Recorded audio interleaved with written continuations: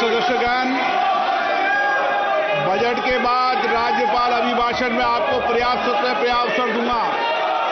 मेरा आपसे निवेदन है, नहीं माननीय अखिलेश जी, आपने संसद की मर्यादा को आप बना के रखे हैं। कभी बजट भाषण के अंदर इस तरीके का नहीं हुआ, ये उचित नहीं है, ये उचित नहीं है। अखिलेश जी प्लीज, मैं आपको मौका दूंगा राज्यपाल अभिभाषण पे, प्लीज।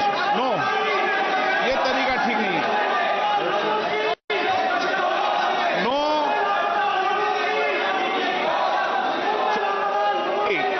राज्यपाल अभिभाषण पर चर्चा होगी। नो तरीका। Honorable Speaker, I present the budget for 25-26. This budget continues our government's efforts to A. Accelerate growth, B. Secure inclusive development, C. Invigorate private sector investments, D. Uplift household sentiments, and E. Enhance spending power of India's rising middle class. Together, we embark on a journey to unlock our nation's tremendous potential for greater prosperity and global positioning under the leadership of Honorable Prime Minister Shri Narendra Modi. As we complete the first quarter of the 21st century, continuing geopolitical headwinds suggest lower global economic growth over the medium term.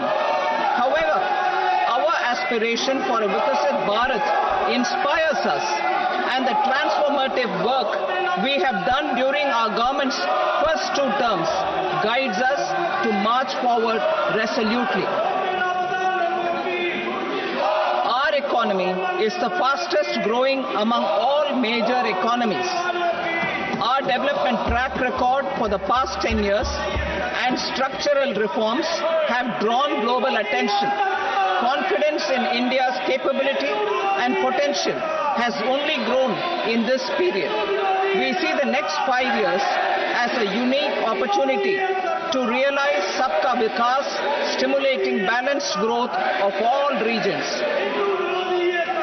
The great Telugu poet and playwright Gurujada Apparao had said, "Deshamante matti kadoy, deshamante manushuloy," meaning a country is not just its soil, a country is its people.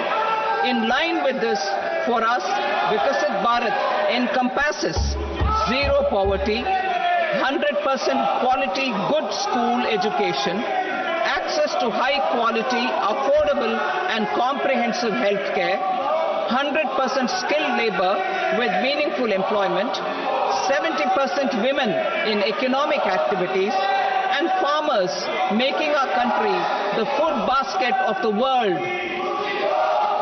In this budget, the proposed development measures span 10 broad areas focusing on Garib, youth, Annadata and Nari, spurring agricultural growth and productivity, building rural prosperity and resilience, taking everyone together on an inclusive growth path, boosting manufacturing and furthering Make in India, supporting MSMEs, enabling employment-led development, investing in people, economy and innovation, securing energy supplies, promoting exports and nurturing innovation.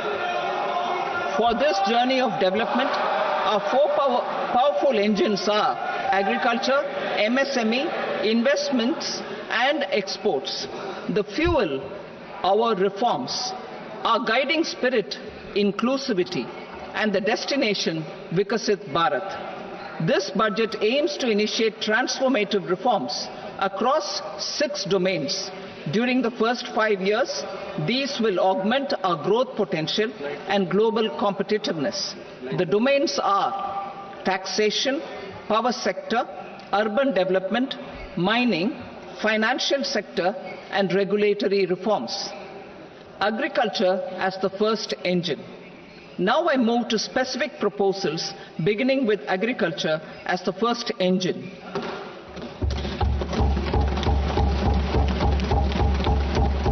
Prime Minister Dhan Dhanya Krishi Yojana, developing agri-districts program. Motivated by the success of the aspirational district program, our government will undertake a Prime Minister Dhan Dhanya Krishi Yojana in partnership with states. Through the convergence of existing schemes and specialized measures, the program will cover 100 districts with low productivity, moderate crop intensity, and below average credit parameters. It aims to 1. Enhance agricultural productivity, 2. Adopt crop diversification and sustainable agricultural practices, 3. Augment post-harvest storage at the panchayat and block level, 4. Improve irrigation facilities, and 5. Facilitate availability of long-term and short-term credit. This program is likely to help 1.7 crore farmers.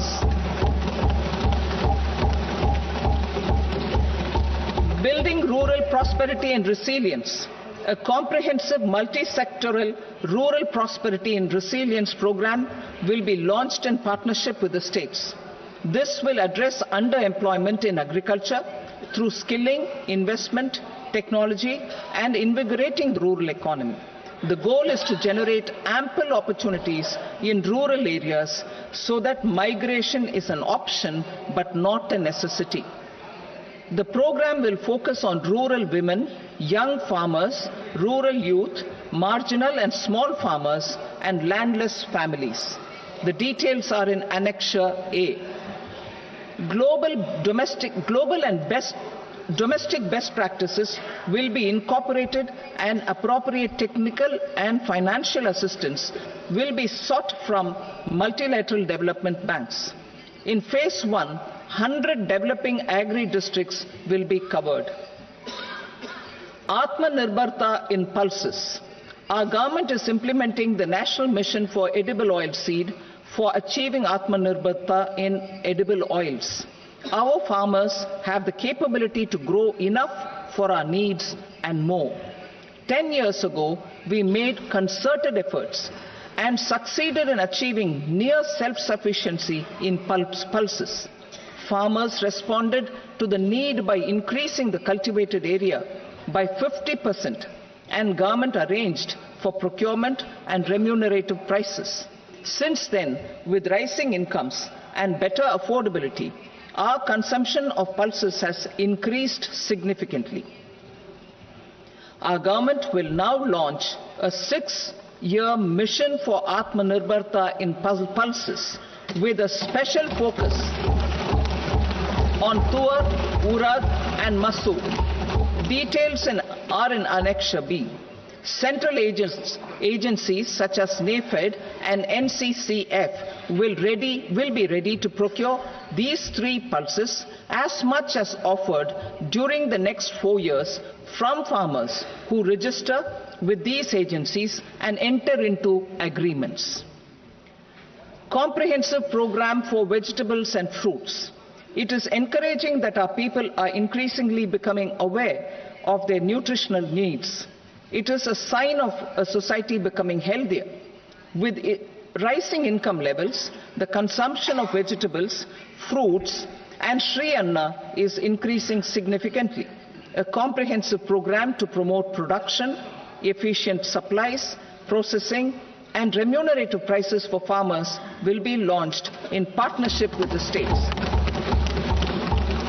Appropriate institutional mechanisms for implementation and participation of farmer producer organizations and cooperatives will be set up. Makhana board in Bihar.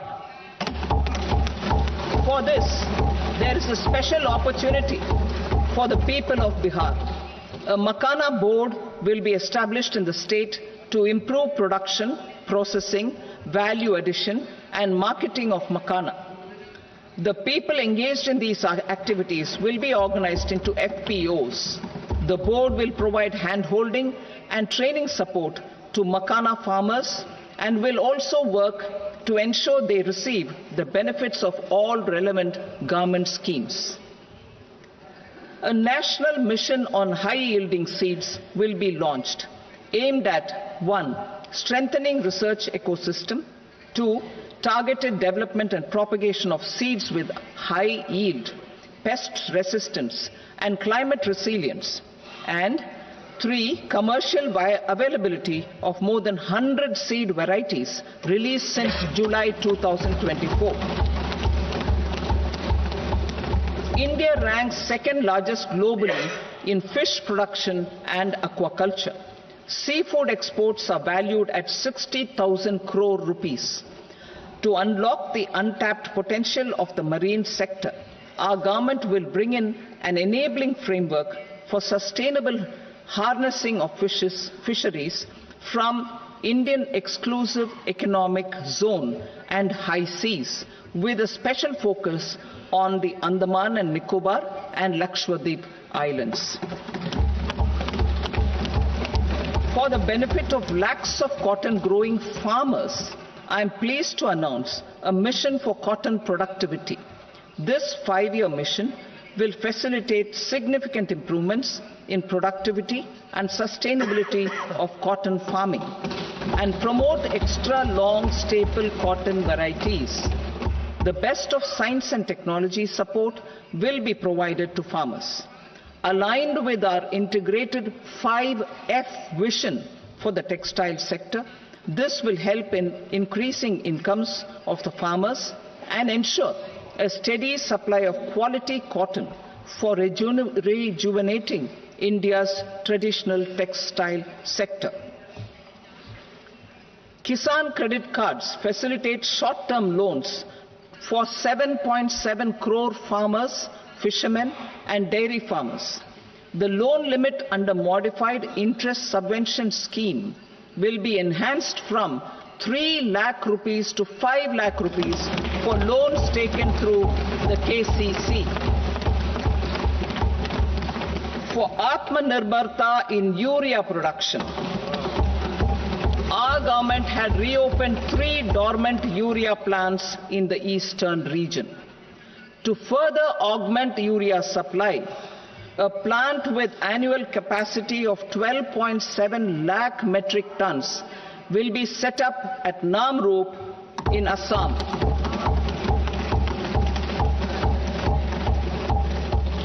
India Post, with 1.5 lakh rural post offices, complemented by the India Post Payment Bank and a vast network of 2.4 lakh Dak Sevaks, will be repositioned to act as a catalyst for the rural economy.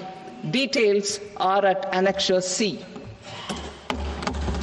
India Post will also be transformed as a large public logistics organization. This will meet the rising needs of Vishwakarmas, new entrepreneurs, women, self-help groups, MSMEs, and the large business organizations. Our government will provide support to NCDC for its lending operations for the cooperative sector. MSMEs as the second engine. Now I move to MSMEs as the second engine, which encompasses manufacturing and services with a focus on MSMEs numbering 5.7 crores. Currently, over 1 crore registered MSMEs, employing 7.5 crore people and generating 36% of our manufacturing, have come together to position India as a global manufacturing hub. With their quality products, these MSMEs are responsible for 45% of our exports. To help them achieve higher efficiencies of scale, technological upgradation, and better access to capital, the investment and turnover limits for classification of all MSMEs will be enhanced to 2.5 and 2 times respectively. This will give them the confidence to grow and generate employment for our youth. The details are given in Annexure D. To improve access to credit, the credit guarantee cover will be enhanced.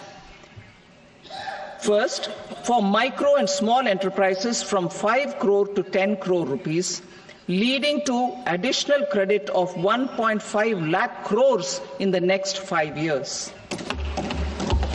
Second, for startups from 10 crore rupees to 20 crore rupees, with the guarantee fee being moderated to 1% for loans in 27 focus sectors which are important for Atmanirbhar Bharat. And for well-run exporter MSMEs, for term loans up to 20 crore rupees. Also for the micro enterprises, we will introduce customized credit cards with a 5 lakh rupee limit for micro enterprises registered on Udyam portal. In the first year, 10 lakh such cards will be issued. Fund of funds for startups.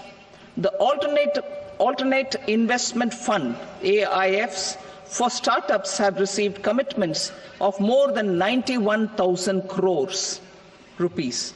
These are supported by the fund of funds set up with the Government of India's contribution of 10,000 crore rupees. Now, a new fund of funds with expanded scope and a fresh contribution of another 10,000 crore rupees will be set up. A new scheme will be launched for 5 lakh women, scheduled castes and scheduled tribes, first-time entrepreneurs. This will provide term loans up to 2 crore rupees during the next 5 years. The scheme will incorporate lessons from the successful Stand Up India scheme.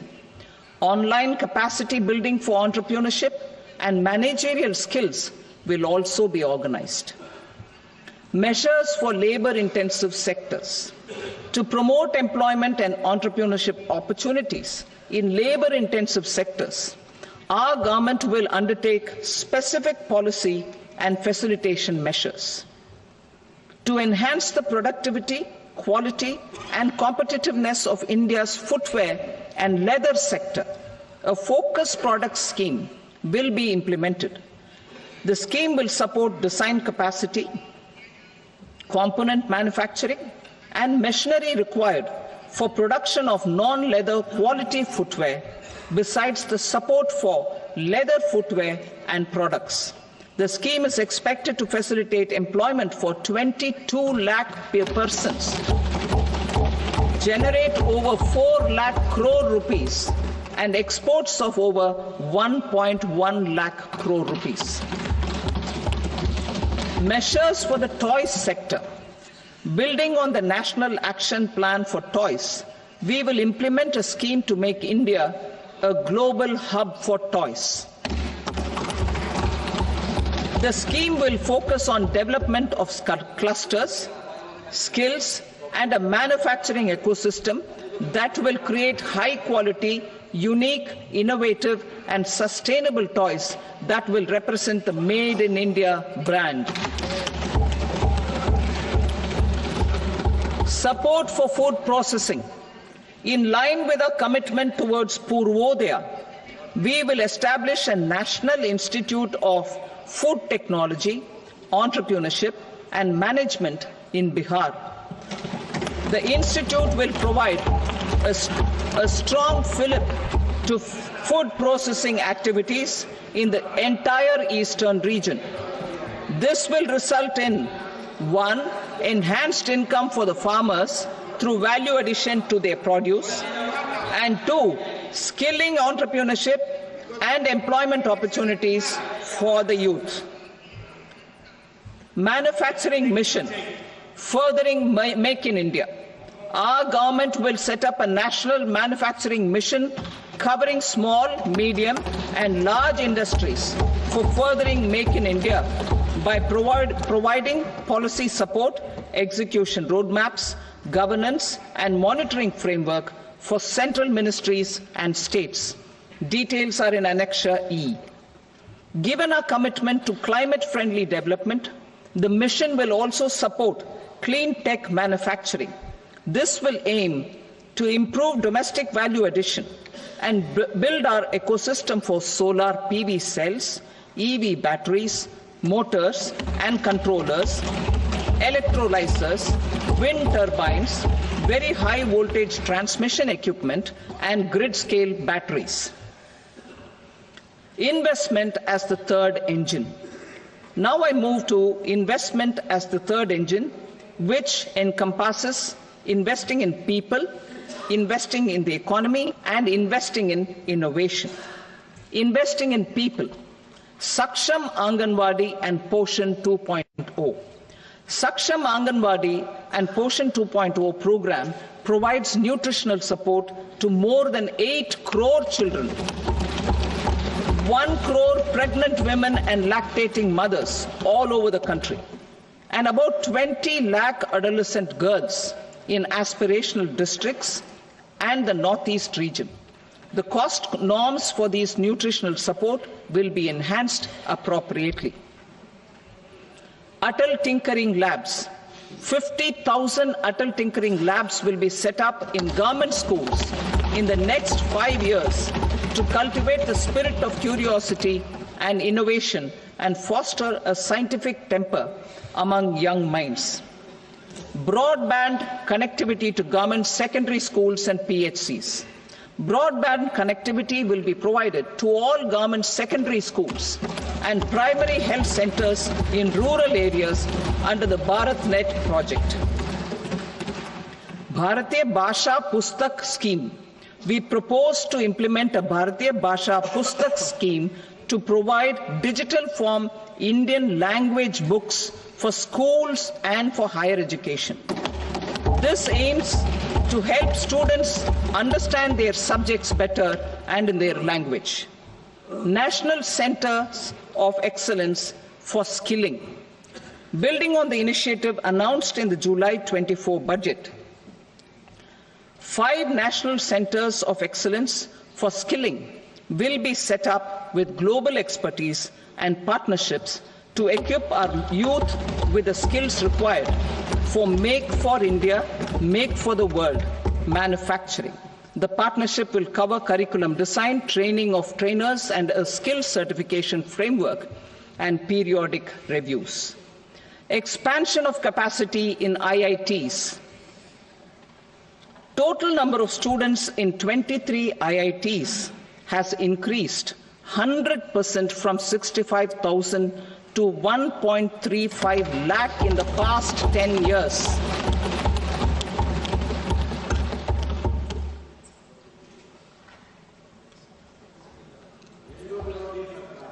Additional infrastructure will be created in the 5 IITs started after 2014 to facilitate education for 6,500 more students.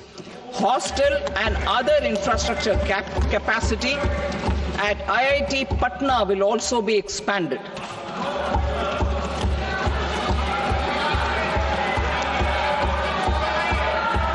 Center of Excellence.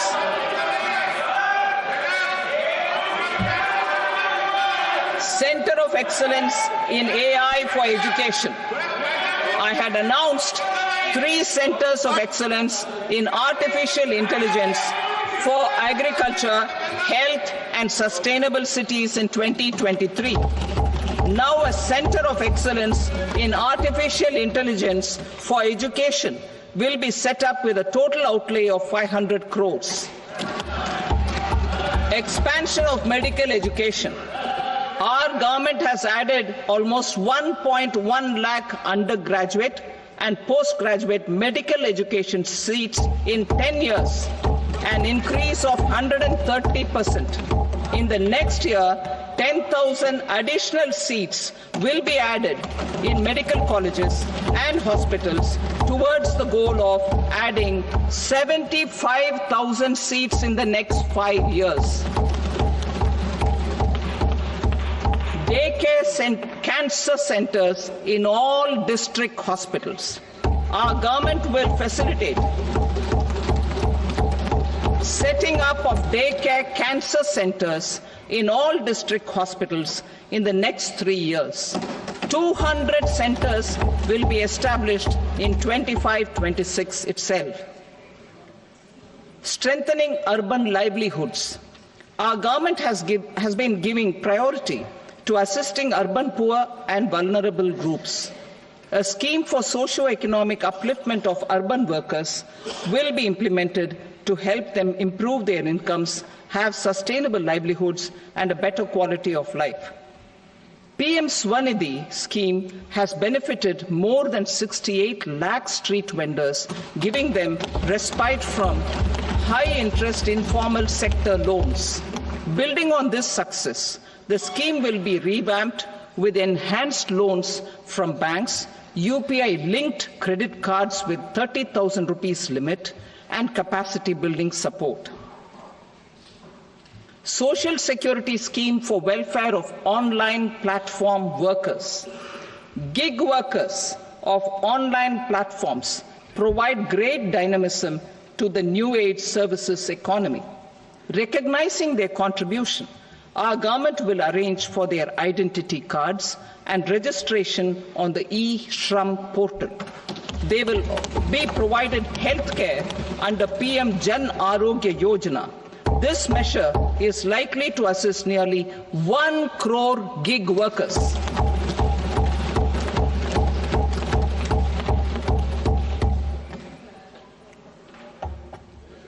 Investing in the economy. Public-private partnership in infrastructure. Each infrastructure-related ministry will come up with a 3-year pipeline of projects that can be implemented in PPP mode. States will also be encouraged to do so and can seek support from the India Infrastructure Project Development Fund, which is a scheme to prepare PPP proposals. Support to states for infrastructure. An outlay of 1.5 lakh crore is proposed for the 50-year interest-free loans to states for capital expenditure and incentives for reforms.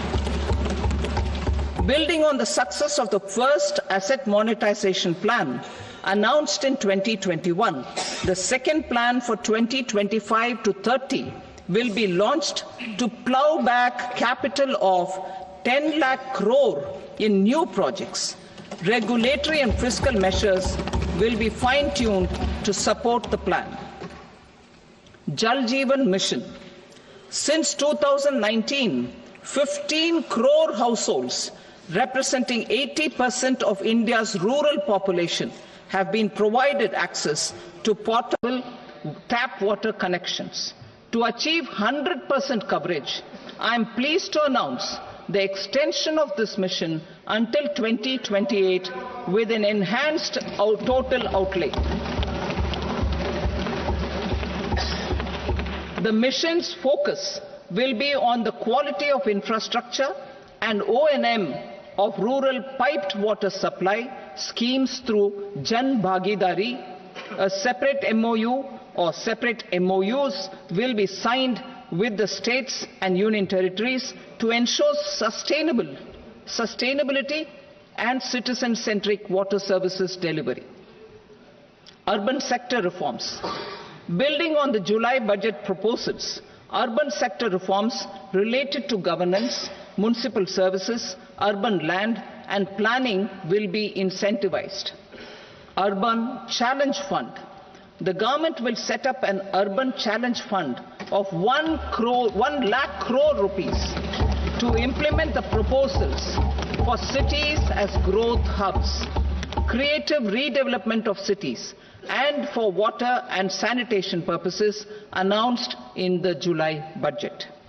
This fund will finance up to 25% of the cost of bankable projects, with a stipulation that at least 50% of the cost is funded from bonds, bank loans and PPPs.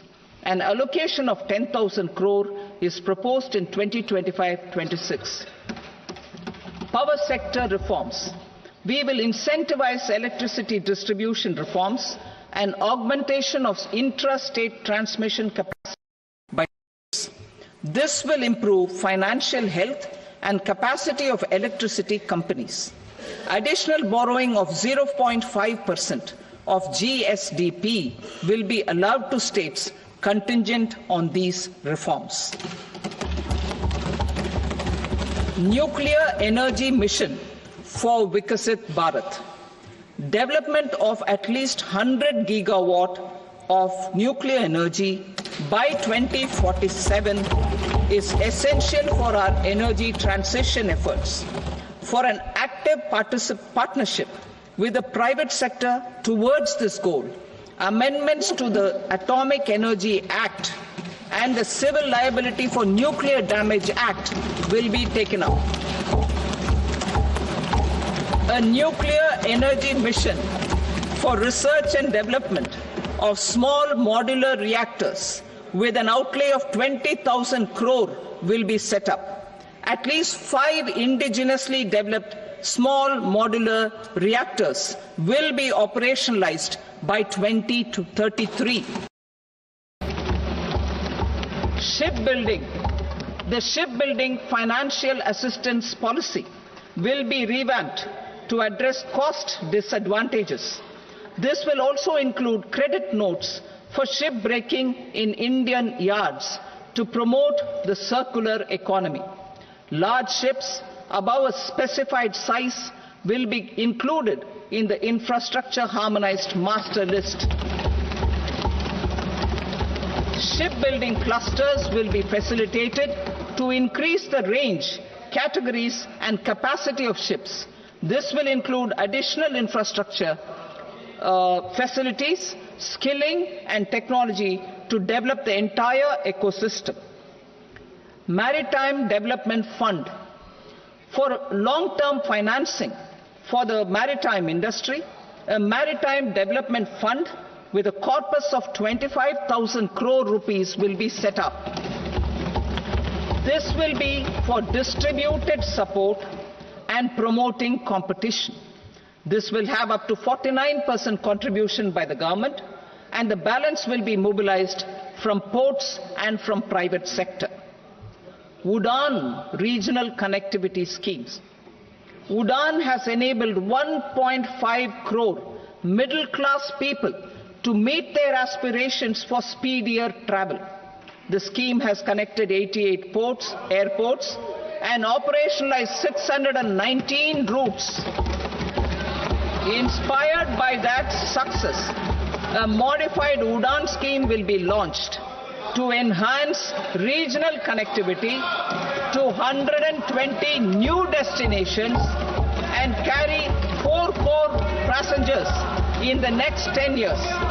4 crore additional passengers in the next 10 years. The scheme will also support helipads and smaller airports in hilly, aspirational and northeast regional districts. Greenfield airports will be facilitated in Bihar to meet the future needs of the state. These will be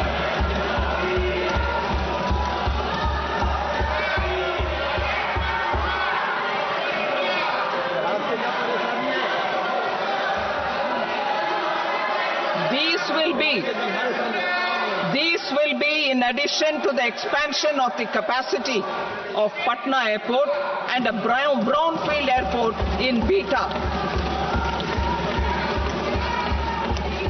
Western Kosi Canal project in Mithilanchal. Financial support will be provided for the Western Kosi Canal ERM project, benefiting a large number of farmers cultivating over 50,000 hectares of land in the Mithilanchal region of Bihar. Mining sector reforms. Mining sector reforms, including those for minor minerals, will be encouraged through sharing of best practices and institutions of a state mining index. A policy for recovery of critical minerals from tailings will be brought out. Under the special window for affordable and mid-income housing, Swami, 50,000 dwelling units in stressed housing projects have been completed and keys handed over to home buyers. Another 40,000 units will be completed in 2025, further helping middle-class families who are paying EMIs on loans taken for apartments while also paying rent for their current dwellings. Building on this success, Swami Fund 2 will be established as a blended finance facility with contribution from the government, banks and private investors. This fund of 15,000 crore rupees will aim for expeditious completion of another 1 lakh units. PM Gati Shakti data for private sector. For furthering PPPs and assisting the private sector in project planning, access to relevant data and maps from the PM Gati Shakti portal will be provided. Tourism for employment-led growth. Top 50 tourist destination sites in the country will be developed in partnership with states through a challenge mode.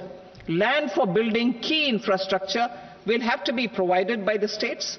Hotels in these destinations will be included in the infrastructure harmonized list. The following measures will be taken for facilitating employment-led growth: organizing intensive skill development programs for our youth, including in institutes of hospitality management, providing mudra loans for homestays, improving ease of travel and connectivity to tourist destinations, providing performance-linked incentives to states for effective destination management, including tourist amenities, cleanliness and marketing efforts, and introducing streamlined e-visa facilities along with visa fee waivers for certain tourist groups. Continuing with the emphasis on places of spiritual and religious significance, in the July budget, there will be a special focus on destinations related to the life and times of Lord Buddha. Medical tourism and heal in India. Medical tourism and heal in India will be promoted in partnership with the private sector along with capacity building and easier visa norms. Investing in innovation.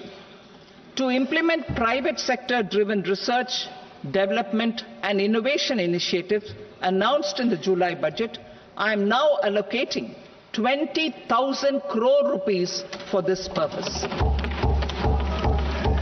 A deep tech fund of funds will also be explored to catalyze the next generation startups as a part of this initiative. In the next 5 years, under the PM Research Fellowship Scheme, we will provide 10,000 fellowships for technological research in IITs and IISc with enhanced financial support.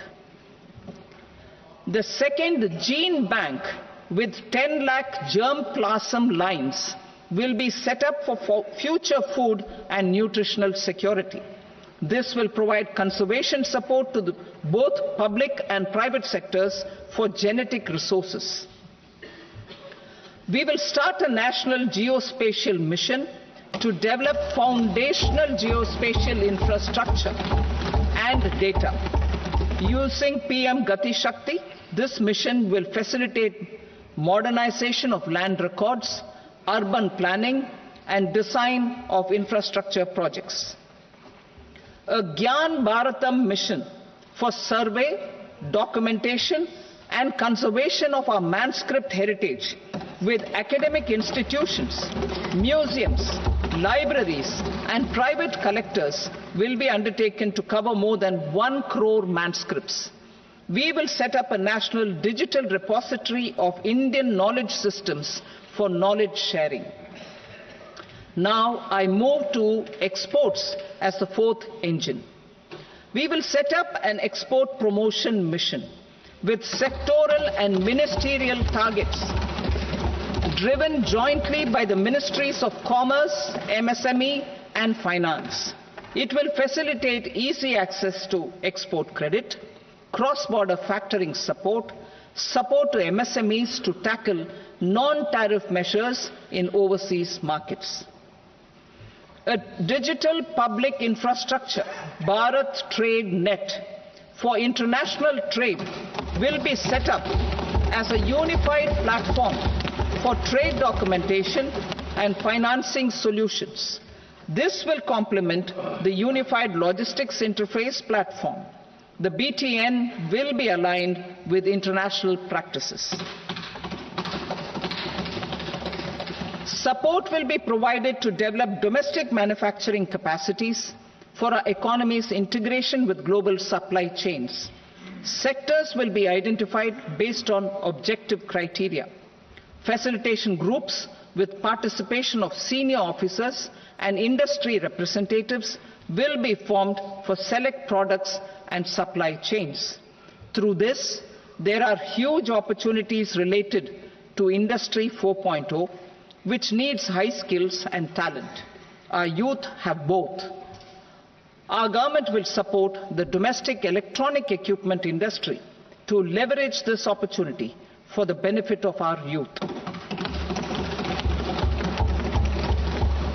A national framework will be formulated as guidance to states for promoting global capability centers in emerging Tier 2 cities. This will suggest measures for enhancing availability of talent and infrastructure, building bylaw reforms, and mechanisms for collaboration with industry. Our government will facilitate upgradation of infrastructure and warehousing for air cargo, including high-value perishable horticultural produce. Cargo screening and customs protocol will be streamlined and made user-friendly. Reforms as the fuel. Over the past 10 years, our government has implemented several reforms for convenience of taxpayers, such as faceless assessment, 2, taxpayer charter, 3, faster returns, 4, almost 99% returns being on self-assessment, and 5, Vivad Se Vishwas scheme.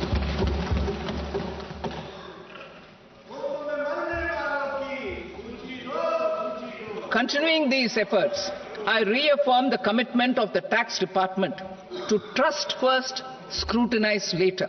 I also propose to introduce the new income tax bill next week.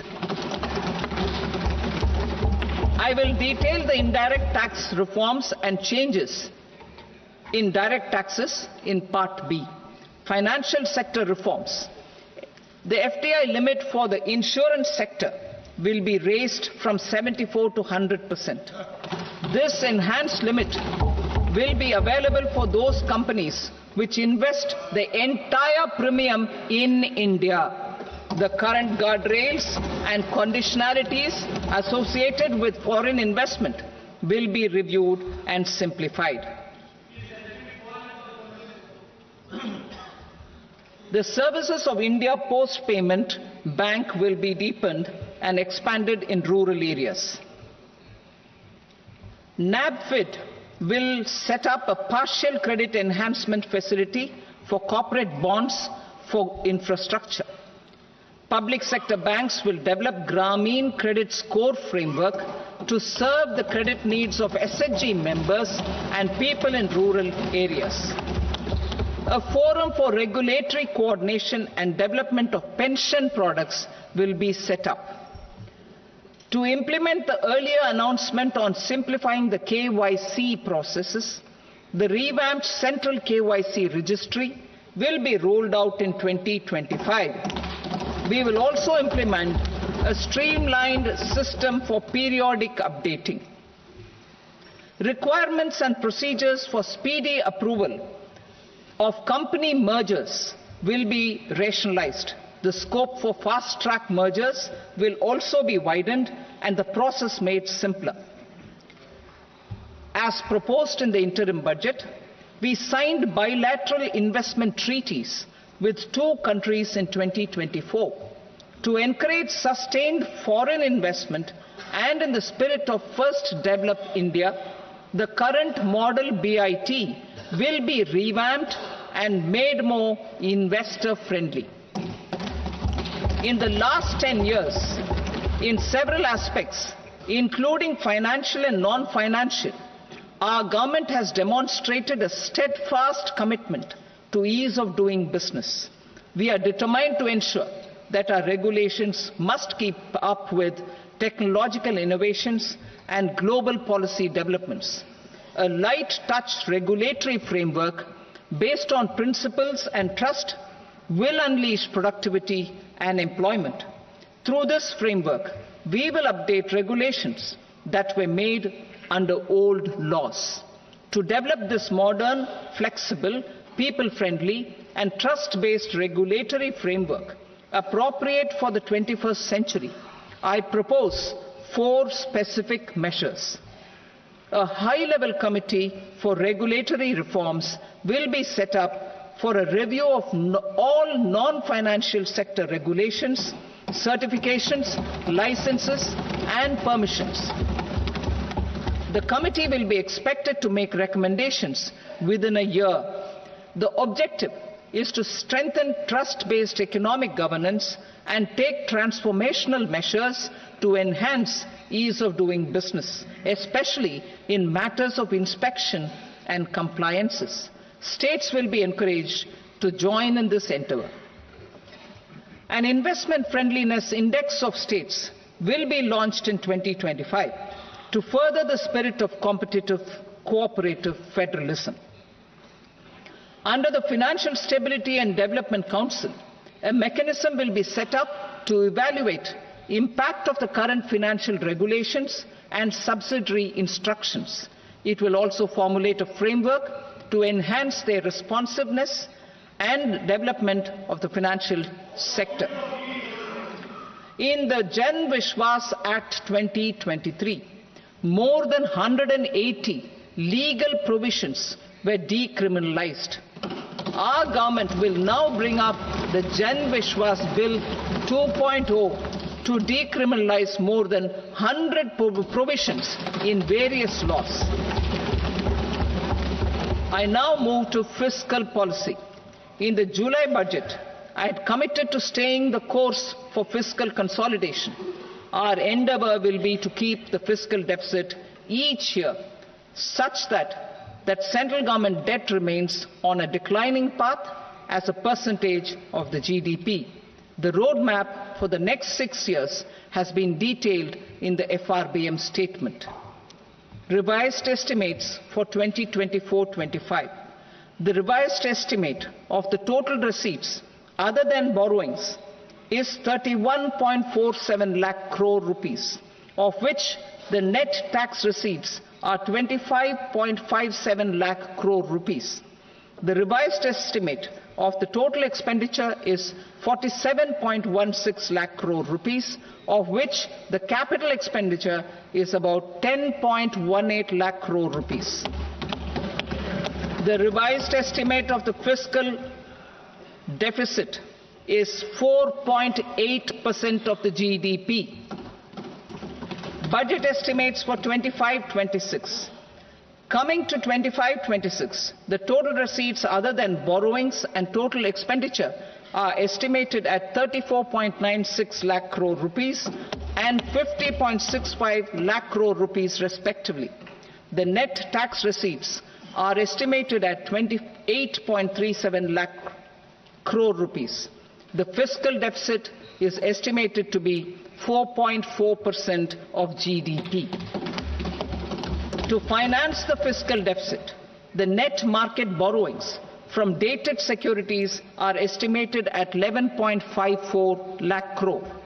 The balance financing is expected to come from small savings and other sources. The gross market borrowings are estimated at 14.82 lakh crore rupees. I will now move to Part B. Indirect taxes. My proposals relating to customs aim to rationalize tariff structure and address duty inversion. These will also support domestic manufacturing and value addition, promote exports, facilitate trade, and provide relief to common people. Rationalization of customs tariff structure for industrial goods. As a part of comprehensive review of customs rate structure announced in July 2024 budget, I propose to 1. Remove 7 tariff rates. This is over and above the 7 tariff rates removed in 23-24 budget. After this, there will be only 8 remaining tariff rates, including 0 rate. 2. Apply appropriate cess to broadly maintain effective duty incidence, except on a few items where such incidence will reduce marginally. 3. Levy not more than 1 cess or surcharge. Therefore, I propose to exempt social welfare surcharge on 82 tariff lines that are subject to a cess. I shall now take up sector-specific proposals. To provide relief to patients, particularly those suffering from cancer, rare diseases, and other severe chronic diseases, I propose to add 36 life-saving drugs and medicines to the list of medicines fully exempted from basic custom duty.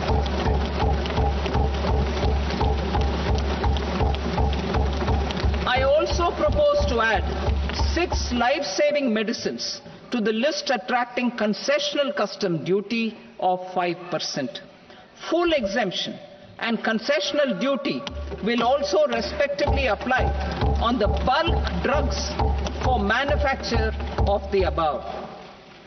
Specified drugs and medicines under patient assistance programs run by the pharmaceutical companies are fully exempt from BCD, provided the medicines are supplied free of cost to the patients. I propose to add 37 more medicines along with 13 new patient assistance programs. Support to domestic manufacturing and value addition. Critical minerals. In the July 2024 budget, I had fully exempted BCD on 25 critical minerals that are not domestically available. I had also reduced BCD of 2 other such minerals to provide a major fillip to their processing, especially by MSMEs. Now, I propose to fully exempt cobalt powder and waste, the scrap of lithium-ion battery, lead, zinc, and 12 more critical minerals. This will help secure their availability for manufacturing in India and promote more jobs for our youth. To promote domestic production of technical textile products such as agro-textiles, medical textiles, and geotextiles at competitive prices, I propose to add 2 more types of shuttle-less looms to the list of fully exempted textile machinery. I also propose to revise the BCD rate on knitted fabrics covered by 9 tariff lines from 10 or 20 to 20% or 115 rupees per kg, whichever is higher. Electronic goods.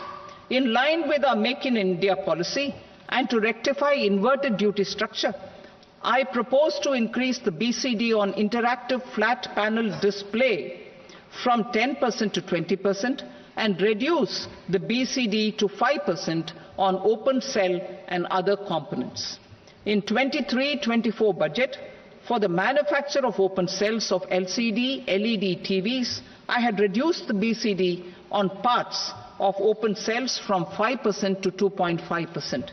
To further boost the manufacture of such open cells, the BCD on these parts will now stand exempted. Lithium-ion battery. To the list of exempted capital goods, I propose to add 35 additional capital goods for EV battery manufacturing and 28 additional capital goods for mobile phone battery manufacturing. This will boost domestic manufacture of lithium-ion batteries, both for mobile phones and for electric vehicles. Shipping sector. Considering that shipbuilding has a long gestation period, I propose to continue the exemption of BCD on raw materials, components, consumables, or parts for the manufacture of ships for another 10 years.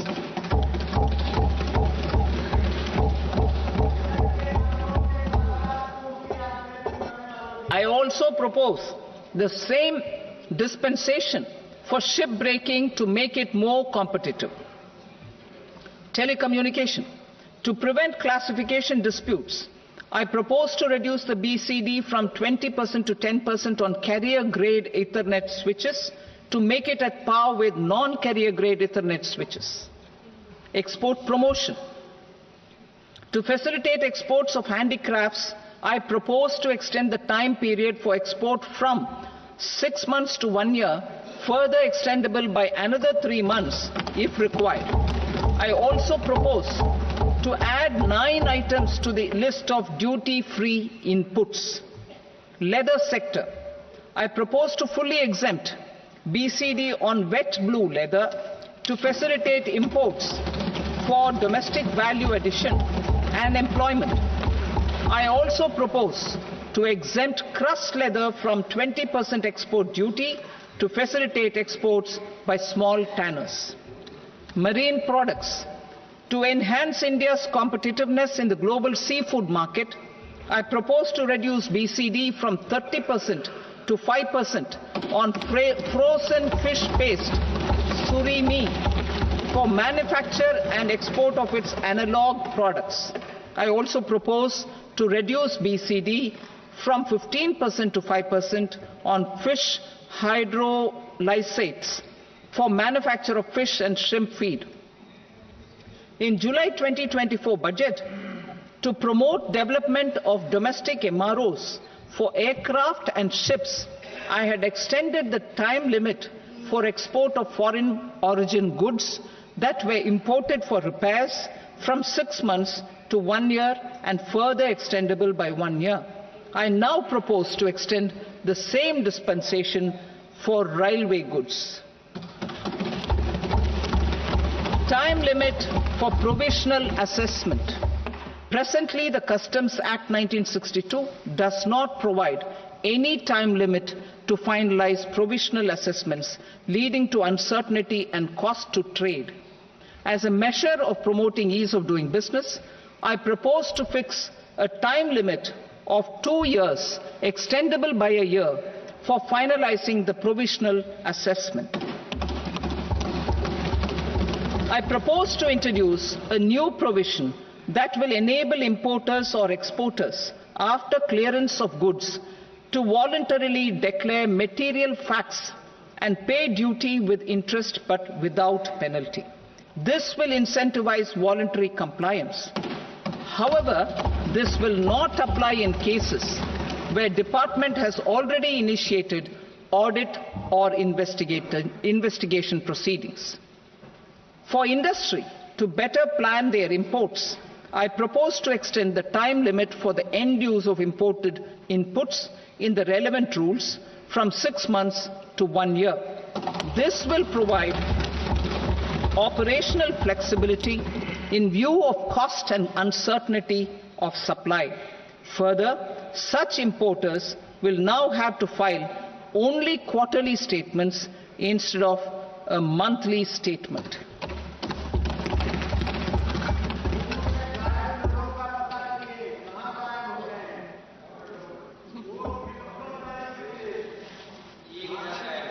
I now come to my direct tax proposals. In Part A, I have briefly underlined taxation reforms as one of key reforms to realize our vision of Vikasit Bharat. In respect of criminal law, our government had earlier ushered in Bharatiya Nyaya Sanhita, replacing Bharatiya Danda Sanhita. I am happy to inform this august House and the country that for new income tax bill will carry forward the same spirit of Nyaya in its drafting as well. The new bill will be clear and direct in text, with close to half of the present law in terms of both chapters and words. It will be simple to understand for taxpayers and tax administrators, leading to tax certainty and reduced litigation. Reforms, however, are not a destination. They are means to achieve good governance for our people and economy. Providing good governance primarily involves being responsive. The Tirukural captures this in verse 542, which reads, "Vaanokki vaazhum ulagallam, mannavan kol nokki vaazhum kudi," meaning, just as the living beings live expecting rains, citizens live expecting good governance.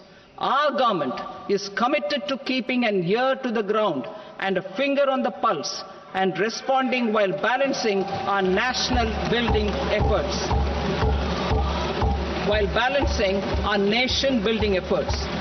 The following measures will detail just how our government will, under the guidance of PM Modi, has taken steps to understand and address. I repeat that sentence, sir. The following measures will detail just how our government, under the guidance of PM Modi, has taken steps to understand and address the needs voiced by our citizens. My tax proposals are guided by this spirit. The objectives of my proposals are as follows. Personal income tax reforms with special focus on middle class. Rationalization of TDS and TCS for easing difficulties. Encouraging voluntary compliance. Reducing compliance burden. Ease of doing business, employment and investment. I will come to my proposal on personal income tax towards the end. TDS and TCS, rationalization for easing difficulties. I propose to rationalize tax deduction at source, TDS, by reducing the number of rates and thresholds above which TDS is deducted. Further, threshold amounts for tax deduction will be increased for better clarity and uniformity. The limit for tax deduction on interest for senior citizens is being doubled from the present 50,000 rupees to 1 lakh rupees. Similarly, the annual limit of 2.40 lakh rupees for TDS on rent is being increased to 6 lakh rupees. This will reduce the number of transactions liable to TDS, thus benefiting small taxpayers receiving small payments. The threshold to collect tax at source, the TCS, on remittances under RBI's liberalized remittance scheme, the LRS, is proposed to be increased from 7 lakh to 10 lakhs. I also propose to remove TCS on remittances for education purposes, where such remittances is out of a loan taken from a specified financial institution. Both TDS and TCS are being applied on any transaction related to sale of goods. To prevent such compliance difficulties, I propose to omit the TCS. I also propose that the provisions of the higher TDS deduction will now apply only in non-PAN cases. In July 2024, the delay for payment of TDS up to the due date of filing statement was decriminalized. I propose to provide the same relaxation to TCS provisions as well. The government under the leadership of Prime Minister Modi believes in Sabka Saath, Sabka Vikas, Sabka Vishwas and Sabka Prayas. In line with this, we brought in updated return facility in 2022 for voluntary compliance by taxpayers who had omitted to report their correct income. Our trust in taxpayers was proved right. Nearly 90 lakh taxpayers voluntarily updated their incomes by paying additional tax. Taking this trust further, I now propose to extend the time limit to file updated returns for any assessment year from the current limit of 2 years to 4 years. I propose to reduce the compliance burden for small charitable trusts and institutions by increasing their period of registration from 5 years to 10 years. It is also proposed that disproportionate consequences do not arise for minor defaults such as incomplete applications filed by charitable entities. Presently, taxpayers can claim the annual value of self-occupied properties as nil only on the fulfillment of certain conditions. Considering the difficulties faced by taxpayers, it is proposed to allow the benefit of 2 such self-occupied properties without any condition. To streamline the process of transfer pricing and to provide an alternative to yearly examination, I propose to introduce a scheme for determining arm's length price of international transaction for a block period of 3 years. This will be in line with global best practices. With a view to reduce litigation and provide certainty in international taxation, the scope of safe harbor rules is being expanded. A number of senior and very senior citizens have very old national savings scheme accounts. As interest is no longer payable on such accounts, I propose to exempt withdrawals made from NSS by individuals on or after 29th August 2024. I am also proposing to allow similar treatment to NPS Vatsalya accounts as is available to normal NPS accounts subject to overall limits. In my speech in July 2024, I had promised that all processes, including giving effect to appellate orders, shall be digitalized and made paperless over the next 2 years. So I'm happy to announce that digitalization is being made operational now. In July 2024, we brought in the Vivad Se Vishwas scheme to resolve income tax disputes pending in appeal.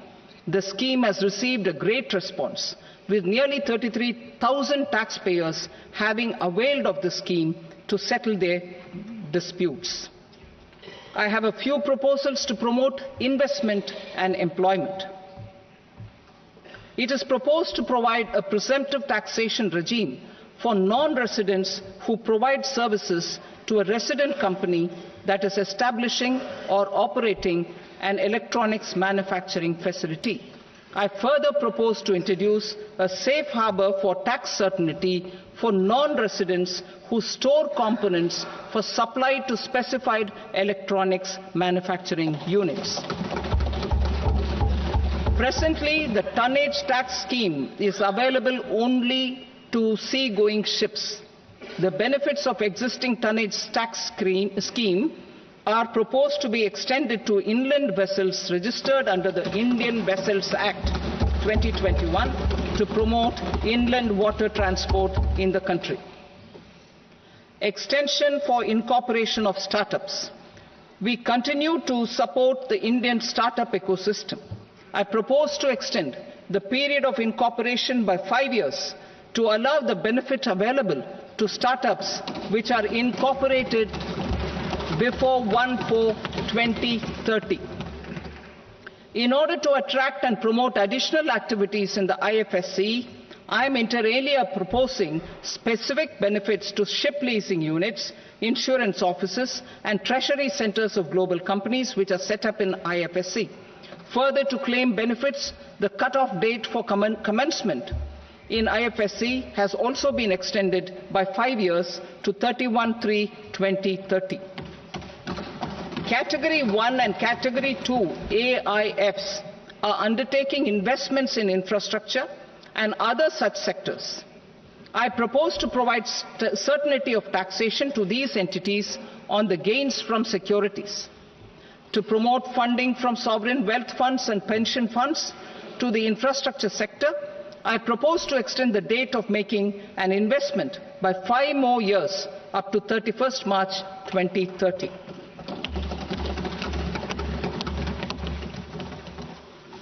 Personal income tax reforms with special focus on middle class. Democracy, demography, and demand are the key support pillars in our journey towards Vikasit Bharat. The middle class provides strength for India's growth.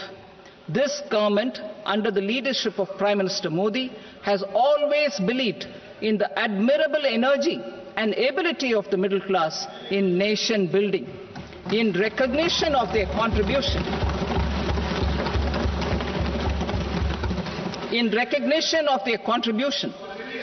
we have periodically reduced their tax burden. Right after 2014, the nil tax slab was raised to 2.5 lakhs of rupees, which was further raised to 5 lakh rupees in 2019 and to 7 lakh rupees in 2023. This is reflective of our government's trust on the middle class taxpayers. I am now happy to announce that there will be no income tax payable up to income of 12 lakh rupees.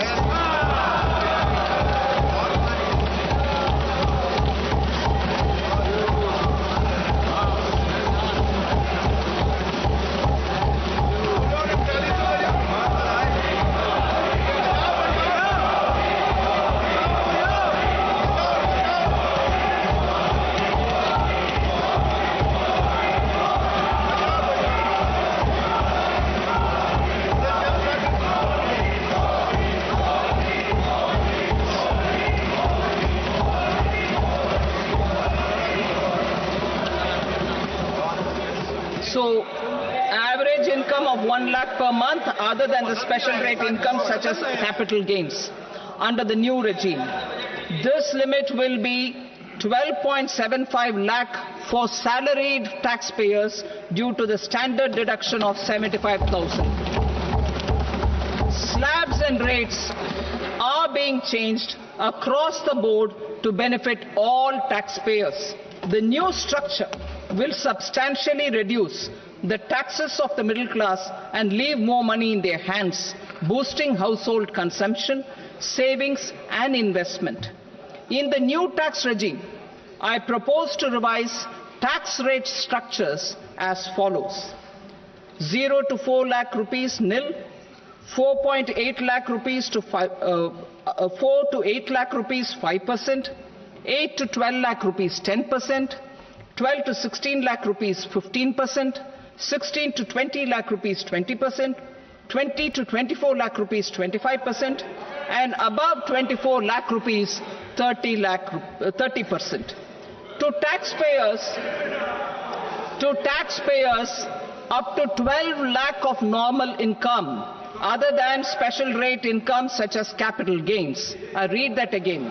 To taxpayers up to 12 lakh of income other than special rate income such as capital gains, tax rebate is being provided in addition to the benefit due to slab rate reduction in such a manner that there is no tax payable by them. The total tax benefit of slab rate changes and rebate at different income levels can be illustrated with a few examples. A taxpayer in the new regime with an income of 12 lakh rupees will get a benefit of 80,000 rupees in tax, which is 100% of tax payable as per the existing rates. A person having income of 18 lakh rupees will get a benefit of 70,000 rupees in tax, that is 30% of tax payable as per existing rates. a person with an income of 25 lakh gets a benefit of 1,10,000 rupees, that is 25% of his tax payable as per existing rates. Details of my tax proposals are given in the annexure. As a result of these proposals, Honorable Speaker, sir, revenue of about 1 lakh crore in direct taxes and 2,600 crores in indirect taxes will be foregone. Mr. Speaker, sir, with this, I commend the budget to this august House.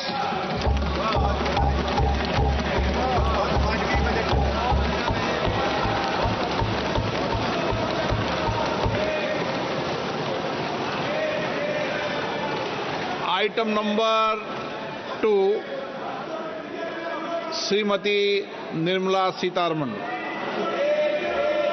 Sir, with your permission, I rise to lay on the table the following statements under Section 3(1) of the Fiscal Responsibility and Budget Management Act 2003.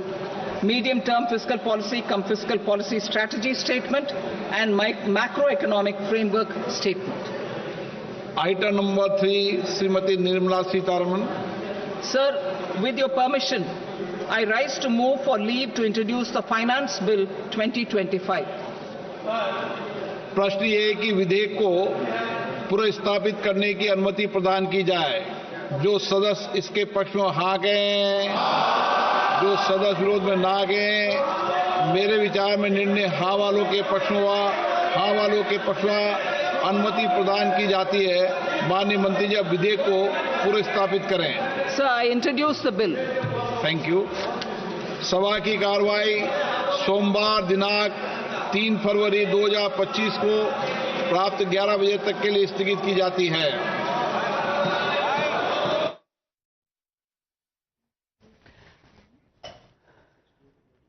Welcome, ladies and gentlemen. That's a big bang budget that we heard from Nirmala Sitharaman, and the biggest news that we were waiting for, well, that's come true. Tax slabs have seen a major change. In fact, if you look at, there is going to be no income tax levied if you have an income of up to 12 lakh rupees. Above 12 lakh is where the income tax will kick in. And we have Sumit Singhania and Monica Hallan to break that down for us. Sumit Singhania, what does this really mean for the common man? How are the tax rates and tax slabs going to work now? So, Navika, in the pre-budget show that we were talking about, this is the most significant change that common man could have expected, right? And I would go ahead and say this is the best that they have ever seen in any budget in the last 30, 40 years. So, having a tax exemption limit raised from 3 lakh to 12 lakhs is just massive. It's super big, right? Even for the taxpayer whose income is much above 12 lakhs, there is substantial decrease in the overall tax liability, right? If your income is... Sumit, if you can just put your mic in your pocket and come and explain. Right now, 4 to 8 lakh slab, there was a 5%. Now up to... No. The other way around. The other way. It's the opposite. So far, that is what it was. No, this is the current one, Navika. This is current. Okay, this is the previous. So now we come here. And 4 to 8 lakh slab. If you Navika, have... can I explain? Yes, please. Okay, so very simply, the regime... No, I'm fine here. The regime till now is that 0 to 3 for the new tax regime, it's zero tax. Should you have an income of 7 lakh and no more, you are zero tax. Okay. Okay, that is today. What they have done is this 7 is now 12.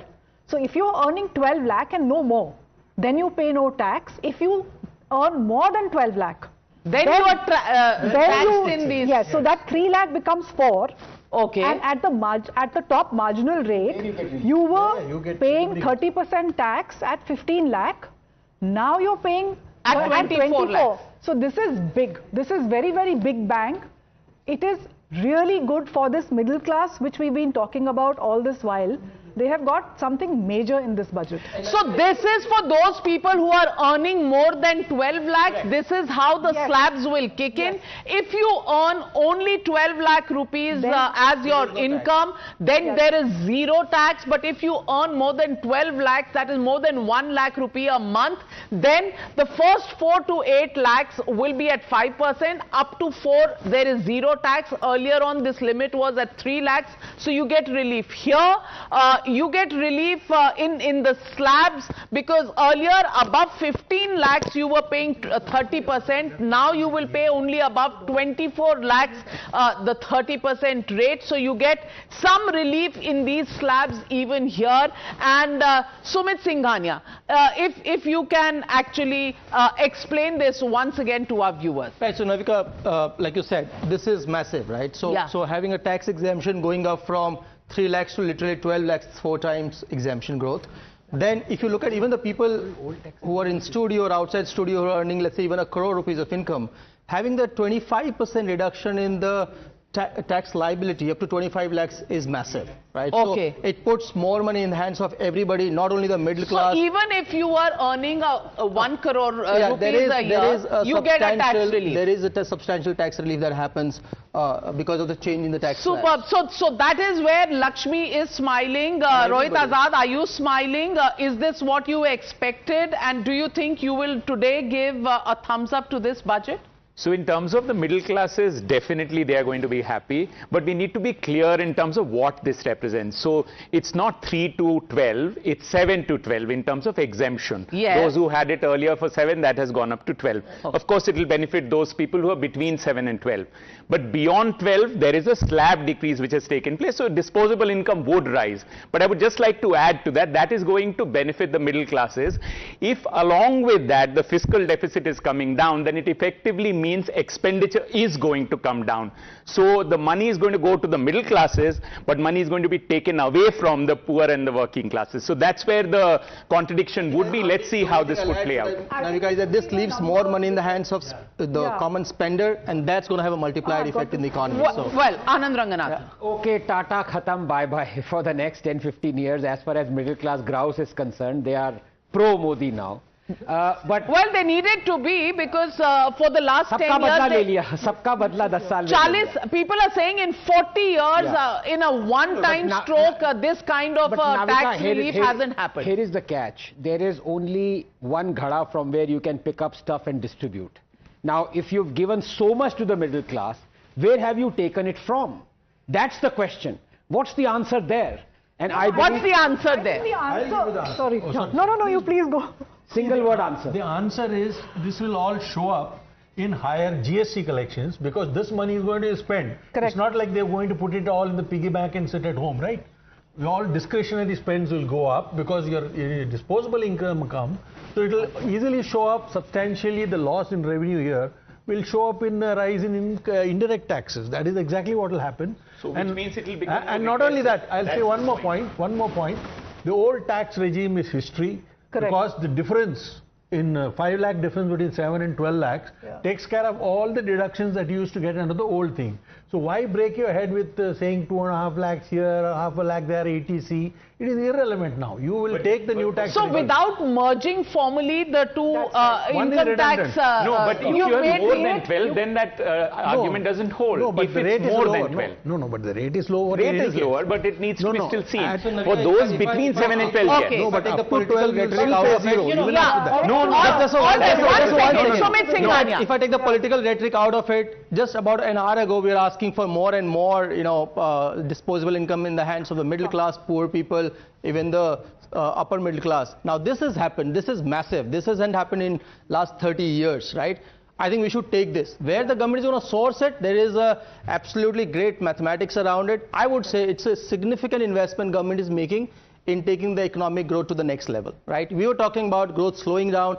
If India has to grow at 7% year on year for next 30 years or 25 years to become a developed economy, this is the right recipe we needed, right? And this is going to have the multiplier effect, put more money in the hands of every single every single spender in the country, and that's massive. It's not only for rural economy, it's only for the urban economy. We'll have they're actually giving it to the poor. I will leave the political rhetoric to you, but just as a... No, can I make a point? Yeah, sure. I know this indirect tax thing will come, but can I just tell everyone, we have a progressive indirect tax system in India. GST is 0 for basic consumption goods. For food, packaged food and all, it is 5%. As you go up the scale, your GST rate is very high for luxury goods. So India has built in progressivity into indirect taxes. So should the poor choose to consume the goods without GST, they are 0 or low tax. So I just don't buy the argument that they will pay more tax. No, don't buy a Mercedes. Buy something else. You know, buy something with lower GST, because the mass consumption goods have a lower GST number. Absolutely, and I think this will come as music to everybody's ears as these tax rates are announced. And Saloni Roy also joins this broadcast, tax expert. Saloni Roy, what do you think about the tax slabs that have been altered now? Across the board, do taxpayers benefit from this, or is it only those who have a 12 lakh rupee income? Can you break this down for our viewers tonight? Sumit, do you want to take this? Yes. On the... Okay. To me, I think we spoke about this, Navika. This puts extra money in the hands of every single taxpayer. It's not limited to people who are marginalized or who are really not paying taxes or not even filing tax return. It is a absolute net addition to the disposable income of the entire country, right? And that increasing, even I'm saying the highest taxed income slab, which is 15 lakhs, taking this to 24 lakhs, that's the change we should look at. We shouldn't try and nitpick on it could have happened this way or that way. Remind me. Nobody is nitpicking. Yeah. I think all of us are ecstatic. And Mr. Mehrotra, your first reaction to the budget and, of course, the tax bonanza for the middle class. No, of course, there is a clear tax bonanza for the middle class, no question about it. I'd like to see the math behind it. We don't know what is the cuts in public expenditure that are likely to happen, because clearly this may lead to even further reductions in tax to GDP ratio. Tax to GDP ratio has been static. Okay. Personal income tax share in any... will it push growth, consumption? It might increase. Of course, it will increase consumption in the middle class, but middle class accounts for no more than 15 to 20% of India's population. So we need to keep the facts in mind also. Please remember that the vast majority of people in rural areas, who are about nearly 50% of our workforce, they don't pay any income tax at all. So they're not impacted by this at all. So we've got to see how much we are actually going to see an increase in demand from... All right, fair point. Sanjay Jha, I want your first reactions. Clean bold ho gaye ke nahi? Tax slabs get a major overhaul. Middle classes are loving it. Modi promised Lakshmi in everybody's pockets, and there the goddess Lakshmi smiling on everyone. Ab kya kahenge parliament se bahar nikal ke? The walkout happened, the symbolic walkout and walk-in happened in parliament. How are you going to respond to this? Good for the Aam Aadmi? Navika, let me answer you very quickly with facts. If you look at data, to add to what Dr. Mehrotra was adding, the government of India's government expenditure is funded by tax revenues, account for almost 78 to 80% of government expenditure is funded out of tax revenues. So whether the government expenditure will be clipped or not is something to watch for. Point number two, very important. Is it coming in too little, too late? And I'll tell you why it's too little. The assumption that now demand by itself can trigger growth means that the government has acknowledged what we in the opposition have been saying for the last 10 years, which is that the answer does not lie in merely trying to invest in giving entrepreneurs production or tax cuts, but in giving spending and purchasing power in the hands of the common people. The middle class were truly truncated and devastated and needed relief. I'm glad they have got it. But the fundamental question remains that any end of day, the middle class will probably in the initial time will need to recoup their lost savings. They will need to look at their investment. Will it result in a direct expenditure? Too early to say, because there is an alternative viewpoint, and I believe in that alternative viewpoint, that unless private investment goes up, unless you create jobs which will create income, which will create more demand, you are actually still going to be at the periphery of the growth story. So the growth is not necessarily going to be triggered by just an income tax cut, because this could be a very elementary exercise. Just cut income tax and hope for the economy. Sanjay Jha, you just proved the scientists right. Forget glass half full or half empty. It is actually na glass hai na pani hai. Anand Ranganath. And how many income taxpayers are filing zero tax returns? 5 crore. 1 minute, Anand. There are 2 points here. First of all, this fact, as Monica was talking about, flat earth, thing about, what was it, 75% of the... Yeah, he said 75% is coming from direct taxes. It is not. What's the figure?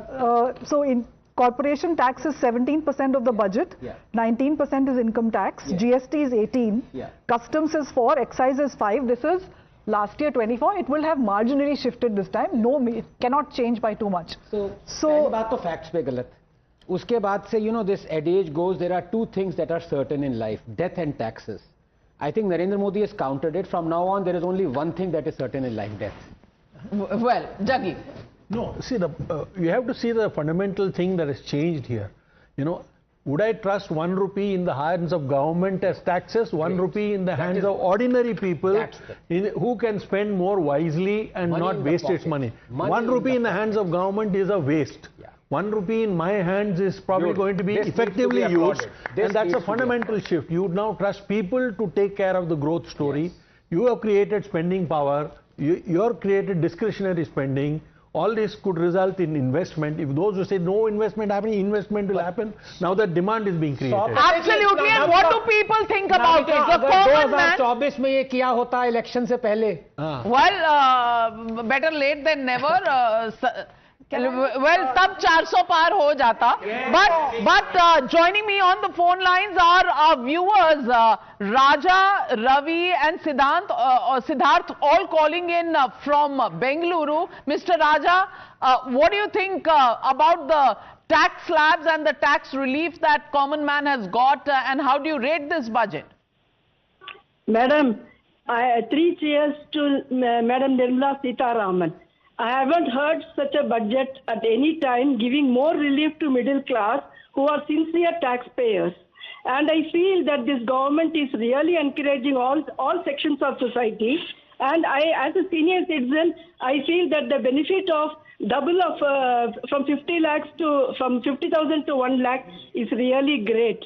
And my only regret is that as a pensioner from the bank, Madam should listen to the pensioners and enhance it in the same way as central government pension. All right. I hope the finance minister will take note of your request. Thank you very much for joining us on Times Now. Mr. Ravi, how do you rate this budget, and do you think these tax reliefs really give a breather to the middle class?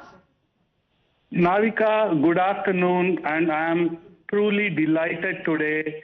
I have only one thing to say, Modi hai to mumkin hai. I think the India growth is on a right trajectory, and there's a lot of money which is going into the hands of the consumers, and I am sure, like your experts and pundits, some of them who are there in your panel who said that 1 rupee put into my hand is always well spent, instead of giving 1 rupee to the government and asking them to spend it on me. So I am really thrilled, I am really delighted. Last but not the least, I would wish our Congress, probably the debarred or suspended Congress spokesperson, to get well, because he is looking, I think you should, this is not the day to pick up things. Sanjay Jha, would you want to tell Mr. Ravi that actually dil mein you agree with him, but what to do? Political compulsions make you criticize everything that Modi does. Navika, here is the simple thumb rule, and I would request anybody to contradict me here. What are the 4 components of growth? Consumption demand, investment demand, exports and government expenditure. Now you find that exports, we have been sluggish to negative. Government expenditure was the only thing that was probably keeping the economy going.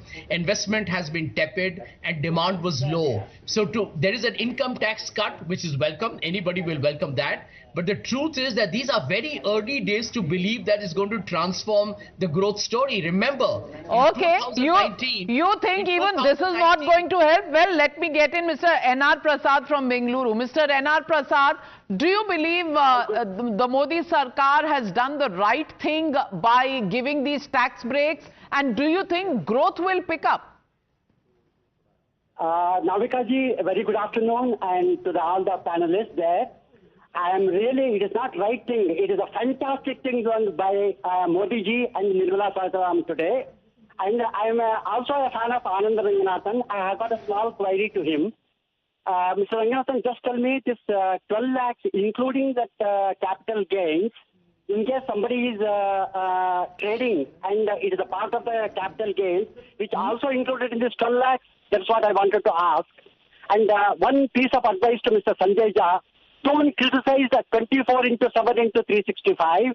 At least appreciate one day on the budget day to Modi's government, who has done a fantastic job for the year 2025. Well said, Mr. Prasad. Yes, Sanjay Jha will take a break for today in criticizing and start criticizing tomorrow morning. Sanjay Jha, is that a deal?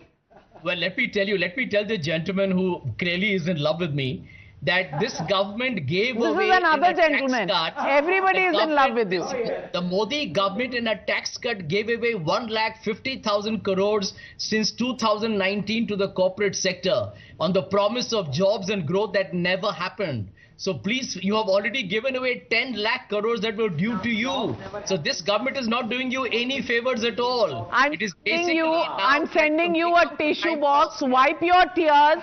Wipe your tears, Sanjay Jha. Tissue box coming your way from the Times Now studios. But also joining me is Makran from Kolhapur. Makran ji, what do you think about the budget announcement and the tax relief?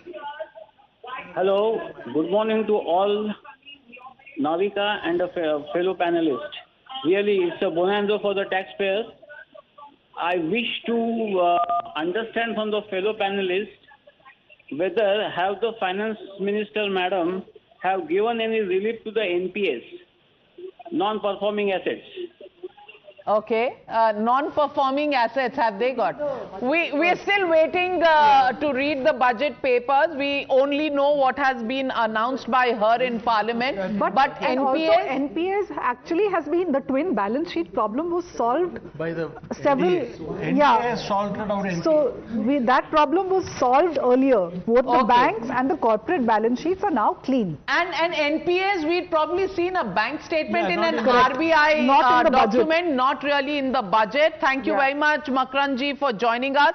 Also joining me from Shillong is Mr. Raju, and joining me from Chennai is Mr. Venkatesh. Good afternoon, Mr. Raju from Shillong. Happy with Finance Minister Nirmala Sitharaman's budget and the tax breaks announced? Yes, ma'am. Very good afternoon. Myself, Raju Paul from Shillong. Ma'am, last budget I have given you a call, and I was very on the forefront. I told that the middle class required much relief from the government. I am thrilled. India is thrilled because Modi government has delivered on the need of the middle class, because middle class were really in the need for the relief in the income tax slab. Do you think just done it? Do you think if he had delivered this earlier, 400 par ho jata? Yes. Yes. Ma'am, maybe, yes, it was much needed. Yes, everything was possible. Modi hai to mumkin hai.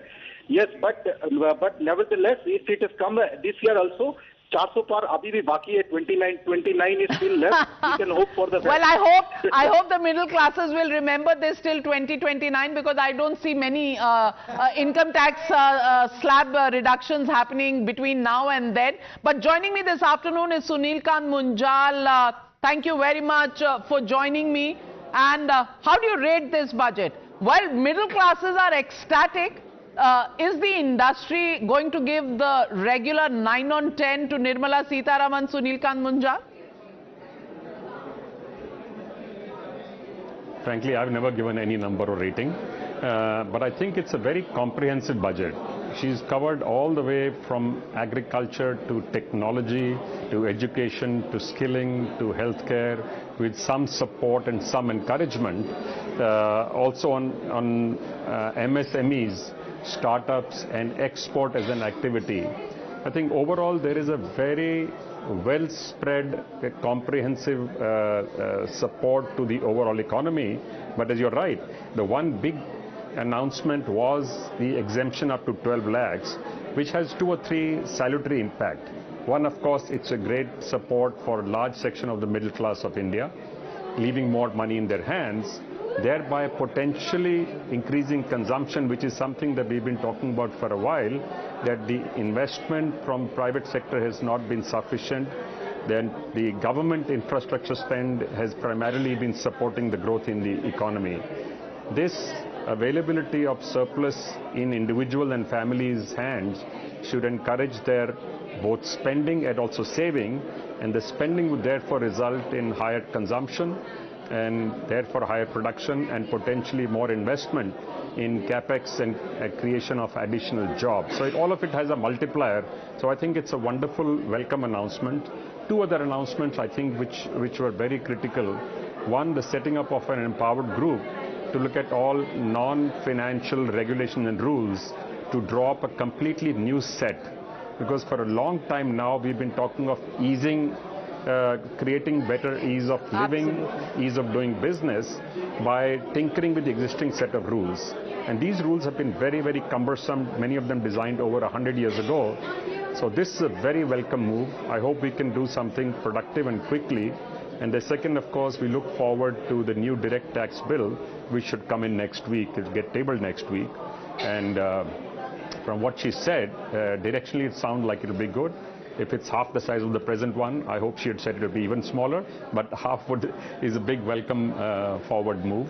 Well, let me also ask you, Mr. Munjal, let me also ask you the big question. Yeah. With this consumption growth that we are expecting coming in from tax breaks, is it enough to spur growth, in the economy where we see signs of cooling off, number one, and number two, the investment rating index for states? Do you think this is going to be a tool for, actually encouraging investments, or is it going to be a political tool which will be used more in elections rather than by the private sector in terms of pushing investments in states? How do you see these? See, for a leader or a politician to make this announcement, of course, very, very important. But the reality is, you have let go of 1 lakh crores of cash that was collected in direct taxes. So that money will be available with individuals and families, and that eventually does result in either investment or saving or consumption. That's the only 3 places you can actually, only 3 things you can do with the money, and which is why. And the second one was encouraging states to also spend. She announced 2 or 3 different schemes where states will be part of the spend of infrastructure. She did not, however, announce an overall infrastructure spend by the government as she always does, she always has in previous years. But she scattered it in a number of different areas. So I've not been able to add up those numbers yet because I've not seen the details of the actual budget. I'm hoping it is significantly higher than last year, because we still knew it, and to your point, consumption does not take off in one day. It will take a little bit of time for consumption to pick up, and this time the globe is in a very uncertain place, especially with the new leadership in the US talking of tariffs and a whole host of changes. There is nervousness across the globe. So as a country, we need to better equip ourselves, we need to strengthen ourselves, which is why both the Make in India and the push on innovation, research and new knowledge within India alongside skilling becomes very, very critical for us. So as a combination of these, one can certainly see in over a period of time this will improve. But how much impact will have in the very short term, time will tell. We'll have to wait and watch, but yes, all eyes. Sensex is up by 556 points. Well, compared to yesterday, and today is a holiday. So No, markets are open today. Markets are open Markets today. are open today. Well, we'll get the clarification on the Sensex. Our numbers are showing a downward trend, but we have callers calling in. Thank you very much, Mr. Munjal, for joining me. Rajesh Shekharan joining me from Bengaluru. Also joining from Mumbai is Mr. Krishna. Mr. Rajesh Shekharan, what do you think about the tax reliefs? Do you think it's a time, apna time aayega, middle class was saying, and now time aa gaya? Yes, madam. Good afternoon, madam, to you and all the panelists. It is, according to me, it is a very good budget, madam. Thanks to Modi and thanks to Sitharaman. I would only politely request Sanjay Jha. He is always criticizing BJP government. That is not good. Maybe to some extent. I am also praising BJP for everything. It should not be like me. He should not do like that. But I generally appreciate Anand Ranganathan. Generally, his speeches are very good and I appreciate him. Overall, madam, I appreciate this budget. Thank you. I will convey your wishes to the Finance Minister, and Anand Ranganathan is saying a big thank you to you. Let's go across to a caller from Mumbai, Mr. Krishna. Mr. Krishna, how do you rate this budget? It is 10 out of 10. And see, when the tax is reduced, more money is left with the taxpayer. The purchasing power is increased and indirect taxes are increased. So this is a very good budget and people are now very happy about it. And the Harvard-educated finance ministers will always say negative about whatever the budget is given by the. Okay, who's a Harvard-educated? Sensex. Okay. So Sensex going up, but down. Sensex is going down. And our numbers there showing the decline, but I don't know why it's going down. Maybe Sensex doesn't reflect the middle class mood. But Rajesh calling in from Mumbai. Good afternoon, Mr. Rajesh. How do you rate this budget? Dil mange more, or are you happy for today? Good afternoon, ma'am, and a very good afternoon to all your panelists. I would give 8 and 8.5, maybe 9 out of 10 to this budget. I am from the poor middle class, and for the first time in 10 or 11 years since this government has been in power, I really am a bit happy about the budget that has been given. So on that count, I think I would congratulate and say my thanks to the Prime Minister and to the Finance Minister. That's one. Second, ma'am, since the last 11 years, I have not had really any good things to say about this government, and so has Mr. Sanjay Jha. Sanjay Jha in the panel. So he still looks very glum. So maybe for once I would request him to give the Finance Minister a pat on the back. Well said, Mr. Krishna. But Sanjay Jha, 11 years, even he has not been happy about this government. Today he is. He's asking you, aaj ke din you need to pat the Finance Minister on the back. Would you make a change, Sanjay Jha? Navika, I'll tell you, one has to read the fine print very carefully. Let's go back to the... First read the bold print. First please read the bold print, and in the bold print, exemption limits are up to 12 lakh rupees. Navika, in all fairness, give me a chance to respond. At one point, I don't have to explain to each and every caller. Number one, the significant statement made in the economic survey yesterday by the chief economic advisor to the Modi government was, get out of the way. That's a message there about what is holding back India's economic growth. Will that happen? We don't know that.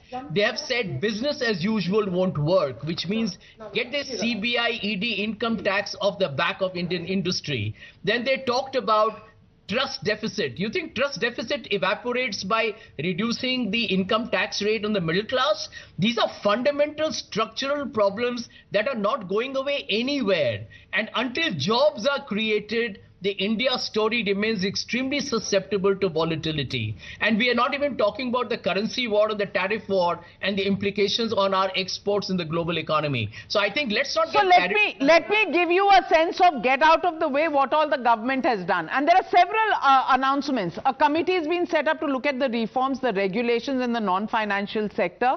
They've said private investment, index will be there and ratings will be done. People can come out and make whatever they have to do in terms of investments. They've made several announcements. Before the income tax thing took all the credit away and all the news, the biggest achievement of this budget was the push for nuclear power. Yeah. People are underestimating what kind of groundbreaking announcement that is, to have 100 gigawatts as nuclear power from 500 gigawatts of renewable energy by 2047, to have 5 SMRs by 2030. It's massive shift.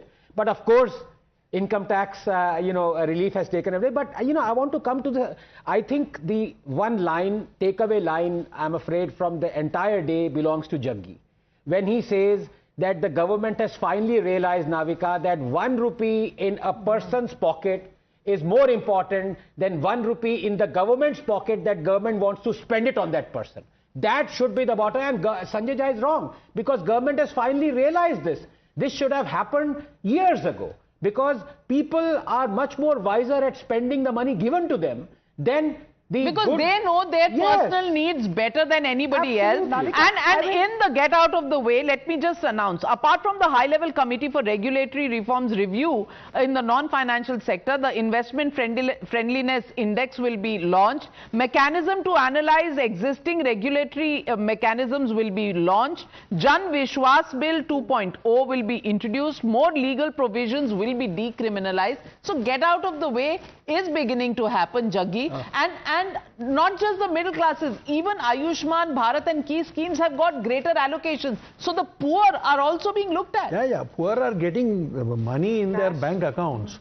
But when you say get out of the way, I think the people who actually need to get out of the way are the people standing in the way of reforms, which includes Rahul Gandhi and those guys sitting on Chambu border. They are the ones thwarting reforms, and if those reforms take off the ground, it will be better. Other thing I want to give you, I'm looking at some of the fine print. Despite these tax concessions, the income tax revenues of the government are going up by 1.8 lakh crore. Okay, between last year and this year.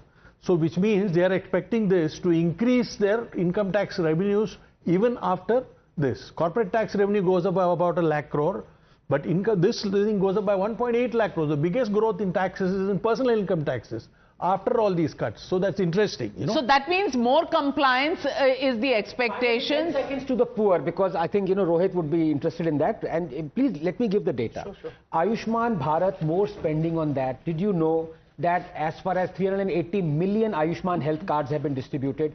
Out-of-pocket expenditure, that was the fastest way for Indians to go into poverty. For health reasons, has been slashed by 21%. So it is wrong to say that this government is doing now only for middle class and not for poor. It wants to spur growth. It wants equal development. The point is, as Jaggi said, the real government that is entrenched in a lot of policies, the opposition wants the government not to get out. For example, opposition doesn't want privatization. Opposition doesn't want farm rules. So yes, more money in the pocket of individuals is great. But the government sooner or later has to come out of what it must come out of, which is the entrenched public sector mentality. Absolutely. This point that Jaggi made, and correctly so, there is a lot of kite flying happening here, because 1.8 lakh crore increase on top of a fall. So there has been actually, if you look at budget estimate versus revised estimates, the current one which has been placed, 31 lakh crores was the revenue receipt announced at budget estimate. It has gone down. So to propose it to increase, there needs to be some justification for that. I may calculate and say that this is what the tax revenue is going to be, whereas in actual, their own data shows that the tax revenues have gone down. You can check that.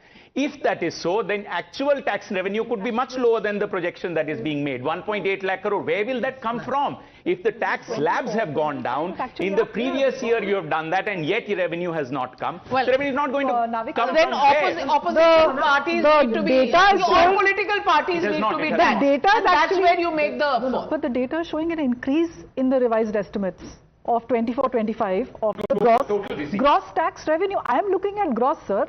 Gross is up in the revised estimates from budget estimates. It's up. Right. So the projection that is being made, just one second. Yeah. So there were certain tax rates previously, and all of us agree that the tax rates have come down. Correct. Right? Across the board, especially for the middle class. Now, where would this increase then come from 12.57 to 14.3? Additional expenditure through consumption. No, there are assumptions being made, right? There are assumptions being made. But then every year, budget estimates are assumptions. Correct. You think, so the question is, in the past but when budgets were presented, they were not based on assumption. No, this is budget estimate versus revised estimates you look at. This is a ridiculous argument. Absolutely not. You can't call it a ridiculous argument. No, Pradeep Bhandari, our friend, the economist, Rohit Azad says that budget estimates are carrying a lot of assumptions. Of course, they always did. No? Correct. So when you look at the past of what they have done. We don't know about their assumptions, what they are. We don't know yet. And by the way, you should know, and all our listeners should know, that the total expenditure is down. The taxes may be up, but the total expenditure is consistently down all the way from 2021 from, I'm talking about revenue plus capital taken together as a proportion of GDP. Please note. Well, in RE, it is down from 15% to 14.6 in 24-25, and in budgeted, it's down from 14.6 to 14.2. So let me revenues are down, say, as far as gross tax revenues are concerned, the budget estimate was 38 lakh. Absolute number में नहीं होता है. You have to do this estimate as a proportion of GDP. तो आपको ये देखना होगा कि आप इस साल में किस GDP को प्रोजेक्ट कर रहे हो और नॉमिनल जीडीपी आपकी क्या, ये सब प्रोजेक्शंस हैं बजट में. No, I agree with everything you say, but when you say that we will have to see, then we would have had to see even in all the previous budgets, and all of them are assumptions. But let me get in Pradeep Bhandari. Pradeep Bhandari, for those who don't see anything positive, even in today's budget announcement, इनके लिए कौन सी दवा है वो बता दीजिए. Well, Bernal is the answer for them, Navika ji, and I can understand the meltdown. The people on the ground, and in fact the middle class, is celebrating the historic budget because the amount which Prime Minister Narendra Modi has done for the middle class, no Prime Minister in the past has done. And I will reiterate, when Prime Minister Narendra Modi had come into government, the income tax slab for the middle class to pay the tax was 2.5 lakh. Consecutively, whether it is in 2023 where we increased it to 7.5 lakh, and now where there is no income tax for 12 lakh. Even if you have an annual income of 18 lakh, there is a tax rebate. Even if your annual income is of 25 lakh, there is a tax rebate. So what the government has done, it has resonated with the sentiment of the middle class on the ground. Along with that, there is absolutely steps taken in order to ensure that the compliance cost for taxes also come down. So this is a holistic budget. This is a budget which is pro-middle class budget, and I can understand the Congress party and its supporters and analysts having a meltdown because they did not expect this to happen. They've not got any brownie points. Point number one. Point number two, on the part of the expenditure, if you see the budgetary estimate for 25-26 is 15 lakh crores of capital expenditure. The Congress party did not even spend 4 lakh crore on the capital index expenditure, and the revenue expenditure for 25-26 is 39.4 lakh crore. So both the revenue expenditure and the capital expenditure to what the UPA had spent has gone up substantially. Along with this, if you see, there is a big thing which is happening. The government has ensured that the consumption and the demand goes up, but the shining spot has also been the way the out-of-pocket expenditure of the rural of the rural income of the rural household has gone down. So if you look at the economic survey which the gentleman was speaking about recently, the economic survey mentions that the Ayushman Bharat scheme has reduced the out-of-pocket expenditure from 62% to 39%. So this is a budget which takes care of the Garib, Yuva, Annadata and the Nari, but the larger focus, I would say the takeaway for me has been the middle class. This is the Economic Times headline in the of the morning, and it says that fundamentals are strong, time to unlock. So we've ensured that the demand goes up, we've ensure that as Anand was we have to speaking, read the nuclear fine energy, print. which is I a was very hoping that untaxed Naris sector, don't is have to able pay achieve any taxes at all. But well, on that note, maybe Sanjay Jha and I are disappointed. But let me welcome Mr. Shardul Shroff, legal luminary as well as a man who looks at industry closely. Good afternoon, Mr. Shardul Shroff. And how do you look at this budget? The announcements are great for middle classes, but overall for the economy, what do you think it's going to do? Will you give it a thumbs up or a thumbs down?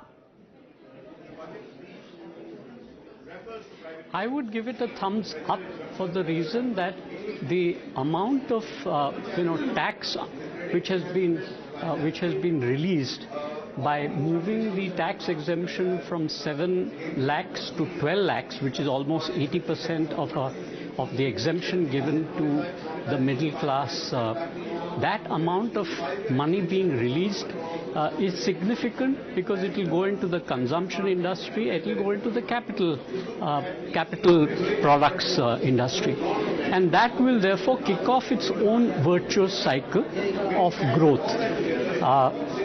The point which is also important in all this the discussions on the budget is that you have increased investments in insurance from 74% to 100%. If you see what is already happening between Alliance and Bajaj, they are exiting out from both the life company as well as the general insurance. And that will be an additionality of income. Now that they see such a change, perhaps they may set up the industry of their own. They may not tie up with Jio, and they may see the additional money that they need to invest for 100% venture in insurance. So there will be spin-off effects of this kind of growth. Now, I also see one major effect, that when you speak of lowering the tax on the 12 lakh limit, 12.75, and you're also increasing the tax at the top end, where you're changing the 25 lakhs sum to 30 lakhs, the expenditure for a figure of 12 lakhs and the tax expenditure on that will become significant in comparison to the income that is earned. So what is lost in one round is gained on the other. And that is where the balancing of the budget is happening. Clearly, the budget has thrown up a lot of positives, of course, but some people are looking at the glass half empty or water being extinct in the world. I have one more thing to talk about, which is that when you look at these slabs, where you're saying your highest tax slab begins after 24 lakh, it is also a representation of the transition of India from a low income to a low mid-income country. We are transiting. So we are no longer a poor country, okay? According to World Bank, we are no longer, that definition has changed. Lower middle, moving to middle. So this is representative of a transforming India. I just wish everybody would understand that we are actually transiting. We are no longer, we're not importing food anymore. We're not importing basic things. We're all, it's happening here. And these new rates, these new slabs, can I just finish? These new rates are symbolic of this transition of the country to a middle-income country. Transition has gone on for 15 years, right? 18 years. 2007, we became a middle-income country. LMIC, a low-middle-income country. Okay. And then from 2014, we became poor again. No, can I ask? I'm not saying so. I'm asking. I'm telling you what the World Bank categories are. We are being, informed about when we have become middle-income. We are already low-middle-income country. We are the only low-middle-income country in the G20. Low middle to middle. No, we are nowhere close to upper middle. Upper middle is at $4,000. Say upper middle. There's no such category as middle. You can say middle, upper middle. You can create all kinds of categories. Usme kya dikkat hai? Well, is the budget first class or not? Is the big question. Sanjay Jha, do you want to revise your opinion? Any revised estimates coming from you? Yeah, well, I want to respond to what I think the lady just spoke about, the middle income status. I don't know whether she's aware, but in the G20, India ranks lowest by a big margin on per capita income. And if you look at India's per capita income today at market prices, we are approximately $2,400 to become, by the way, into what Mr. Modi calls a Viksit Bharat. India's per capita income has to be close to $12,500 or $13,000. We are far from anywhere at the moment of even becoming a middle income country. I think it's about time we took a deep breath and stopped spreading fake news on the program. There is a lot. Monica Halan is a very celebrated author, and Sanjay Jha, let's give credit where it is due. The Congress party may not be the only repository of knowledge, but Monica Halan in her own right is an award-winning author. Personal finance, I think many in the country and outside it look at her views and read her views and take tips from her. So to completely dismiss anybody who doesn't quite agree with you or who you don't agree. Can I wrongly interpret what she said? She did not say middle income economy. She knows what middle income or lower middle income is. I mean, nobody would know it better than her. But, Monica, since you've been named, would you want to rebut? No, so the per capita argument was earlier, sort of debunked to say that, is this the dollar number that we want to look at? Yeah, that's right. Yeah, or the, the PPP number. So when you look at the two numbers, it's very, very different. So one is that you keep, cherry picking on some number and saying that, look, we are so poor. Look, nothing has happened. So for every data that you can pick, I can pick a separate data. So is there a sense of progress? There's no end to it. Nirmala Sitharaman, Finance Minister, meeting speaker there, and let's now get into the politics of it. I have with me this afternoon Vivek Silas, Sanjay Jha, Pradeep Bhandari, and also joining the debate with us is from the BRS, we have Mr. Sridhar Reddy, and from the TDP, Patabi Ram Koma Reddy joining the debate. Vivek Silas, to you, may I ask, are you as pessimistic on the outlook of the budget as Sanjay Jha? या कुछ अच्छा लगा?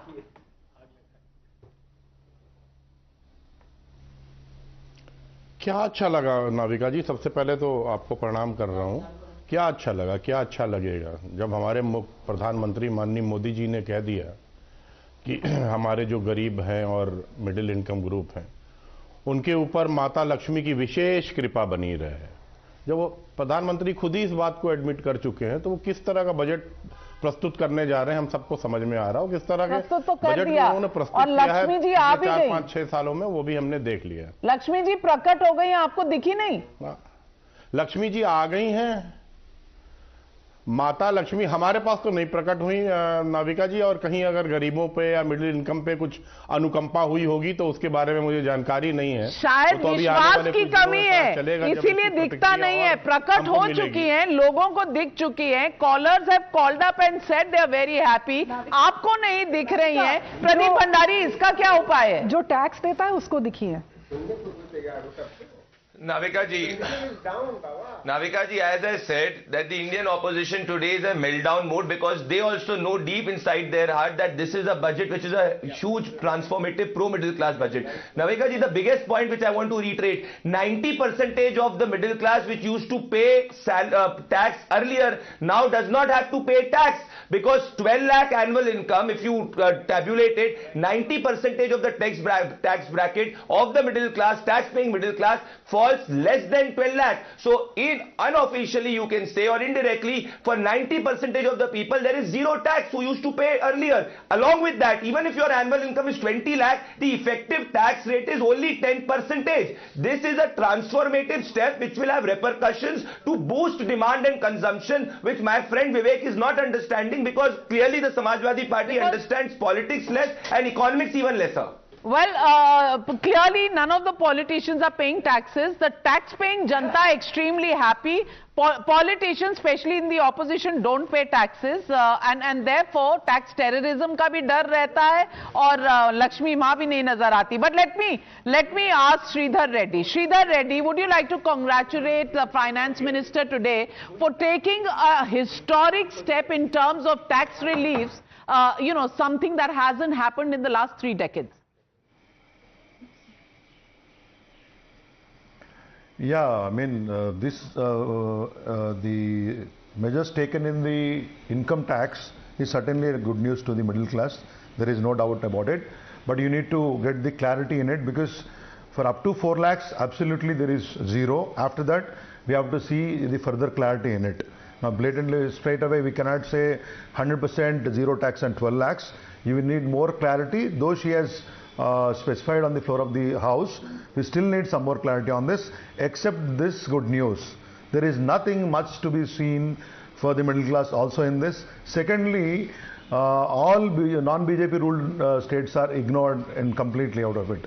For the last 10 years, Telangana, being a new state, we got a raw deal in many issues. Even this year, for some important projects, our state government, though Congress is in rule now, they too have proposed some projects to be taken up in the state at various levels, whether it is Metro Rail Phase 2 to Hyderabad, then flexibility in Mahatma Gandhi, NREGS, and backward regional grants fund and all. There are many things, close to 1.5 lakh crores they have proposed for various projects. Not even a single project have been considered. I have not seen anywhere in that. So as far as Telangana is considered, we are once again disappointed, and the stepmotherly treatment is being continued by the national budget. A lot of stuff is government. there in the fine print. Maybe we all need to read it. But first reaction coming in from Union Home Minister Mr. Amit Shah. While he's praised the visionary budget and talked about everything for the Kisan, Garib, middle class, Mahila and children and the youth, he says middle class is always in the Prime Minister's heart. Zero income tax till 12 lakh income. The proposed tax exemption will go a long way in enhancing the financial well-being of the middle class. Well, so the middle classes, they're being applauded. Mr. Koma Reddy, Mr. Srinivas Reddy, Sridhar Reddy and Mr. Sanjay Jha, Vivek Silas, all very disappointed with the budget. How do you see the budget, and can you see any positive green shoots coming from it? Ki sab kuch, everything is dark and black. Navika, good afternoon. See, it is very much common for the opposition, to cut a sorry face, to express their disappointment. So that is not something which surprises me. But, keeping aside politics, if you look at the budget, it is a very progressive budget. It is a budget which will enhance the growth of this country. It is a budget which had addressed various sectors. For example, you take the PM Dhan Dhanya Krishi Yojana, which is a scheme which is going to cover 100 districts currently which have low productivity in agriculture, and which is going to benefit 1.7 crore farmers. Will the opposition get disappointed with this scheme? Can Mr. Sanjay Jha say, I'm extremely disappointed with the PM Dhan Dhanya Krishi Yojana, which is going to benefit 1.7 crore farmers? Sanjay Jha, respond. There is for the farmers' welfare schemes. Will you oppose that as well? Navika, may I request everybody who's watching your program, kindly look at all the announcements made in the last year's budget and see which were accomplished. Barely few, and only a few of them reached around 70% of completion. So announcement of schemes mean nothing. It's about execution and delivery of those schemes. So I think, right now to get carried away is being extremely opportunistic. The bottom line is, where are the jobs? Tell me, where are the jobs? Because that is holding back the India growth story. Naukri kahan hai? Berozgari kab jayegi? Uska jawab pehle dijiye aap. Pradeep Bhandari respond. 70% completion certificate given by Sanjay Jha on all schemes. Now, please respond to the rest. Well, I will just respond by a simple example. The number of tap water connections that Sanjay Jha's party Congress provided in 7 decades, we have provided in 10 years, which is 15 crore households. 80% rural households have got tap water connection, potable drinking water, which you could not do for 70 years. Read the budget, Sanjay Jha. I know you are having a meltdown because you know this is an absolutely transformative budget for the middle class and you want to divert. Now, coming on to the part, you do not talk about jobs. Read the RBI report and the SBI report. You created 2 crore jobs in UPA. We have created 17 crore jobs. We have created more than 1 lakh startups. We are unleashing newer potential in renewable energy. We are ensuring that our exports get incentive. Now you tell us, are you against middle class? Why are you against middle class? Are you saying that steps taken for middle class is rubbish? You have displayed your anti-middle class mindset on the show. Just because the middle class have got tax. No. Realize how you have hurt the middle class. You might be a rich man, Sanjay. And if you are responding, you are responding to opposition pressure. But do not say the steps taken for the Indian middle class are rubbish. This displays the Congress party's anti-middle class mindset. Yesterday you were anti-tribal, you displayed your anti-tribal mindset by the comment of Sonia Gandhi. Today you have said that the progressive steps for the Indian middle class is rubbish. You have disobeyed and disrespected 90% of the Indian middle class by saying that the tax proposals are rubbish. Sanjay, this is absolutely unjustified. You should apologize on the behalf of the Congress party because you are a loyalist. Bhandari, you have exploited the middle class for the last 10 years on oil prices. You have exploited them by giving no jobs. You have exploited them by giving them cities with pollution.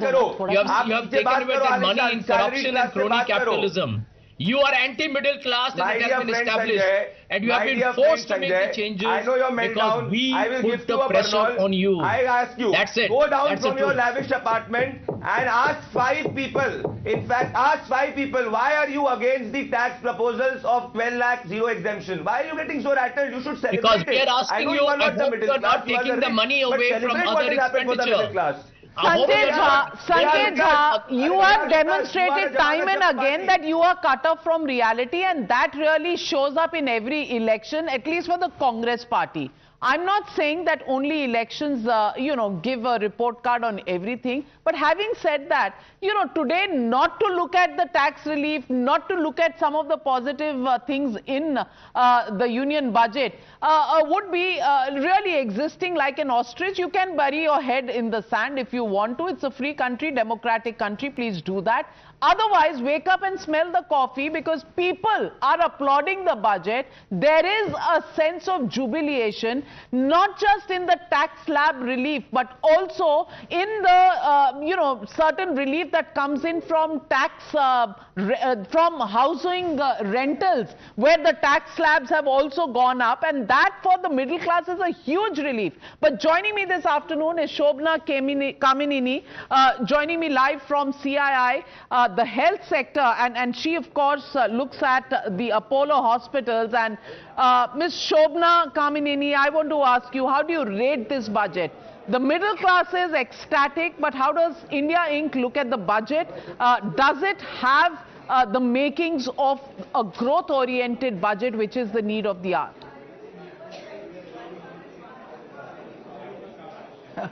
I would have thought it would take quite a bit to take the headlines of the Delhi elections next week. The relief to the middle class that is announced in this budget will certainly make those headlines. So I think that the middle class should definitely, why do we call the middle class? Most of India will be very, very happy. I don't know how many of them watch the budget, but I think that they will reap the benefit of it. And having done this, it will trigger a virtuous cycle, because these people really are the heart of consumption in India. They need to pay EMIs, they will buy houses, they will buy cell phones, they have to send their children to school, buy food, get health care.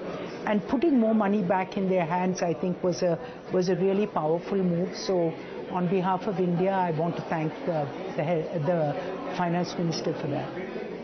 How do you look at the green shoots as far as growth is concerned? Because the second quarter numbers have put everybody in a bit of a spot.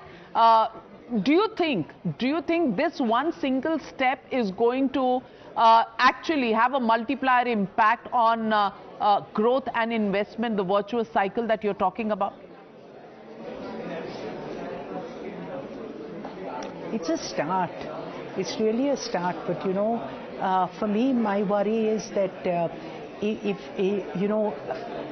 growth, we need growth of more than 7+%. Because in the sixes, even the high sixes, this K-shape will still remain.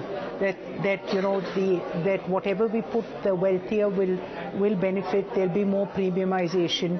But when you have this entire middle class winning and for that a 7% growth, I'm not sure how much this will do to it, but definitely there'll be some green shoots. But there's so much more, and why do we expect just the budget to make this happen? There'll be GST, there'll be private sector putting investments in, there'll be more education, skilling, job creation. I think that's fundamental. Wherever we have those sectors for job creation, I think we need to find those levers.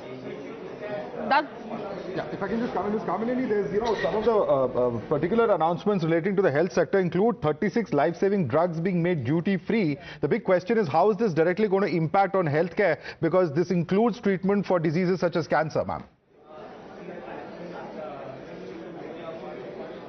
So, as you know, cancer is probably the most expensive treatment, and the problem in India is that we detect it so late, so we do need all these. So this will help. How much it will move the needle, but I think this is more in terms of an overall policy. So I'm hopeful that the government will start moving the needle to make healthcare, the best of healthcare, affordable. But I really like the emphasis on Heal in India. That allows not just soft diplomacy, but India is a place where people from around the world, especially our neighboring countries, will get the best of healthcare. We have all that, and once you do that, in our sector, I think that there's a possibility for this virtuous cycle to be kicking off, providing good jobs, giving people better healthcare, keeping people well. There's a lot of vibrancy that can come from good policies in this sector, especially in terms of GST. Well, on that note, thank you very much, Shobhana Kamineni, and let me go back to Sridhar Reddy. Sridhar Reddy, would you want to take a relook at the budget announcements and find at least two positive things, even from your point of view?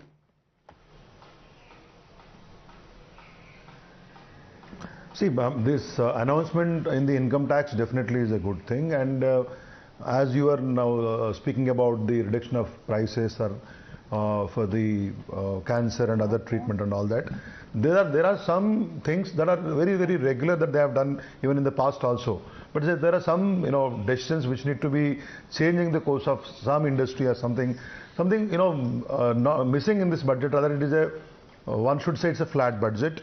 And as far as states are concerned, again I'm going back to the same. You speak about Bihar, you speak about Andhra Pradesh, or in the last budget again you speak about BJP ruled states, whether it is Gujarat or some other state. Why not South Indian states basically? Because you are in Andhra Pradesh, yes, you would have made some statements or taken the name. Why not Telangana? Why not Tamil Nadu? Why not Kerala? Why not Karnataka? So once again the same. Are these states are not contributing to the nation's kitty? Again, time and again, important projects for cities like Hyderabad and cities like Chennai and all, these requests were always ignored in the budget. And the answer is, Pradeep Bhandari wants to counter you. There's something for every state, he says. Pradeep Bhandari, Telangana has got nothing, Kerala has got nothing. Would you want to counter Mr. Reddy?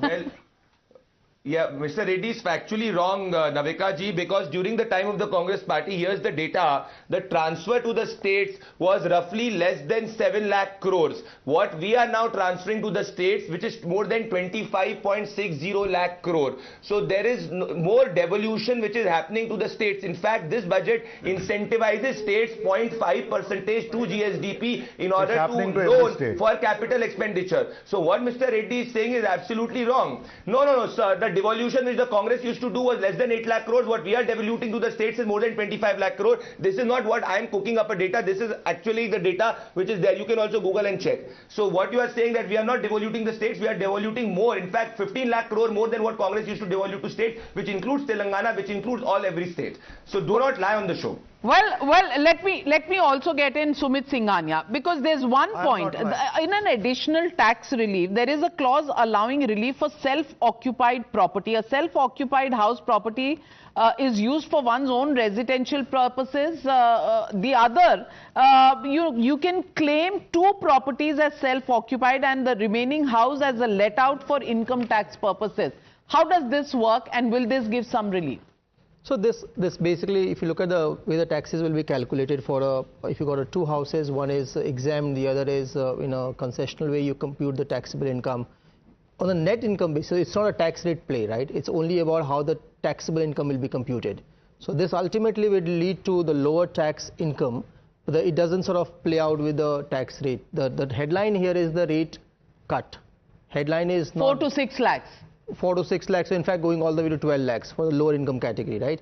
For let's say somebody... No, in the property, there's a separate break. So I have not picked up that piece, Navika, but all I'm saying, this provision still exists even today, right? So you have the benefit of the 2 house properties, concessional income, etc. But it may be a marginal benefit, so I'm still to pick up. But I think the headline news still is that now it is, earlier there were some conditions applied, correct. Now there are no conditions applied, correct. Yeah. So that is also there, but let's go back. Let's go back to the income tax rate. This is where it really boils down. This is the big headline, as he was saying, and this is how it will make a big difference. If your income is 8 lakh rupees, as per the old regime, you would have to pay 30,000 rupees as tax. The tax now is 0. Therefore, a direct saving of 30,000. Let's get the next slab in. It is 9 lakh rupees of income annually, and now the old tax, which was 40,000 rupees, comes down to again 0, therefore a saving of 40,000. Again for the 10 lakh category, the old tax of 50,000, the tax now is 0, a saving of 50,000 for those households or those persons who are earning at that level of 10 lakhs. 11 lakhs, again the same story, 65,000 would have been the old tax paid, the tax now stands at a 0 here, direct saving of 65,000 at 12 lakh rupees, and this is the interesting one, 80,000 rupees, close to a lakh that is going to be saved by these persons as well. In fact, so that's a significant amount that we're talking about. Now, as far as 16 lakhs, this is where it gets interesting. The old tax was 1.7 lakhs. Here the tax, in fact, that is now going to be paid is 1.2 lakhs. The saving here is 50,000 as well. Income tax of 20 lakh rupees, the old tax would have been 2.9 lakhs. This comes down to 2 lakhs, almost a lakh here as well. That saved a saving of 90,000. Income tax of 24 lakhs, and this is of course the old tax of 4.1 lakh rupees. Tax now at 3 lakh, over a lakh saved at 1.1 lakhs over there. Now, if your income tax is 50 lakhs, the old tax is 11.9 lakhs. The tax now is 10.08 lakhs, and even at a 50 lakh, there is a saving of 1 lakh rupees. Very, very interesting set of statistics. And you know, if Mr. Singhal, you can come in on this. This is going to make a huge difference as far as all middle classes are concerned. We need to move away from the middle class narrative and say that this actually saves. You saw the number from 16 lakhs to all the way to 50 lakhs. It still saves for every single taxpayer 1.1 lakhs. So it cuts across the entire swath of middle class. I think the narrative is that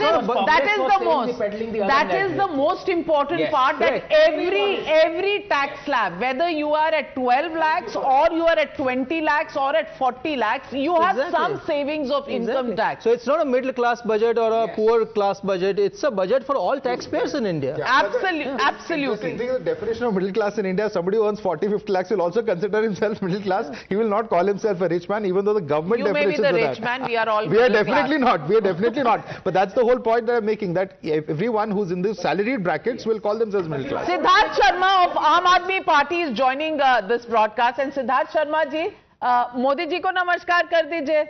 उन्होंने तो middle class को इतना बड़ा tax relief दे दिया. Would you want to congratulate him today? Yeah, obviously we would like to congratulate, because when the income tax slabs were brought down, if you remember, just a week ago, Arvind Kejriwal had asked for that. And we feel that it is a vindication of Arvind Kejriwal's demand. And in fact, he made six other demands. So vindicating one and not taking up all the 6, it's a bit half. So Mr. Siddharth Sharma, I want to ask you, कहीं BJP और आम आदमी party मिली तो नहीं हुई है? क्योंकि कांग्रेस तो यही कह रही है.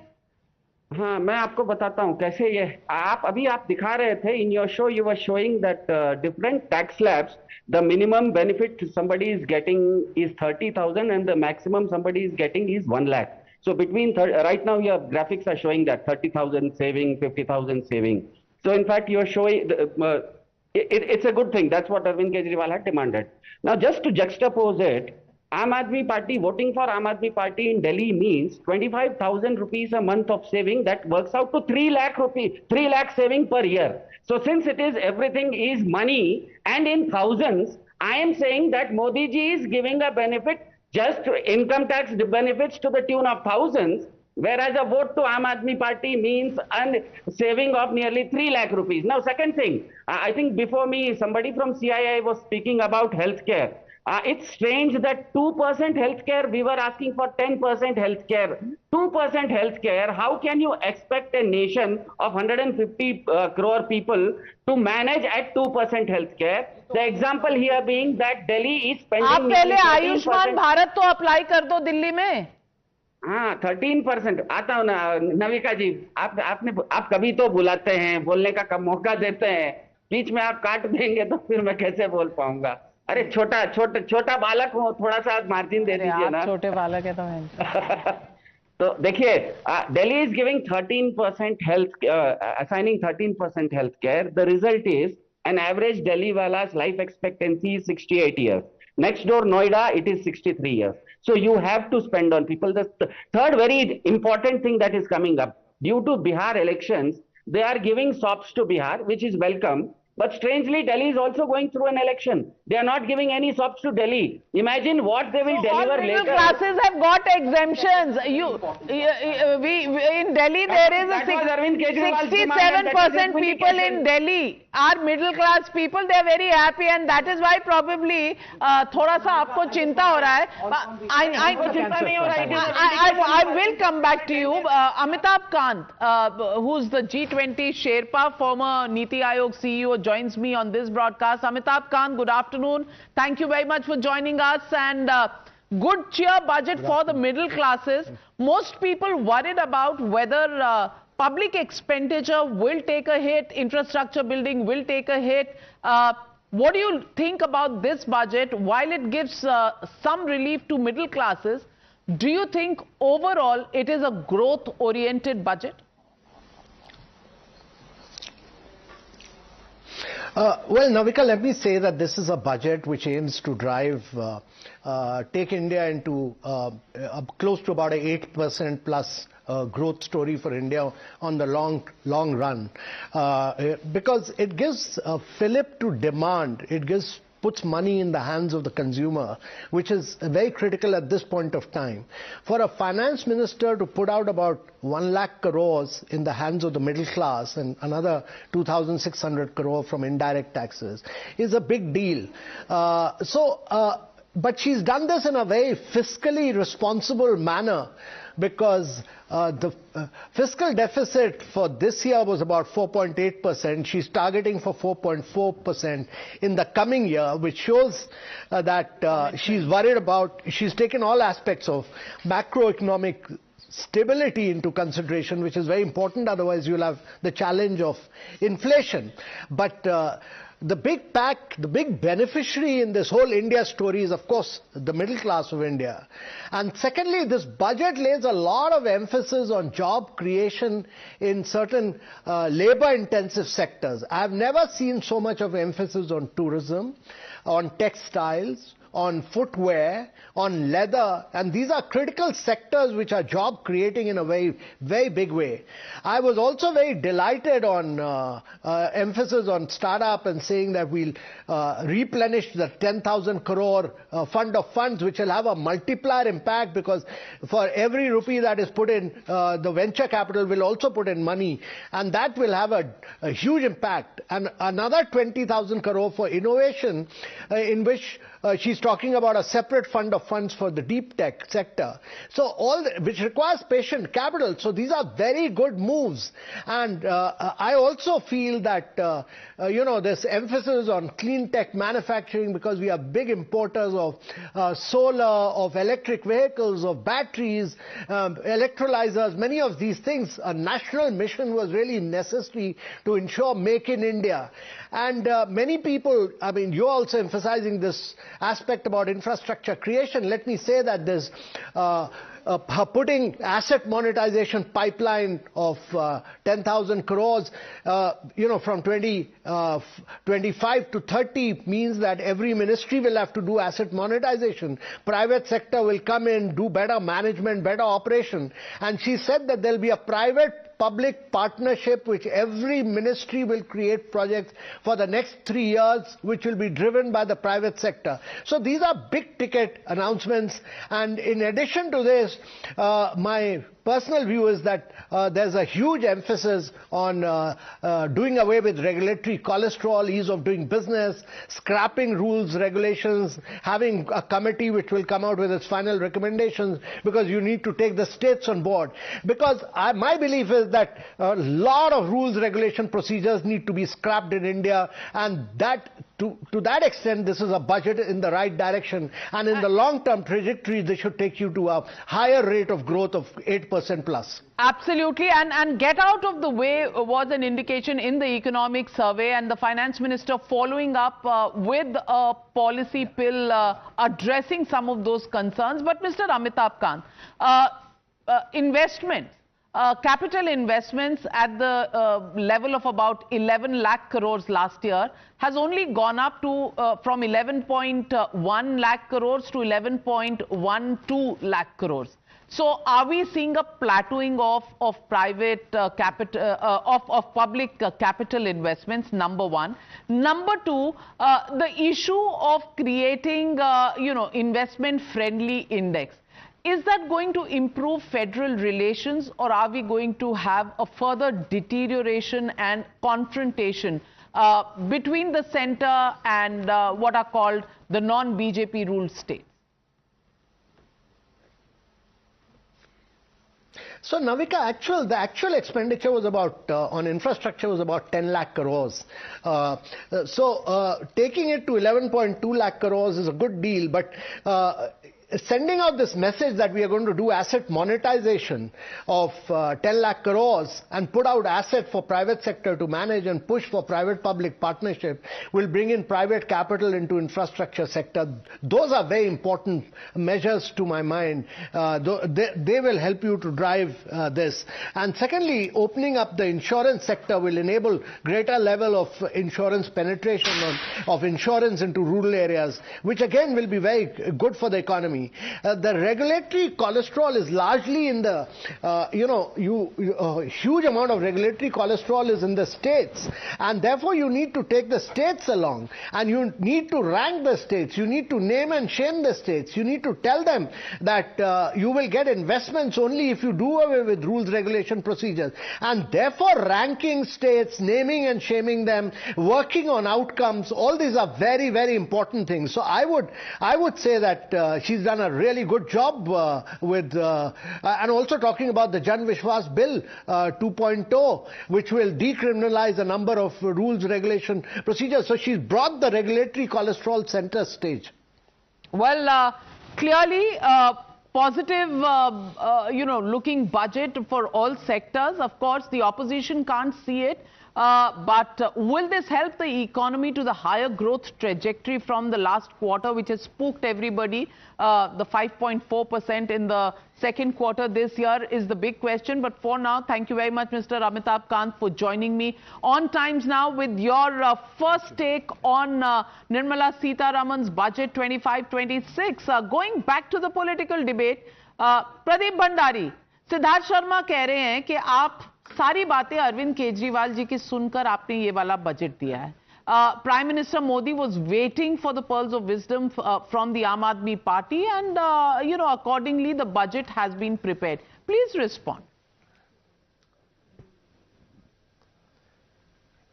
Well, Navika ji, I think Siddharth does not know that the budget preparation starts way in advance, and it is extremely hilarious, but you can expect this coming from the Aam Aadmi Party. जो लोग ये सोच सकते हैं कि यमुना के अंदर जहर एक सरकार डाल सकती है, वो कुछ भी सोच सकते हैं. Tomorrow Arvind Kejriwal will say that Elon Musk also does technological innovation, asking Arvind Kejriwal. Tomorrow Arvind Kejriwal will say that Virat Kohli also bats, asking Arvind Kejriwal how to bat. Tomorrow Arvind Kejriwal party will say कि भाई anybody in the country does any step, it is only because of Arvind Kejriwal. So Arvind Kejriwal है तो कुछ भी weird मुमकिन है, मोदी जी है तो विकास मुमकिन है. That is something which is there. Now I will come to the specifics of it. He was speaking about healthcare. All of us know that how in Punjab the Mohalla clinics have been rebranded as Ayushman Vandana Kendra. That is point number 2. Point number 3, the larger point I want to again focus, Navika ji, is I know Siddharth is rattled that there will be saving of 80,000 rupees for a middle class with an annual income of 12 lakh, 50,000 with annual income of 16 lakh, 70,000 with annual income of 18 lakh, 90,000 with annual income of 20 lakh, 1 lakh 10,000 with annual income of 25 lakh. So Prime Minister Narendra Modi is putting more than 50,000 in the pocket of the middle class, whereas Arvind Kejriwal in Delhi is snatching more than 50,000 to 60,000 rupees away from the middle class by ensuring that there is no clean water, their garbage dumps are not clean, the roads are not there. So overall, if you go with Arvind Kejriwal, the middle class has to pay a price of more than 60,000 from its pocket. If you go with Prime Minister Narendra Modi, you will have a saving of more than 50,000. That's the difference. He's rattled, he's losing Delhi elections, and this is why Arvind Kejriwal is coming with one jumla to the other. Well, Siddharth Sharma, are you losing Delhi elections? I completely agree. When I think it's for Pradeep Bhai was saying that Modi ji is giving benefits to the tune of thousands. I completely agree with him. The only difference here is that Modi ji is giving a benefit of thousands, and a vote to Aam Aadmi Party means a net benefit of 3 lakh rupees per year per annum. आप vote खरीद रहे हैं लाखों देकर. Well, Anand Ranganathan, respond to Siddharth Sharma. Navika जी, प्रदीप बोल रहे थे, प्रदीप ने शुरू किया ना, प्रदीप 1000 की बात कर रहे हैं तो हम लाख की बात कर रहे हैं, तो शुरू तो उन्होंने किया था ना. Anyway, I think I'll come to a very substantive part, Navika ji. You were speaking about the economic survey.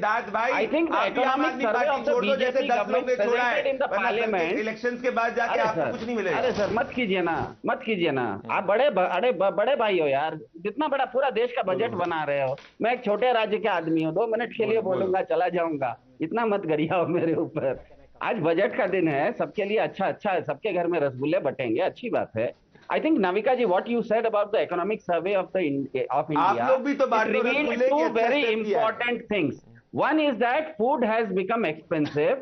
The second is that the salary of the common man still is the same as before COVID, while corporate earnings have increased 15%. Both of these show that the policies of Modi government are helping the rich move at the speed of an aeroplane, while the average middle class is moving at the speed of a scooty. No, I think that's why per capita income of the middle class why not introduce subsidies for higher education? No, you are again wrong on data, my dear friend. To middle class. Why isn't health budget increased to 10%? The per capita income of the middle class at on health insurance has doubled in the last 10 years. The disposable income of the poor has gone up. That is why they are spending less on cereals and spending more on fruits and vegetables. थोड़ा पढ़ के आइए. भाई ग्रामीण लोगों की disposable income बढ़ रही है और साथ में middle class की per capita income बढ़ रही है. I think the Delhi Dangal results are going to come today over the budget only. But Anand Ranganathan, you wanted to come in. From the politics, because that will go on between the two parties, I wanted to make a substantive point on the cancer point. I think it's great that the government has removed the duties on the essential drugs, but this is the vagary of the Indian state. It was a crime that the duties were put on the first place. Body parts are not car parts. You know, you can have an Indian car, and if you want to drive a foreign-made car, then yes, legitimately you pay duty on it. But then if you have a life-threatening disease, you're dying of cancer, to have a 10% duty or 15% duty on a drug that would save your life. It was criminal for people who did that. So I think, yes, it is, I must thank the government that they've corrected this step, but the government must find out who are the people who had actually put this step in the first place, and heads must roll for this. All right. Point well made. The elephant in the room, which is not there on the chart anymore, is why is the stock market down? And I think the stock market, I would wager, has actually taken into account a little bit of kite flying that has happened in this budget. I'll just quote one figure. Despite all the benefits that you've correctly made here about the middle class, the tax expectation of the government is up by 1.8 lakh crores. Where is that going to come from? Compliance with this kind of a fall? Simple maths. It's not. Unfortunately, it won't. If it doesn't, 1.8 lakh crores. Where? I'm coming to you, Monica. I just think compliance will be better because the the rates have gone down. The slab rates have increased. I just think compliance will be better, and there is, the pressure on increasing the tax net. I would imagine that they will push the pedal very hard, because we've got numbers to show how many are outside of the tax net. And that's a huge number. Sumit Singhania. This is probably yesterday's from BSEindia.com. No, I would not go by this. Down, so Navika, Yes, Sumit Singhania. Navika, if I look at the tax... latest. 1 minute, Singhania. Yeah, if you just look at the tax economics, I don't think it should be a concern that government has reduced the tax slab on one hand, given 1 lakh crore to the middle class in the taxpayers' hands. But at the same time, the expectation is that tax revenue next year will grow by 12%. That actually underlines how the government is going to improvise the ease of doing business, how they're going to do the compliance reform, so that more and more taxpayers will be filing the tax return. So that's the play.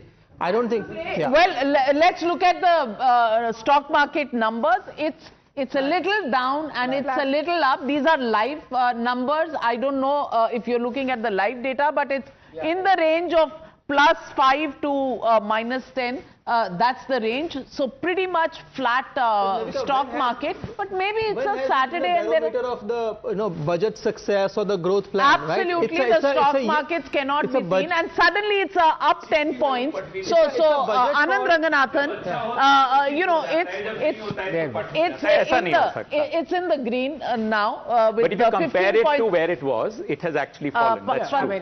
But anyway, the point is... Well, the point at the end of the day is it a budget that brings cheer? Well, public investment in capital has remained same. As Amitabh Kant said, 11.1 was the budget estimate. Actual expenditure was at 10 lakh crores. Now it's 11 lakh crores again this year. So it's a repeat. It's more than 11. It's in the region of 13. 11.1. No, 13. 11.11 was the budget estimate. And it's not got to that level, but another 11.2 lakh crores has been put aside for capital investment in the current year. So jobs, infrastructure, investments all that is on track. For farmers, for the poor, there is enough that has been rolled out. For the middle class, there is a bonanza. There is the recognition of the fact that the middle class, and it was clear in the voting patterns, the middle class had not come out in big cities, had not voted, and they were a little jaded. They have voted Modi back to power, but there was a little bit lesser support than the earlier two elections, and that has been recognized, and Modi has responded in equal measure, maybe more, to say, "Aap hamare dil mein hai," and the middle class today applauding that effort. Will that now result in higher consumption? Will that result in higher demand? Will that rev up the economy? Will we see a higher growth rate? These are issues that we will have to wait and watch out for. But for now, to begin to think that this budget actually solves every problems from 5,000 years BC till maybe 5,000 AD would be rather unfair. For the moment, what an annual budget can do, does this budget give you the vision and the roadmap for that? Many people today are saying yes, it does. Well, the naysayers will always be the naysayers. But are they people who people of India believe in? That question hangs out for you, the viewer, because you are the final judge. For now, we'll take a short break. Thank you very much, viewers, and thank you to our panelists. More news, more analysis comes up after this break. Don't go anywhere just yet.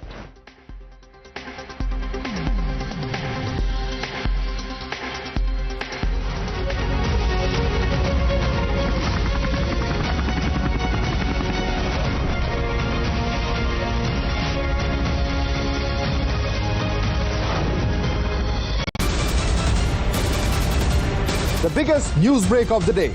Exclusive that set the primetime agenda. Bringing you stories that matter. News breaks that shake up the system. Join us for the biggest revelation on Blueprint Exclusive weekdays at 6 p.m. only on Times Now. She asks tough questions like no other journalist. आप भाग रहे हैं सवाल से. बड़ा simple सा straight forward सवाल है. Mr. D.K. Shiv Kumar, what next for you? When are you taking over as Chief Minister?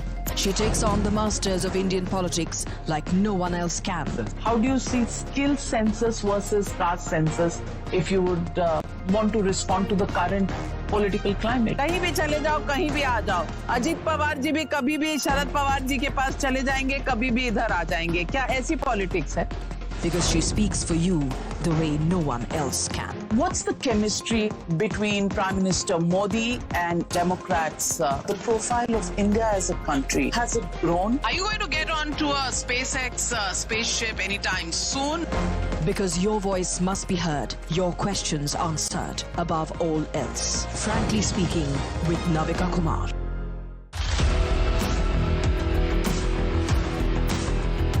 There's always that story that the nation wants to know. There are always questions that we want answers to. They can run, they can dodge, they can even ignore us. But we will repeatedly keep asking those questions and bring out the real facts. Because the nation will always want to know. Weekdays at 7 p.m.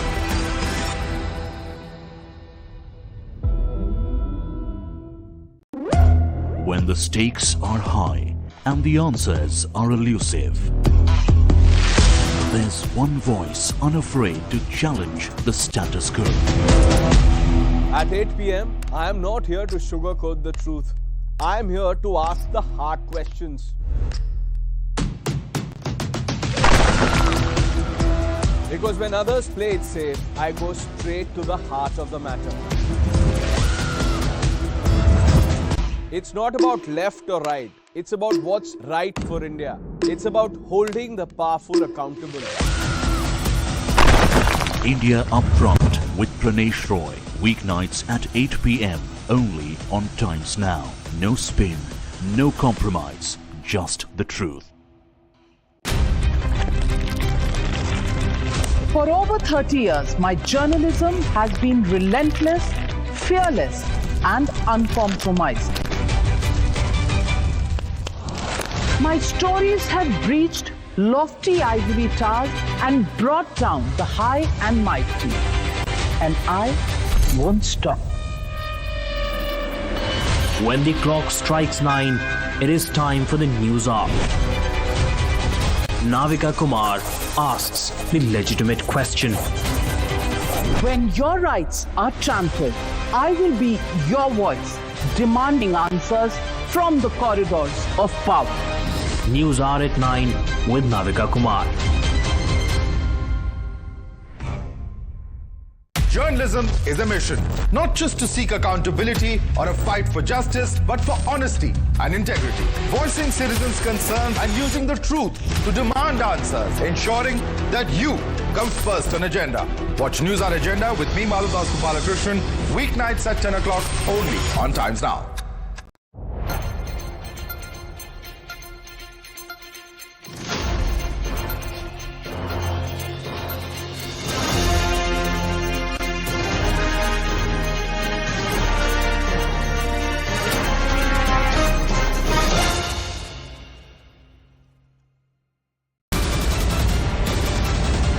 The biggest news break of the day. Exclusive that set the primetime agenda. Bringing you stories that matter. News breaks that shake up the system. Join us for the biggest revelation on Blueprint Explosive Exclusive weekdays at 6 p.m. only on Times Now.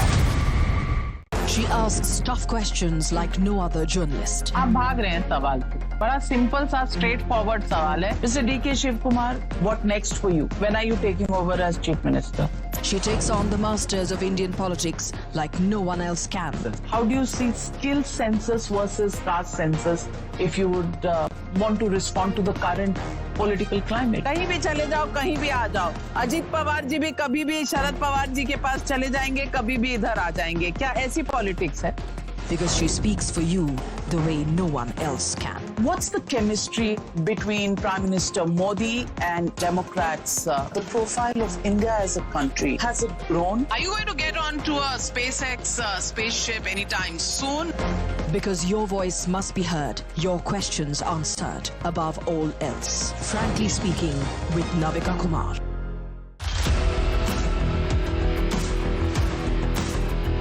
There's always that story that the nation wants to know. There are always questions that we want answers to. They can run, they can dodge, they can even ignore us. But we will repeatedly keep asking those questions and bring out the real facts. Because the nation will always want to know. Weekdays at 7 p.m.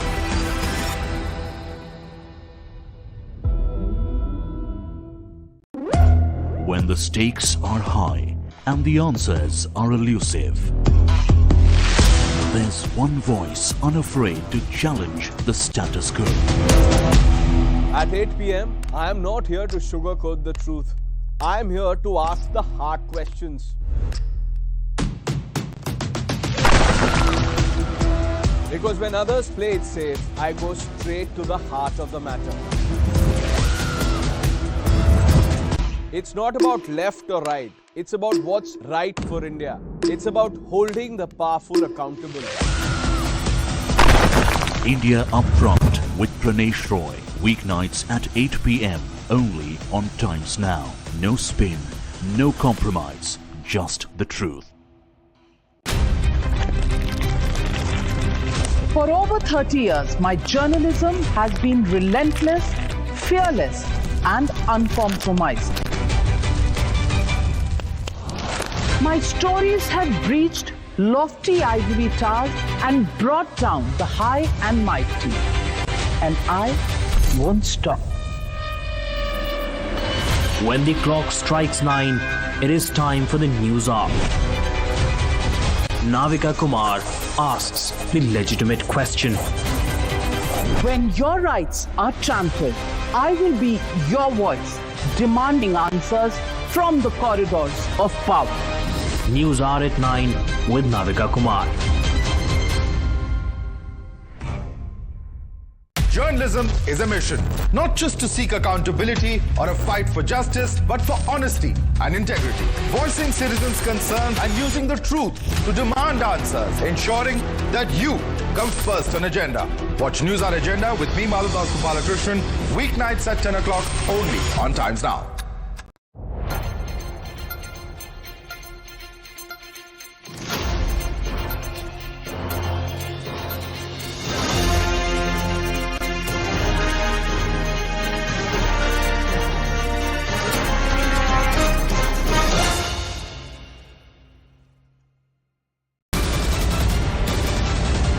The biggest news break of the day. Exclusive that set the primetime agenda. Bringing you stories that matter. News breaks that shake up the system. Join us for the biggest revelation on Blueprint Exclusive weekdays at 6 p.m. only on Times Now. She asks tough questions like no other journalist. आप भाग रहे हैं सवाल से। बड़ा simple सा straight forward सवाल है। Mr. D.K. Shiv Kumar, what next for you? When are you taking over? With Google Gemini.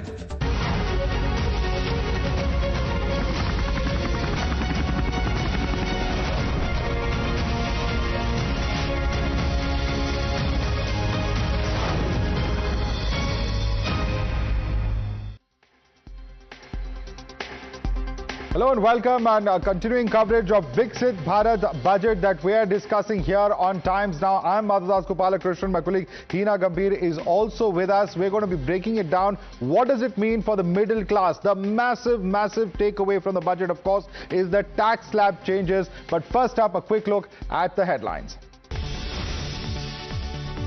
Finally, the prayers of middle class answered. Mega budget announcement. Taxpayers with salaries up to 12 lakh rupees won't have to pay tax under the new tax regime. It's a big push to strengthen the MSME sector. Credit guarantee cover for micro enterprises has been raised from 5 crore rupees to 10 crore rupees. Additional 1.5 lakh crore credit cover over the next 5 years. Big fillip to medical tourism. Finance Minister Nirmala Sitharaman announces the promotion of Heal in India initiative. Customs duty exemption on 36 cancer and other rare disease medications duty exemption. Bihar gets a big pie of Modi Sarkar's budget 2025. Makhana bought 2 greenfield airports to the canal project. The significant gifts for Bihar come months before the assembly elections.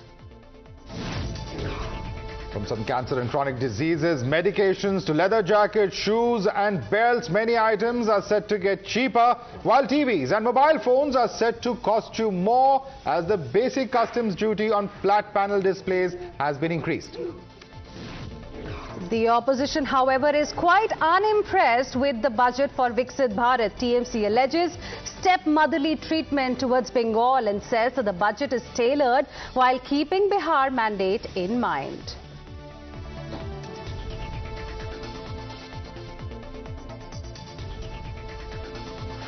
The biggest takeaway from this budget, any which way you look at it, is the major tax relief that has been announced for the middle class. The biggest since the year 2005. So if you earn up to 12 lakh rupees a year or approximately 1 lakh rupee per month, you will have to pay no tax.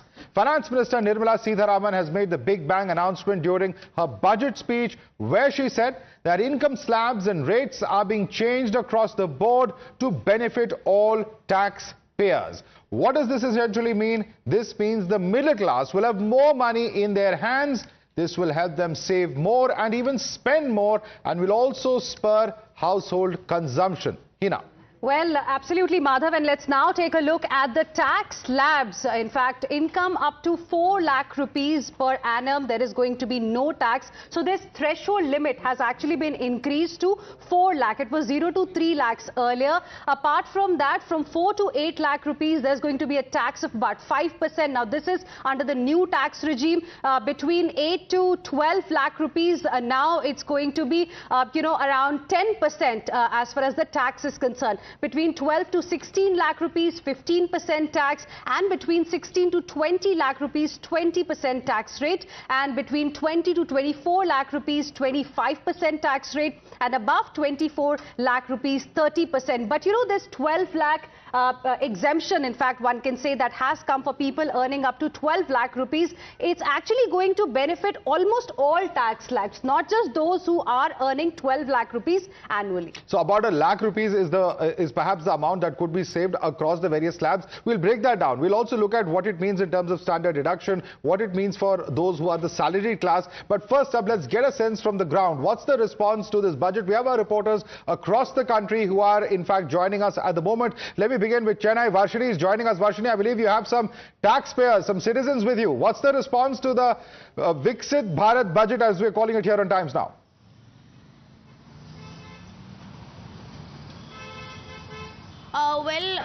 Madhav, if you see, this is something that people are extremely happy with. They are very welcoming at this point of time with the budgets. Let's try and get the exact emotion that people are feeling right now. Excuse me, sir.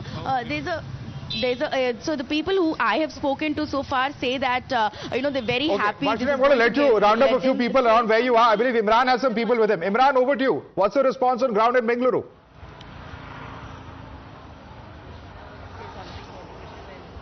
Well, absolutely, Madhav. It's been a fantastic budget, especially for the middle class, and we have two people here. If you are in Bangalore and if there's no techie in your bites, and it's a possibility, we have who's from IT industry, and she's a YouTuber. She runs a music YouTube channel there. So first, coming to you, 12 lakh rupees, no tax. What do you think about it?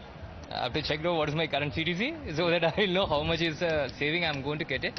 But definitely 12 lakh it's a good amount. Maybe okay, I must have crossed the bridge, but there are many people they are aspiring to get into the industry, and all the new people, whichever the industry they are. So I hope it will be beneficial for all of them. A lot of memes were there, a lot of criticism from the IT guys, especially on internet about finance minister before earlier. But now you are happy with the budget? I have to see that one the fine print because yes, definitely I'm happy on the very top level. But as I say that one only at the end how much exactly I'm going to get saved. So that is going to really give me whether I have to meme myself or I have to meme whomsoever it is. Details, fine prints, what you're saying. You run a YouTube channel, a successful YouTube channel about music. What do you think about the budget? What is your take on it? Yes, this should be a good breather for all of us. Right. So I have started this channel in 2020. So I'm yet to get this monetized. So I will not be able to give the after effect of this. But definitely it's a good move by the government. And thumbs up to the finance minister from Bangalore, both from the IT sector, people in the entrepreneur, for the finance for the budget, Madhav. Interesting, and in fact for gig workers also, Madhav, there was an announcement that came in. We'll talk about that in just a bit. Thank you, Imran, for that. But let's quickly now go across to Ritik as well, who's joining us live from Kolkata. Ritik, over to you. Tell us, what is it that the people of Kolkata have to say? At least the TMC is not very happy. They are calling it stepmotherly treatment. But what about the people from Kolkata? Well, what we are getting that, however, the political dispensation here in Kolkata, they are not quite happy. But we are currently bringing this live broadcast of from the busiest, gully of North Kolkata. We are currently at Kolkata's Hathi Bagan area. We have many Vadraloks over here.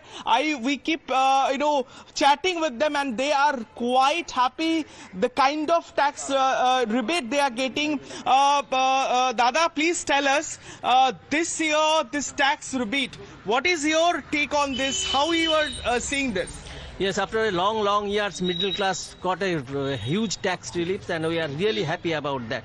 It was a long pending demand of our middle class section that we are not getting earlier.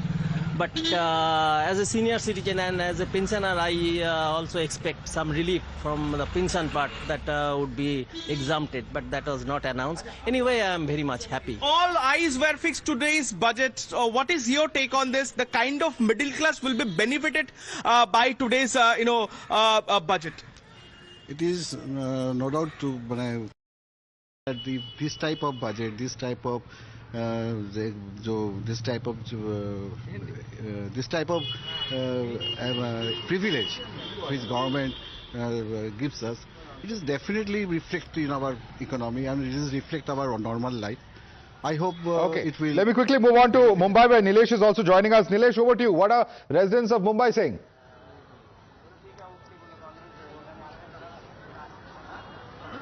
Well, yes, it was a historic budget presented by Nirmala Sitharaman, the 8th budget presented by her. We are reporting from BSC, the financial capital of our country. So we'll just cut across to the ladies here. Ma'am, what is your take on the budget? As a woman and from the middle class sector, it has been very good, and after a long time we have had so many benefits, especially for the salaried class. So we are hoping that this will be the budget in the years to come also, and because of this budget we have a lot of cash at disposal to run our household and for other purposes also. So we are very happy about it, and a great budget for us. A great budget. Ma'am, what is your take? Middle class for long have been waiting for tax exemption. Finally your demand has been met. Yeah, it's a great budget as a significant benefit for a middle class family. The increase in the limit of the exemption is 12 lakh. So it is a great budget for the middle class people to save their money and consume in other sectors. So it was a great budget by the PM and Nirmala Sitharaman, who has think about the middle class people and gave a great relief to them. Sir, your take on the budget? I am happy with the budget. This is a budget for salaried person, I will say. Especially lower middle and middle class people are benefited, and the benefit goes from few thousand to few lakhs. And my expectation was that there will be some relief in LTCG and STCG, as most of the people are coming for investment in stock market and mutual funds. So that expectation, I hope the finance minister will consider. Will soon be met. Yeah.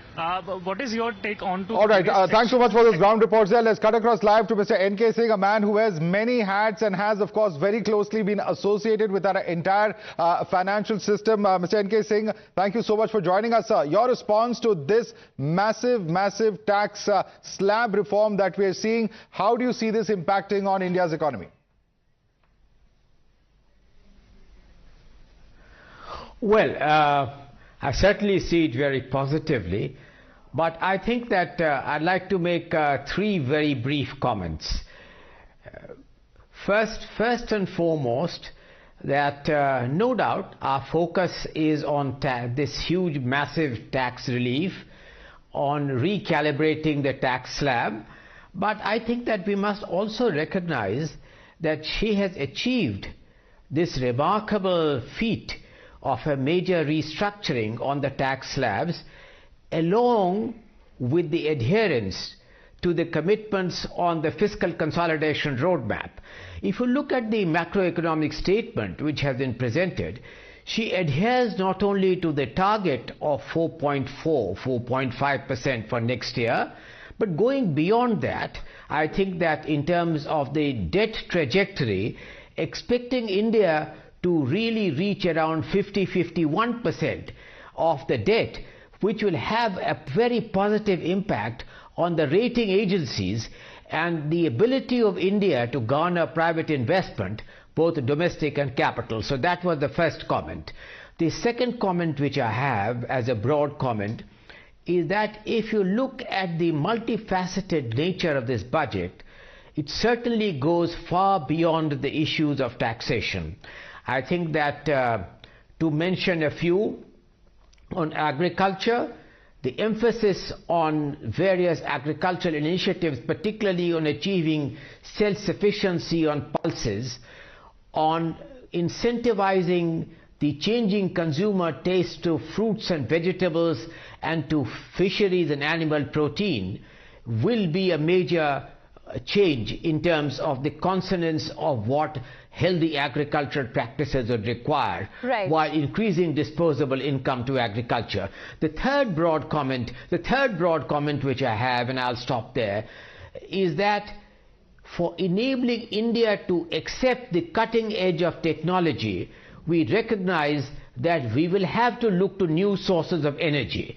So I think that the most important initiative in being able to catalyze nuclear power, in terms having modular nuclear power, this is a very, very major change in the law which is proposed to be brought about in making renewable power available and affordable, enabling India both to meet the requirements of the new technology and move quickly towards an era of renewable energy. Okay, interesting. Mr. Singh, just one more question before we let you go. Any one thing or one idea perhaps whose time had come, something that the finance minister could have announced in this budget, given the kind of economic situation we are in right now?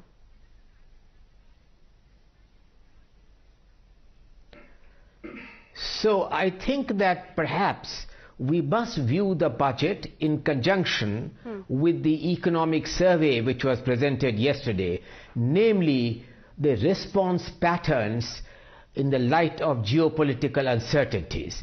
Namely, although it is impossible to predict the uncertainties, what should be India's policy response to the higher tariff increase and to other kinds of announcements being made by some important centers? What could have been the response pattern to mitigate and minimize the risk?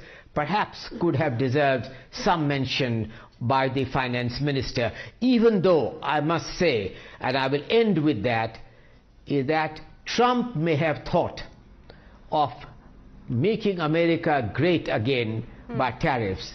Modi had thought of it earlier by the clarion call for Atmanirbhar Bharat in multiple ways. So in a certain sense, we had thought of this before Trump or the United States could. All right. Thank you so much, Mr. N.K. Singh, for joining us and sharing with us your views. Let me quickly open this out to our panelists who are joining us. Monica Hallan, let me bring you in as far as the entire issue of tax is concerned. Interesting that the tax slabs that are at 12 lakh, if you actually look at it, including the standard deduction, there will be absolutely no tax or zero tax until 12.75 lakhs, because there's also the standard deduction of 75,000 that will have to be included, particularly for the salaried class. And that's an overwhelming majority of those who pay taxes. Can you break that down for us, please? No, absolutely. Look, the increase in the slab is something which, because of the way inflation has been for the, it's an annual thing, these slabs hadn't really substantially changed. So I think the relief to every tax slab every part of that population who's paying taxes has been substantial. So, so somebody who's earning 12.75 lakh only and not a rupee more will pay no tax because of the standard deduction. And then somebody who's that earlier limit of 3 lakh is now at 4 lakh. So the slabs have also increased, and I think the tax saving is there for every income level. Right? So even somebody who's earning, say, 24 lakh, that tax saving is 1.1 lakh a year. It's, you know, these are substantial numbers. And the important thing for me is that it actually is putting reasonable purchasing power in the hands of a middle class family in India, while middle, even the upper middle and the rich. Right? So that spending power is going, and how they react to it. And the third thing is that there is something called animal spirits, even within the households. If you feel sad about what's happening to you, you see the cash transferred by every political party, you see your tax burden, you begin to feel sad about your life because you're the one caught in this net. This makes you feel a little happy, and when you're happy, you might go and spend. So whether it is split between savings and spending, the impact is positive on the overall economy, definitely. Okay, so it's going to be a bullish response. Hina, absolutely. And you know, it's going to cost the government, by the way, about 1,000 odd crore rupees. Correct. That's what they have mentioned in the budget document. I'm going to come to my other guests as well in the studio in just a bit. We have to quickly go across to Adil Shetty of bankbazaar.com, who's also live with us right now. Good afternoon, Mr. Shetty. Thank you for joining us here on Times Now. From the world of corporates, how will you rate this budget of Finance Minister Nirmala Sitharaman? The middle class definitely is giving it a thumbs up. What about the corporate sector? So I think on the MSME side, right, and that's obviously been very important because it creates jobs. It's 36% of India's manufacturing. There have been some significant benefits. So number one, the credit guarantee scheme, it used to be 5 crores for MSMEs. That's been doubled to 10 crores. And that is expected to increase you know, the credit delivery of about 1.5 lakh crores to MSMEs. So I think MSMEs are very happy about this point. This started during COVID. Now the credit guarantee limit is doubled, and getting 10 crores in total from 5 crores today is a big deal. As far as startups go, the first fund of funds was a 10,000 crore allocation from the government. The FM said 97,000 crores or 10x that has flowed to the startups via private sector putting in its share via the fund of funds. Now she said there is a second fund of funds with another 10,000 crores, and this again will be multiplied 10x with the private sector. So I think the startups are liking what they hear. There was obviously no cut in corporate tax rate. However, we also were happy to hear about the investment in digital public infra. So last budget speech, FM spoke about DigiLocker and improving DigiLocker.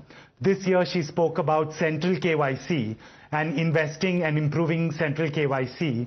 We want to see the same focus on digital infra that we've seen on physical infra. So that was also heartening to see from the innovation side.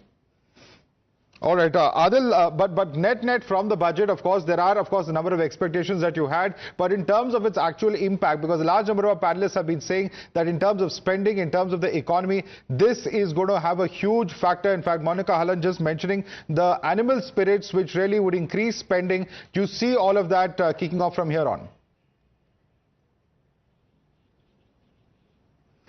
No, I do, right? Because, you know, when we were talking pre-budget, we said,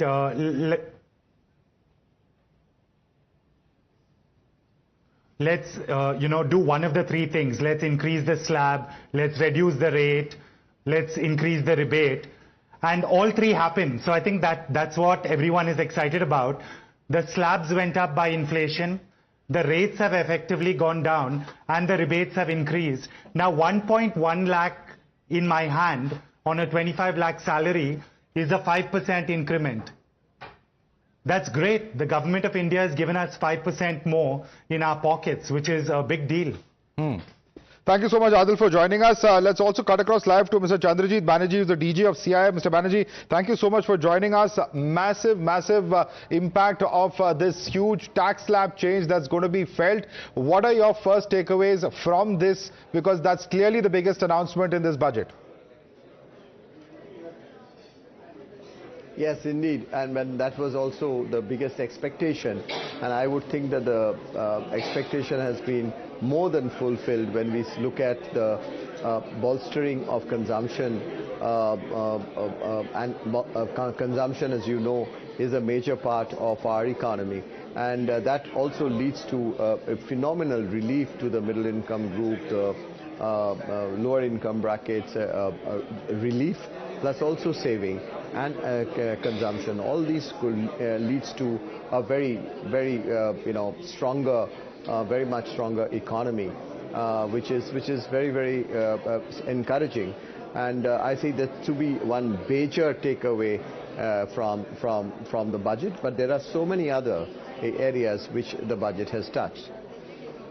Okay, interesting. Mr. Banerjee, like you started by saying expectations have been more than fulfilled. So I want to ask you, as the Eco Survey also suggested, that, when it comes to infrastructure development, which is very important for us to meet this goal of Viksit Bharat by 2047, the funding from the government side alone is not going to be enough. It needs support from the private sector. So with the announcements coming in today, especially this boost for the middle class as well, do you think the private sector will also begin losing its purse strings and will also start looking at expanding their capacities? Yes, of course. There are, of course, we've seen this with the rise in the consumption and consumption demand. Automatically, there would be private sector expansion. Private sector has started expanding with fresh investments, but this will really create a huge opportunity for them to also come in. Second, of course, government has done phenomenal heavy lifting on capex over the last few years, and we see today also capex going into the states being given this 50-year interest-free loan, and many ways that it has been being brought in. The involvement of the states itself is going to be critical, because one of the things that in the budget we heard was ranking of the states in terms of investment destinations. All of these promote a healthy competition and makes it easier for business to come in. The entire focus on ease of doing business and decriminalization, which is being continued and re-emphasized in the budget itself, makes it the private sector an environment conducive to greater investments. Well, that clearly should be music to the ears of the government, isn't it, Madhav? Absolutely. And in fact, thank you so much, Mr. Chandrajit Banerjee, for joining us. Let's go across now to Kiran Majumdar-Shaw, who's the chief of Biocon. Kiran Majumdar-Shaw, thank you so much for joining us. Ma'am, big announcement, of course, is the tax reform. Is it something that you were expecting? It's been a demand for quite some time now, but it's finally happened on ground. Your response to that? Yeah, I think, there are a lot of positives in the budget. One, of course, was the tax relief that the middle class has got. I think that was very, very welcome. I think I was very, taken with the announcement of the 20,000 crores budgetary allocation for innovation. And I'm keenly looking forward to seeing the details of how that money is going to be deployed, because I think the finance minister very correctly pointed out that, innovation has to be the path forward, where private sector has to basically invest more in innovation. So I really think that was welcome news.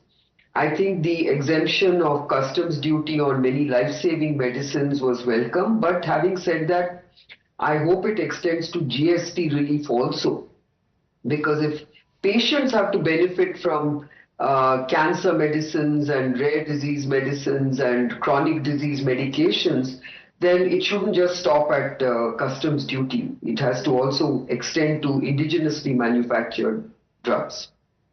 But overall, I think the budget was very reassuring, but I think we also have to look at the budget in context of the geopolitics and geoeconomics of our time.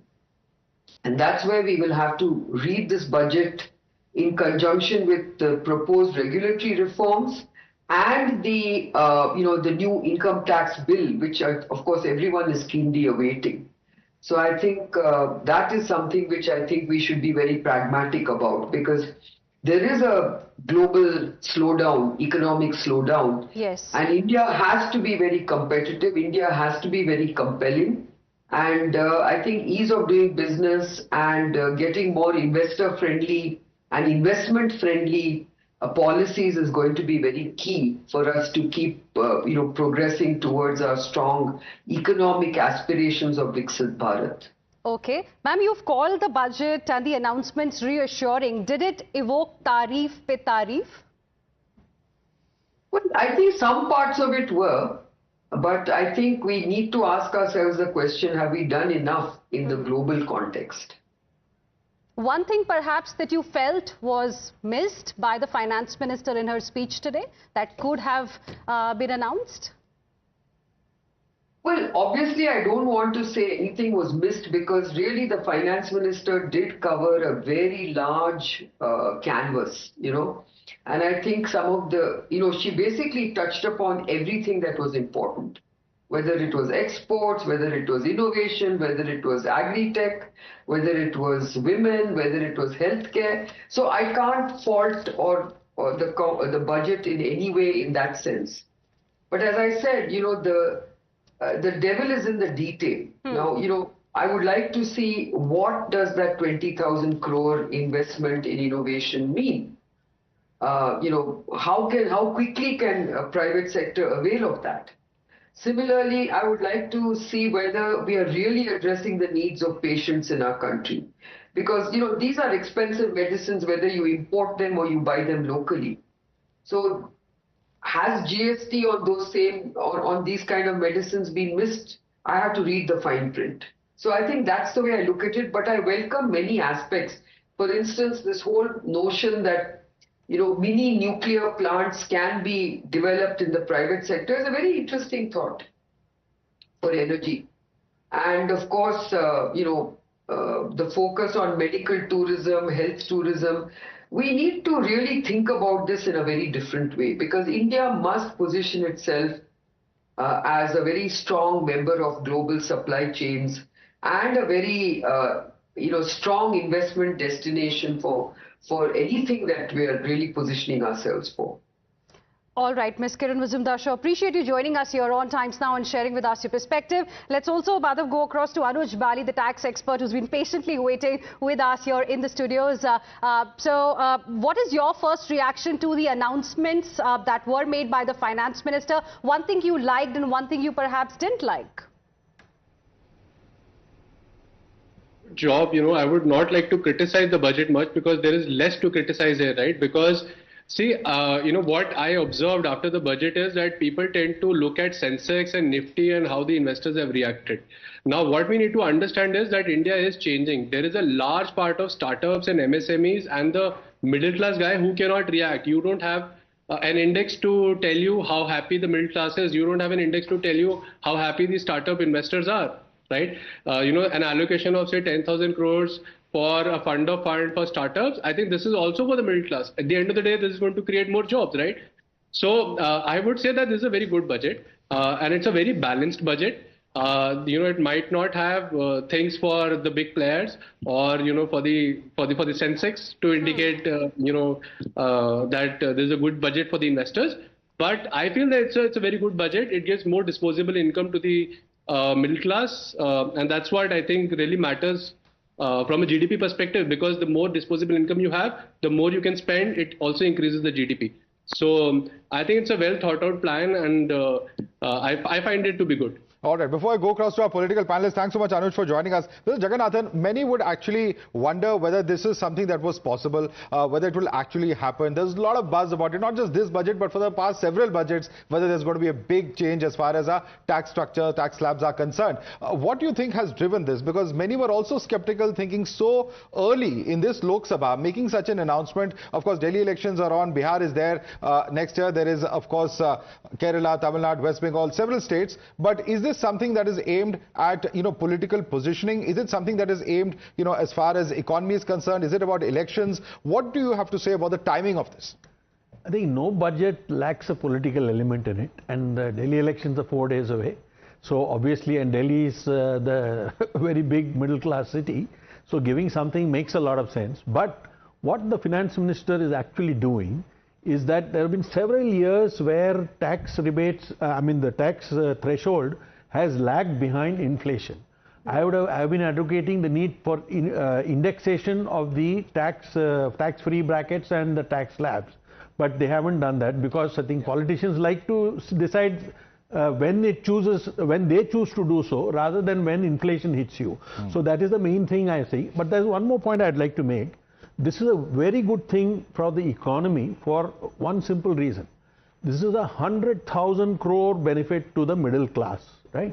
So what it means is, assuming if you are going to save 15 to 20% of your income from additional income, 80,000 crore is the stimulus in the economy, because the rest is going to be spent.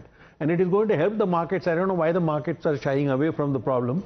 SIPs are going to increase. Do you think maybe they were expecting something about the capital gains tax? No, but they have not been hit at all. The capital gains is just as they wanted something down maybe. But in fact, even though the fiscal deficit target has been revised downwards, exactly. We are so they should be happy actually. Yeah. So anyway, I think on Monday probably they'll wake up. Today they are not sure what it is. All right, let me bring in Ajay Alok as well of the BJP. Thanks so much for joining us, Ajay Alok. What do you have to make of what Mr. Jagannathan is saying? He's saying that no budget can be taken away in terms of the political impact that it will have.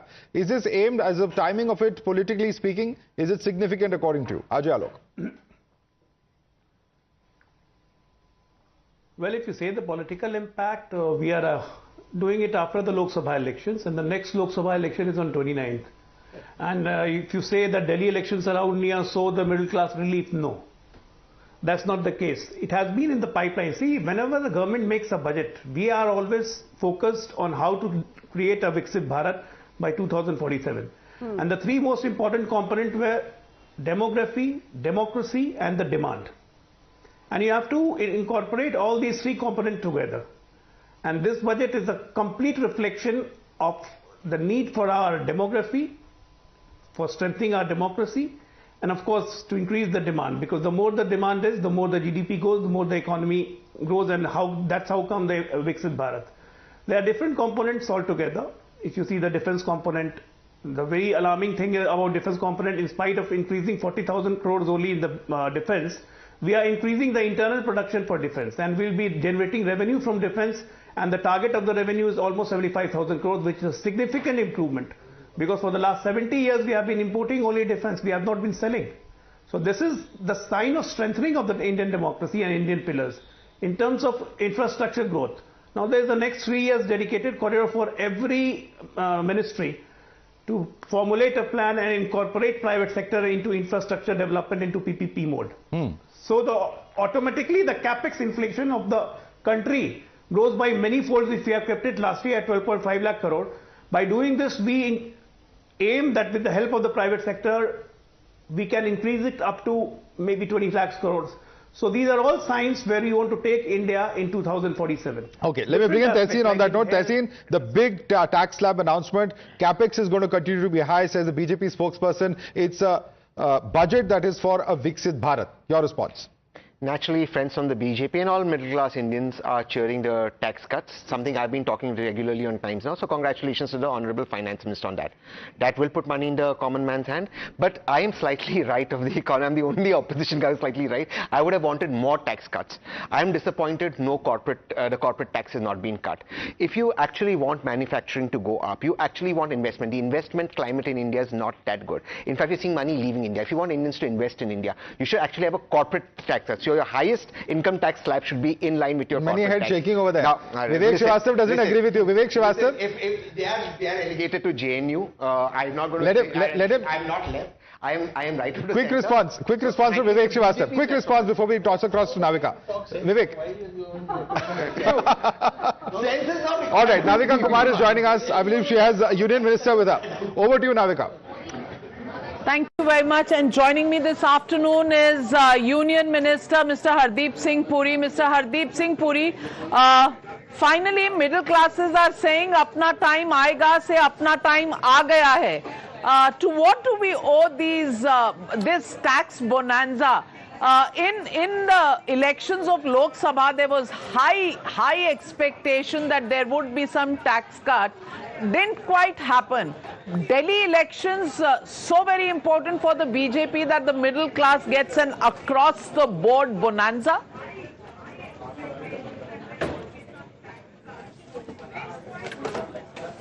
आप इसको दिल्ली के चुनाव के साथ क्यों link कर रही हैं? आप इसको देखिए ओवरऑल जर्नी में। जब मोदी जी ने दायित्व संभाला था 2014 में, उस समय जो एग्जेम्पशन थी 2.5 लाख थी।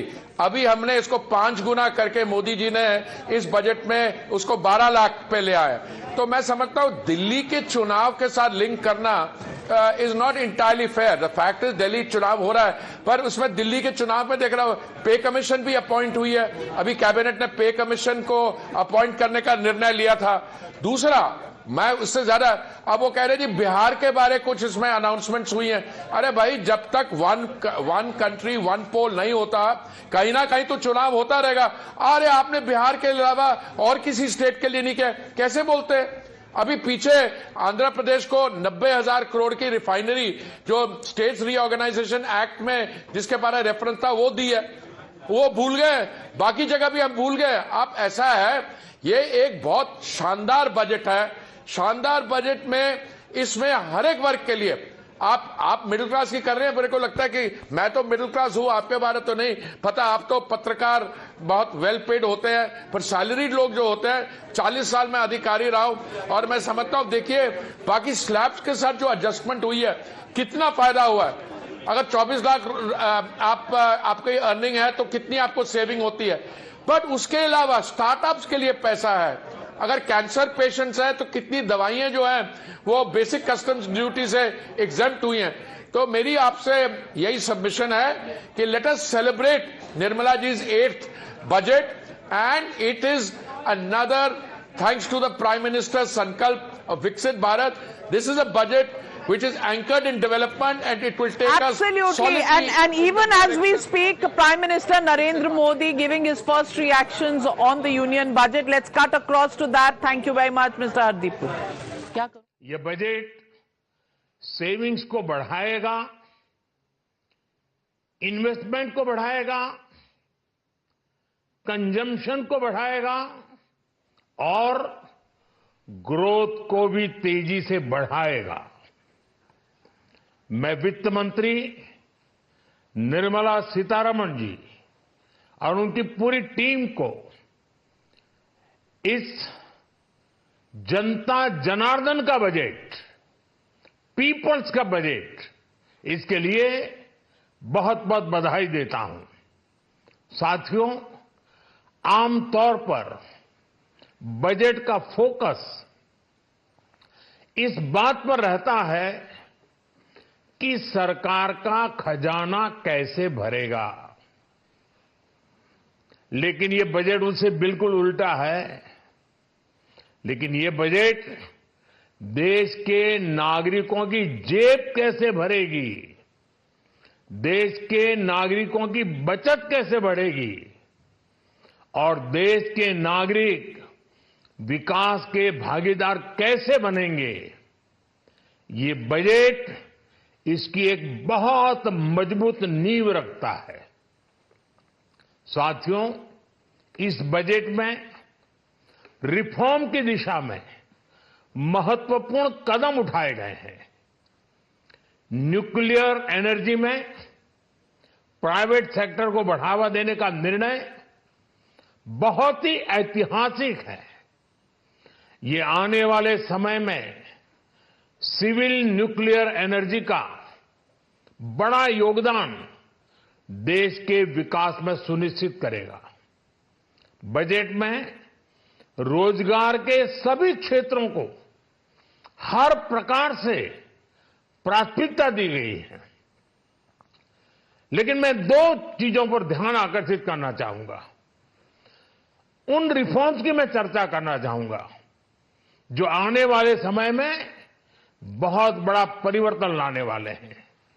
एक, इंफ्रास्ट्रक्चर स्टेटस देने के कारण भारत में बड़े शिप्स के निर्माण को बढ़ावा मिलेगा। आत्मनिर्भर भारत अभियान को गति मिलेगी। और हम सब जानते हैं कि शिप बिल्डिंग ये सर्वाधिक रोजगार देने वाला क्षेत्र है। उसी प्रकार से देश में टूरिज्म के लिए बहुत संभावना है। महत्वपूर्ण 50 टूरिस्ट डेस्टिनेशन, वहां पर जो होटल्स बनाएंगे, उस होटल को पहली बार इंफ्रास्ट्रक्चर के दायरे में लाकर टूरिज्म पर बहुत बल दिया है। इससे हॉस्पिटैलिटी सेक्टर को, जो रोजगार का बहुत बड़ा क्षेत्र है, और टूरिज्म जो रोजगार का सबसे बड़ा क्षेत्र है, एक प्रकार से चारों तरफ रोजगार के अवसर पैदा करने वाला एक क्षेत्र को ऊर्जा देने वाला काम करेगा। आज देश विकास भी विरासत भी इस मंत्र को लेकर चल रहा है। इस बजट में भी इसके लिए भी बहुत महत्वपूर्ण और ठोस कदम उठाए गए हैं। 1 करोड़ पांडुलिपियों के लिए संरक्षण के लिए, मैन्युस्क्रिप्ट के लिए ज्ञान भारतम मिशन लॉन्च किया गया है। साथ ही भारतीय ज्ञान परंपरा से प्रेरित एक नेशनल डिजिटल रिपोजिटरी बनाई जाएगी। यानी टेक्नोलॉजी का भरपूर उपयोग किया जाएगा और हमारा जो परंपरागत ज्ञान है उसमें से अमृत निचोड़ने का भी काम होगा। साथियों, बजट में किसानों के लिए जो घोषणा हुई है वो कृषि क्षेत्र और समूची ग्रामीण अर्थव्यवस्था में नई क्रांति का आधार बनेगी। पीएम धन धान्य कृषि योजना के तहत 100 जिलों में सिंचाई और इंफ्रास्ट्रक्चर का डेवलपमेंट होगा। किसान क्रेडिट कार्ड की लिमिट 5 लाख तक होने से उन्हें ज्यादा मदद मिलेगी। साथियों, अब इस बजट में 12 लाख रुपए तक की आय को टैक्स से मुक्त कर दिया गया है। सभी आय वर्ग के लोगों के लिए टैक्स में भी कमी की गई है। इसका बहुत बड़ा फायदा हमारे मिडिल क्लास को,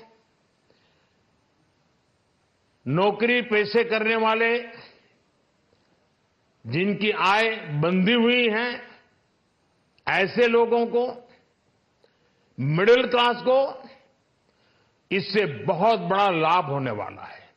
उसी प्रकार से जो नए नए प्रोफेशन में आए हैं, जिनको नए नए जॉब मिले हैं, इनकम टैक्स की ये मुक्ति उनके लिए एक बहुत बड़ा अवसर बन जाएगी।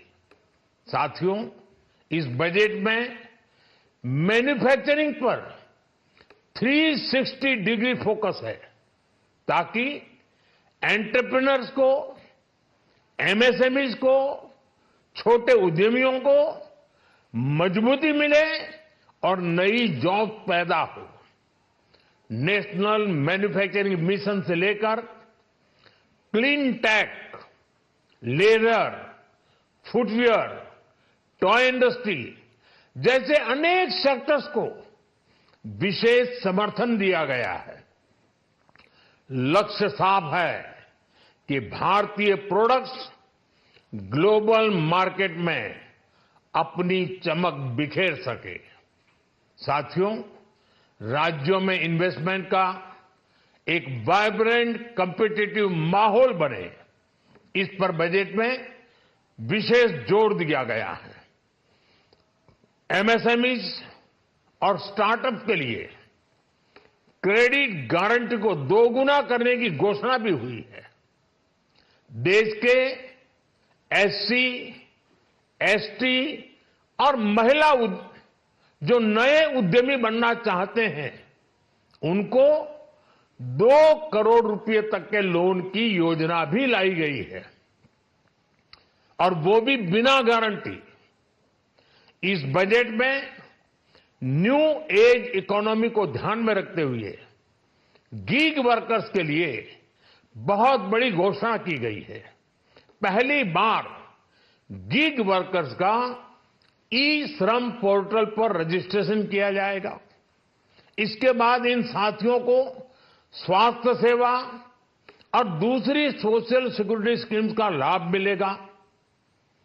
ये डिग्निटी ऑफ लेबर, इसके प्रति श्रम एव जयते के प्रति सरकार के कमिटमेंट को दर्शाता है। रेगुलेटरी रिफॉर्म से लेकर फाइनेंशियल रिफॉर्म्स, जन विश्वास 2.0 जैसे कदमों से मिनिमम गवर्नमेंट और ट्रस्ट बेस्ड गवर्नेंस के हमारे कमिटमेंट को और बल मिलेगा। साथियों, ये बजट न केवल देश की वर्तमान आवश्यकताओं को ध्यान में रखता है, बल्कि हमें भविष्य की तैयारी करने में भी मदद करता है। स्टार्टअप के लिए deep tech fund, geospatial mission और न्यूक्लियर एनर्जी मिशन ऐसे ही महत्वपूर्ण कदम है। मैं सभी देशवासियों को एक बार फिर इस ऐतिहासिक पीपल्स बजट की बधाई देता हूं, और फिर एक बार वित्त मंत्री जी को भी बहुत बहुत बधाई देता हूं। बहुत बहुत धन्यवाद।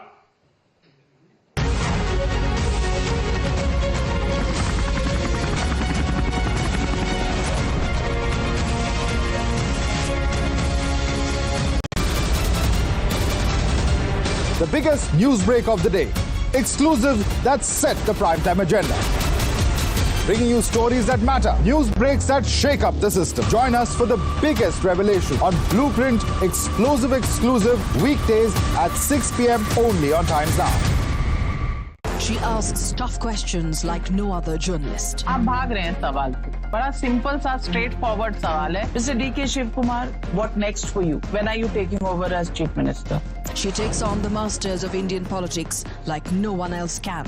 How do you see skill census versus caste census if you would want to respond to the current political climate? कहीं भी चले जाओ, कहीं भी आ जाओ। अजीत पवार जी भी कभी भी शरद पवार जी के पास चले जाएंगे, कभी भी इधर आ जाएंगे। क्या ऐसी पॉलिटिक्स है? Because she speaks for you the way no one else can. What's the chemistry between Prime Minister Modi and Democrats? The profile of India as a country, has it grown? Are you going to get onto a SpaceX spaceship anytime soon?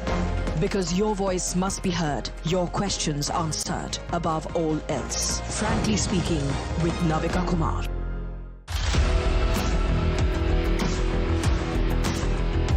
There's always that story that the nation wants to know. There are always questions that we want answers to. They can run, they can dodge, they can even ignore us. But we will repeatedly keep asking those questions and bring out the real facts.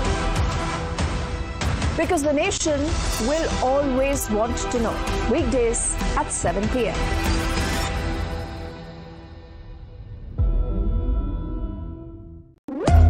When the stakes are high and the answers are elusive, there's one voice unafraid to challenge the status quo. At 8 p.m., I am not here to sugarcoat the truth. I am here to ask the hard questions. Because when others play it safe, I go straight to the heart of the matter. It's not about left or right. It's about what's right for India. It's about holding the powerful accountable. India Upfront with Pranesh Roy. Weeknights at 8 p.m. only on Times Now. No spin, no compromise, just the truth. For over 30 years, my journalism has been relentless, fearless, and uncompromised. My stories have breached lofty ivory towers and brought down the high and mighty. And I won't stop. When the clock strikes 9, it is time for the news hour. Navika Kumar asks the legitimate question. When your rights are trampled, I will be your voice, demanding answers from the corridors of power. News Hour at 9 with Navika Kumar. Journalism is a mission, not just to seek accountability or a fight for justice, but for honesty and integrity. Voicing citizens' concerns and using the truth to demand answers, ensuring that you come first on agenda. Watch News Hour Agenda with me, Madhav Balakrishnan, weeknights at 10 o'clock only on Times Now.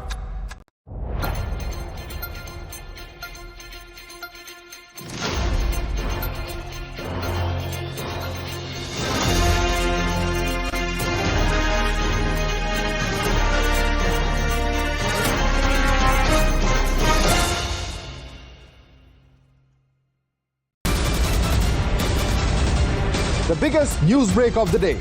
Exclusive that set the primetime agenda. Bringing you stories that matter. News breaks that shake up the system. Join us for the biggest revelation on Blueprint exclusive weekdays at 6 p.m. only on Times Now. She asks tough questions.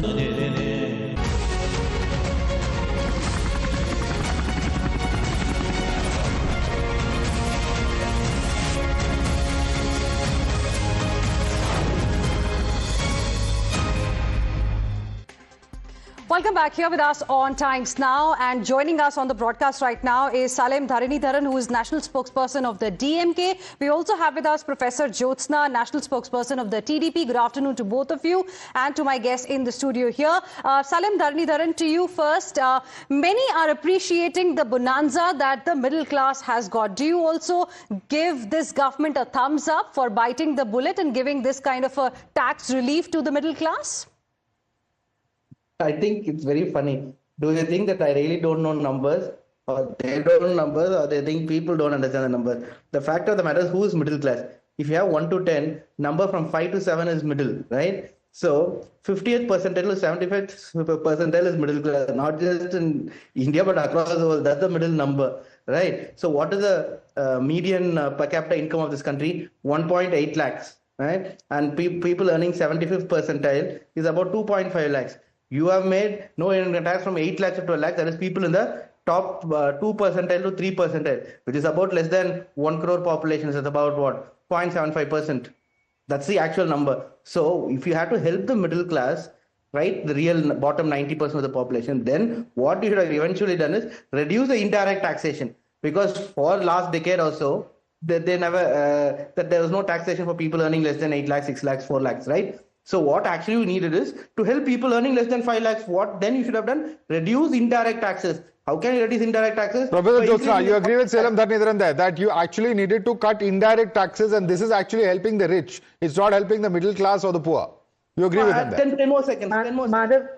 Madhav, I think I'm surprised because they have a problem if if the corporate tax is a cut. They have a problem with if the regular middle class man has has a smile on his face. They have a problem with everything. Anyways, I don't want to get into whether Mr. Salem is correct or somebody else is correct. That's his perception. But as per my perception and as per the perception of majority of Indians today, It is the people's budget, Madhav. I'll have to tell you, because it's just not about taxation. You have to see the amount of money that has been put, that's been, allocated, whether it's for health sector, whether it is for research, whether it is for education, whether it is for things that probably were not considered earlier, I would say.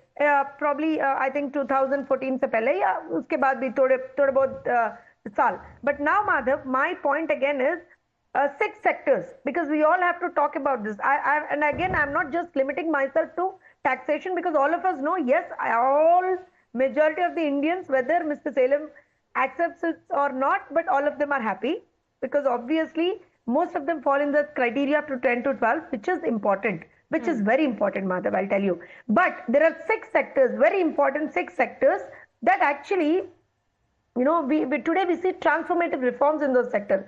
We call it alternative energy, the power, the mining, the urban development, the financial sector, regulatory reforms, again, one of which is taxation. Okay, So and let me bring in Salem. Ultimately, the point is this, that, you're ignoring the fact that this is going to be a huge amount of disposable income that, whoever is earning that money, the salaried class in particular, can choose to spend, can choose to invest. That just puts more money, not just in their pockets, but also in terms of the spending increase. And that's going to spur a huge demand within the economy itself. Why are you discounting that? No, Madhav, I am someone who strongly believes in putting money in hands of the poor and the middle class and majority of the population. But the point is, the definition of who is middle class is the problem here, because this tax cut is only going to benefit less than 1% of the Indian population. That is the problem here. If you actually want to help and increase the consumption of the economy, then you should have increased the taxation. Tehseen, you agree with that? It's going to help a very small section. It's not the middle class. It's actually the upper middle class and rich is what he seems to suggest. No, it'll help the salaried class. In fact, if anything, it'll help the salaried class to create investment. This has to be seen in perspective with other schemes that have been put in.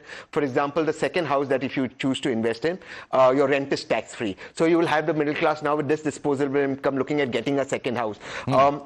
In particular, what I'm disappointed with, and I do agree with Mr. Salem on one thing, which now you have to push. If you want comprehensive investment in India, which is all our aim, then you have to have GST reforms right away. But for that you have GST Council. Yeah, but BJP has a major weightage in that, so you have to have that. GST should be only 2 Sumit, quick response from Sumit on that as well, because you're a tax expert. Do you agree with what Tehseen said? I will spare the GST thought, because that sounds more politically rhetoric. But just coming back on the middle class, I think the benefit is aimed at different sections of the society. One is a gig economy worker who are earning, let's say, from 30,000 rupees to going all the way to 1 lakh rupees a month. That, and in fact, just few minutes ago, Prime Minister Modi also said that that's also the target section of the beneficiary, right? The second is look at the salaried class people, right? This provision, this change is going to put a lot more money in the hands of the young professional entering the job market. Yes. And that's where the consumption demand will get created. All right. We'll leave it there. The property change that has happened, that is also a significant change. If you come to think of it, okay, the moment you allow the 2 house properties to be tax exempt, it's giving a lot more disposable income. All right. Sumit Singhania, Tehseen Poonawala, Mr. R. Jagannathan, as well as Professor Jyotsna and Salem Dharnidharan. I'd like to thank all of you for joining us and breaking this down for our viewers. We're going to continue with our coverage of the Viksit Bharat budget, as we're calling it here on Times Now. For the woman from Hina and me, it's a wrap.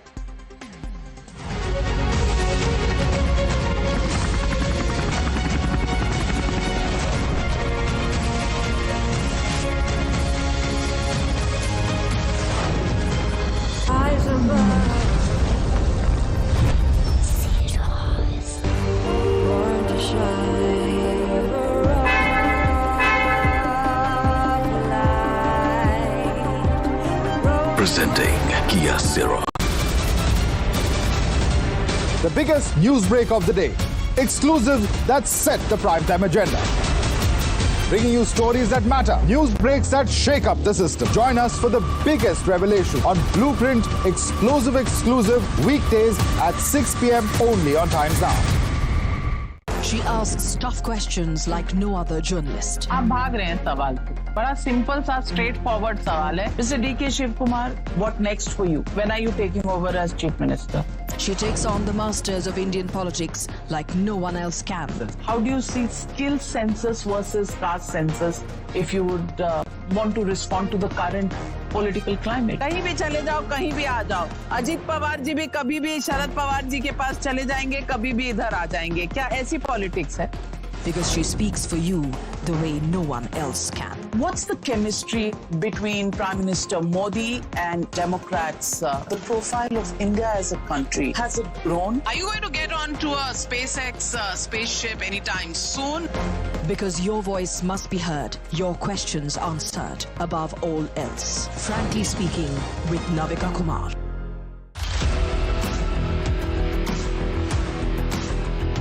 There's always that story that the nation wants to know.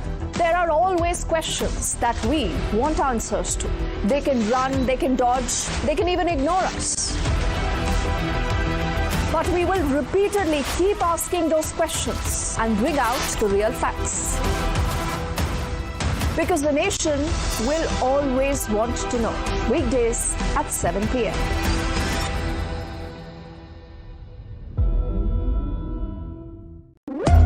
When the stakes are high and the answers are elusive, there's one voice unafraid to challenge the status quo. At 8 p.m., I am not here to sugarcoat the truth. I am here to ask the hard questions. Because when others play it safe, I go straight to the heart of the matter. It's not about left or right. It's about what's right for India. It's about holding the powerful accountable. India Upfront with Pranesh Roy. Weeknights at 8 p.m. only on Times Now. No spin, no compromise, just the truth. For over 30 years, my journalism has been relentless, fearless, and uncompromising. My stories have breached lofty ivory towers and brought down the high and mighty. And I won't stop. When the clock strikes 9, it is time for the news hour.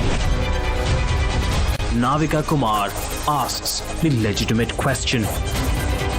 When your rights are trampled, I will be your voice, demanding answers from the corridors of power. News Hour at 9 with Navika Kumar. Journalism is a mission, not just to seek accountability or a fight for justice, but for honesty and integrity. Voicing citizens' concerns and using the truth to demand answers, ensuring that you come first on agenda. Watch News Hour Agenda with me, Madhav Balakrishnan, weeknights at 10 o'clock only on Times Now.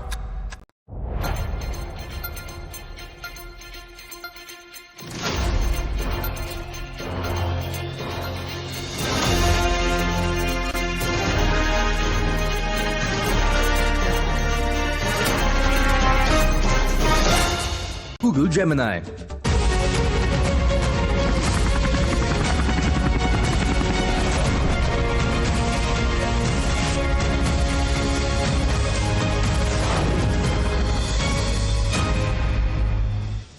I am now happy to announce that there will be no income tax payable up to income of 12 lakh rupees.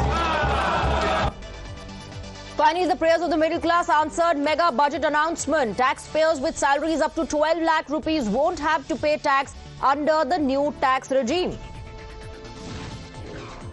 Big push to strengthen the MSME sector. Credit guarantee cover for micro enterprises raised from 5 crore rupees to 10 crore.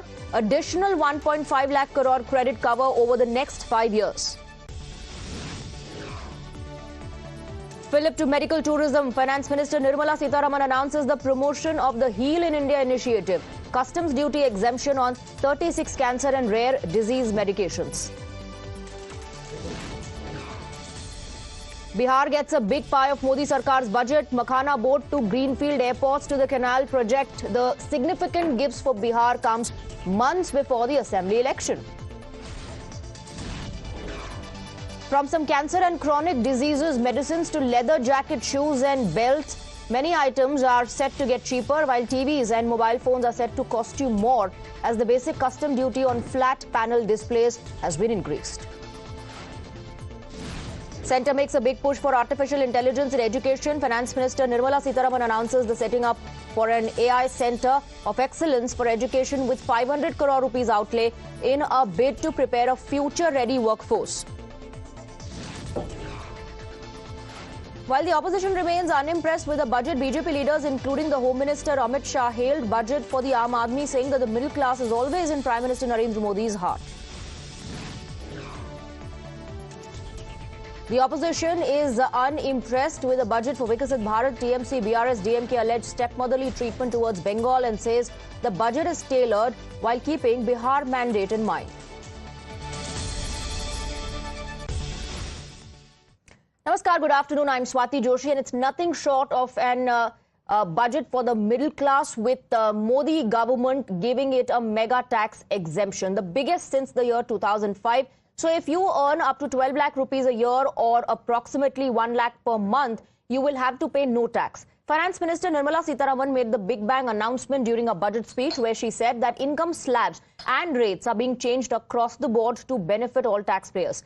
So what does this essentially mean? Now, this means that the middle class will have more money in their hands. This will help them save more and spend more, and will also spur household consumption, which has been, in fact, the focus of the government. So the biggest talking point of the Modi government's first full budget after 2024 general elections is that a nil tax slab will apply for those with annual income up to 12 lakh rupees, which will help one save up to 80,000 a year. Prime Minister Modi, in his post-budget address, hailed this. He called this a major relaxation primarily for the middle class and called it people's budget. Listen in. जनता जनार्दन का budget, peoples का budget, इसके लिए बहुत बहुत बधाई देता हूं। साथियों, आमतौर पर बजट का फोकस इस बात पर रहता है कि सरकार का खजाना कैसे भरेगा, लेकिन ये बजट उससे बिल्कुल उल्टा है। लेकिन ये बजट देश के नागरिकों की जेब कैसे भरेगी, देश के नागरिकों की बचत कैसे बढ़ेगी और देश के नागरिक विकास के भागीदार कैसे बनेंगे, ये बजट इसकी एक बहुत मजबूत नींव रखता है। Let's take a look at the current versus previous tax slab. Income up to 4 lakh rupees, it's going to be nil as far as the income tax is concerned. Between rupees 4 lakh and 8 lakh, 5%. Between rupees 8 and 12 lakh, 10%. Between rupees 12 and 16, it's going to be 15%. And between 16 to 20 lakh, it's going to be 20%. For those who earn between 20 to 24 lakhs, the income tax that they'll have to pay is going to be 25%. And for all of those who earn above 24 lakh rupees, they'll fall in the 30% tax slab. Why does the middle class matter? Because as per data from 2020-2021, the middle class made 31% of the total population. Reports suggest that the size of India's middle class will nearly double to 61% of its total population by 2047. It's also important to note that Delhi, which goes to polls in less than 5 days from now, as per reports, has 45% middle-class population. So all in all, this is a pro-people and pragmatic budget ahead of polls. Here's what the finance minister said while announcing the overhaul in the tax slabs for middle class. We have periodically reduced the tax burden. Right after 2014, the nil tax slab was raised to 2.5 lakhs of rupees, which was further raised to 5 lakh rupees in 2019 and to 7 lakh rupees in 2023. This is reflective of our government's trust on the middle class taxpayers. I am now happy to announce that there will be no income tax payable up to income of 12 lakh rupees.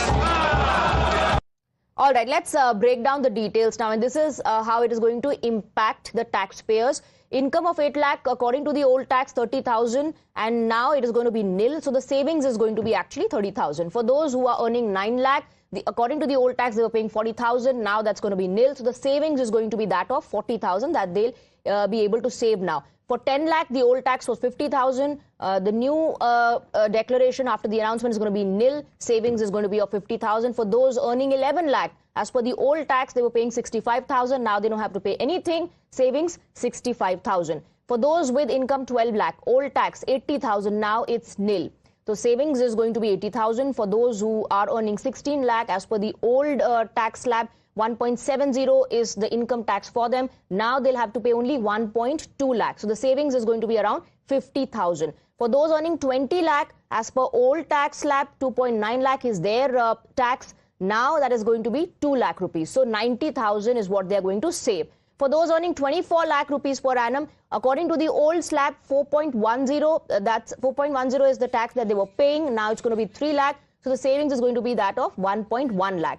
And for those who are earning 50 lakh per annum, as per the old tax slab, 11.9 is what they paid in terms of tax. Now that has been reduced to 10.8. So the savings is that again of 1.1 lakh. The tax-paying Janata is ecstatic. For years, they have been waiting with bated breath for this kind of a relief. Even some leaders of the opposition who earlier accused the Modi government of crushing people under the tyranny of tax terrorism are forced to admit that this is a welcome step for the Aam Aadmi.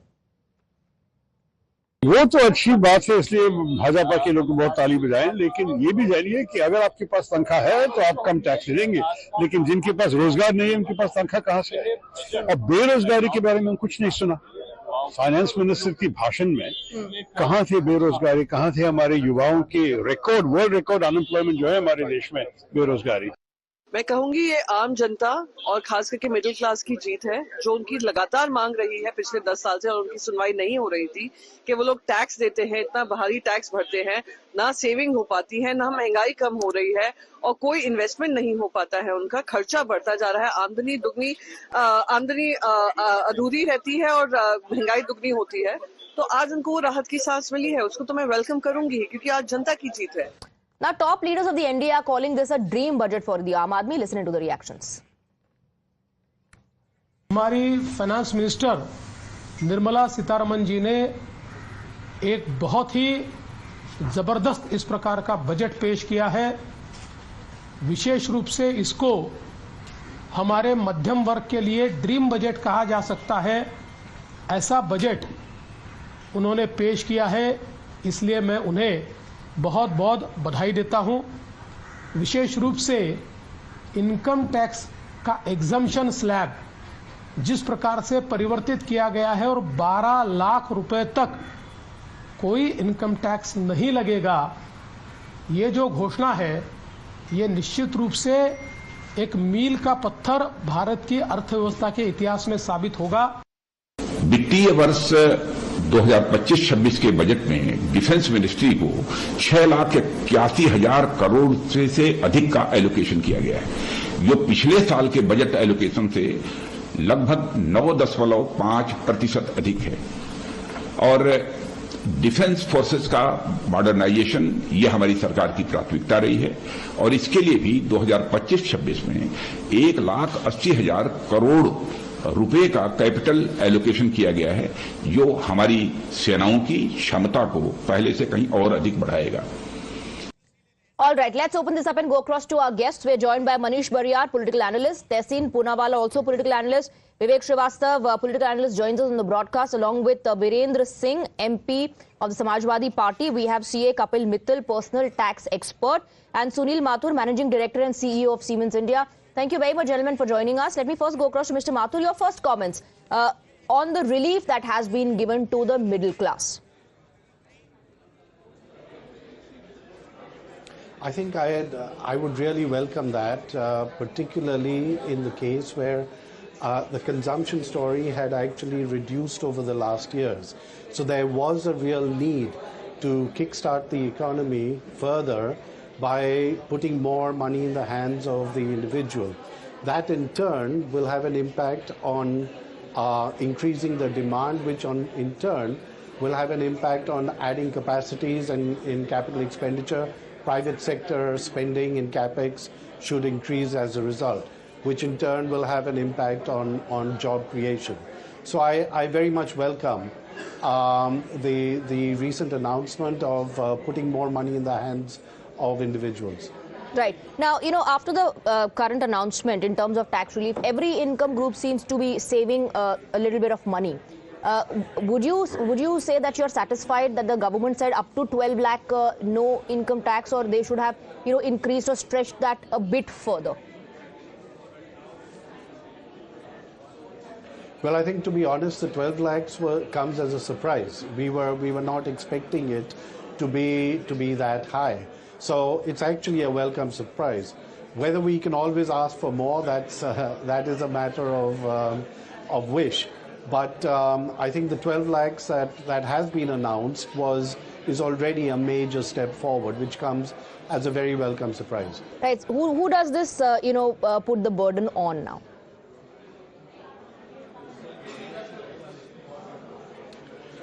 Well, I think the impact of all this, as the finance minister mentioned, is there is 1 lakh crore rupees that the government is foregone over here, and the balance has to be done in the books over there. But I think overall, if you look at it from the perspective that the government has had a very difficult equation to manage, global geopolitics and geoeconomics are having an impact, but India has been remarkably insulated to a large extent from that. There is a very clear-cut intent towards a Viksit Bharat. And finally, there is an intent to speeden up that pathway towards Viksit Bharat. I think there is always a give and take that one has to give when you are, or one has to take into account when you are balancing the books. It's not an easy discussion, but overall, with the capex spending, which I would have liked to be a little bit more, on the one hand, that leads to a demand-led spending.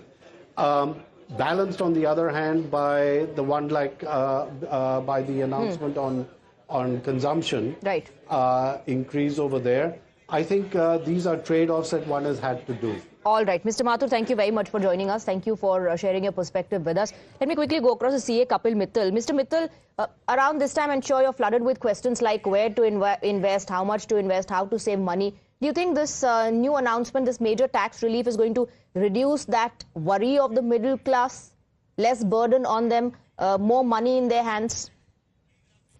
Swati, what we have already come to know from this budget, that middle class will have a good amount of money with them in terms of tax saving now. So what we are seeing from last few months or from few years also, that now India youth want to invest in mutual fund, want to invest in share market and all. So once they will get this good amount of money, they can surely proceed with going with those investment. But before that, we also need to understand that whatever changes they have made to provide income in the hand of middle class, or you can say an upper middle class, including giving this benefit to them, definitely there must be some charges which is going to be increased, or maybe there we will see some other taxes which they have cleared, that there are certain custom duty which is going to be increased. Apart from this, there are, because whenever an individual gets some income in their hand, they are going to spend it. Whenever they are going to spend it, they have to pay some indirect taxes in the form of GST. And those will go in the kitty of government only. But with respect to this, that they have not made any change with respect to old tax regime, which shows somewhere government has in their back of their mind that they want to abolish the old tax regime, which is more or less clear. Currently, last year, around 72% of the return was filed under the new tax regime. After this change, we presume, that there must be more than 95% return will going to file under the new tax regime. So you're saying more people will now choose the new tax regime given the benefits. And All right. There was very less chances that they will go and invest under the LIC and other. So slowly you're saying perhaps the old tax regime on its own is going to be abolished. Stay on with us, sir. We have Harsha Vardhan Agarwal, President FICCI and Vice Chairman and Managing Director of Imami Limited joining us. Thank you very much, Mr. Agarwal. Would you say big thumbs up from the Aam Aadmi as well to the government after this announcement, massive tax relief? Absolutely, I think it has been a welcoming budget. We all were expecting, and we had recommended to the government, to the FM, that for increasing the consumption, we need to leave more money in the hand of the middle class, and for that, if there can be some relief in the income tax. But I think, we were not expecting something like this, and it's a really big bang step that they have taken. You can imagine 1 lakh crore kind of amount coming in the hand of middle class. Certainly, that's a big thing, and a big thumbs up, for consumption. Whatever money they save ultimately will be invested or, will be spent on consumption. So the money comes back into the system. Would you say this is a budget that is leaning more towards being a populist budget, or given the other measures that have been taken, it's a pragmatic budget still? I think this is a budget, which takes care of the need of the hour. The need of the hour was, that we need to look at how do we increase the GDP growth, right? So from that perspective, for that, how do we grow the consumption? And that is what they have done. It's an all-inclusive budget from the perspective of a lot of things has been done, for the farmers, for the agriculture, so which will certainly help the rural economy. A lot of things, again, for employment, especially the industries which are more labor-oriented. The government is focusing on that, especially the toys, the leather, the footwear industries, right, which is very labor-intensive. Right. So overall, it is a well-balanced budget, I would say, which is pro-industry and also well-balanced budget, pro-poor and middle class. Pro-poor and pro-industry as well. Thank you very much, Mr. Agarwal, for joining us on the broadcast. We're taking a very short break, but on the other side, we will bring in our political analyst, because the opposition, many in the opposition are not impressed with the relief given to the middle class.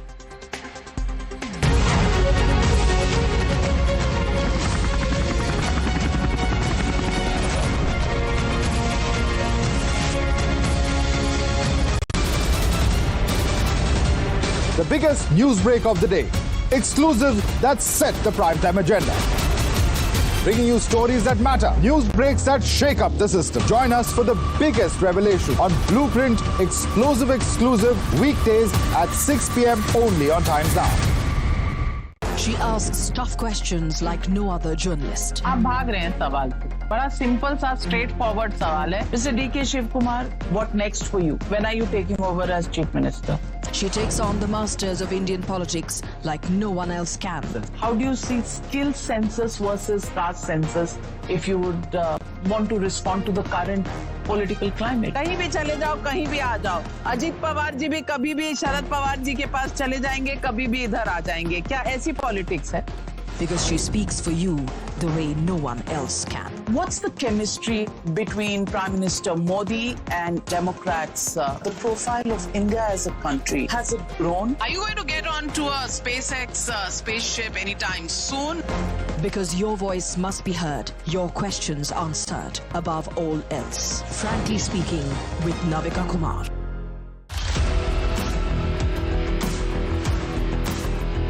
There's always that story that the nation wants to know.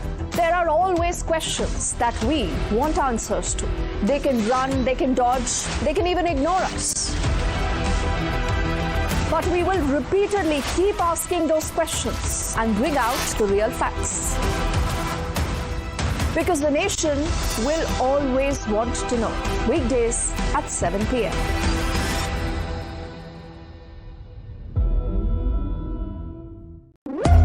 When the stakes are high and the answers are elusive, there's one voice unafraid to challenge the status quo. At 8 p.m., I am not here to sugarcoat the truth. I am here to ask the hard questions. Because when others play it safe, I go straight to the heart of the matter. It's not about left or right. It's about what's right for India. It's about holding the powerful accountable. India Upfront with Pranesh Roy. Weeknights at 8 p.m. only on Times Now. No spin, no compromise, just the truth. For over 30 years, my journalism has been relentless, fearless, and uncompromised. My stories have breached lofty ivory towers and brought down the high and mighty. And I won't stop. When the clock strikes 9, it is time for the news hour. Navika Kumar asks the legitimate question. When your rights are trampled, I will be your voice, demanding answers from the corridors of power. News hour at 9 with Navika Kumar. Journalism is a mission, not just to seek accountability or a fight for justice, but for honesty and integrity. Voicing citizens' concerns and using the truth to demand answers, ensuring that you come first on agenda. Watch News Hour Agenda with me, Maludas Gopalakrishnan, weeknights at 10 o'clock only on Times Now.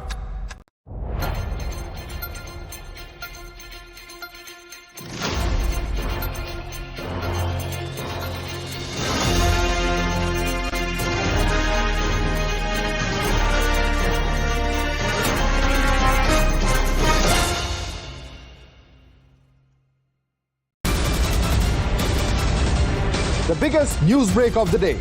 Exclusive that set the primetime agenda.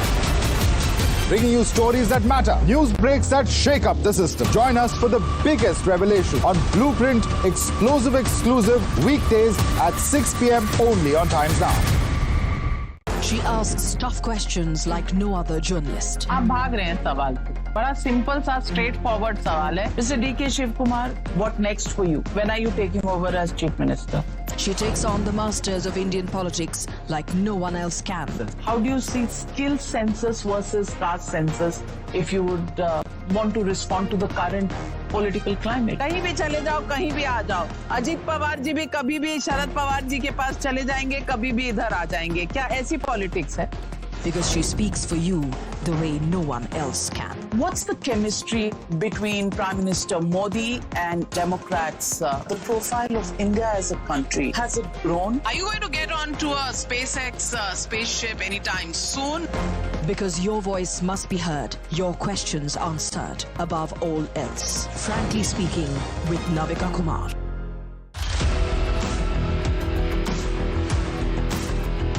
There's always that story.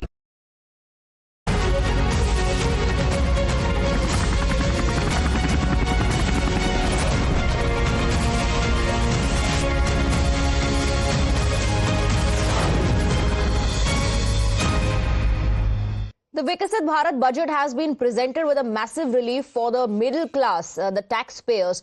Now, we are also joined by L. Hanumanthaiah. He's a former MP of the Congress party, along with our other guests who continue to be with us. Tehseen Poonawalla, your view. Do you think this is a great budget for the middle class? At the onset, I would like to congratulate the Honorable Finance Minister for the tax relief and recalibrating the tax slabs. To that extent, I do believe this was one needed. I've been leading this fight on social media, etc., that tax terrorism needs to end. So to that extent, I think it's good.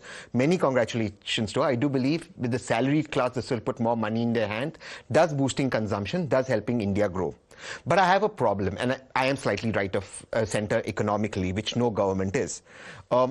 I still wanted even simpler tax slabs. Number two, if you really want investment to come in India, your corporate tax, which is 22%, must be, and your highest tax slab, which is 30%, must be in level. So get your corporate tax down to 20%. Your highest tax slab, income tax, personal tax, should be, direct tax should be 20%. It should be equal, and get more people in the tax net.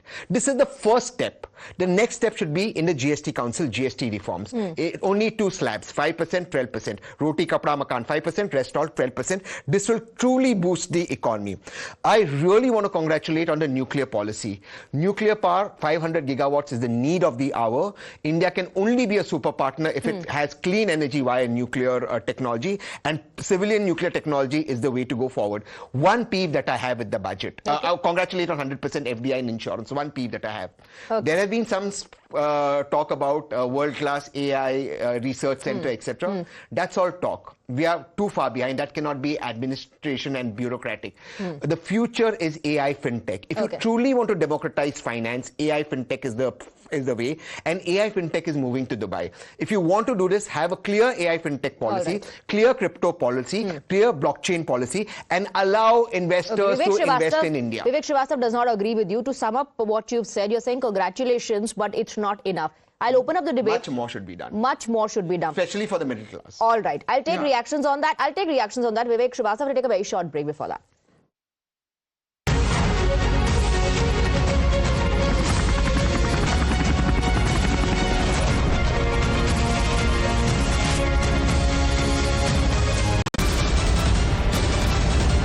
The biggest news break of the day.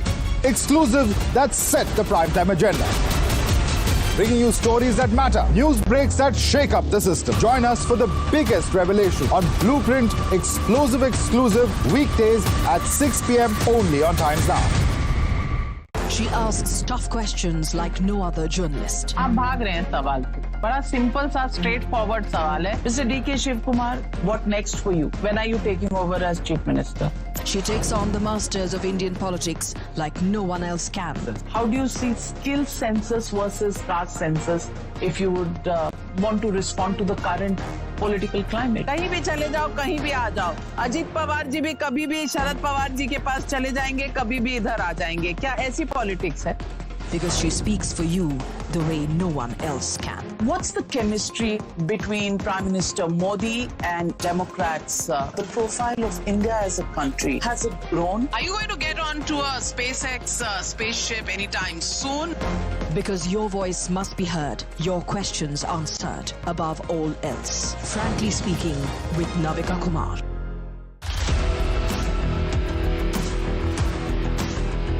There's always that story that the nation wants to know. There are always questions that we want answers to. They can run, they can dodge, they can even ignore us. But we will repeatedly keep asking those questions and bring out the real facts. Because the nation will always want to know. Weekdays at 7 p.m.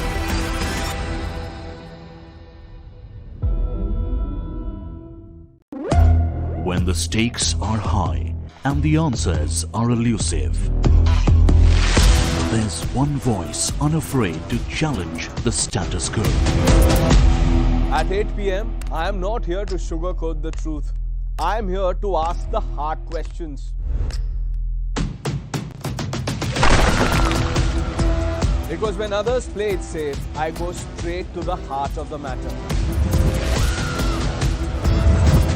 It's not about left or right. It's about what's right for India. It's about holding the powerful accountable. India Upfront with Pranesh Roy. Weeknights at 8 p.m. only on Times Now. No spin, no compromise, just the truth. For over 30 years, my journalism has been relentless, fearless, and uncompromised. My stories have breached lofty ivory towers and brought down the high and mighty. And I won't stop. When the clock strikes 9, it is time for the news hour. Navika Kumar asks the legitimate question. When your rights are trampled, I will be your voice, demanding answers from the corridors of power. News Hour at 9 with Navika Kumar. Journalism is a mission, not just to seek accountability or a fight for justice, but for honesty and integrity. Voicing citizens' concerns and using the truth to demand answers, ensuring that you come first on agenda. Watch News Hour Agenda with me, Maludas Gopalakrishnan, weeknights at 10 o'clock only on Times Now.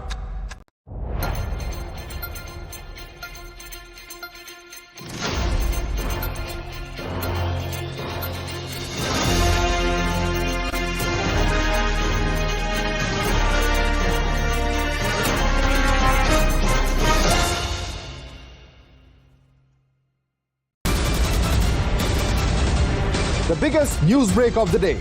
Exclusive that set the primetime agenda. Bringing you stories that matter. News breaks that shake up the system. Join us for the biggest revelation on Blueprint exclusive weekdays at 6 p.m. only on Times Now.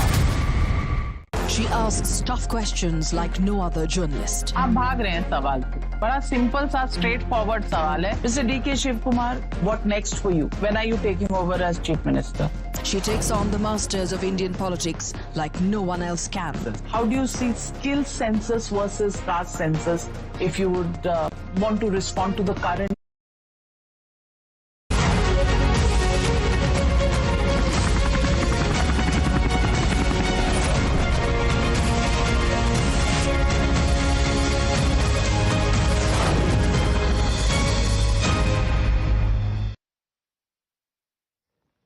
Welcome back. Let's focus a little bit on Bihar, a state that goes to polls in November this year, and today it got a big pie of Nirmala Sitharaman's budget. It was clear that Bihar will be the center of attention the moment Nirmala Sitharaman turned up in parliament wearing a Madhubani art print sari. Now, Madhubani art has origins in Bihar's Mithila region, and the sari was gifted by Padma Shri Dulari Devi to Sitharaman during her last visit to Bihar. And the Bihar imprint was visible in her Bahi Khata as well. Finance Minister announced setting up of a Makhana board, financial support for the Western Kosi Canal and support for enhancing the capacity of IIT Patna. A National Institute of Food Technology, Entrepreneurship and Management will also be set up, besides facilitating greenfield airports in the state to meet future needs. In line with our commitment towards Purvodaya, we will establish a National Institute of Food Technology, Entrepreneurship and Management in Bihar. The institute will provide a strong fillip to food processing activities in the entire eastern region. Makhana board in Bihar. For this, there is a special opportunity for the people of Bihar. A Makhana board will be established in the state to improve production, processing, value addition and marketing of Makhana. The people engaged in these activities will be organized into FPOs. The board will provide hand-holding and training support to Makhana farmers and will also work to ensure they receive the benefits of all relevant government schemes. The scheme will also support helipads and smaller airports in hilly, aspirational and northeast regional districts. Greenfield airports will be facilitated in Bihar to meet the future needs of the state. These will be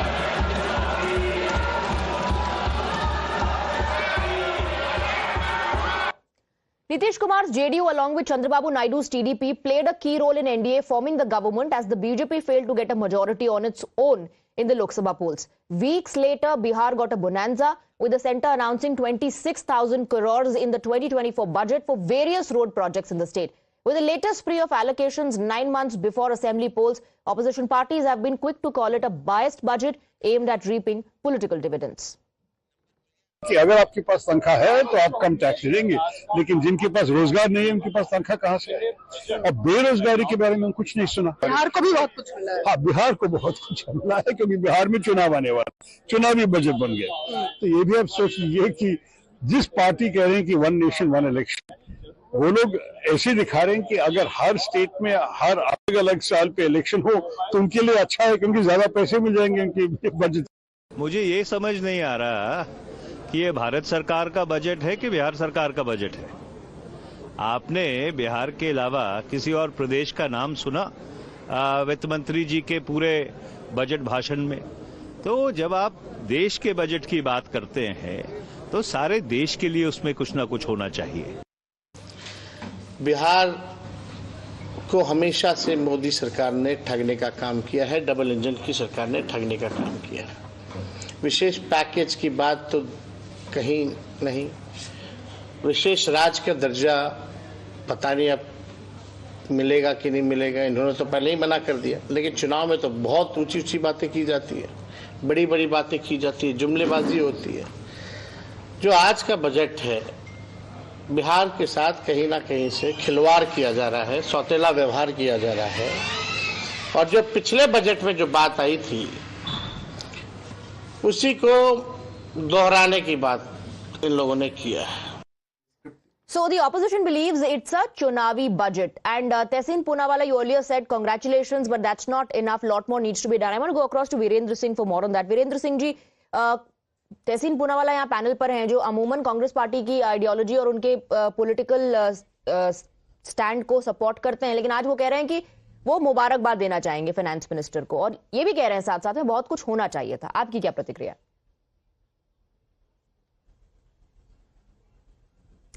देखिए,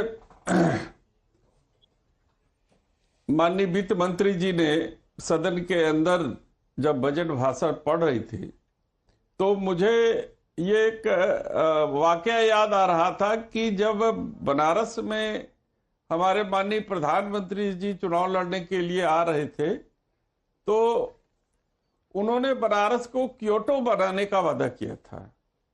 दूसरी वाकया याद आया कि बिहार में चुनाव था और मंच से घोषणा कर रहे थे कि 60 करोड़ दे दे, 80 करोड़ दे दे, चलो चलो बिहार को हम 1,20,000 करोड़ देते हैं।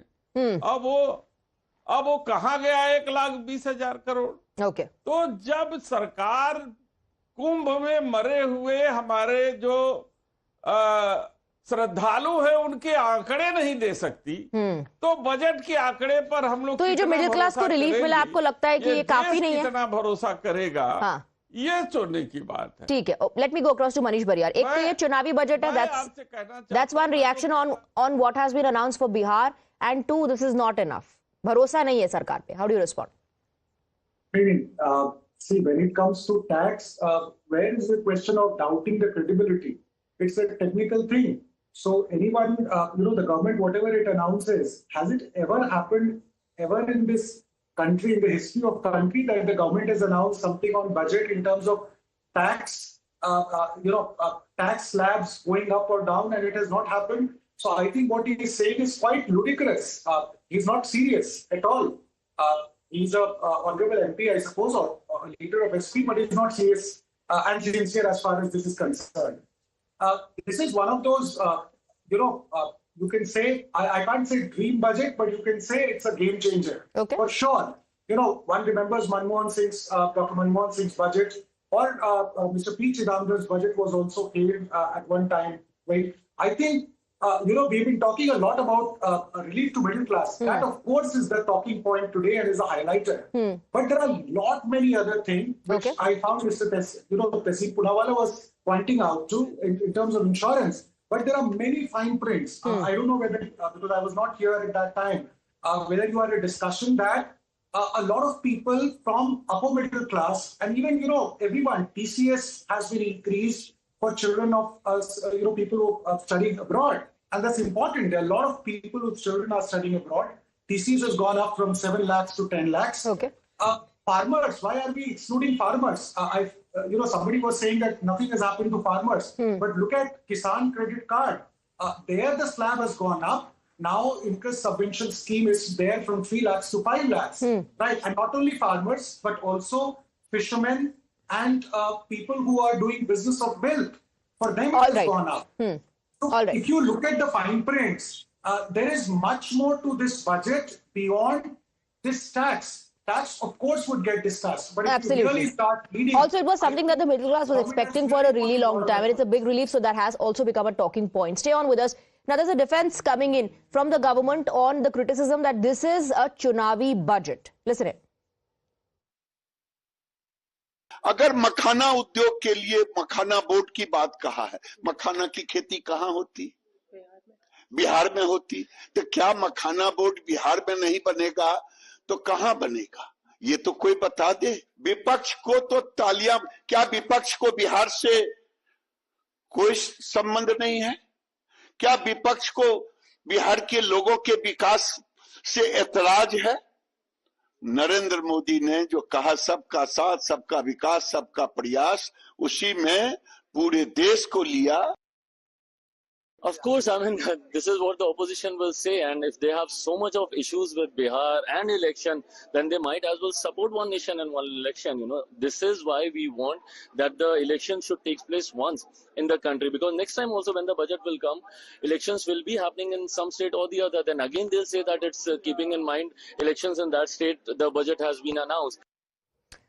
Let me go across to Vivek Srivastava. Vivek Srivastava, so that's the argument, the defense to the criticism that it's a chunavi budget. And Giriraj Singh पूछ रहे हैं, opposition को बिहार के development से problem है क्या? How do you respond?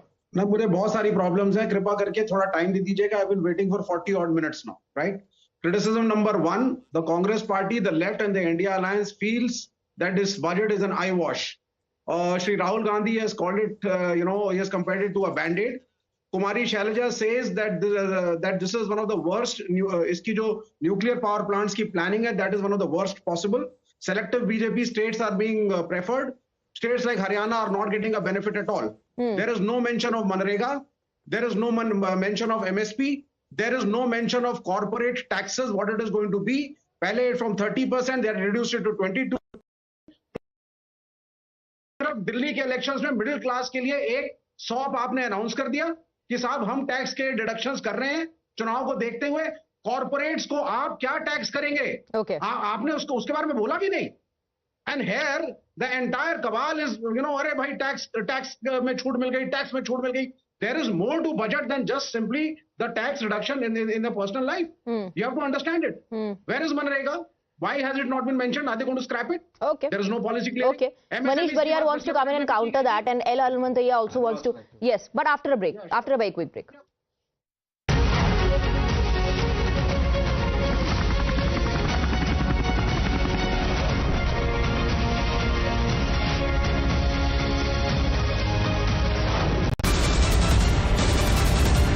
The biggest news break of the day.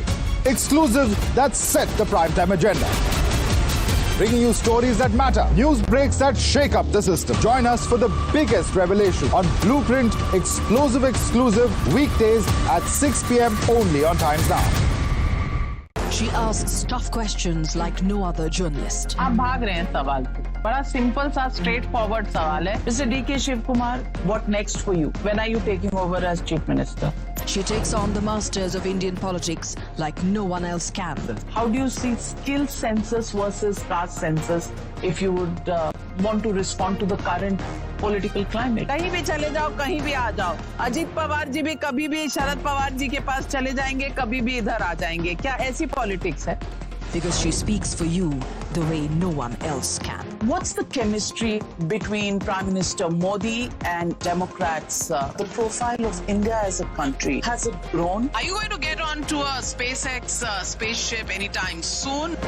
Because your voice must be heard, your questions answered above all else. Frankly Speaking with Navika Kumar.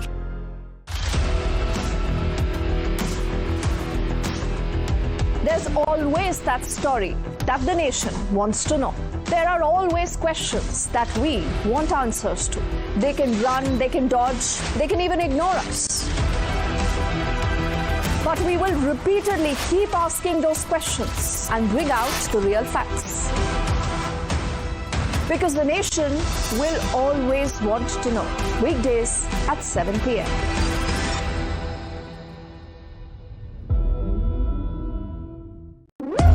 When the stakes are high and the answers are elusive, there's one voice unafraid to challenge the status quo.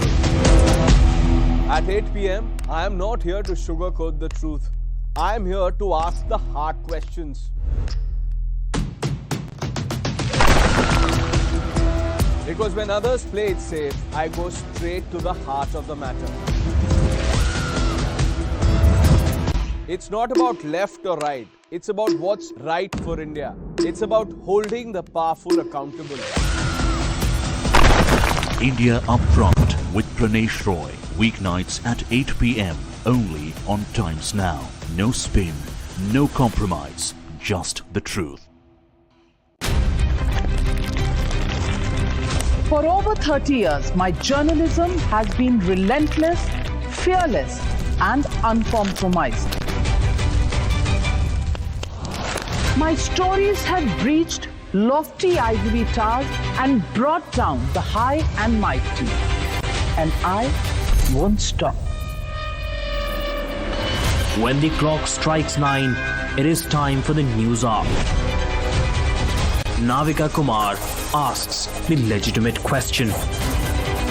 When your rights are trampled, I will be your voice, demanding answers from the corridors of power. News Hour at 9 with Navika Kumar. Journalism is a mission, not just to seek accountability or a fight for justice, but for honesty and integrity. Voicing citizens' concerns and using the truth to demand answers, ensuring that you come first on agenda. Watch News Hour Agenda with me, Madhudas Gopalakrishnan, weeknights at 10 o'clock only on Times Now.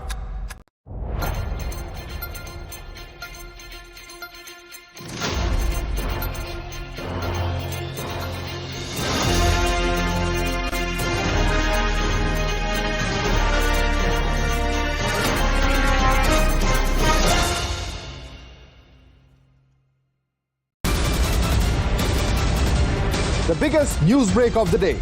Exclusives that set the primetime agenda. Bringing you stories that matter. News breaks that shake up the system. Join us for the biggest revelation on Blueprint Exclusive weekdays. Volkswagen.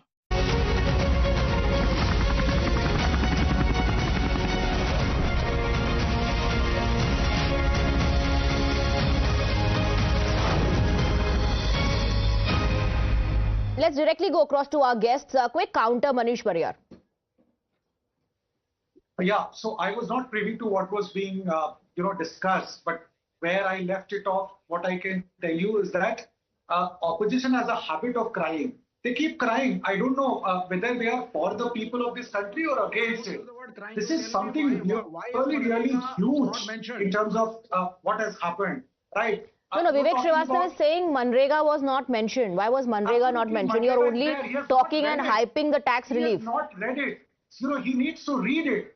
Only talking in our tax will not do. What is the corporate tax today? Read this budget. Can you tell me the rate of corporate tax today? Go and look at, there has been an increase in allocation to Manrega. Tax mentioned. And what he was talking is absolutely rubbish. I'm sorry to use that word. Right? You cannot come to the studio without reading the fine prints of the budget. You can't just. I have read every point. You don't have answer. Okay, let me bring in Mr. Hanumantaiah as well. Minister Hanumantaiah, do you one second. Will you also call it a pro-Bihar budget and a Chunavi budget? Is that the official stand of the Congress party? Is the Chunavi budget? It is the pro-Bihar budget. There is no doubt about it. And I am worried about the majority of the section has not been addressed by this budget.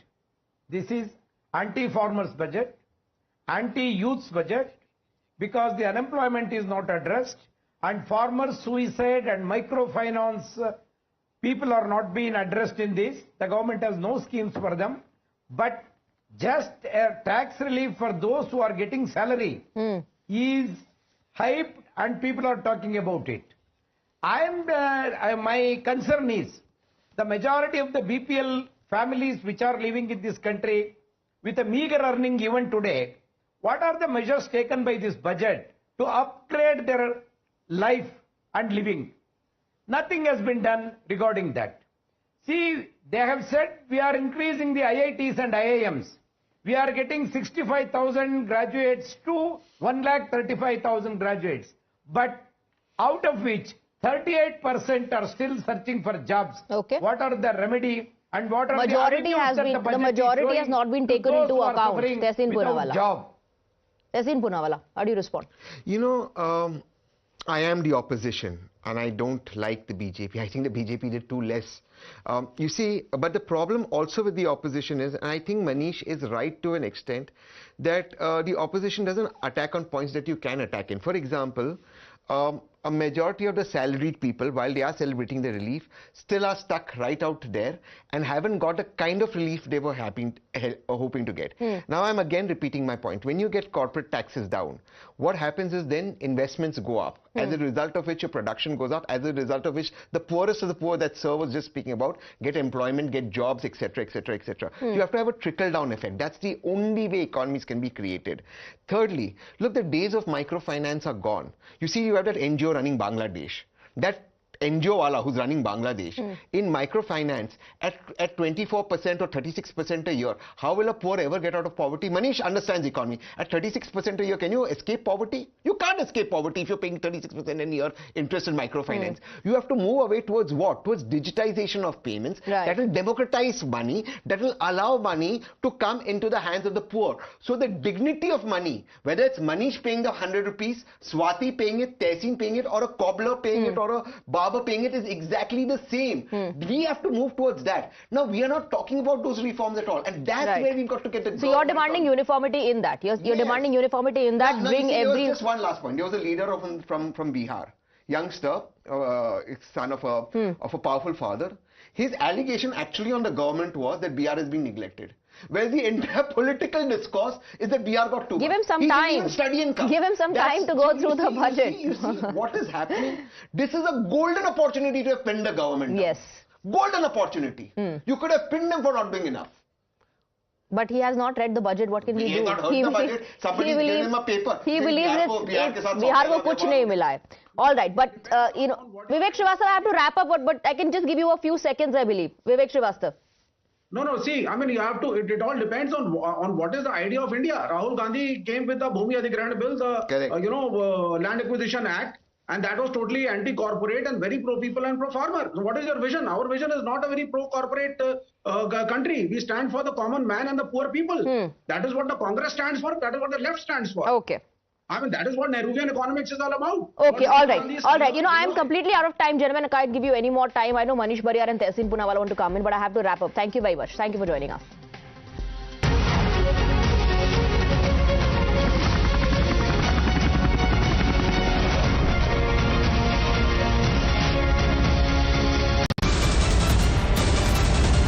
The biggest news break of the day. Exclusive that set the primetime agenda. Bringing you stories that matter, news breaks that shake up the system. Join us for the biggest revelation on Blueprint Exclusive weekdays at 6 p.m. only on Times Now. She asks tough questions like no other journalist. आप भाग रहे हैं सवाल से. बड़ा simple सा straightforward सवाल है. Mr. D.K. Shivkumar, what next for you? When are you taking over as Chief Minister? She takes on the masters of Indian politics like no one else can. How do you see skill census versus caste census if you would want to respond to the current political climate? कहीं भी चले जाओ, कहीं भी आ जाओ. अजीत पवार जी भी कभी भी शरद पवार जी के पास चले जाएंगे, कभी भी इधर आ जाएंगे. क्या ऐसी politics है?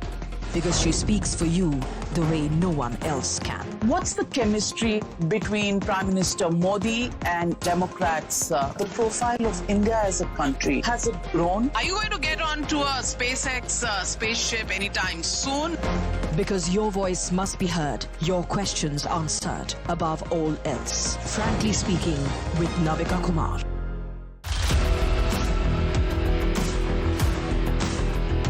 There's always that story that the nation wants to know. There are always questions that we want answers to.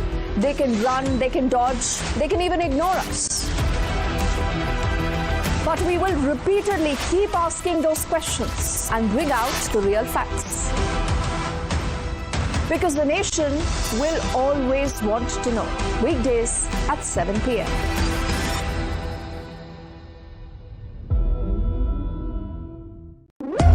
When the stakes are high and the answers are elusive, there's one voice unafraid to challenge the status quo.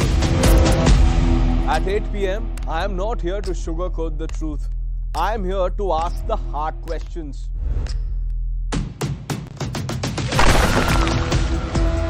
Because when others play it safe, I go straight to the heart of the matter. It's not about left or right. It's about what's right for India. It's about holding the powerful accountable. India Upfront with Pranesh Roy. Weeknights at 8 p.m. only on Times Now. No spin, no compromise, just the truth. For over 30 years, my journalism has been relentless, fearless, and uncompromised. My stories have breached lofty ivory towers and brought down the high and mighty. And I won't stop. When the clock strikes 9, it is time for the news hour. Navika Kumar asks the legitimate question. When your rights are trampled, I will be your voice, demanding answers from the corridors of power. News Hour at 9 with Navika Kumar. Journalism is a mission, not just to seek accountability or a fight for justice, but for honesty and integrity. Voicing citizens' concerns and using the truth to demand answers, ensuring that you come first on agenda. Watch News Hour Agenda with me, Maludas Gopalakrishnan, weeknights at 10 o'clock only on Times Now.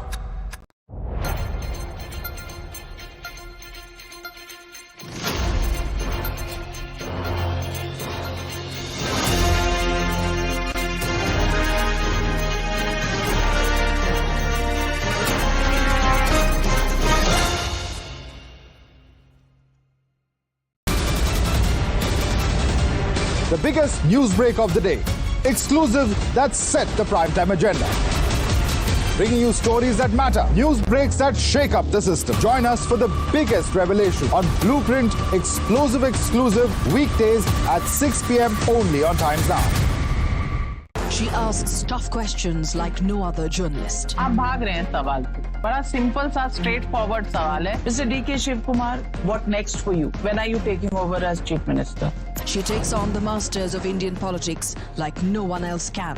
How do you see skill census versus caste census if you would want to respond to the current political climate? कहीं भी चले जाओ, कहीं भी आ जाओ. अजीत पवार जी भी कभी भी शरद पवार जी के पास चले जाएंगे, कभी भी इधर आ जाएंगे. क्या ऐसी पॉलिटिक्स है? Because she speaks for you the way no one else can. What's the chemistry between Prime Minister Modi and Democrats? The profile of India as a country, has it grown? Are you going to get onto a SpaceX spaceship anytime soon? Because your voice must be heard, your questions answered above all else. Frankly Speaking with Navika Kumar.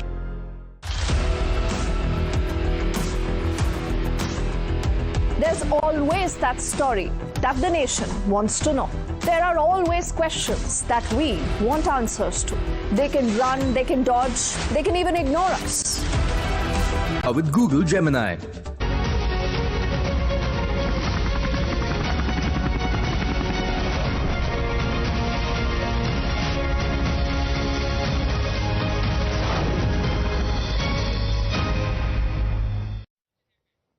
Hello, good afternoon. Thank you very much for joining us here on Times Now. I'm Hina Gambhir. Before we decode Nirmala Sitharaman's budget for you, let's quickly take a look at the headlines at this hour.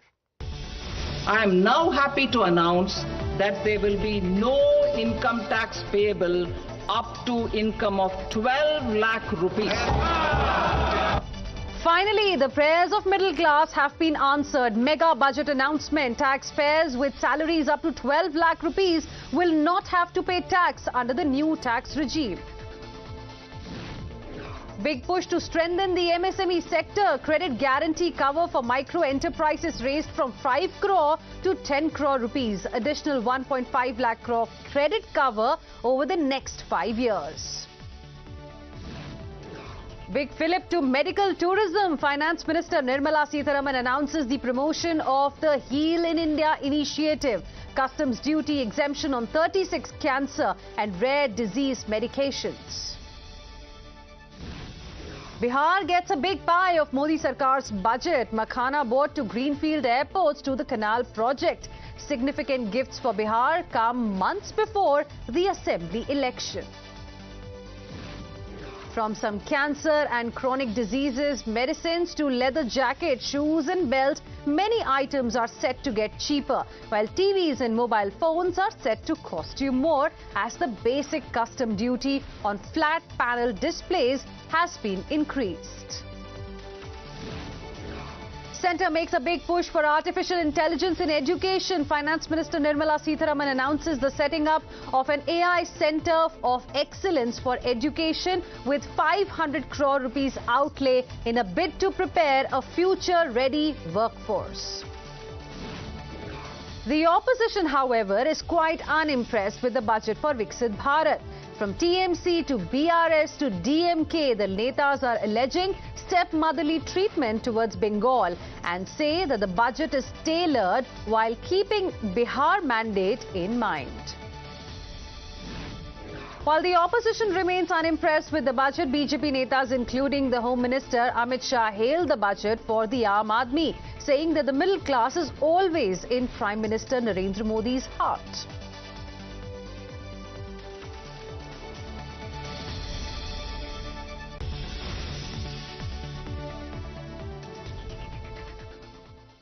Viewers, it's nothing short of a bonanza budget for the middle class, with Modi government giving it a mega tax exemption, the biggest since the year 2005.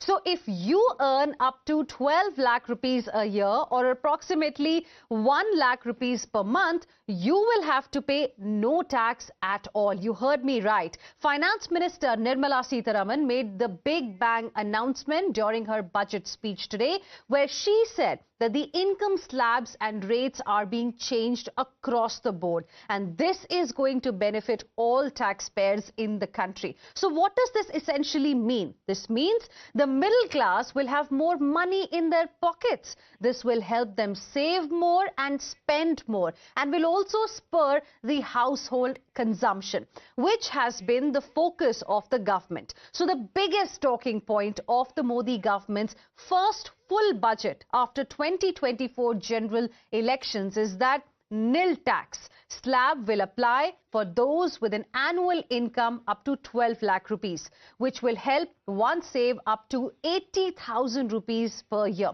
Now, here's the impact of the new tax slabs, and this is how it's going to benefit you, the taxpayer. So if your income is 8 lakh rupees annual income, till about now you used to pay 30,000 rupees as tax, but now the tax will be zero. And those are the live visuals, viewers, that we are also getting for you right now of Finance Minister Nirmala Sitharaman, who is going to address the media and will be giving the rationale behind these big decisions that have been announced in the budget today. There you can see Nirmala Sitharaman along with her entire team from the Ministry of Finance. Let's cut across. Over to Honorable Finance Minister.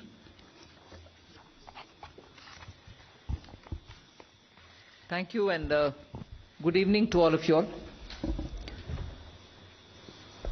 I'm happy to be here. Our path towards Viksit Bharat. The budget actually says several things about our path towards Viksit Bharat. It has invested in agriculture. It has certainly looked at rural prosperity, focuses on urban development, particularly looking at urban workers, and continues to lay emphasis on reforms. 6 specified sectors have been identified, and I spoke about it in the budget.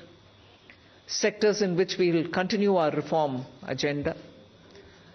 All this, even as we have continuously been engaged with the stakeholders, and interest of education and health has been prioritized.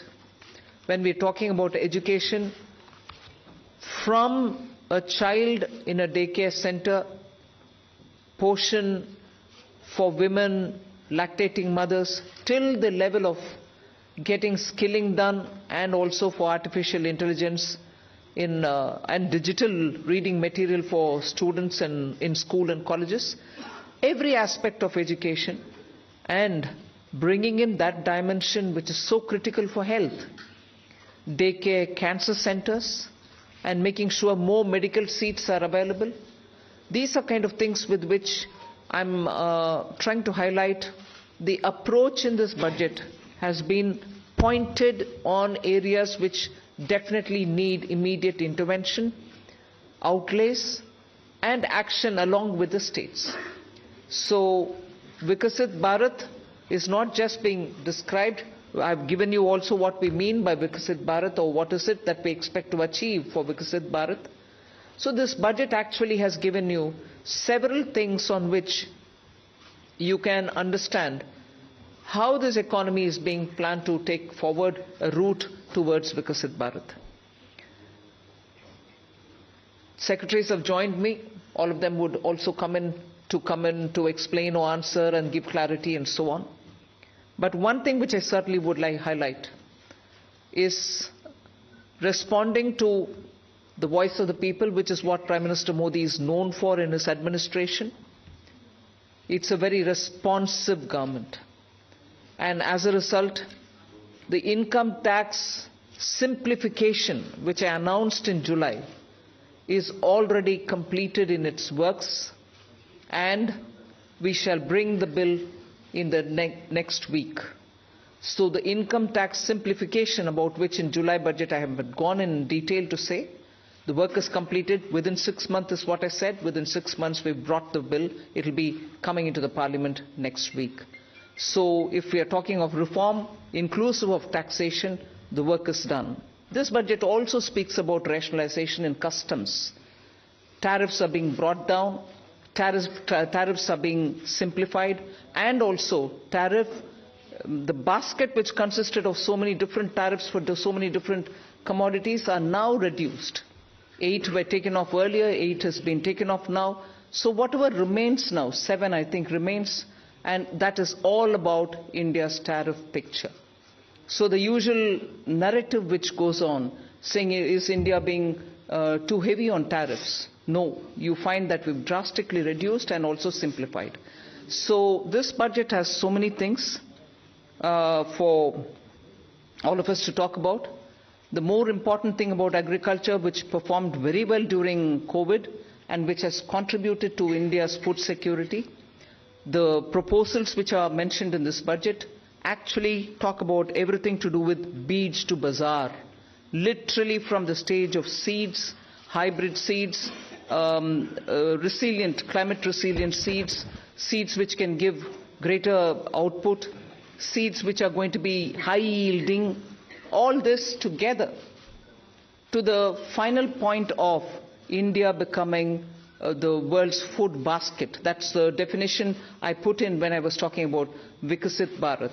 So we are making sure that India's agriculture gets the support across the board, whether it is on seeds, whether it is for skilling the farmers, whether it is rural prosperity, whether it is going to have agriculture and allied industries being set up in rural areas, and whether it is going to be farmers getting better and more loan with interest subvention, not just farmers, fishermen, and also dairy, meaning animal husbandry. So the picture for rural development and the picture for supporting agriculture is across the board, and that has been narrated. The second thing which I would want to highlight is the continued emphasis that we are giving since vote on account budget, July budget, and now on the MSMEs. Whether it is giving them sovereign guaranteed loan, whether it is support during COVID, whether the definition being changed now for better, more inclusive growth in MSMEs, access to bank credit. So MSMEs have also been given greater emphasis. Together with this, I'd like to highlight the point that energy security has had greater attention in this budget. We've highlighted in July budget how even pump storage will have greater attention. Solar and wind and renewable energy has also been taking consistently good importance in our budgets. This time we are talking about the small modular reactors. I've also announced that there shall be 2 amendments, one to the Atomic Energy Act and the other one for the civil liability. All of this is going to help us attain energy security. Insurance sector's FDI limits have been enhanced. That is another important announcement. I'll end my opening statement with 2 things. There is no reduction in the public spending on capital expenditure. Let's put that up front. We continue to place emphasis on the multiplier effect that capital expenditure done by government has shown, has sustained us. We continue on that. And with all this, our fiscal prudence has aligned itself to the glide path that we announced in 2020-21. So we've kept ourselves in alignment. Fiscal prudence has been maintained. And the next year, coming years, estimate is also been given. Well under 4.5 is what we had said earlier. We are also projecting the same. So this is just as an opening statement. There's a lot more to say. But as you all ask questions, so shall we answer. Thank you. Thank you, ma'am. 225. 225. Mic, please.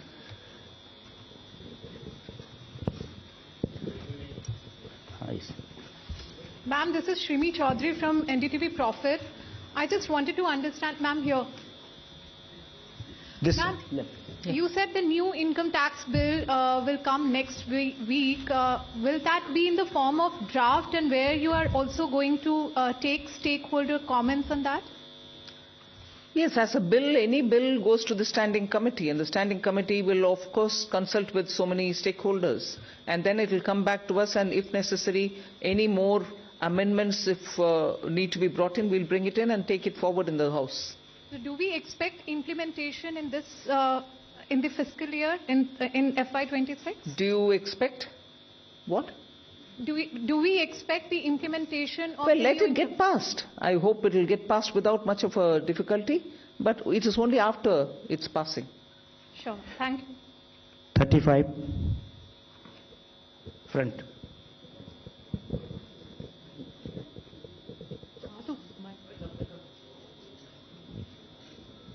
Ma'am, Timsi Jaipuria, this side from CNBC TV 18.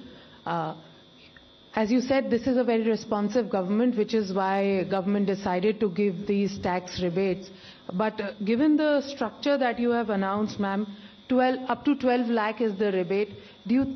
Any reason why this rebate has been hiked from 7 to 12 lakh? Is it that the incomes or salaries were not growing up to the mark, which is why government thought that this rebate needs to be given? And also, how do you make up for this 1 lakh crore of revenue loss?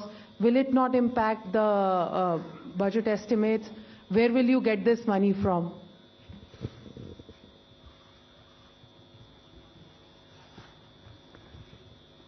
Gypsy, I think the first question is, you said that this, when the incomes are not growing.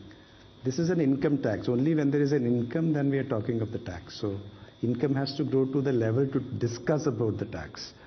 Now, why from 7 to 12 lakh? It is something like, it was earlier 2.2 lakhs. When 2014, it became 2.5 lakh, nobody is going to pay tax. Then there was a 2019 that, we said 5 lakhs, nobody is going to pay tax. Then we said it was raised to 7 lakhs. And now it's being raised to 12 lakhs. So this is a perception that the government feels that, on the average 1 lakh per month, if you have, then you need not pay tax, which means that, we are doing it in 2 ways. One is we are reducing the slab rates. We are expanding the slabs. If you would have noticed, the slabs are now 0 to 4, 4 to the uniform slabs, and there is a gradualism. There was a thing when we had earlier 20%, then it was jumping to 30%. Now it is 20, we have introduced 25 also. So it's the gradual thing which has been done. Now this benefits every one of the taxpayers, because whatever benefits which has come from the slabs gets transmitted across. So therefore everyone gets a benefit. Now the second part, FM decided that, well, some people should get a little more benefit than merely slab rate reduction could have given. And so therefore an extra rebate. So slab rate reduction for everyone, an extra rebate for 7 lakhs were already getting it, now 7 to 5 lakhs more people have been added. So this is the philosophy behind it. And as you said, why you do it, I think we expect that all that money which they gave, it comes back to the economy in either consumption, savings or investments, in whatever way they choose to do. I just want to add to that. If you compare what we've done today with what prevailed in 2014 under the Congress government, what we are, most often the narrative is we should put money back in the hands of the people. I want to please give this comparison for your consideration. If you compare it with the 2014 tax rates under the Congress, for somebody who's earning 8 lakhs, nearly 1 lakh more money is in their pockets today because of the amendments that we brought in. Meaning, 1 lakh income tax in 2014 is 0 income tax now. So that money is going back to the people in their hands for those who are earning 8 lakhs. For those earning 12 lakhs, 2 lakh was the income tax in 2014 versus today 0 which is proposed. Meaning nearly 2 lakh more money in the pockets of people who are earning 12 lakh. All right, did I stop it there? As Finance Secretary rightly said, across the board everybody is getting benefit because the rates have also been brought down. Not just the rebates being given to up to 12 lakhs. Rates for everybody is being brought down. As a result, take somebody who earns 24 lakhs in a year. The income tax on them in 2014 was 5.6 lakhs. 2014. For them, now it is only 3 lakhs. The rate change has benefited somebody who earns 24 lakh as well. So 2.6 lakh rupees more in the pocket of people who are earning 24 lakh. So it is not just those who are up to 12 lakh because they are not paying any tax at all, because rebate is given to make up for the tax amount which they have to pay. It is not just up to 12 lakh. Even for others, benefit is accruing, and compared to what it was in 14, that much amount of money is going back to those respective money earners. Just compare it with 24 tax rates, which is prevailing now, and what is being proposed. I would like to draw the comparison. 8 lakh people, meaning those who are earning 8 lakhs. 30,000 rupees more is being put back into their pockets, meaning they would be paying 30,000 in the prevailing tax, 8 lakh salaried wale.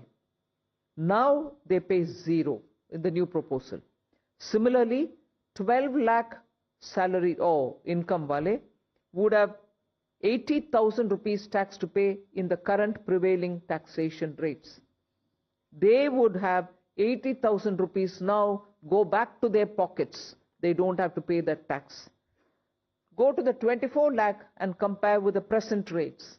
Present prevailing rate, they have to pay 4.1 lakh rupees as tax. We are saying now they will have 1.10 lakh in their pockets, which they don't have to pay as tax. So we have put good substantial amounts into the pockets of people who deserve to get that. And I would want that to be highlighted compared to what prevailed in 14 and what prevails just this year. 3. Yeah, 3 number. Ma'am, many congratulations. Something that has been quoted to you as well as the Prime Minister and yesterday the Chief Economic Advisor hinted, in terms of disinvestment and where you should not get into, government. You yourself have been talking from 2020, 21 and subsequently, government should be in less spaces. Has it been a strategy? Because I know you're committed to it, but last budget you didn't refer to it. This budget you have not referred to it. The target still remains there. Is there any impetus that you're going to do towards what has already been announced by the budget? For example, bank privatization of banks and others. That's one. And the second because that was unanswered, you're making it simpler, the income tax, and bringing a thing. Does this mean that you can now not necessarily all the time you can do it through a schedule or an executive order if you want to give some relief to a common man in the new income tax bill that you bring in? No, giving relief any time will have to go to the parliament, because if we are giving fiscal, relief to people, it has to have approval from the parliament. So but what the tax simplification really means is the complication in the language, the circuitous way in which they were explaining things, and adding too many exemptions. You will realize that when we brought in the new tax regime, we didn't want the old tax regime imitated or copied. In that, there are several exemptions given in the old regime. In the new, we didn't want to give any, because we wanted a simple, straightforward tax regime in which the rates can be brought down. That's what we've done even now. So the act itself had to be simplified. The attempt now is that. And on the disinvestment and... No, all that will continue. There won't be a relenting on any of this. On disinvestment, if I can add, you see, the last time, July, also the similar questions were asked. We have actually since then, a value creation strategy, which was actually well explained at that time also. There is no disinvestment target per se. Disinvestment and dividend are both looked at together, because both are money and money is fungible. And it has got 5 elements. The first element is that we are saying CPSC's performance. The second is we say that we should have communication of performance. The third we say that the capex of the CPSC, which is important, as you know, in terms of accelerating growth. The fourth is the consistent dividend policy. And the fifth is there is a calibrated disinvestment strategy. And the disinvestment also is there. The listing is a part of disinvestment itself. So if you really look at it, both dividend and disinvestment is about 80 to 90,000 crore per annum are being raised, but in a manner which are beneficial to the minority shareholders who are there in all our listed companies. 65, backside.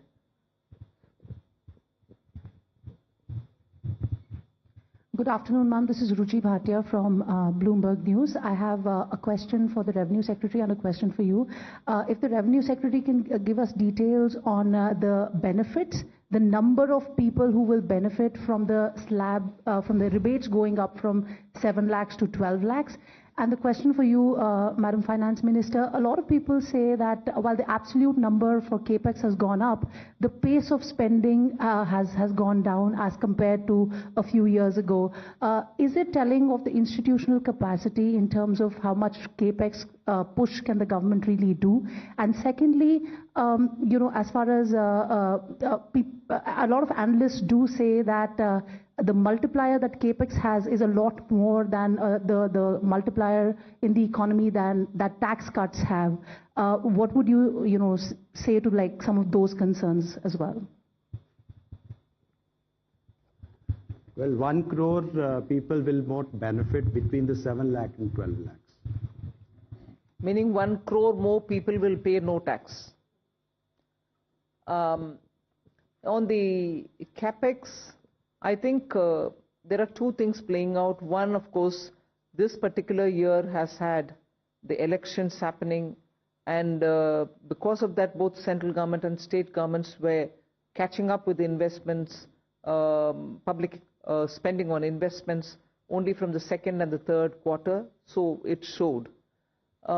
It's equally true that when fundamental requirements are taken care of, when you're bringing in additional overhead, there is a pace at which those additions happen.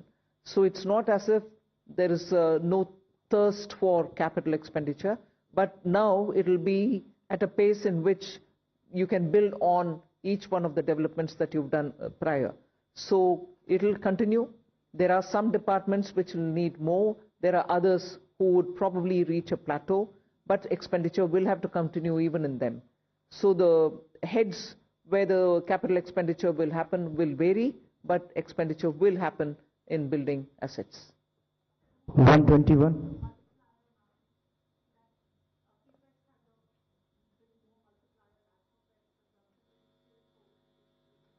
No, CAPEX is also continuing. I have not foregone CAPEX to give for revenue expenditure or consumption expenditure. So both continue. Ajay. Look at what the overall numbers are. Even in the coming year, the next year, effective capital expenditure, including what Government of India provides to state for their capital expenditure, is 4.3% of the GDP, one of the highest. It's not just what Government of India departments spend, it is the total money which goes for the capital expenditure. And if you look at that compared with this year's RE, there will be 20% increase. If you look B to B, still there will be a 10% increase. And it is not a capacity issue, it is a new sectors coming up. For example, if you notice, urban sector, the allocations are increasing. That's one area which requires a renewed focus. 121. On the capex, because this point can come up later also. So one is the capex that we give directly, that is we do as central government directly. Other is that grants that we give to the state governments, for the state governments to do capex. For example, for Pradhan Mantri Gram Sadak Yojana, for example, Pradhan Mantri Awas Yojana, and so on and so forth. So if you also include the grants in aid for creation of capital assets, the amount, total amount has gone up to 15.48 crores in the budget estimate for the next year, which is more than 15% increase over the current year's RE. So that is a substantial increase, whereas you consider that the overall expenditure, that is revenue plus capital, has grown by around 7% in the next financial year as compared to this year's RE. So this is almost twice the aggregate growth in the expenditure. Yes. I would like to also add that on top of this 15 lakh crore capex, which is 11.2 there, and an extra money which goes into revenue but goes in capital building at the hand of the states, the CPSC, the Central Public Sector Enterprises, add about 4 lakh crore as capex from their own resources. So that's also the capex which goes in, and that is not counted here. Mike on. Tarun Sharma from Zee Business. Ma'am मेरे दो सवाल हैं। एक, ma'am आपने insurance की जो FDI limit है वो 74 से 100% करिए, तो क्या मैम जो इंश्योरेंस अमेंडमेंट बिल था उसकी जो बाकी रिकमेंडेशन है उसको रिजेक्ट किया गया है, सिर्फ इसी को एक्सेप्ट किया है 74 से 100% का? दूसरा मैम, मूडीज ने कहा है कि जो पब्लिक डेट है स्टेट और सेंट्रल का वो अभी भी 80% है, इस वजह से हम रेटिंग अपग्रेड इस बजट के अनाउंसमेंट के हिसाब से नहीं कर सकते। तो do you think is there concern for the on the public debt? Insurance? Yeah. See, now, presently the insurance is 74%. Now, fundamentally, whether it's 74% or 100%, the materially doesn't matter. But what actually matters is the psychological feeling that they can actually own the company 100%. Along with this FDI, we are also going to, FM also announced that we are going to simplify certain procedures and rules that we frame, which is including the key management personnel, person who can be chairman of the company, and person who can be the CEO and board of directors, and also repatriation of dividends. All those are part of this the proposed reforms that has been announced by the FM today. And sir, what about the other recommendation on the draft insurance amendment bill, sir? That's what we are actually bringing. The draft insurance bill is the one FM has announced, but the main point she has mentioned that 100% FDI, including simplification of existing rules for FDI investing. The draft bill is also coming. Is coming. Yes. And then public debt, ma'am. On the public. Serial number 2. Finance Minister has also announced, just answer complete his question, the roadmap for fiscal consolidation by the center, and please have a look at the FRBM statement which carries the different scenarios, and over a period of next 6 years how that will be brought down. Similar one act has to be done to the state governments as well. So it is a process which is on. Number 2. Hello, नमस्कार ma'am, मैं आलोक प्रियदर्शी हूँ CNBC आवाज से। Ma'am मेरा सवाल है कि middle class के लिए काफ़ी बड़ी राहत है, 12 लाख तक जो टैक्स छूट दी गई है। इसमें आपने बजट स्पीच में कहा जो कैपिटल गेन से लोग कमाई करेंगे उसको इसमें शामिल नहीं किया गया, उस पर नॉर्मली टैक्स देना पड़ेगा जो स्लैब के रेट से है। तो ज्यादातर लोग आजकल मार्केट में इन्वेस्ट करते हैं, उनको लॉन्ग टर्म इन्वेस्टमेंट होती है, उनको कैपिटल गेन्स होते हैं कई तरह से, उनको बाहर रखने का, उनको केप्ट असाइड रखने का क्या रीजन है, क्या उसके पीछे वजह बताएं? रेवेन्यू सेक्रेटरी उसके ऊपर ज्यादा विस्तार से बोलेंगे। बाहर रखने वाली चीज नहीं है, इनकम का कैलकुलेशन कभी भी वैसे ही होता है, उसमें कैपिटल गेन्स का जोड़ते नहीं है। मैं स्पष्टता के लिए उसको जोड़ रखा है उधर सेंटेंस पढ़ने के समय। ये नया मेरा पद्धति नहीं है कि इसको अलग रखो उसको अलग। Income calculation in general is done without the capital gains. You want to explain it, please?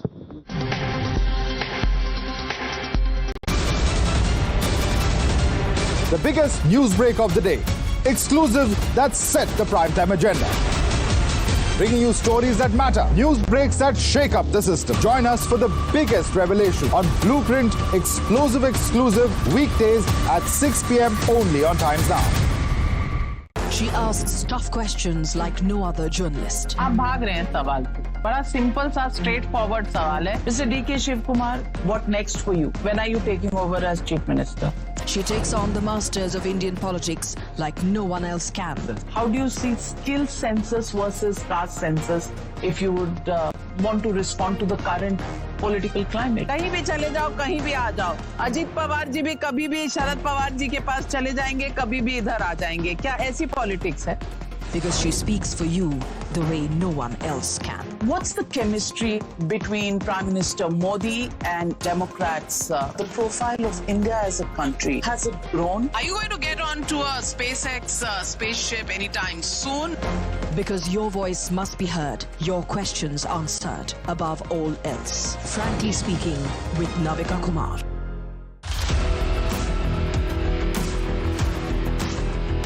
There's always that story that the nation wants to know. There are always questions that we want answers to. They can run, they can dodge, they can even ignore us.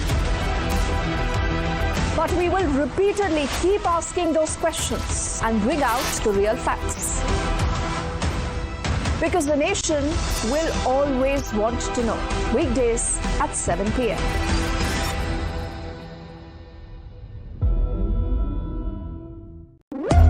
When the stakes are high and the answers are elusive, there's one voice unafraid to challenge the status quo. At 8 p.m., I am not here to sugarcoat the truth. I am here to ask the hard questions. Because when others play it safe, I go straight to the heart of the matter. It's not about left or right. It's about what's right for India. It's about holding the powerful accountable. India Upfront with Pranesh Roy. Weeknights at 8 p.m. only on Times Now. No spin, no compromise, just the truth. For over 30 years, my journalism has been relentless, fearless, and uncompromised. My stories have breached lofty ivory towers and brought down the high and mighty. And I won't stop. When the clock strikes 9, it is time for the news hour. Navika Kumar asks the legitimate question. When your rights are trampled, I will be your voice, demanding answers from the corridors of power. News hour at 9 with Navika Kumar. Journalism is a mission, not just to seek accountability or a fight for justice, but for honesty and integrity. Voicing citizens' concerns and using the truth to demand answers, ensuring that you come first on agenda. Watch News Hour Agenda with me, Maludas Gopalakrishnan, weeknights at 10 o'clock only on Times Now.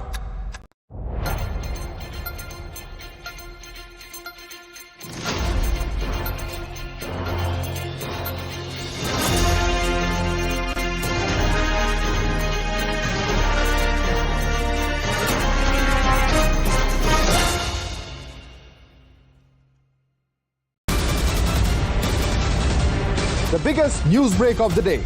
exclusive that set the primetime agenda. Bringing you stories that matter, news breaks that shake up the system. Volkswagen.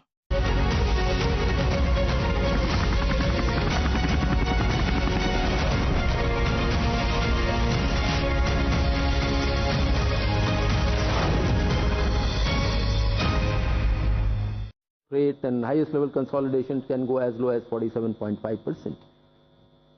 Very low growth rate, etc., it comes to 52. What the goal is taken is 50 plus minus 1%, and that's showing that physical response to needs of the economy. So that is the goal, but overall trend has to be declining trend. And just see the record.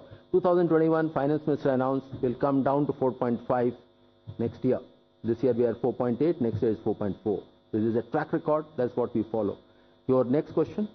Small saving, borrowing from small savings. Here the interest rate, if you notice in the last 2 to 2.5 years, are being set in a manner so that there's neither an incentive nor a disincentive to come to small savings.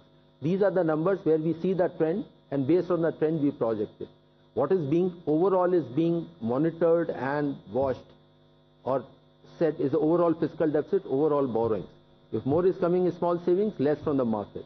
If less is coming from the small savings, more will be from the market. So our assessment numbers are slightly lesser than this year, and to that extent market borrowings we have indicated which will be slightly less than the current year numbers, marginally lower are there. But if there were to be more inflow of small savings, to that extent market borrowings will go down, and as you are aware, we do set the calendar every half year.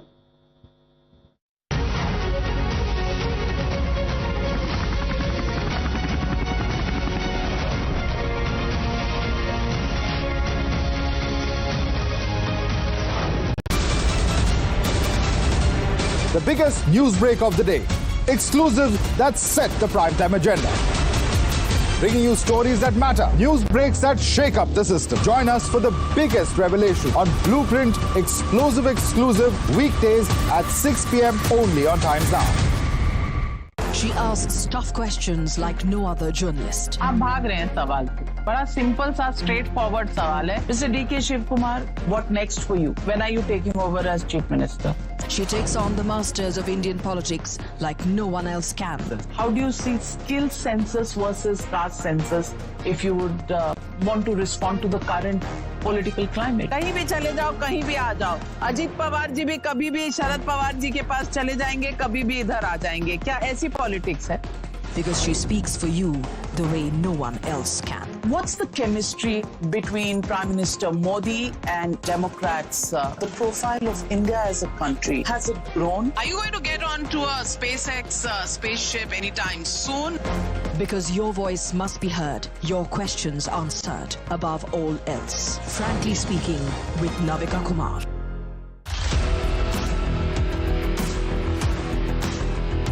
There's always that story that the nation wants to know. There are always questions that we want answers to. They can run, they can dodge, they can even ignore us. But we will repeatedly keep asking those questions and bring out the real facts. Because the nation will always want to know. Weekdays at 7 p.m.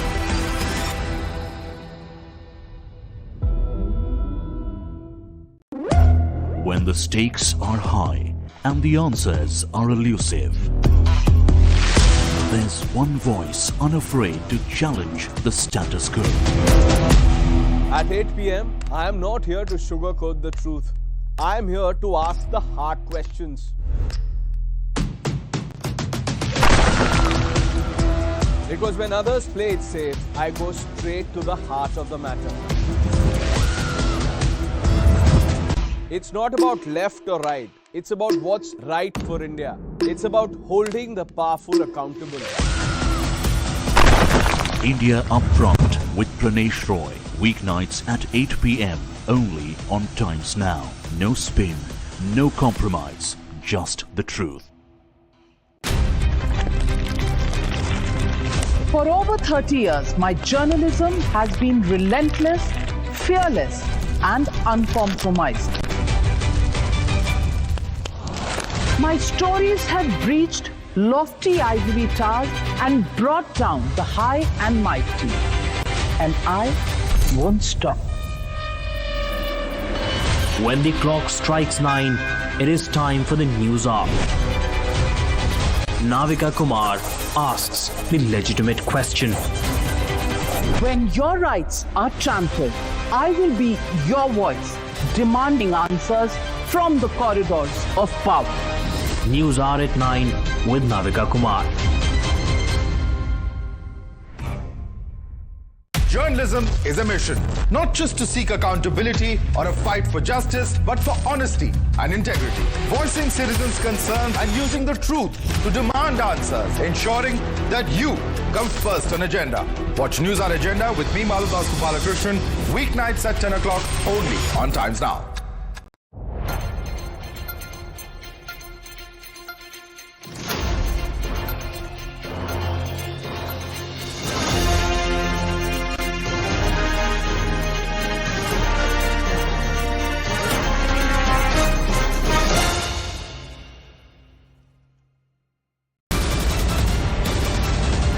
The biggest news break of the day.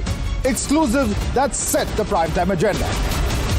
Bringing you stories that matter. News breaks that shake up the system. Join us for the biggest revelation on Blueprint exclusive weekdays at 6 p.m. only on Times Now.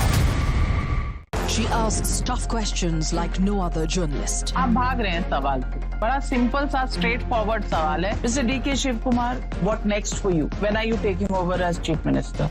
She takes on the masters of Indian politics like no one else can. How do you see Volkswagen?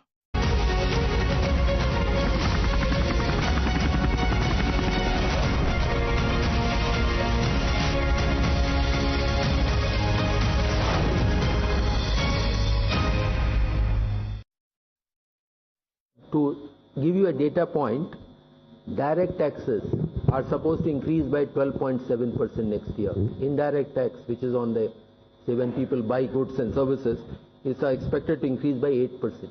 So that should answer your question. Yes. हमारी central amount शामिल है। एक इसी point पे और यदि हम देखें डायरेक्ट टैक्स और इनडायरेक्ट टैक्स का रेशियो, तो वर्तमान साल में आरई में ये 1.39 है, मतलब डायरेक्ट टैक्स लगभग 139% है इनडायरेक्ट टैक्स का। अगले साल ये 145% है। तो जो आप कह रहे हैं उसका उल्टा है, डायरेक्ट टैक्सेस पे अधिक अगले साल राशि प्राप्त होगी as compare to indirect tax. और यदि हम देखा जाए बॉयंसी जो है वो इनडायरेक्ट टैक्सेस में 0.82 है, क्योंकि कस्टम्स जो है वो कोई अभी हमारे लिए एक रेवेन्यू का साधन नहीं है, वो एक बॉर्डर मेजर्स है और बहुत समय में हमने ड्यूटी रिड्यूस भी की हैं, क्योंकि बहुत ज़्यादा हाई टैरिफ लगाने से भी उसके ठीक परिणाम नहीं। तो ये भी नहीं है। और CGST और सेस में हमारा जो बॉयंसी है वो सिर्फ 1.08 है। तो आप देखेंगे कि वो उसमें कोई एक्स्ट्रा हमारा करने का विचार नहीं है। Ma'am, Prakash Predarshi from ET now. Yes, yeah. The KCC limit has been enhanced to 5 lakh. So, any assessment on how this decision will boost rural consumption? Secondly, ma'am, the budget document mentions something about sharing transaction details of crypto assets. If you could elaborate. Sharing transaction details of crypto assets. Okay. Nagaraj, you want to say on the KCC?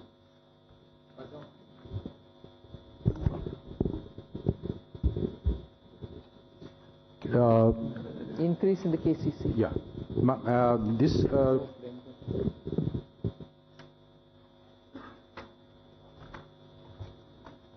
Let me respond to the question on the KCC.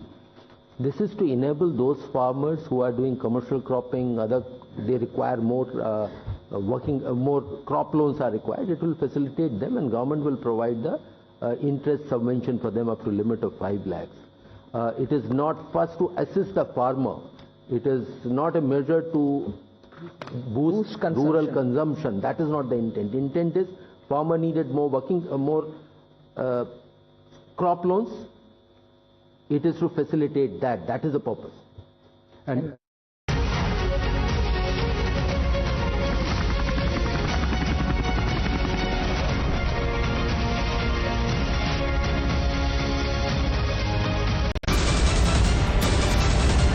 The biggest news break of the day. Exclusive that set the primetime agenda. Bringing you stories that matter. News breaks that shake up the system. Join us for the biggest revelation on Blueprint exclusive weekdays at 6 p.m. only on Times Now. She asks tough questions like no other journalist. आप भाग रहे हैं सवाल से। बड़ा simple सा straight forward सवाल है। Mr. D.K. Shiv Kumar, what next for you? When are you taking over as Chief Minister? She takes on the masters of Indian politics like no one else can. How do you see skill census versus caste census if you would want to respond to the current political climate? कहीं भी चले जाओ, कहीं भी आ जाओ। अजीत पवार जी भी कभी भी शरद पवार जी के पास चले जाएंगे, कभी भी इधर आ जाएंगे। क्या ऐसी पॉलिटिक्स है? Because she speaks for you the way no one else can. What's the chemistry between Prime Minister Modi and Democrats? The profile of India as a country, has it grown? Are you going to get onto a SpaceX spaceship anytime soon? Because your voice must be heard, your questions answered above all else. Frankly Speaking with Navika Kumar.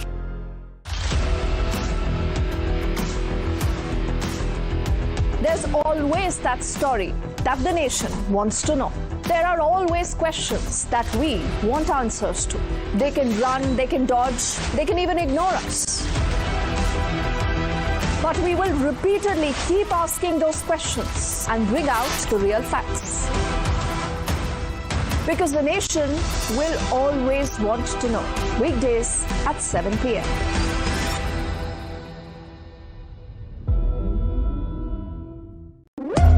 When the stakes are high and the answers are elusive, there's one voice unafraid to challenge the status quo.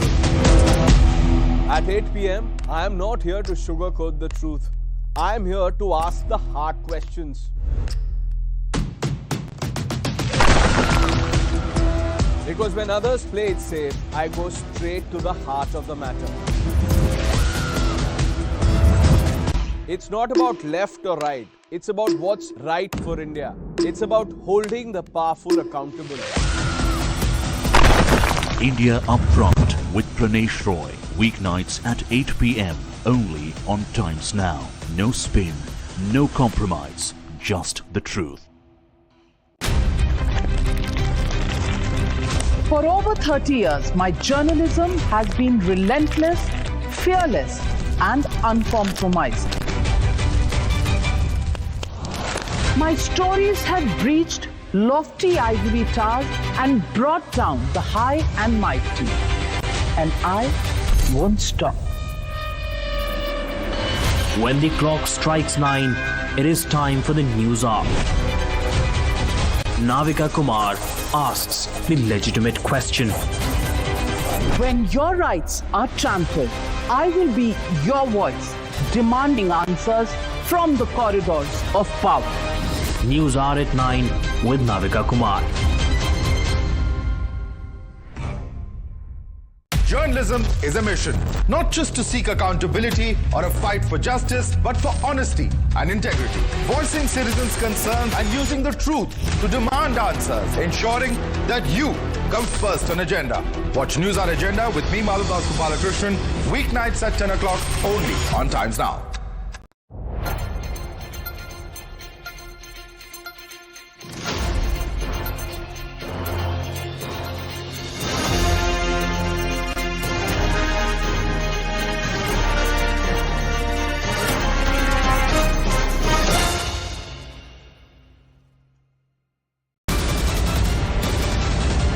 The biggest news break of the day.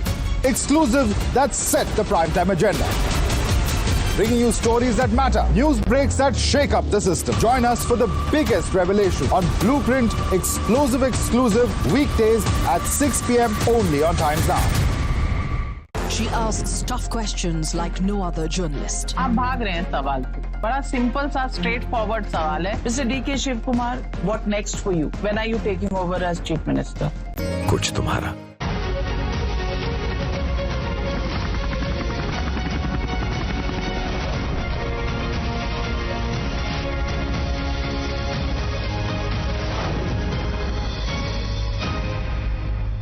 Your demand has to be met. the RE shows the numbers and we increase it. But just because of that, it doesn't mean that my BE will have to be on the enhanced note. Every year the numbers, in fact every crop season, post the crop season, the numbers vary. So as a demand-driven program, we'll certainly respond to it as and when the numbers come.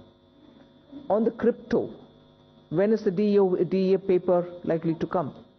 Well, you'll get to know when it comes out. This is lab 6 at the back.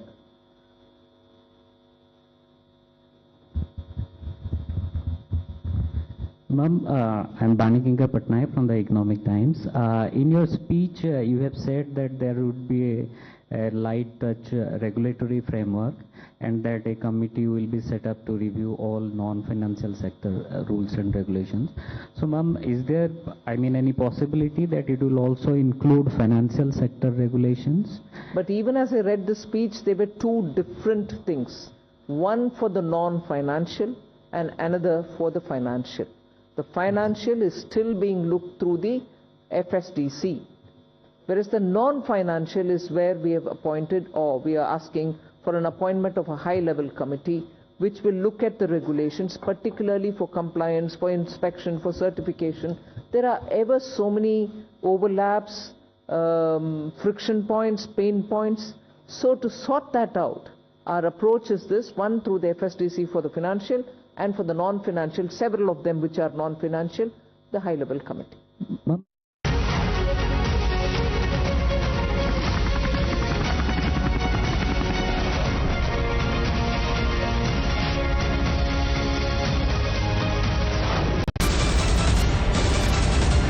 The biggest news break of the day. Exclusive that set the primetime agenda. Bringing you stories that matter, news breaks that shake up the system. Join us for the biggest revelation on Blueprint exclusive weekdays at 6 p.m. only on Times Now. She asks tough questions like no other journalist. आप भाग रहे हैं सवाल पे। बड़ा simple सा straight forward सवाल है। Mr. D.K. Shivkumar, what next for you? When are you taking over as Chief Minister? She takes on the masters of Indian politics like no one else can. How do you see skill census versus caste census if you would want to respond to the current political climate? कहीं भी चले जाओ, कहीं भी आ जाओ। अजीत पवार जी भी कभी भी शरद पवार जी के पास चले जाएंगे, कभी भी इधर आ जाएंगे। क्या ऐसी पॉलिटिक्स है? Because she speaks for you the way no one else can. What's the chemistry between Prime Minister Modi and Democrats? The profile of India as a country, has it grown? Are you going to get onto a SpaceX spaceship anytime soon? Because your voice must be heard, your questions answered above all else. Frankly Speaking with Navika Kumar.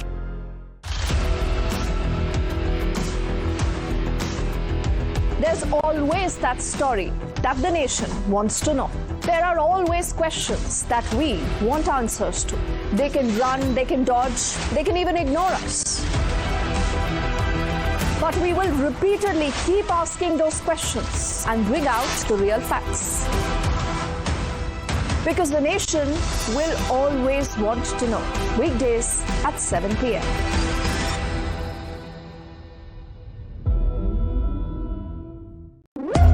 When the stakes are high and the answers are elusive, there's one voice unafraid to challenge the status quo. At 8 p.m., I am not here to sugarcoat the truth. I am here to ask the hard questions. Because when others play it safe, I go straight to the heart of the matter. It's not about left or right. It's about what's right for India. It's about holding the powerful accountable. India Upfront with Pranesh Roy. Weeknights at 8 p.m. only on Times Now. No spin, no compromise, just the truth. For over 30 years, my journalism has been relentless, fearless, and uncompromised. My stories have breached lofty ivory towers and brought down the high and mighty. And I won't stop. When the clock strikes 9, it is time for the news hour. Navika Kumar asks the legitimate question. When your rights are trampled, I will be your voice, demanding answers from the corridors of power. News hour at 9 with Navika Kumar.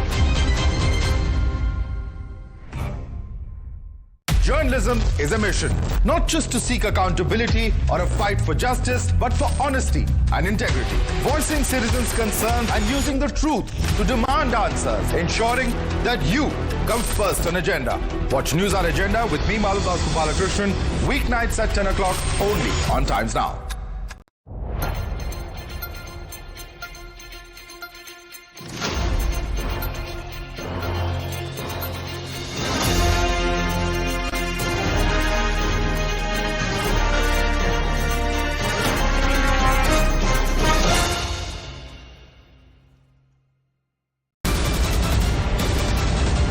The biggest news break of the day. Exclusive that set the primetime agenda.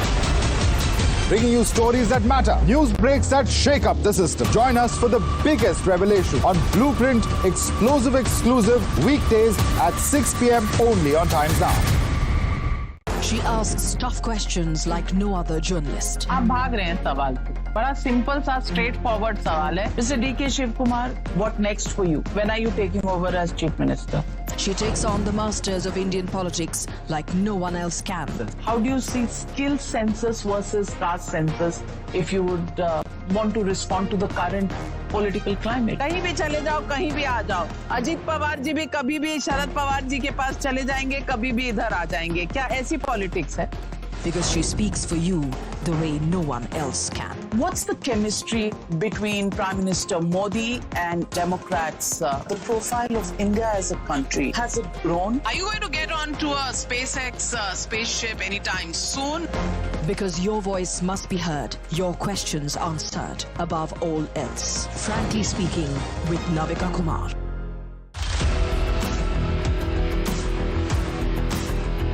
There's always that story that the nation wants to know.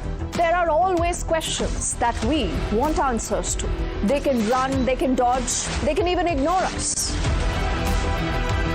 But we will repeatedly keep asking those questions and bring out the real facts. Because the nation will always want to know. Weekdays at 7 p.m.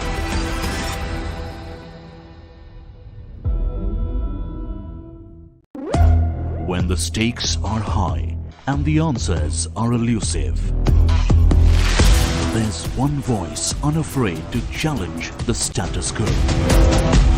At 8 p.m., I am not here to sugarcoat the truth. I am here to ask the hard questions. Because when others play it safe, I go straight to the heart of the matter. It's not about Google Gemini.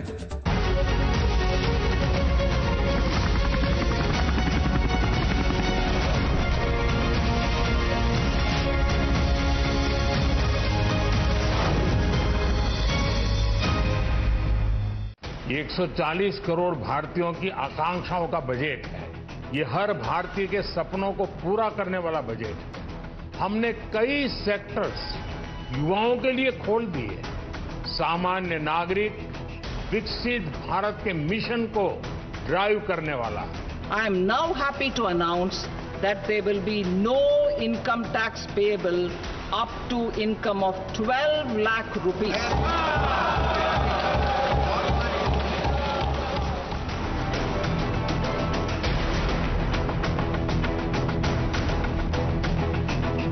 मायूस किया है budget ने और किसानों को कुछ नहीं मिला. अगर आपके पास तनख्वाह है तो आप कम टैक्स देंगे, लेकिन जिनके पास रोजगार नहीं है उनके पास तनख्वाह कहाँ से है? It is an election budget for Delhi as well as the development of the Bihar.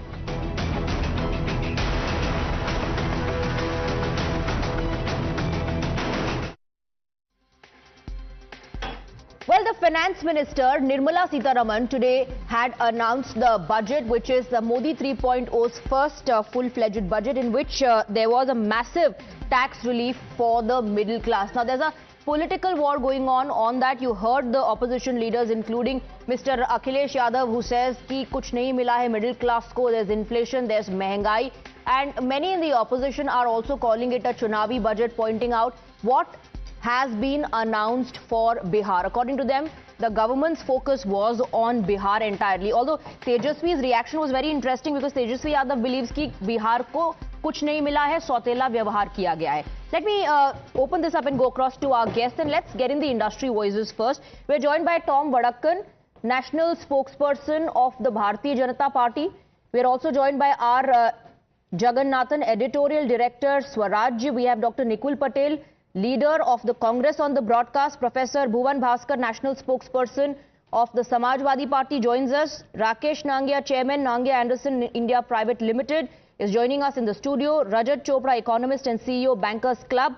Gyanesh Chaudhary, MD, Vikram Solar, is also joining us in the broadcast, along with Rajat Dhar, economist and tax expert. Let me begin with Mr. Nangia. Mr. Nangia, has the industry's expectations been met through this budget? See, the government has catered to a lot of industry, but you say does it require intervention for every industry? It is very difficult to say that. But the government has tried to touch on the pain areas of a lot of industries. And just to give me some classical case, take the case of a startup, and a very beautiful analogy. Government said we are going to commit fund of 10,000 crores. And you won't believe it, this is the second series of it. The first series which the investment was made few years back, that has become 90,000 crores today. See the value of the money they go, and see, unfortunately it's not in the public domain, but I'm talking to startup people today, and today after my morning session, it has gone up by 9x the investment. So there's the power reforms. There's a massive power reforms. So infrastructure doesn't need too much of reforms, because infrastructure needs money. Government has contributed 12 lakhs crore for this budget. Yes, there has not been an incremental increase this year as compared to the previous years, but I think this government is clear. If the money is required for infrastructure, government is willing to spend it. Take the case of air traffic. Take the case of Uran scheme, actually. They have touched it very well. They opened so many sectors. Do you know that, I must tell you a very interesting thing, every 5th day, Indigo imports one airport in the country. Every 6th day, Tata imports one aircraft in the country. India may construct one airport, close to one airport per month. Can you believe this figure? You are talking about 200 airports in 20 years. It comes to 10, in 1 year you make 10 airports. See, they have touched the aircraft also. They have touched the airport industry. They have touched the aircraft is there. They have touched startups. They have touched it. They have touched manufacturing wherever is required also. It's not that they have not touched also. But let's accept it. Do we accept the government to touch every sector? Answer is no. But if there's a pain area, we expect the government to touch it, because there's an opportunity once a year comes openly. But budget is not gone are the days where you used to make changes in the budget. Absolutely. If the changes are required, you'll go ahead with that. You're not going to wait for the budget to come. And this model message of the government is very clear. So all in all, will you give a thumbs up? I will. Naturally, I'm going to give a budget and combined budget. Okay. See, I will not can't give you a vertical or one specific line. When they combine personal income tax and when they combine the corporate tax, I give a thumbs up. All right, let me bring in Gyanesh Chaudhary as well. Like Mr. Nangia said, Gyanesh Chaudhary, the government has placed significant emphasis on the reforms in the in the power sector, and has incentivized states to enhance the electricity distribution and transmission. How does VSL plan to contribute to these reforms?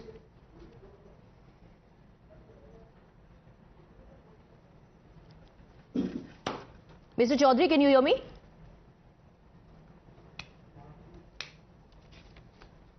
Mr. Chaudhary, can you hear me, sir? Okay, I don't think he's able to hear me. Let me bring in Rajat Chopra. Rajat Chopra, I'm also going to dabble a little bit into what the politicians are saying, because it looks like at the moment that everybody is only responding on the highlights, which is, of course, the massive tax reliefs that the middle class has got. Now, there are some politicians like Rahul Gandhi who are saying this is a band-aid on a bullet injury. Combine that with other things that are not being discussed. Do you believe that the government has treated this budget like a band-aid on a bullet injury?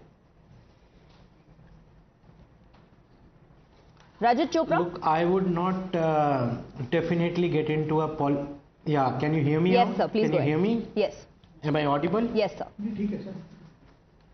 Yeah, so I would not comment on the political angle that the politicians are trying to draw. That is very personalized to parties and people. I think overall it was a very Viksit Bharat budget. Make in India budget, and that is the way I see it. And overall, if I see that the 85% of the class that has been benefited, the middle class have been benefited from the tax benefit, I think that's where the real benefit comes. But the clear agenda of the government definitely looks like putting this 85% to a new tax regime transition so that they get the benefit. However, the tax inflows are 80% from the rest of the 15%. That's another story to it. But if you see overall, I think the sectoral, as was mentioned earlier, the sectors have been touched upon. Tourism, medical tourism, I think all the sectors have been touched upon. But then, Swati, the key lies, if you see, the key lies in the execution of these schemes, which means execution at the ground level to the real beneficiaries. Which means the process, which means the governance, which means the time. Now, if I am getting all those schemes, I as an MSME sector, I as an MSME of India, how I am going to benefit? For example, the CGTSME scheme is for example increased to 2 crores. Now, how it is really correlating with the execution speed to the core beneficiary, that is MSME on ground, is where the key role comes. And so my thing is that government has set the platform in last 10 years for the India to be on the global stage. But I think there is a lot of scope of improvement when we see on the execution side of these schemes. I don't see personally that many of the MSME would be knowing that government runs more than 21 MSME beneficial related schemes. That includes also the marketing expense scheme to the new MSME setup. So I think there is a lot of gap in that understanding and the execution. That is where I see. But clearly from a I would say sectoral angle, I think if Bihar becomes a focus, that clearly spells some kind of political interest. But then I would not want to comment on that. But so do Delhi, so do Bombay, so do Kolkata, so do many other states. I think that clearly reflects some kind of political interest gaining. But overall, it's a Viksit Bharat kind of budget. And if you see the tariff also, I think the finance minister has tried to offset that in some form with various kinds of initiatives. But overall, I think it's a Viksit Bharat budget. But then we should not only applaud about the tax. Is that it's a Viksit Bharat budget and execution is the key. Let me try and go across to Gyanesh Chaudhary again. If you can hear me, Mr. Chaudhary, we were just discussing the emphasis that the government has placed on the power sector. How does BSL plan to contribute to these reforms? Thank you, Swati. I'm sorry about the glitch earlier. Am I audible? Yes, sir. Absolutely. Go ahead, please. Great. According to me, it's a great time to be in the power sector and the energy sector. The government has given a very strong mandate on enhancing exports, manufacturing. There's 35,000 crores allocated for green hydrogen. There is a separate effort to set up export promotion. Solar itself is a very strong mandate promoted directly by Honorable Prime Minister. So we see some very bullish decisions being taken on capital allocation, as well as moving on to building a strong energy independent and Atmanirbhar Bharat. Absolutely. Now, Rajat Dhar, the common man, was interested in knowing how much tax relief, something that the middle class was waiting for far too long. That has happened. The politicians, some of them, they may not be satisfied and very happy with it. But the common man definitely is, because no income tax till 12 lakh of income. But then if you see the breakup, which is on the screens as well, every income group seems to be saving some money at the end of the day. Exactly. Yes, if you say that when we break down the budget and analyze it and taking into consideration the exemption of under Section 87 under the new tax regime, we see that yes, from 75,000 to 1 lakh being in the hand.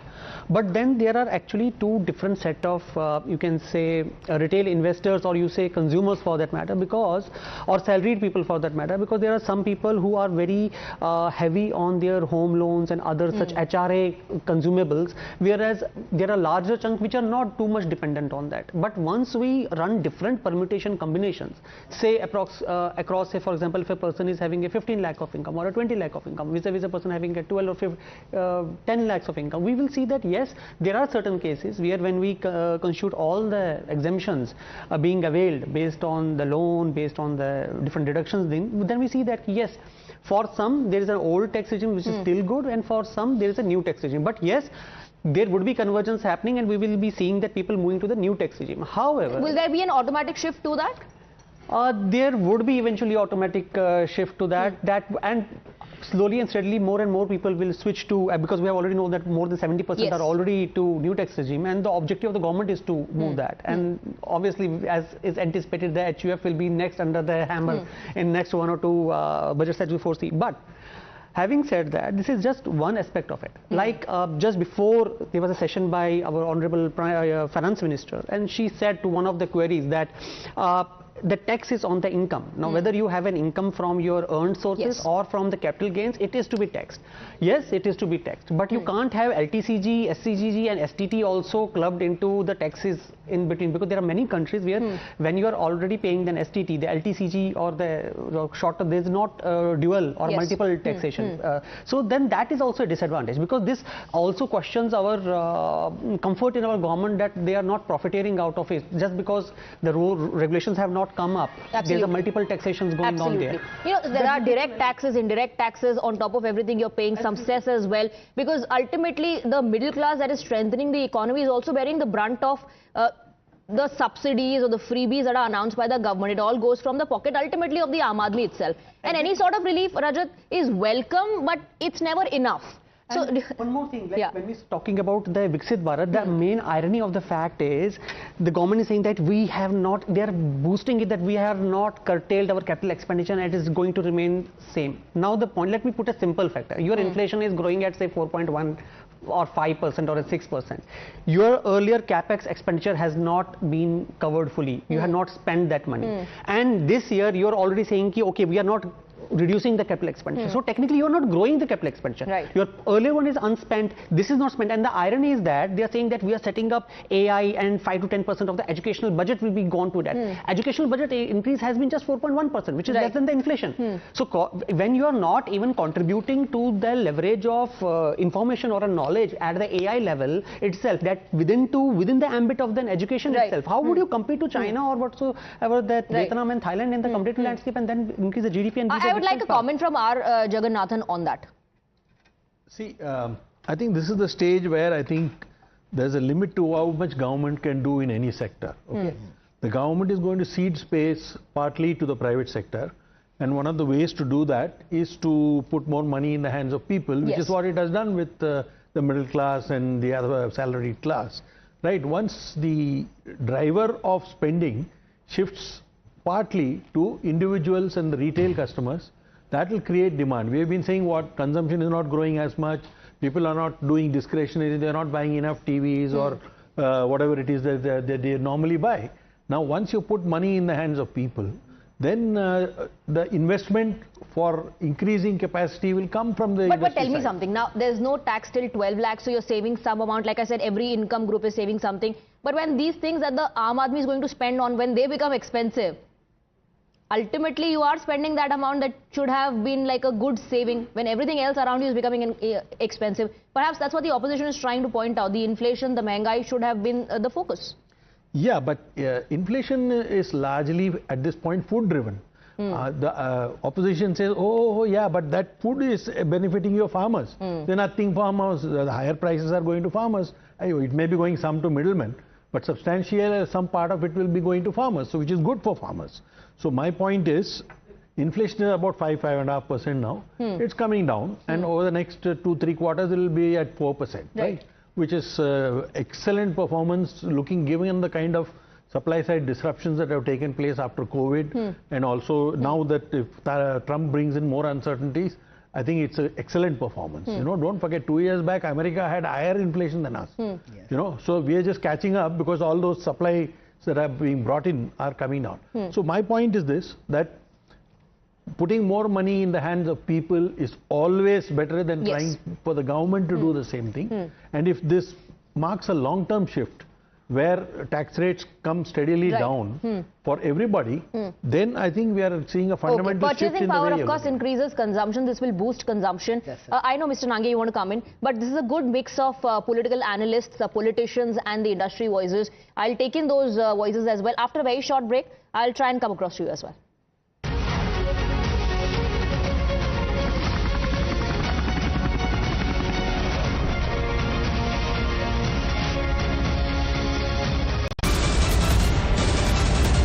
The biggest news break of the day. Exclusive that set the primetime agenda.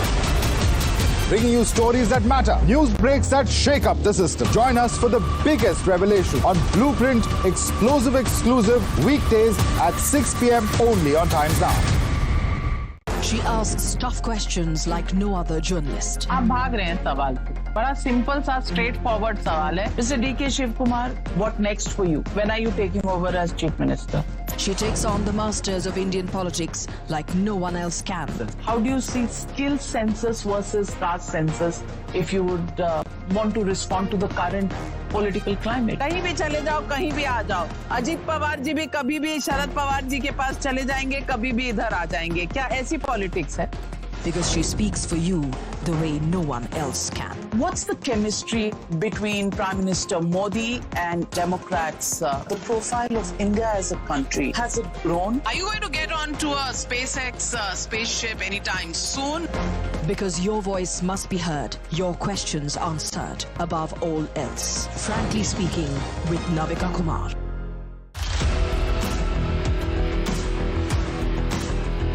There's always that story that the nation wants to know.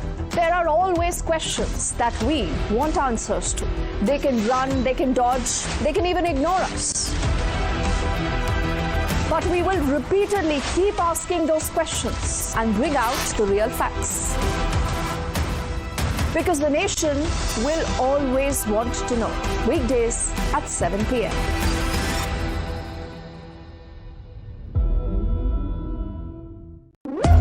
When the stakes are high and the answers are elusive, there's one voice unafraid to challenge the status quo.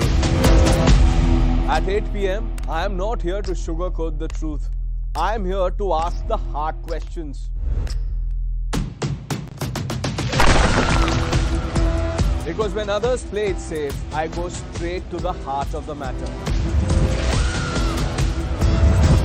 It's not about left or right. It's about what's right for India. It's about holding the powerful accountable. India Upfront with Pranesh Roy. Weeknights at 8 p.m. only on Times Now. No spin, no compromise, just the truth. For over 30 years, my journalism has been relentless, fearless, and uncompromised. My stories have breached lofty ivory towers and brought down the high and mighty. And I won't stop. When the clock strikes 9, it is time for the news hour. Navika Kumar asks the legitimate question. When your rights are trampled, I will be your voice, demanding answers from the corridors of power. News hour at 9 with Navika Kumar. Journalism is a mission, not just to seek accountability or a fight for justice, but for honesty and integrity. Voicing citizens' concerns and using the truth to demand answers, ensuring that you come first on agenda. Watch News Hour Agenda with me, Madhav Balakrishnan, weeknights at 10 o'clock only on Times Now.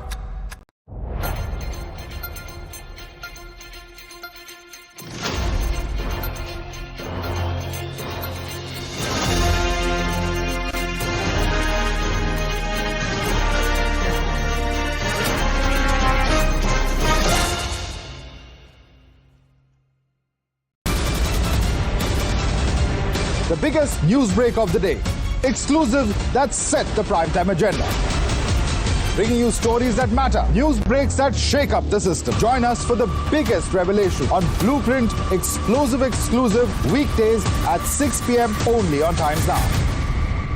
She asks tough questions like no other journalist. आप भाग रहे हैं सवाल से। बड़ा simple सा straight forward सवाल है। Mr. D.K. Shivkumar, what next for you? When are you taking over as Chief Minister?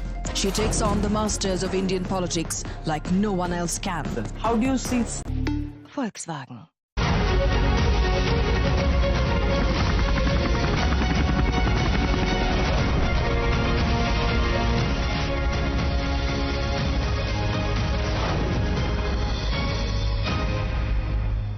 Government says it's a Vikasit Bharat budget. The opposition is not impressed. Let me quickly take in the views coming in from the political analysts and the politicians. We have Professor Bhuvan Bhaskar, national spokesperson of the Samajwadi Party here.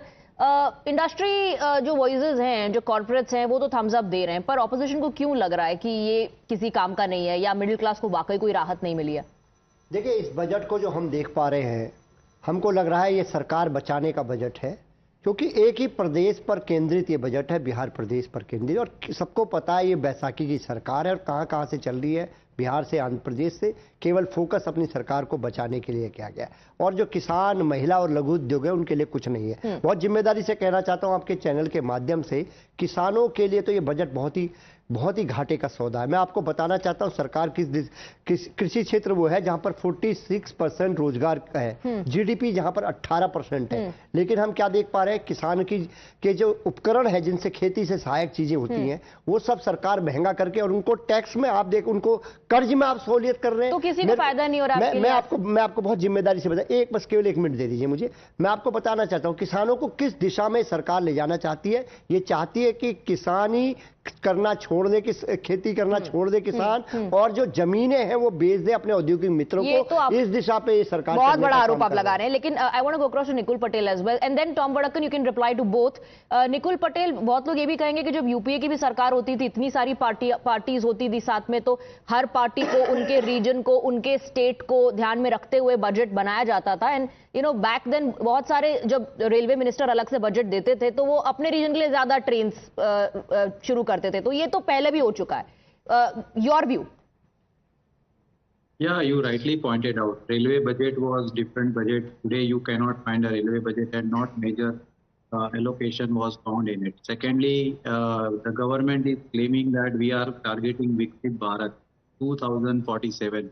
Now, when you're talking of Viksit Bharat, they have targeted agriculture as a first priority, and that is reason because they find that the Lok Sabha mandate what they got is really alarming for them, and definitely they can support their supporters who are giving support to the government. But if you see, government is identifying 100 low productivity districts, but whether they will be able to achieve that or not, that is the question, because previously if you see that there were 100 smart cities that were focused by the government.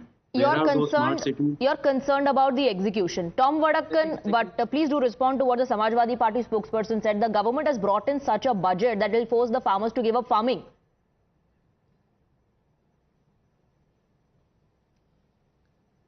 Well, there is much to be said about this budget, which I think the opposition parties want to see it in the red.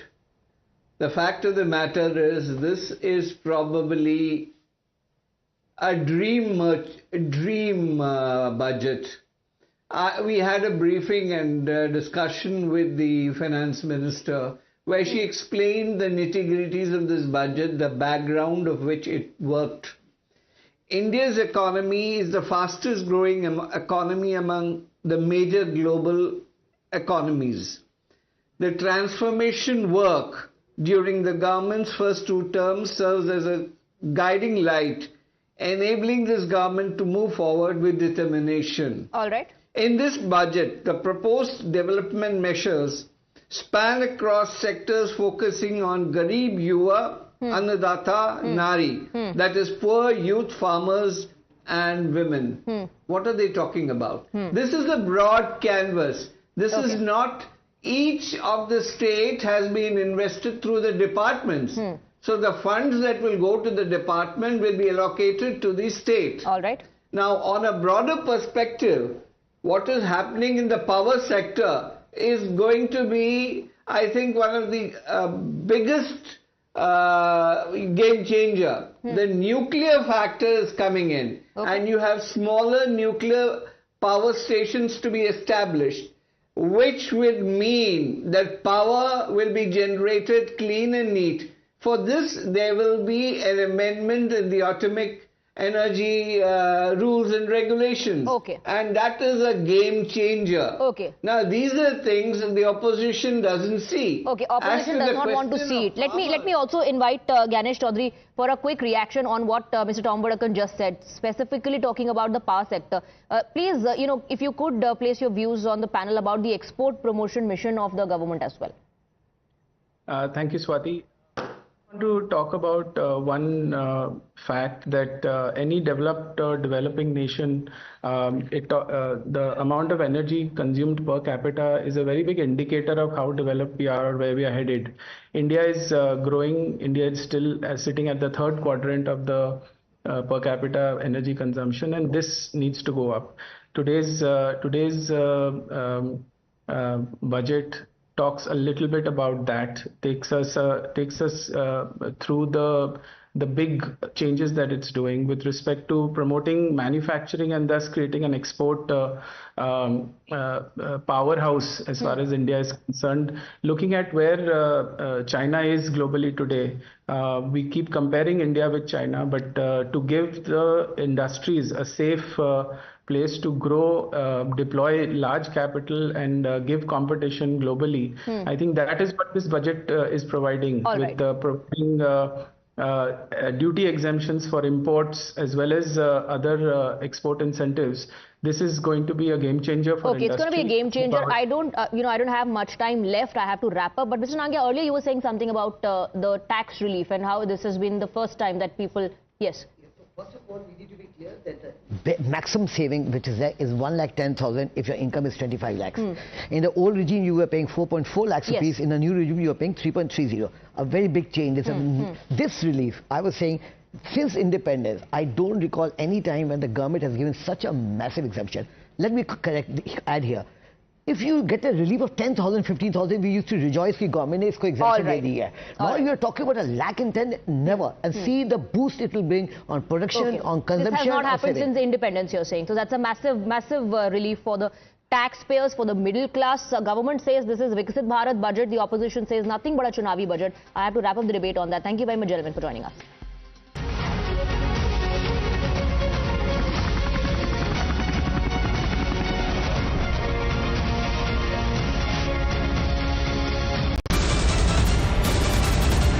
The biggest news break of the day. Exclusive that set the primetime agenda. Bringing you stories that matter. News breaks that shake up the system. Join us for the biggest revelation on Blueprint exclusive weekdays at 6 p.m. only on Times Now. She asks tough questions like no other journalist. आप भाग रहे हैं सवाल से. बड़ा simple सा straight forward सवाल है. Mr. D.K. Shivkumar, what next for you? When are you taking over as Chief Minister?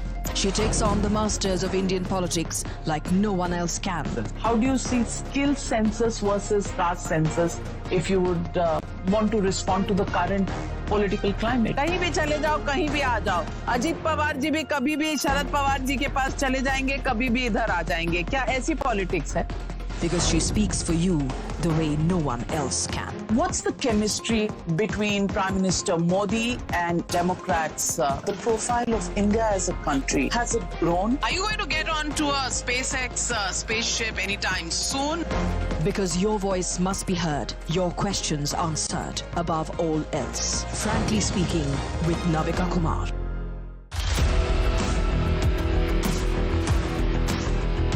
There's always that story that the nation wants to know.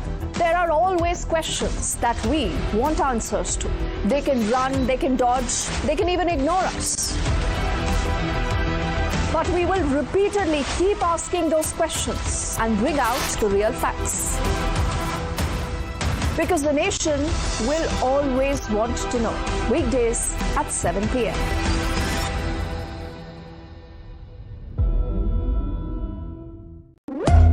When the stakes are high and the answers are elusive, then As one voice unafraid to challenge the status quo. At 8 p.m., I am not here to sugarcoat the truth. I am here to ask the hard questions. Because when others play it safe, I go straight to the heart of the matter. It's not about left or right. It's about what's right for India. It's about holding the powerful accountable. India Upfront with Pranesh Roy. Weeknights at 8 p.m. only on Times Now. No spin, no compromise, just the truth. For over 30 years, my journalism has been relentless, fearless, and uncompromising. My stories have breached lofty ivory towers and brought down the high and mighty. And I won't stop. When the clock strikes 9, it is time for the news hour. Navika Kumar asks the legitimate question. When your rights are trampled, I will be your voice, demanding answers from the corridors of power. News hour at 9 with Navika Kumar. Journalism is a mission, not just to seek accountability or a fight for justice, but for honesty and integrity. Voicing citizens' concerns and using the truth to demand answers, ensuring that you come first on agenda. Watch News Hour Agenda with me, Madhav Balakrishnan, weeknights at 10 o'clock only on Times Now.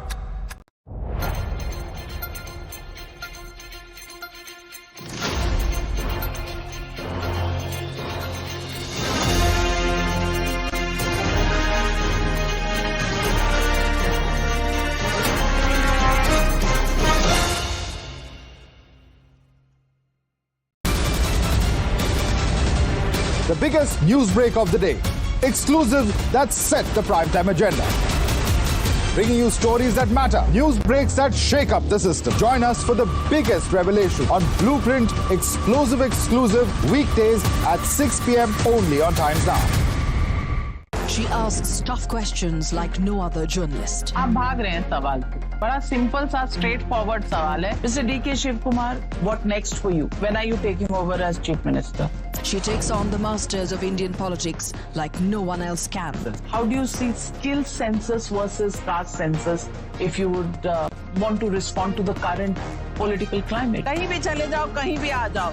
Ajit Pawar ji भी कभी भी शरद पवार जी के पास चले जाएंगे, कभी भी इधर आ जाएंगे. क्या ऐसी पॉलिटिक्स है?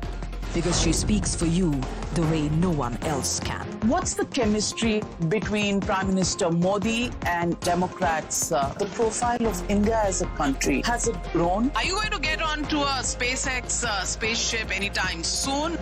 Because your voice must be heard, your questions answered above all else. Frankly Speaking with Navika Kumar.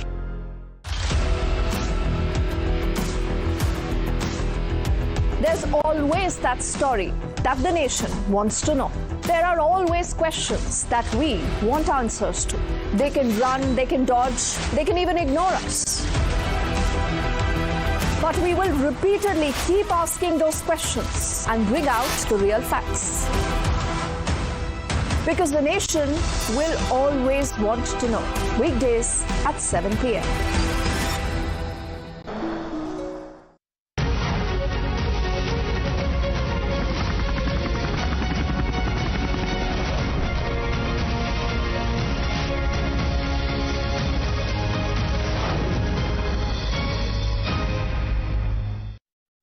Good evening, ladies and gentlemen. From zero income tax for income groups up to 12 lakh rupees to public-private partnership in infrastructure to support to MSMEs to a national manufacturing mission to digital public infrastructure.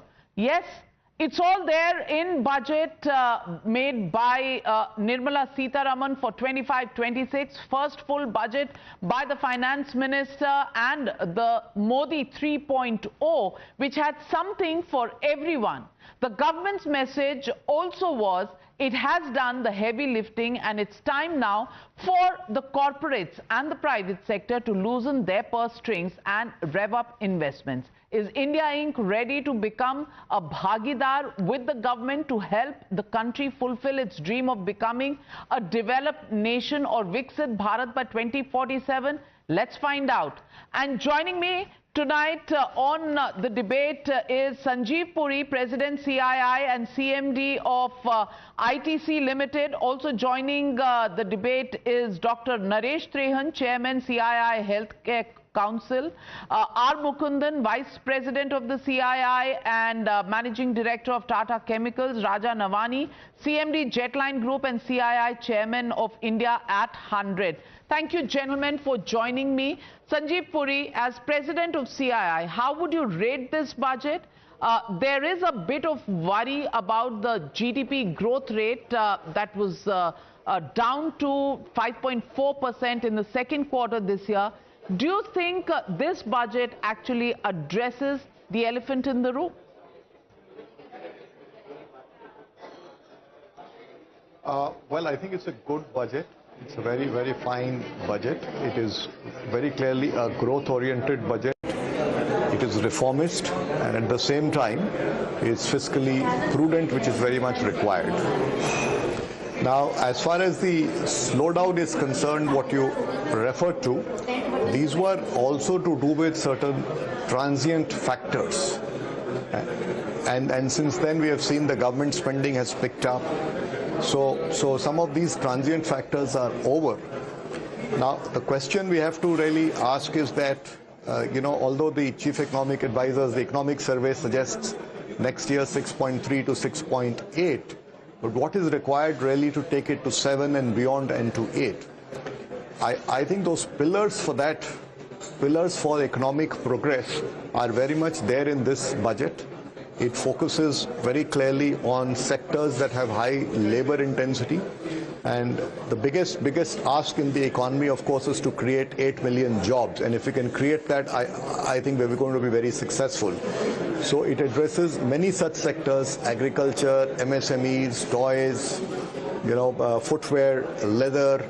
It also is looking at export industries. Again, these are labor intensive sectors. It's looking at tourism. So very important steps have been taken there. I think the Integrated Council for Exports is a very welcome step.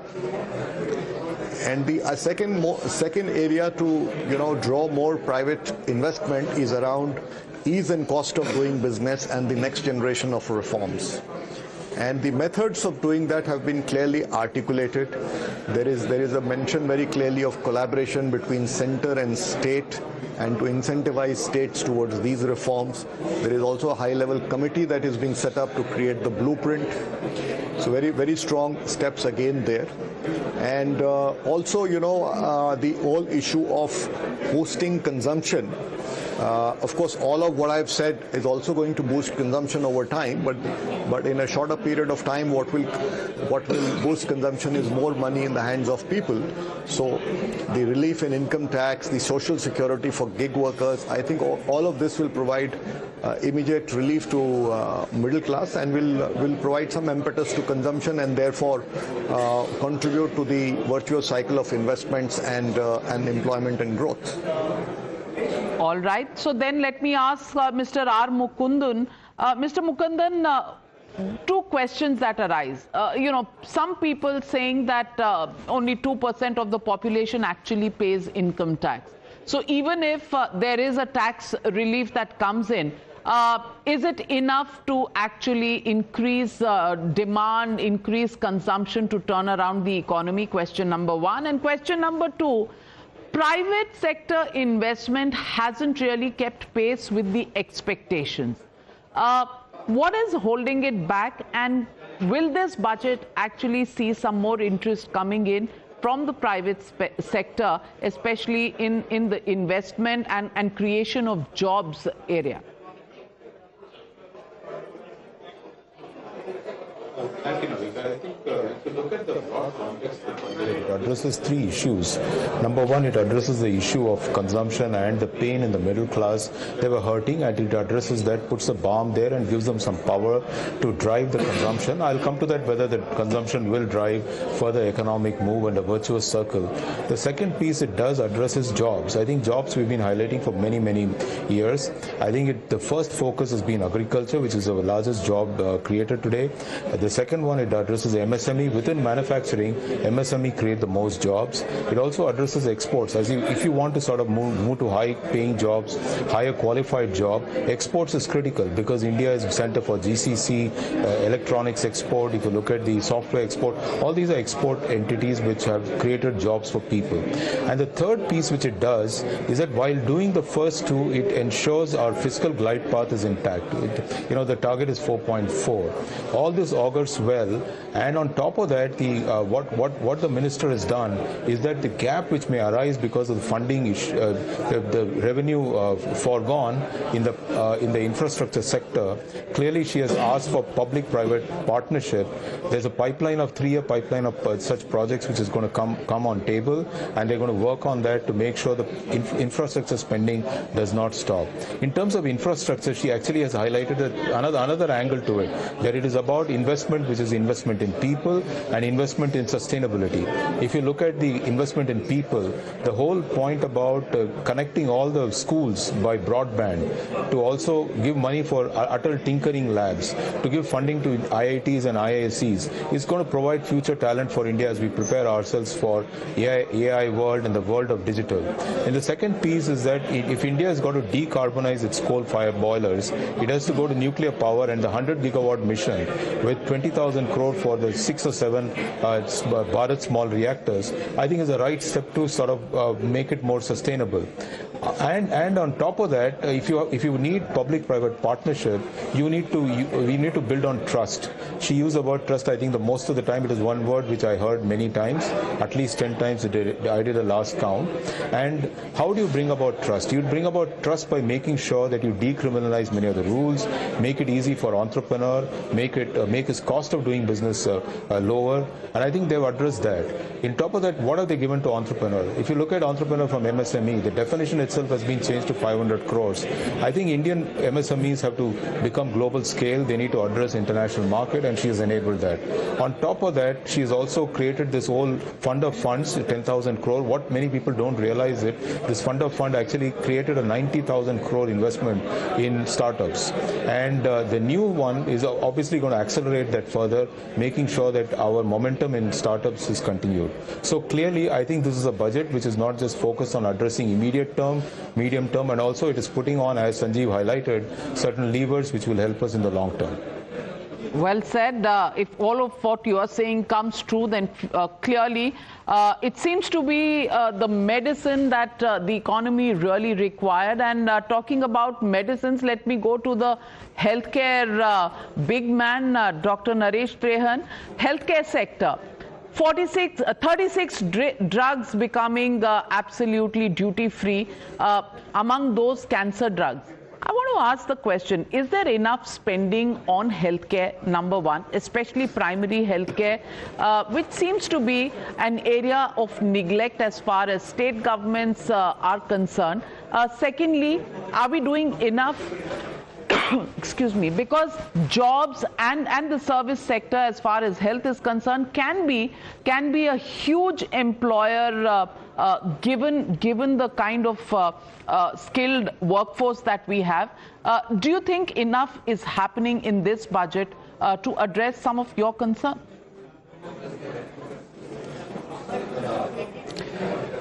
So actually, this budget is actually a follow-through of the announcements made in July, where it was outlined that we will have X number of nursing schools, 75,000 more doctors coming into the mainstream over the next 2, 3, 4 years, that seats are being created. So if you see that, the announcement today was that 10,000 additional seats will be allocated to medical colleges to increase the output on medical students. So that's a welcome news. The next thing is also the centers of excellence, the 5 that were announced today. They are actually going to contribute hugely to the training of paramedical personnel, technicians and all that, because you were right when you said that the healthcare industry actually employs 6-7 employees per bed created. Now we have to make, the minimum requirement for India is to multiply the number of beds today into 2. That means we need to create 1.5 million beds more in the next 5 years. So if that be the case and you multiply that for each bed at least 5 people are going to get employment, it becomes a large number, 7.5 million. So what we really need to do is to push the health sector.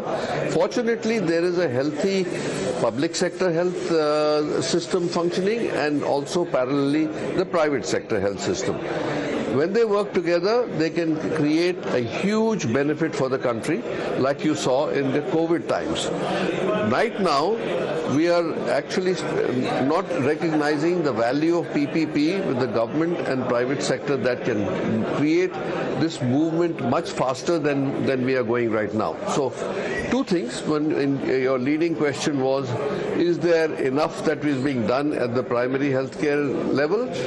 The answer is, the government has announced the Ayushman scheme, where there is the wellness centers, 150,000 wellness centers to be created.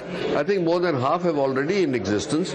That's a big relief at the bottom of the pyramid. But how well they get linked with district hospitals and other tertiary care hospitals is yet to be seen.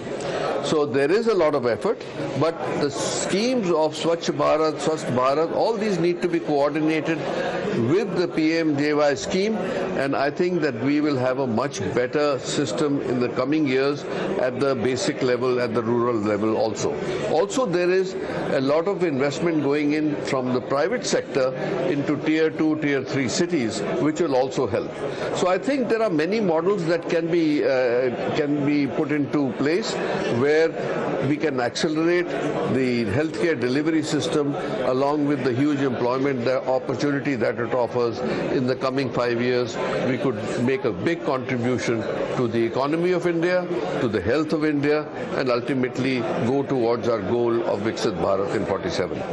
Well, let me ask you, Mr. Rajan Navani. There is euphoria that comes in after every single budget. Every budget, India Inc. says is a great growth-oriented budget, but somewhere midway through the year, we see a few disappointments coming in, and growth not really happening at the rate we would want it to, especially if we have to become a 5 trillion economy, a number 3 economy in the world. Do you think this budget actually takes that step? Because many people say that structural problems in the Indian economy still remain. How do you think those can be addressed, and does this budget actually address them? It's interesting you raise this point, Navika, because I think when you heard the Honorable Finance Minister start, that is exactly what she said. This has to happen through a collaborative process, because we are looking at a 23-year, long journey, towards a Viksit Bharat, and that cannot be built with multiple stakeholders who are going to contribute to build that India, working in different directions. So I think the fact that a trust-based regulatory framework, built with industry, can be a very defining factor in this process as we move forward. So to me, this budget was really a foundational budget, which has set the direction in which a lot of the things that will happen over the next 2 decades will unfold. Prioritizing different things that are needed at different points in time. So I think in that light, it does address, a large part of that, and it has truly begun with, the save the best for last kind of a statement by putting money into the hands of, the middle class. And, also the middle class is a rising middle class. India for the next 20 years is going to see wealth creation, where, different people will move up the economic ladder, and they know today directionally that they will have a large amount of their money to be able to spend, to be able to actually boost consumption in this country. Also, I think the fact that, she spoke about investing in people, economy and innovation is to me a big driver of, what is the larger thinking, because our biggest asset is our people, and that has been addressed, in many ways. And there are very new, different ways in which livelihoods will be earned. The gig economy needs a social security system which has come up. Through our group company Jet Synthesis, we are working with all new age creators, influencers, esports athletes. This is a generation that is going to derive its livelihoods very differently from the way the past generations have. It's not a lifetime, of one career. It's a career of lifetimes, and, different kinds of things that they will do. So for a government to say that we understand that, we appreciate that, and we are trying to create a framework that will enable that generation to really unlock, because these 25 years are the 25 to 50-year-olds who will not only build the greatest, value creators, but also the high consumers and drive India to its future. So I think many aspects about that, of reskilling them, enabling them to look at new age skills, because there's going to be tremendous amount of disruption that's going to happen with technology. While, we did get 10,000 crore additional for a fund of funds and an announcement of an additional 500 crore for an artificial center in education, a COE, but, an artificial intelligence of 500 crores and 10,000 crores across frontier tech, is that really, sending enough messaging? Because just 2 days ago, we saw $600 billion of market cap get eroded through one statement in one day in one company in one country. So this Gen AI is definitely there for real. It is going to be a big game changer in the way the world is going to play out over the next, maybe already happening. And how are we as a country aligning priorities towards some of these things? So I think there are many aspects of this budget that have touched upon many of these areas. It is now to sustain them beyond the budget and actually create an environment where this execution in a trusted manner between state and center, between industry and government and multiple stakeholders invested in this actually, unlock together. So I think from that angle, definitely one budget that, will hopefully set that direction. Well, you talk a lot about trust, but does really trust exist? Because, when you talk about the central government, you also have to talk about many of these policy measures actually being transformed on the ground by state governments, the coordination there. Well, if it is, the party at the center, which is the party at the state, maybe things work out. Does it work otherwise? These are some of the issues that remain to be addressed. But as far as the budget goes, clearly it cannot address all of these problems. At the moment, I think there's euphoria in the middle classes, the tax-paying segments who are breathing a sigh of relief. Will it convert into consumption that leads growth to a higher trajectory? Well, that's the hope and the prayer. But for the moment, the jury is out on that one. Thank you very much, gentlemen, for joining me.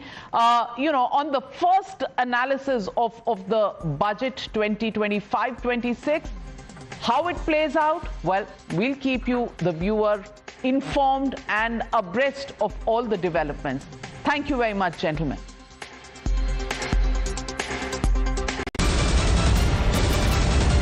The biggest news break of the day. Exclusive that set the primetime agenda. Bringing you stories that matter, news breaks that shake up the system. Join us for the biggest revelation on Blueprint exclusive weekdays at 6 p.m. only on Times Now. She asks tough questions like no other journalist. आप भाग रहे हैं सवाल पे. बड़ा simple सा straightforward सवाल है. Mr. D.K. Shivkumar, what next for you? When are you taking over as Chief Minister? She takes on the masters of Indian politics like no one else can. How do you see skill census versus caste census if you would want to respond to the current political climate? कहीं भी चले जाओ, कहीं भी आ जाओ. अजीत पवार जी भी कभी भी शरद पवार जी के पास चले जाएंगे, कभी भी इधर आ जाएंगे. क्या ऐसी पॉलिटिक्स है? Because she speaks for you the way no one else can. What's the chemistry between Prime Minister Modi and Democrats? The profile of India as a country, has it grown? Are you going to get onto a SpaceX spaceship anytime soon? Because your voice must be heard, your questions answered above all else. Frankly speaking, with Navika Kumar.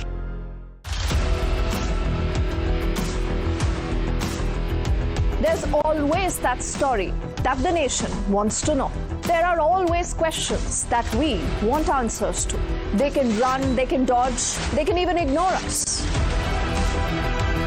But we will repeatedly keep asking those questions and bring out the real facts. Because the nation will always want to know. Weekdays at 7 p.m.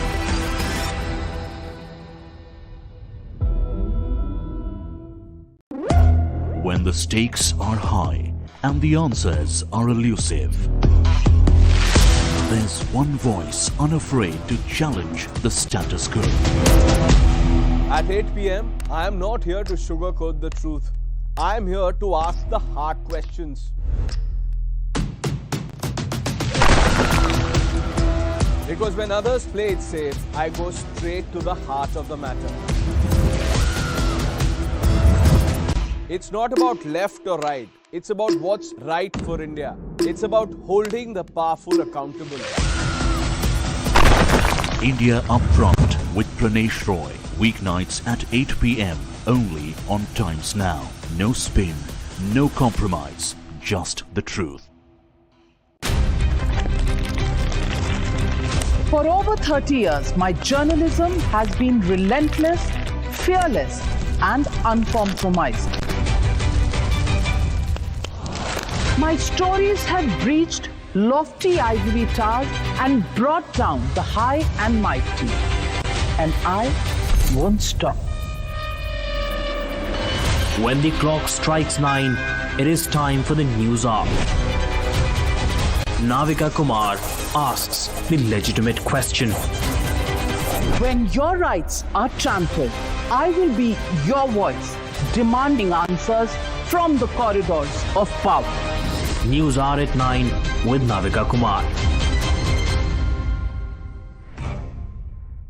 Journalism is a mission, not just to seek accountability or a fight for justice, but for honesty and integrity. Voicing citizens' concerns and using the truth to demand answers, ensuring that you come first on agenda. Watch News Hour Agenda with me, Maludas Gopalakrishnan, weeknights at 10 o'clock only on Times Now.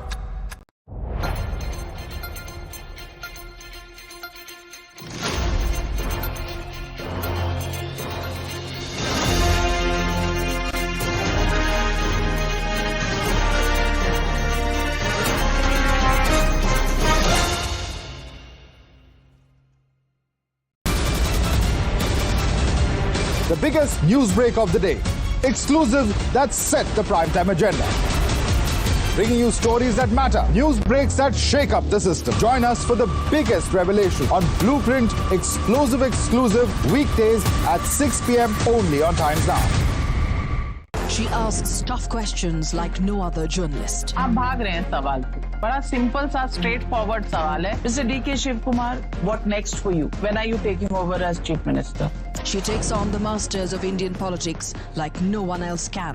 How do you see skill census versus caste census if you would want to respond to the current political climate? कहीं भी चले जाओ, कहीं भी आ जाओ। अजीत पवार जी भी कभी भी शरद पवार जी के पास चले जाएंगे, कभी भी इधर आ जाएंगे। क्या ऐसी पॉलिटिक्स है?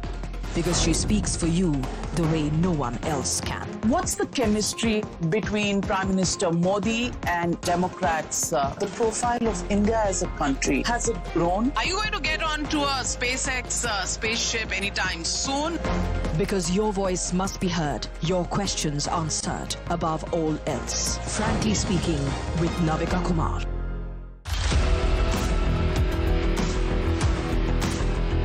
There's always that story that the nation wants to know.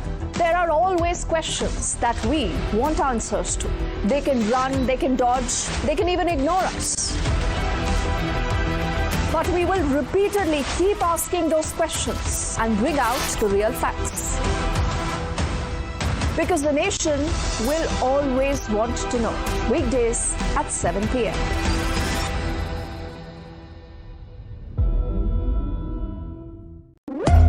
When the stakes are high and the answers are elusive, there's one voice unafraid to challenge the status quo. At 8 p.m., I am not here to sugarcoat the truth. I am here to ask the hard questions. Because when others play it safe, I go straight to the heart of the matter. It's not about left or right. It's about what's right for India. It's about holding the powerful accountable. India Upfront with Pranesh Roy. Weeknights at 8 p.m. only on Times Now. No spin, no compromise, just the truth. For over 30 years, my journalism has been relentless, fearless, and uncompromised. Try with Google Gemini.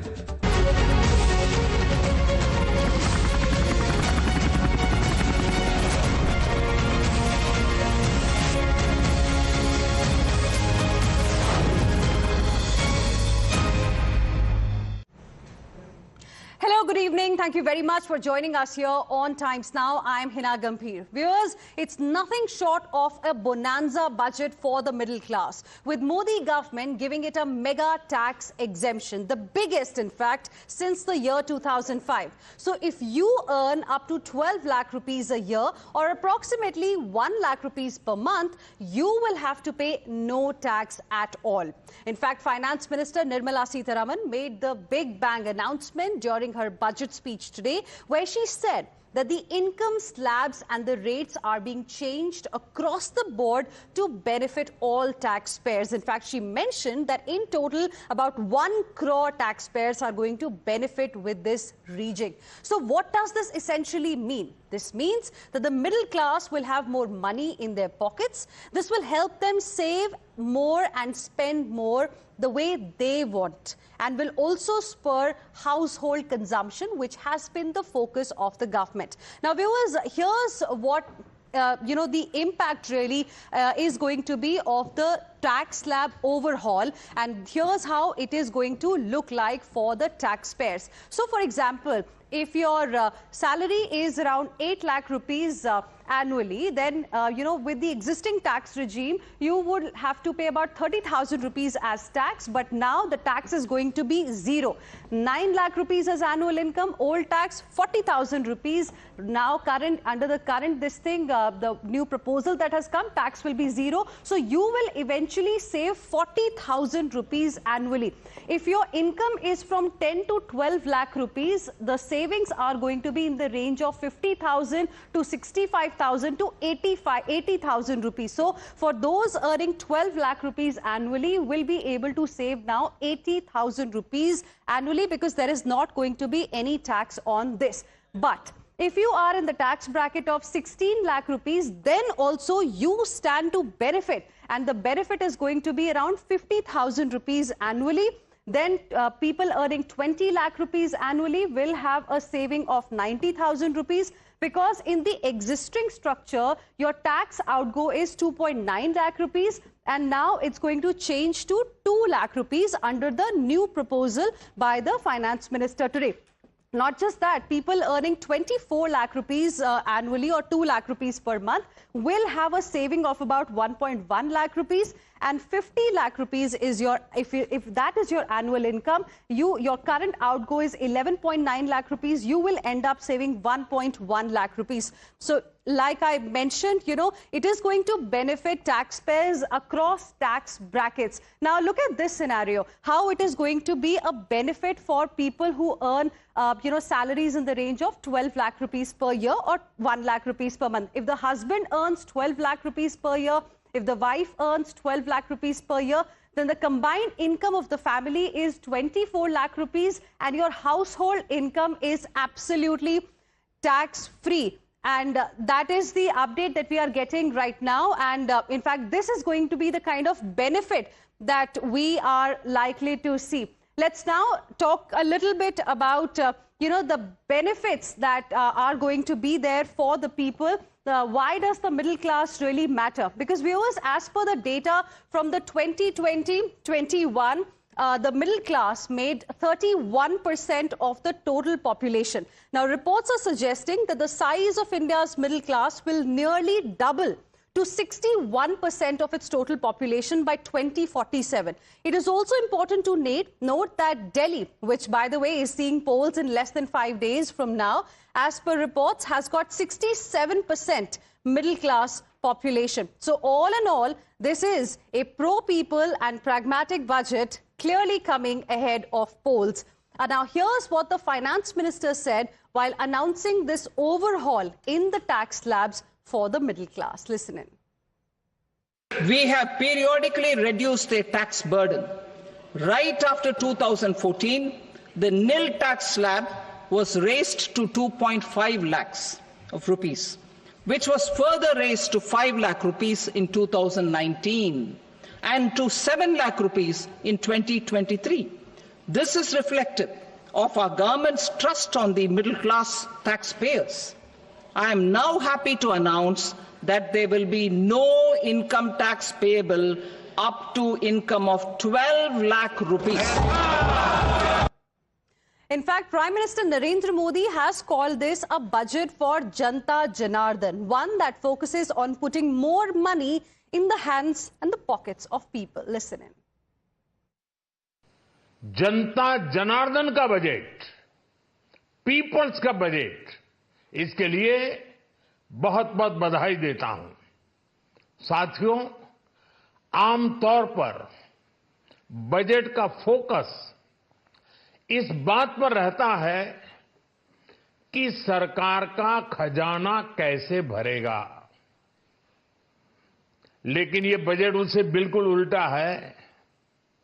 लेकिन ये budget देश के नागरिकों की जेब कैसे भरेगी, देश के नागरिकों की बचत कैसे बढ़ेगी और देश के नागरिक विकास के भागीदार कैसे बनेंगे, ये बजट इसकी एक बहुत मजबूत नींव रखता है।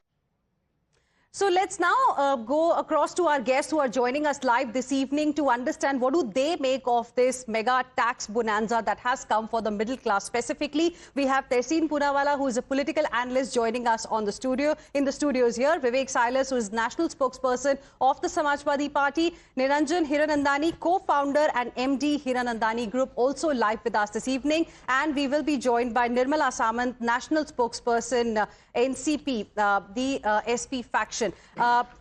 Good evening to all of you. Thank you for joining us here on Times Now. Mr. Niranjan Hiranandani, I want to ask you, did the budget today make you happy? Hugely happy. I think it's a huge challenge before the finance minister, especially in view of the recessionary kind of feelings in the last 6 to 12 months and the election process which took place, which means that the investments which took place in 2024 was at a much lower level than what was expected. So I think that is a very big challenge. Number two, huge headwinds at the international level.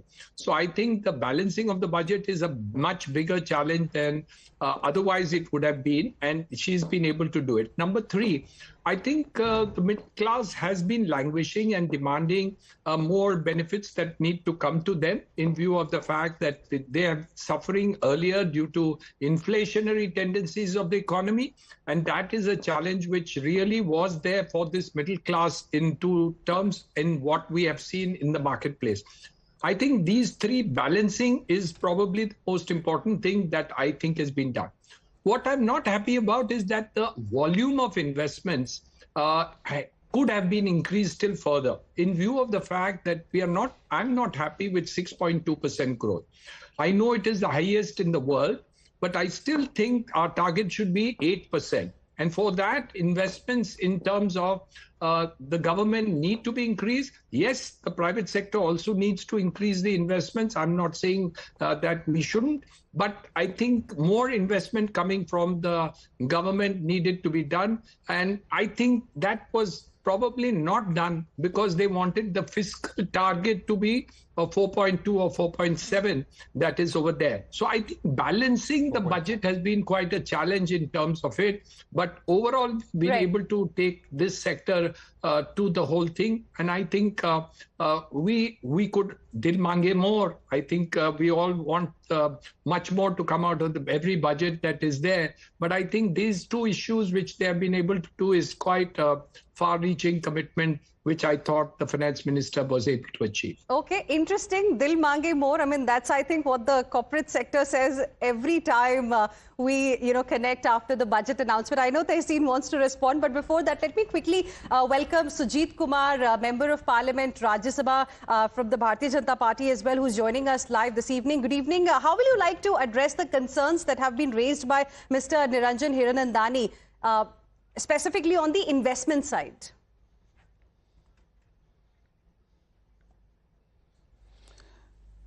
Is it for me? Yes, Mr. Sujit Kumar. Yeah, thank you. Well, first of all, I would like to compliment the Honorable FM for this futuristic and bold and inclusive budget. This is not a budget of politics, it's a budget for the people of India and for Bharat. And she has brilliantly been able to balance the challenges of fiscal prudence, more consumption-led growth because of tax cut, and also has been able to secure inclusive development. Now, as far as the concern about investment is concerned, last year the capital allocation for capital expenditure was over 11 lakh crore. And that will be maintained. Now, the focus this year has been rather on leaving more cash in the hands of the middle class, in the hands of the people. That will spur consumption, which will ultimately aid in the GDP growth. Mr. Hiranandani had concern about 6.2 or 6.4 GDP growth, but this is double the global average at this point of time. And fiscal deficit, post-COVID, we had a situation where the entire globe was having massive fiscal deficit, but we have been able to reduce fiscal deficit over the years, and we are well on the target of reaching 3% of our GDP, which is the FRBM. So I think the concern about the capital investment is not really justified. Okay. The Honorable PM has time and again said that we are focusing on not only infrastructure but also on physical infrastructure but also on social infrastructure. Interesting. Tehseen Poonawalla, budget for Bharat, do you agree? Because a lot of people who are in this middle class category are in fact going to benefit. Finance Minister gave a number also about 1 crore people. Yeah. At the onset, I would like to take this opportunity to congratulate the Honorable Finance Minister and the Honorable MP on your show. As somebody who's leading one of the protests on Twitter against tax terrorism, this is a good first start. A good start, congratulations for that, and kudos for that. But there is still many miles to go. What I would have expected, as the saying goes, ye dil mange more, to eliminate poverty out of India, we do need 8% growth from where Mr. Hiranandani left. So first, what we needed to do for the middle class actually, reduce the tax slabs from 6 to 3. This is something I've been advocating time again. That will widen your tax base. The lesser you have, reduce your compliances, reduce the surcharge. The surcharges is killing you. Long-term capital gains, short-term capital gains. Once I pay my tax, let me do what I want with my money. Then the highest tax slab should be only 20%. Bring your corporate tax down to 20%. That will again allow people, that will again boost the investment confidence into India. And the next step that needs to be done, which is not an income tax or direct tax issue, is your rationalization in the GST Council, which is now GST has become an extortion tax. So GST should be 2 rates, 5% and 12%. Roti, kapda, makan, 5%, everything else 12%. Please keep it as simple as that. And that is the only way to take forward. What I do want to compliment the government, despite being opposition, is 100% FDI and income tax. Well done, guys. And the nuclear, 500 gigawatts of nuclear power, civilian nuclear power. Congratulations, the BJP had opposed the nuclear deal. Today, the chicken has come home to roost. Congratulations, it's a budget for Bharat on those two fronts. Vivek Silas, is there anything that you will like to congratulate the finance minister for in this budget?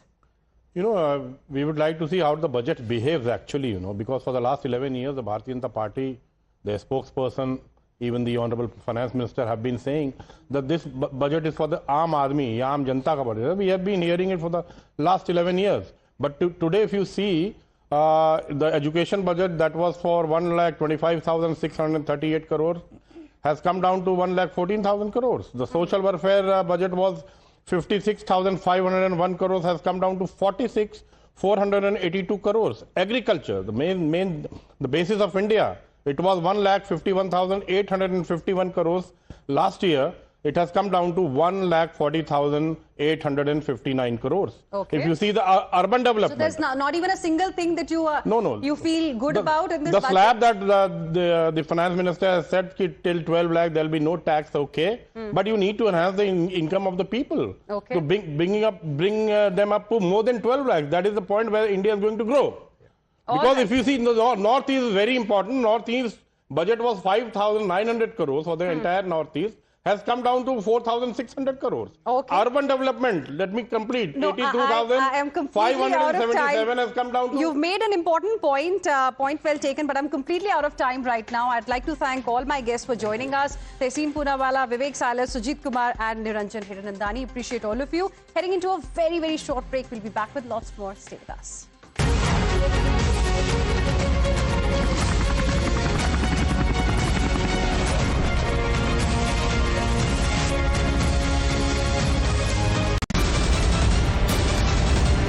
The biggest news break of the day.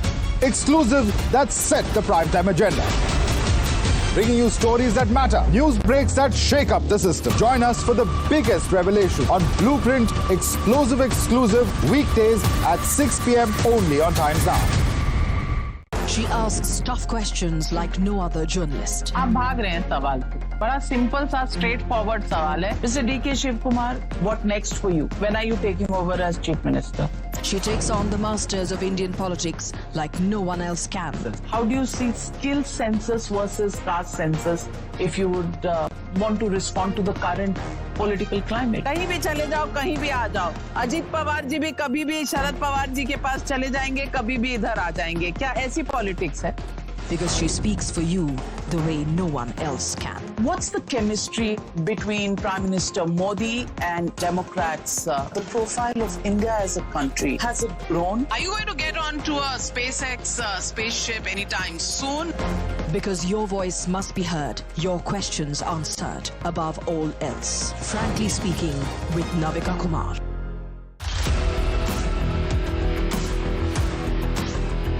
There's always that story that the nation wants to know. There are always questions that we want answers to.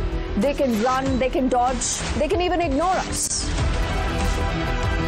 But we will repeatedly keep asking those questions and bring out the real facts. Because the nation will always want to know. Weekdays at 7 p.m.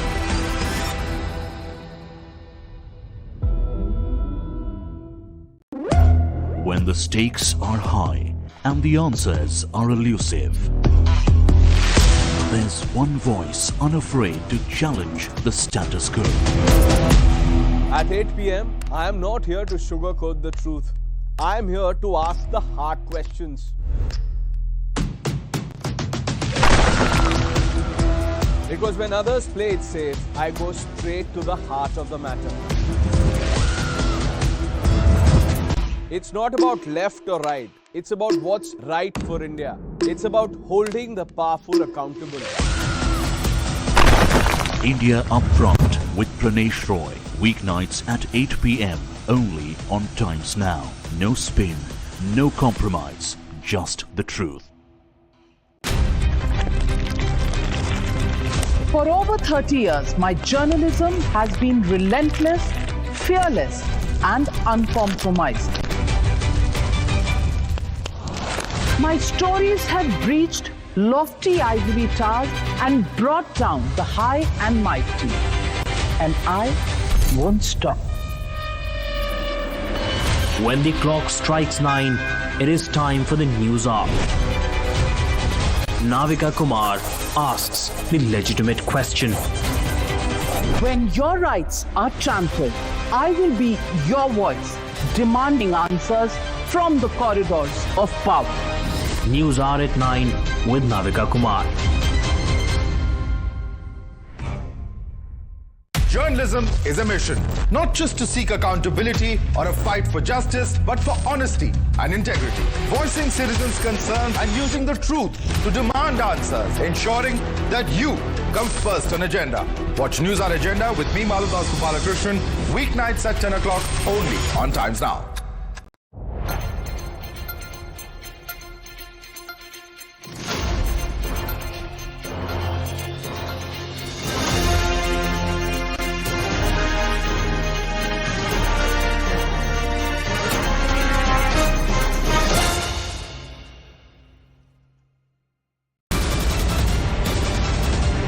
the biggest news break of the day. Exclusive that set the primetime agenda.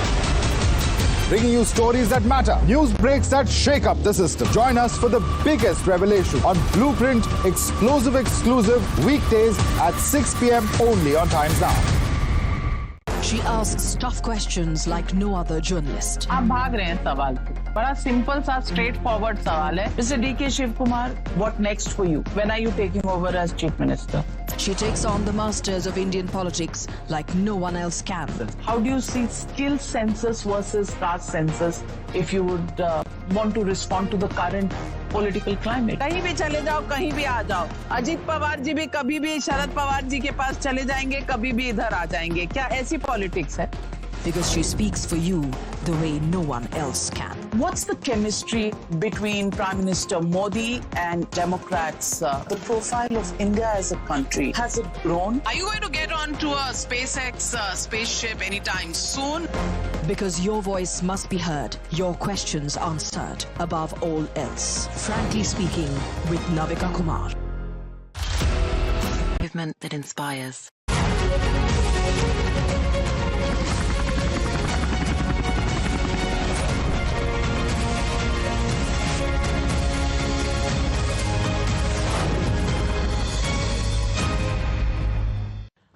Joining me this evening on Budget Day is Union Commerce and Industry Minister, Mr. Piyush Goyal. And Mr. Piyush Goyal, while the middle classes are rejoicing tonight because they've got huge tax reliefs, the question many are asking is, देर क्यों कर दी हुजूर आते आते? ये तो 400 पार वाला budget should have come last year. Why has it come this year?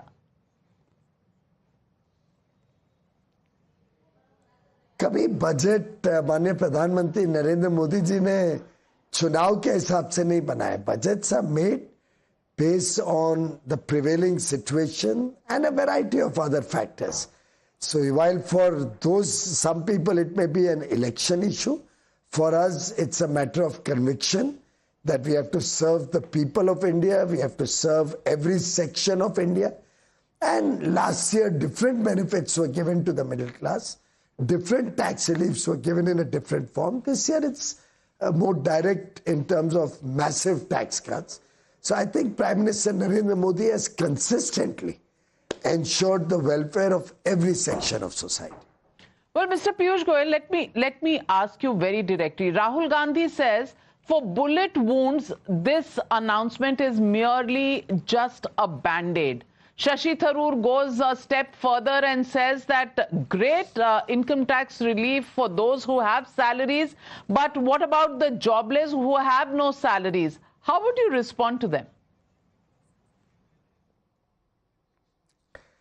Well, I think first of all, Mr. Rahul Gandhi has never done any work in his life, so he will never understand how great a tax relief that Prime Minister Modi and Nirmala ji have given today is to the middle class. For Mr. Rahul Gandhi, probably it doesn't matter, and for him it may be a very small thing or a band-aid.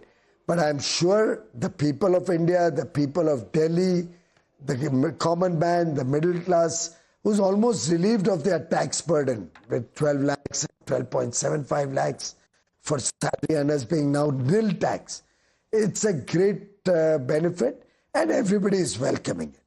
As regards Mr. Shashi Tharoor's comment, I think he has not understood the budget only. This budget is so holistically well designed. It looks after jobs in a variety of ways.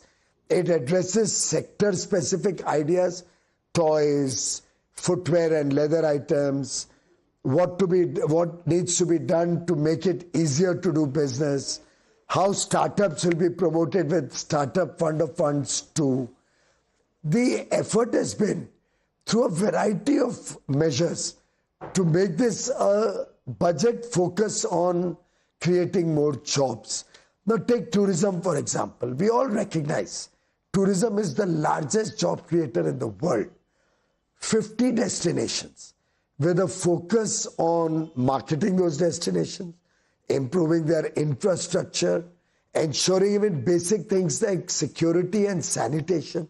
I think it's a very well-designed, comprehensive budget which will have a transformative impact on creating jobs, either through manufacturing thrust, either through tourism, either through infrastructure creation or food processing, fisheries.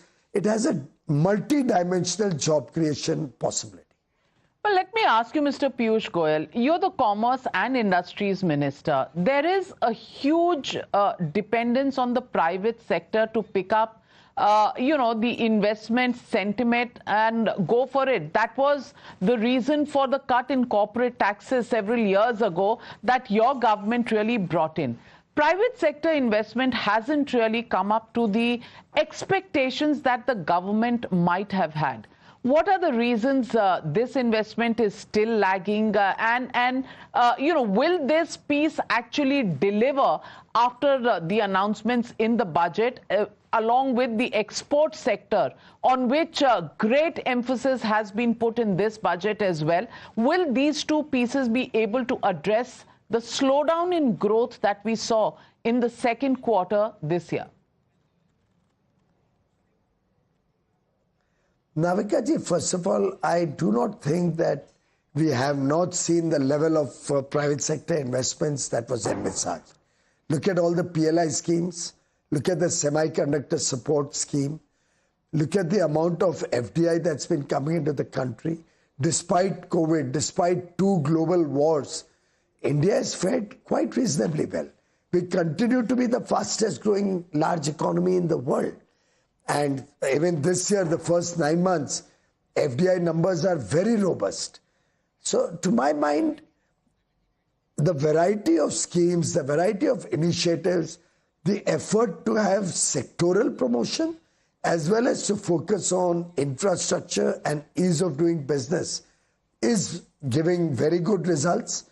I'm sure this budget will also give a great impetus to private sector investment, to manufacturing, monetization of assets of about 10 lakh crores has also been talked about in this budget, which will be plowed back into the economy. Fiscal prudence is evident in the numbers. The government's debt to GDP ratio is continuously falling. Fiscal deficit, even in the current year, is only 4.8 against 4.9 envisaged. Next year will be 4.4 against 4.4 planned earlier. I think in every respect, this is a government that has delivered multidimensionally, and through that delivery has helped the industry and manufacturing sector, has helped exports, thereby creating job and business opportunities. Mr. Goyal, let me also ask you, there are many memes that are doing the rounds, which make a cartoon of Donald Trump and Indians as understanding कि वो तारीफ कर रहे हैं India की. Actually, he's talking about tariffs. On a serious note, are we worried about the tariff regime that US might announce? They've already begun to announce this against Canada, Mexico, other countries. Is that something that is making markets as well as the Indian economy nervous? Well, I think every country has a right to determine their tariffs, and the United States has determined certain tariffs on many countries, but not increase any tariffs on India. Prime Minister Narendra Modi and President Donald Trump share a very, very good equation and friendship. It has been reported that Prime Minister Modi will soon be visiting the US. Logistics and dates are being worked out. So I think we will continue to strengthen and build upon this wonderful relationship and the growing strategic partnership between the US and India. Things will only get better and a plethora of opportunities will open up for India. Let me also ask you, opening up the insurance sector for foreign investments up to 100%, how much of the liquidity issue will get resolved as foreign companies, insurance companies, bring in more money into the Indian system? Well, I think this is a long drawn process. The money will take some time to come in as investment plans are firmed up. They have to deploy that money also. So that may take some time, and I don't think this measure is aimed at only meeting some liquidity requirement. I'm sure the Reserve Bank of India is seized of the market conditions, would have appreciated the massive steps taken in this budget, particularly the tax cut for the middle class, which will inject a lot of disposable income into the hands of the middle class and drive consumption-led growth. So I think insurance opening up is more about giving choice to the consumers, is opening up opportunities for further investment in a very growing, fast-growing sector, and also looking for innovative new insurance products coming into the Indian market. Let me ask you, there are many who say that aapne, tax slabs to zarur kam kar diye, but only 2% of Indian citizens actually pay taxes. So is this really doing anything for the masses in India, for the large population in India? And they also question the fact that whether it is Manrega or Ayushman Bharat or some of the other schemes, not too much increase in outlays have been made. In fact, in Manrega, it's been kept at the same level as last year. How do you respond to this criticism? Well, I think as regards the outlays are concerned, the budget is an initial estimate at the beginning of the year. You are jolly well aware that whenever any additional funding is required, whether for Manrega or to support manufacturing, exports, our farmers, subsidize fertilizers, promote skill development, any project which is the need of the hour, which is good for the people of India, Prime Minister Modi has never hesitated to provide funds. Often in the revision, in the supplementary budgets, we have made sure that adequate funds are available for what is good for the people of India. So I do not at all worry about the specific outlays at this stage. I think Prime Minister Narendra Modi is very conscious that he would like to take the country to greater heights as a developed nation, as a prosperous nation. And we are all working with that single-minded objective of Viksit Bharat 2047. The tariff rationalization, the provisions made for the MSME sector, Mr. Piyush Goyal, do you think this will once again rev up the growth in the economy? Everything adds up. It's not one step or the other. This budget, and I find this the beauty of this budget, that it addresses multidimensionally the needs of business. I myself run an industry. I've myself been in the private sector. And I recognize how well this budget has been crafted in order to address many areas. Take, for example, tourism. Now, the focus on 50 destinations, working closely with the state governments as collaborative effort, cooperative federalism at its best, strengthening security, strengthening infrastructure, access, strengthening sanitation, making those places tourist friendly, is supplemented with mudra loans for homestays, is supplemented with an effort to promote setting up of new hotels, is supplemented with the Udan scheme too, by which 4 crore passengers and 120 new airport destinations will be opened up and new connectivity medium will be created. Now, when you look at combine all of these together, you recognize that this is a great growth story and this is a great job story in the future. So that is how Prime Minister Modi thinks. He's not unilateral. He's multilateral in his dimension. Well, in the end, I want to ask you your love for Bihar. With all kinds of announcements, including a Makhana board coming up. Is this really posturing ahead of elections? Because you made a Freudian slip when you talked about the tax rates going down. You said across India, middle classes will celebrate, and in Delhi. Eyes on the Delhi and Bihar elections this year, Mr. Goyal? No, my eyes were on you, Navika ji. You are in Delhi and you pay your taxes in Delhi. Therefore, I made it a point to mention about people like you. You yourself told me your newsroom is ecstatic about the tax cuts. तो मेरे तो आँख के सामने आज मैं जिधर भी जा रहा हूँ दिल्ली के लोग दिख रहे हैं. तो स्वाभाविक है मैं दिल्ली की बात करूंगा. दिल्ली हमारे दिल में है, माननीय प्रधानमंत्री जी के दिल में है और माननीय प्रधानमंत्री जी दिल्ली वालों के दिल में है. तो स्वाभाविक है दिल्ली की बात होगी. And as far as Bihar is concerned, have you not heard Prime Minister Modi right from 2014 speak about the Act East policy? He has always believed that unless Eastern India and Northeast India develops, the country cannot develop. And therefore, it's a continuous effort. Budget after budget, whether it's the Northeast, whether it's Bihar, Andhra Pradesh, Odisha, Jharkhand, Chhattisgarh, Bengal, these have been our areas of focus.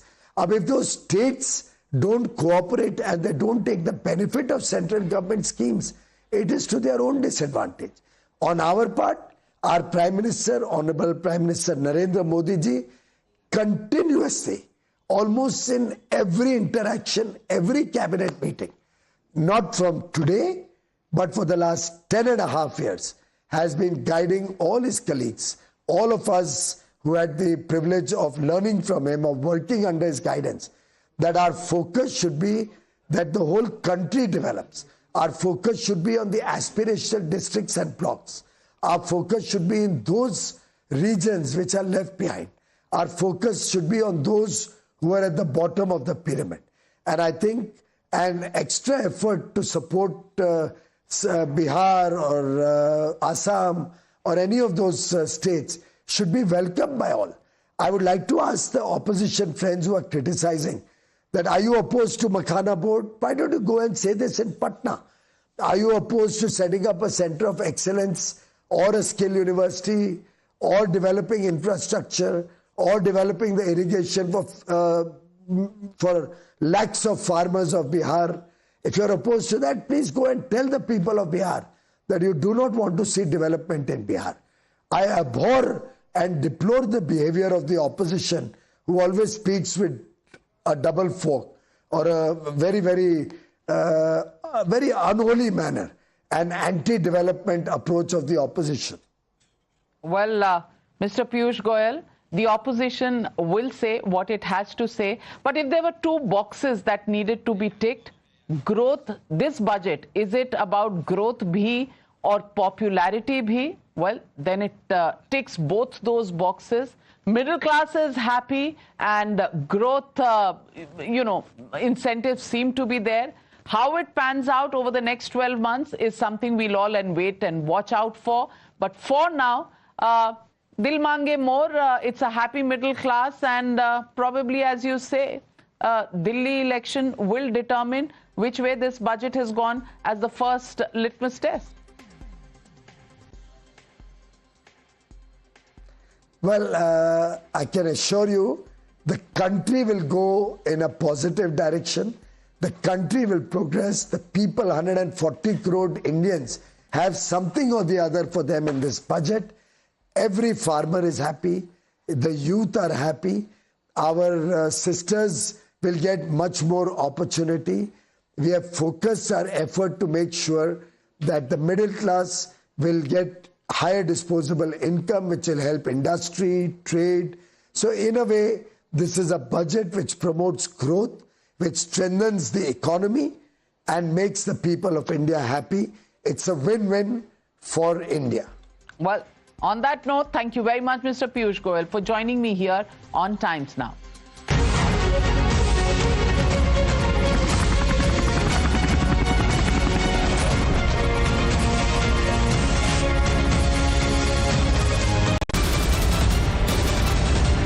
The biggest news break of the day. Exclusive that set the primetime agenda. Bringing you stories that matter. News breaks that shake up the system. Join us for the biggest revelation on Blueprint exclusive weekdays at 6 p.m. only on Times Now. She asks tough questions like no other journalist. आप भाग रहे हैं सवाल से. बड़ा simple सा straight forward सवाल है. Mr. D.K. Shiv Kumar, what next for you? When are you taking over as Chief Minister? She takes on the masters of Indian politics like no one else can. How do you see skill census versus caste census if you would want to respond to the current political climate? कहीं भी चले जाओ, कहीं भी आ जाओ. अजीत पवार जी भी कभी भी शरद पवार जी के पास चले जाएंगे, कभी भी इधर आ जाएंगे. क्या ऐसी पॉलिटिक्स है? Because she speaks for you the way no one else can. What's the chemistry between Prime Minister Modi and Democrats? The profile of India as a country, has it grown? Are you going to get onto a SpaceX spaceship anytime soon? Because your voice must be heard, your questions answered above all else. Frankly speaking, with Navika Kumar.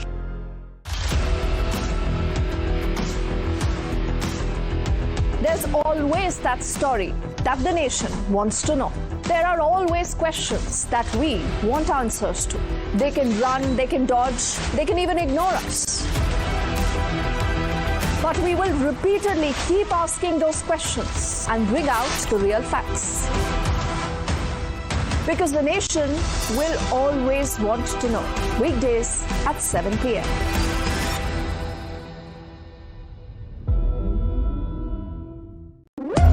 When the stakes are high and the answers are elusive, there's one voice unafraid to challenge the status quo.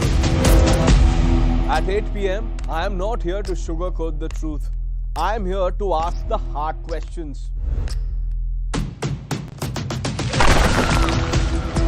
Because when others play it safe, I go straight to the heart of the matter.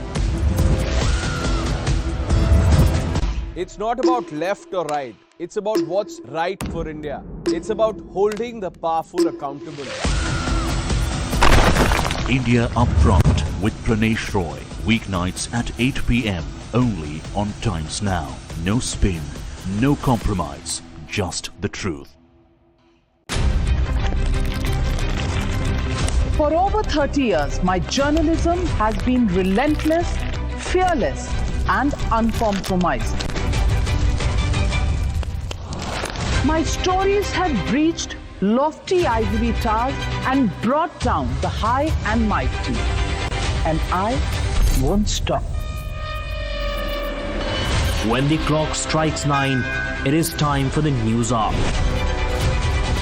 Navika Kumar asks the legitimate question. When your rights are trampled, I will be your voice, demanding answers from the corridors of power. News hour at 9 with Navika Kumar. Journalism is a mission, not just to seek accountability or a fight for justice, but for honesty and integrity. Voicing citizens' concerns and using the truth to demand answers, ensuring that you come first on agenda. Watch News Hour Agenda with me, Maludas Gopalakrishnan, weeknights at 10 o'clock only on Times Now.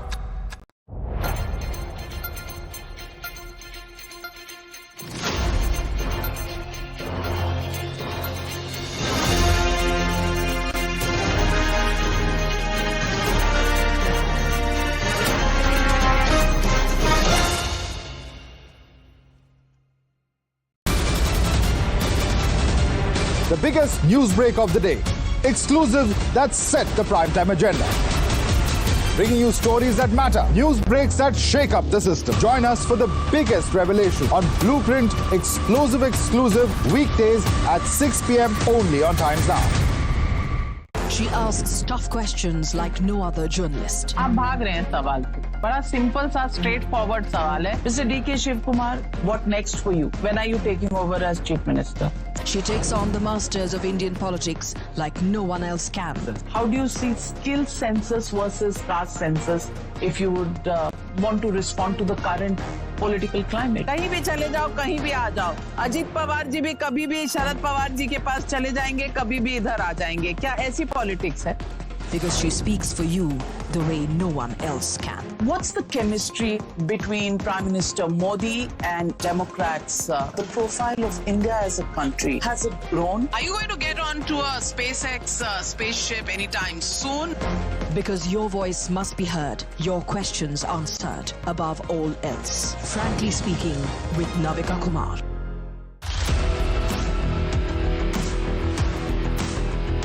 There's always that story that the nation wants to know. There are always questions that we want answers to. They can run, they can dodge, they can even ignore us.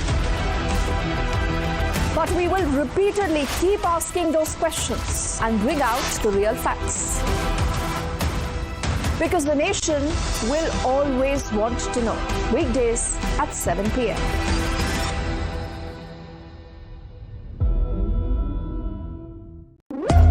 When the stakes are high and the answers are elusive, there's one voice unafraid to challenge the status quo. At 8 p.m., I am not here to sugarcoat the truth. I am here to ask the hard questions. Because when others play it safe, I go straight to the heart of the matter. It's not about left or right. It's about what's right for India. It's about holding the powerful accountable.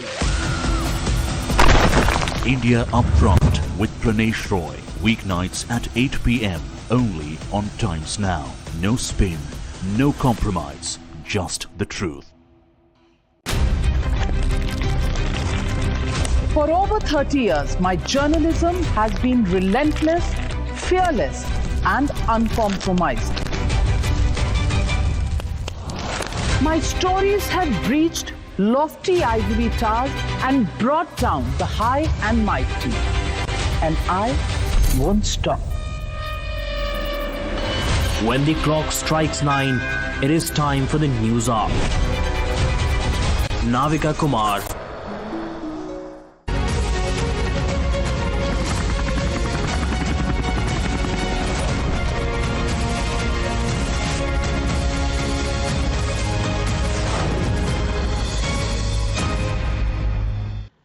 Thank you very much for joining us here on Times Now, Mr. Ashwini Vaishnav, Union Information and Broadcasting and IT Minister. Mr. Ashwini Vaishnav, the budget has announced significant capital expenditure for railway infrastructure as well. That's a portfolio that you've held very, very close to your heart. Can you provide the specifics on how this investment will improve passenger experience, freight efficiency, and overall railway modernization and safety? I would like to thank Honorable Prime Minister and Honorable Finance Minister for giving a huge capital allocation for railways, 2,52,000 crore, and this is going to really make a very big difference in the lives of all our passengers. New Namo Bharat trains 50, new Amrit Bharat trains 100, new Vande Bharat sleeper and chair car combined 200 trains, 1,000 new flyovers and underpasses, 1,300 stations already under construction. This year the entire electrification program will be reaching almost 100%. So all these things combined are going to make a very big difference in people's lives. Last year, in the current financial year, we are investing 1,14,000 crore rupees on safety. The budget has allocated 1,16,000 crore rupees for safety. On the whole, about 4,60,000 crore rupees worth new projects have been approved in the budget, which will mean huge amount of emphasis on new tracks, on renewal of the older tracks, on getting better safety practices, better trains, better stations. This will really improve the lives of our passengers. We are also going to cross a major milestone this year. We will be crossing 1.6 billion ton, 1,600 million tons of cargo carrying this year. So this is phenomenal.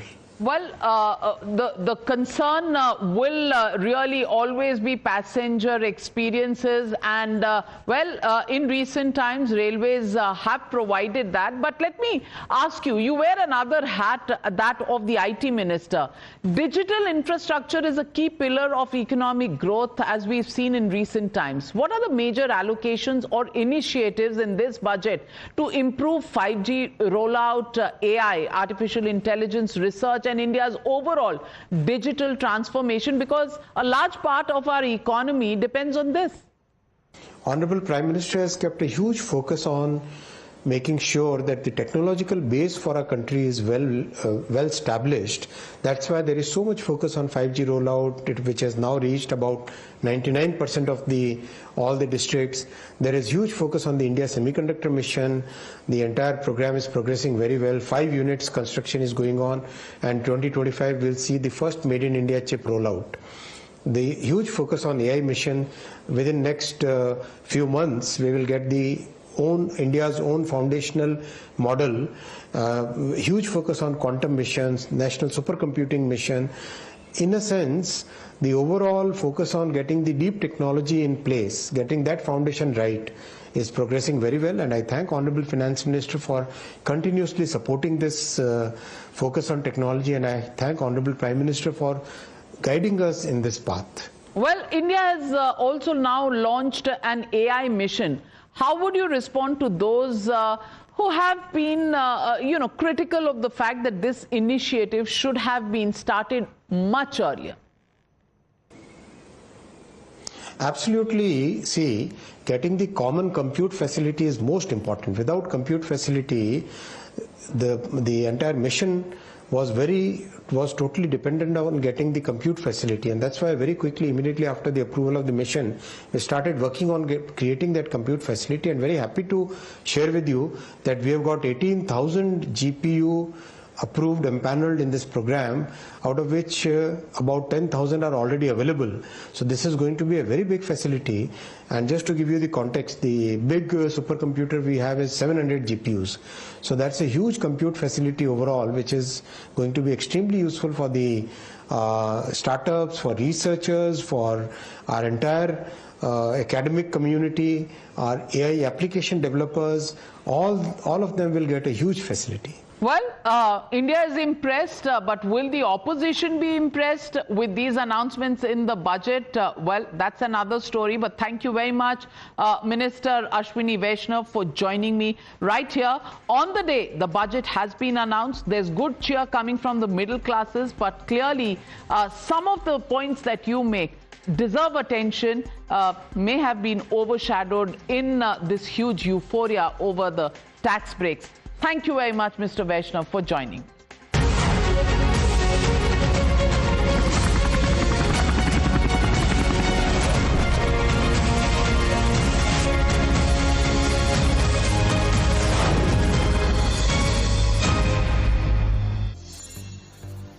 तुम्हारी bike में भी जब best मिले सही value में, then why compromise? Valvoline full synthetic engine oil है perfect choice हर engine के लिए।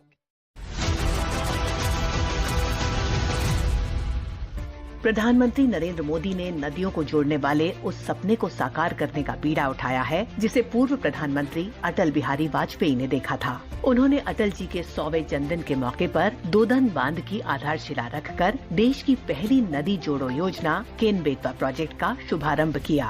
केन बेतवा लिंक प्रोजेक्ट से मध्य प्रदेश के 10 जिलों को सिंचाई सुविधा का लाभ मिलेगा। केन बेतवा नदी जोड़ो परियोजना से मध्य प्रदेश के 10 जिलों पन्ना, टीकमगढ़, छतरपुर, सागर, निवाड़ी, दमोह, दतिया, विदिशा, शिवपुरी और रायसेन में 8,11,000 हेक्टेयर क्षेत्र को सिंचाई की सुविधा मिलेगी। इससे 44 लाख किसान परिवार लाभान्वित होंगे।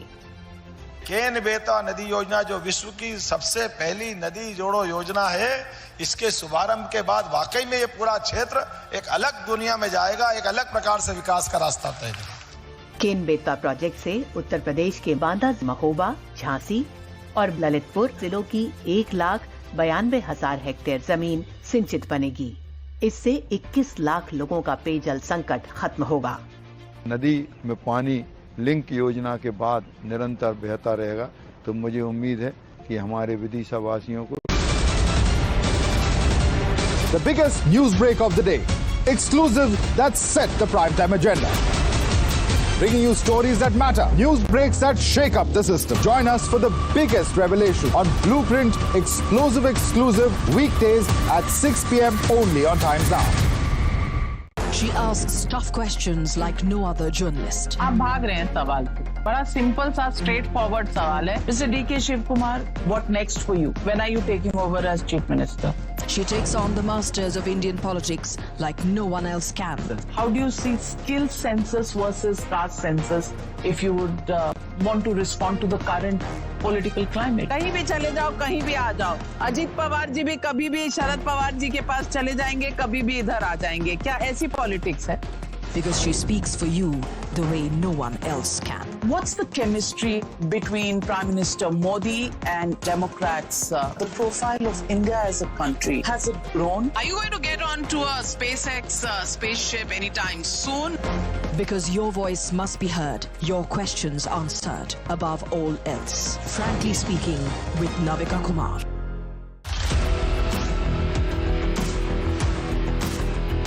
There's always that story that the nation wants to know. There are always questions that we want answers to. They can run, they can dodge, they can even ignore us. But we will repeatedly keep asking those questions and bring out the real facts. Because the nation will always want to know. Weekdays at 7 p.m.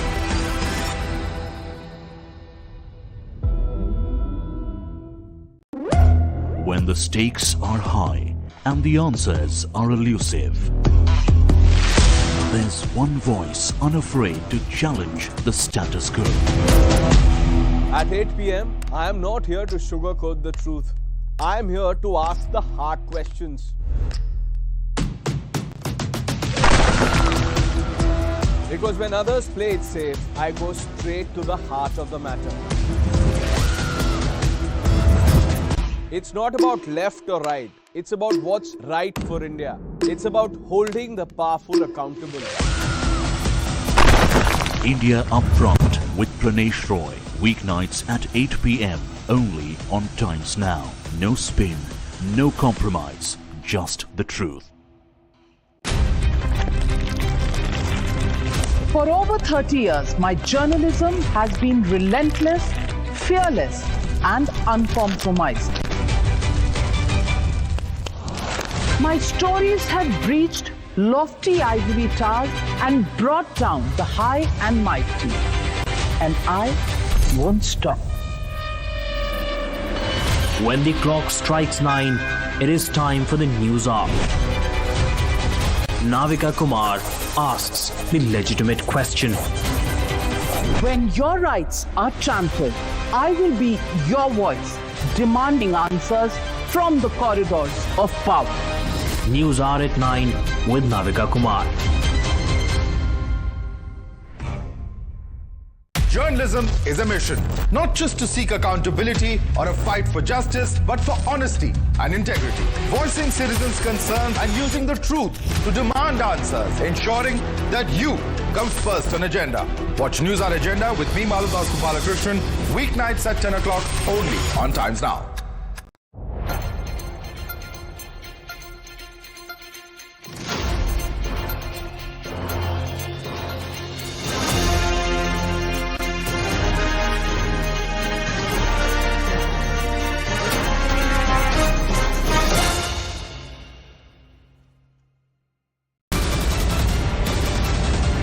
The biggest news break of the day. Exclusive that set the primetime agenda. Bringing you stories that matter. News breaks that shake up the system. Join us for the biggest revelation on Blueprint exclusive weekdays at 6 p.m. only on Times Now.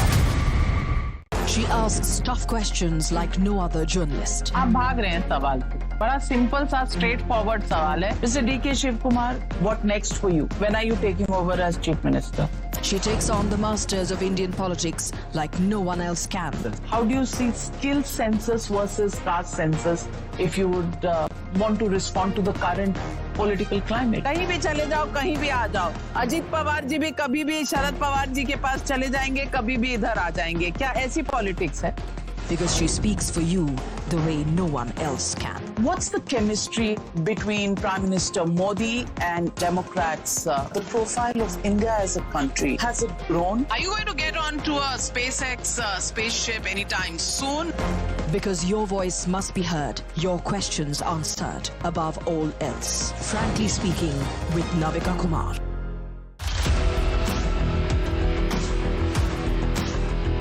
There's always that story that the nation wants to know. There are always questions that we want answers to. They can run, they can dodge, they can even ignore us.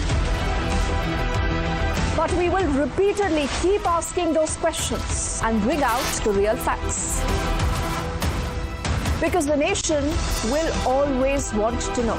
Weekdays at 7 p.m.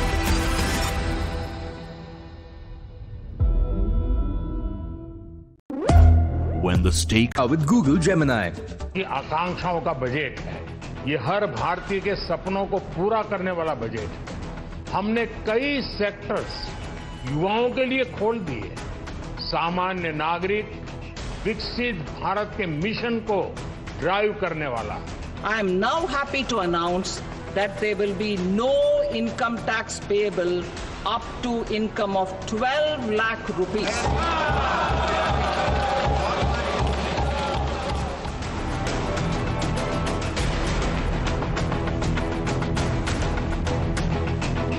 मायूस किया है budget ने और किसानों को कुछ नहीं मिला. अगर आपके पास तनख्वाह है तो आप कम टैक्स देंगे, लेकिन जिनके पास रोजगार नहीं है उनके पास तनख्वाह कहाँ से है? It is an election budget for Delhi as well as the development of the Bihar.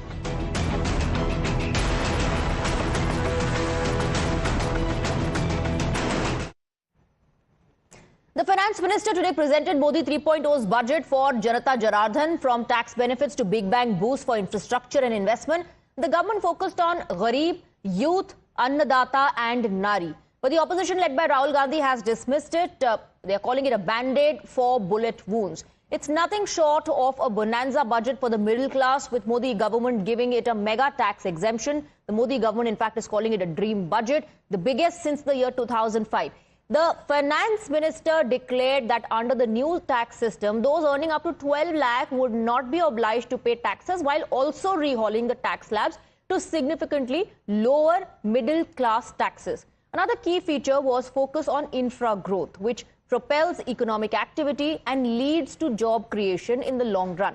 The finance minister announced an outlay of 1.5 lakh crore in 50-year interest-free loans to the states. The government also made several announcements for Bihar, including setting up of a Makhana board, financial support for the Western Kosi Canal, and support for enhancing the capacity of IIT Patna. Centre will also be setting up a National Institute of Food Technology, Entrepreneurship and Management in Bihar, besides facilitating greenfield airports in the state to meet future needs. But opposition has dismissed the budget as disappointing. Rahul Gandhi alleged that the government is bankrupt of ideas, while allied DMK dismisses it as just an election budget that has ignored the South. Let's open up the debate and let's go across to our guests. We're joined by Syed Zafar Islam, BJP spokesperson. We have Krishna Hegde with us, Shiv Sena spokesperson. Vivek Bansal, Congress leader, joins us, along with Brijesh Kalappa, lawyer and political analyst. Anish Gawande, NCP SP spokesperson. Akhil Chandra, partner, Direct Taxes, Grant Thornton, Bharat. Thank you very much for joining us. Syed Zafar Islam, let me begin with you, because the opposition is not impressed. Opposition says this is a Chunavi budget, focusing on Bihar because of the elections that are going to take place in the state. And as far as the relief for the middle class is concerned in terms of taxes, a lot more could have been done. And nobody's talking about the unemployed. That's the criticism.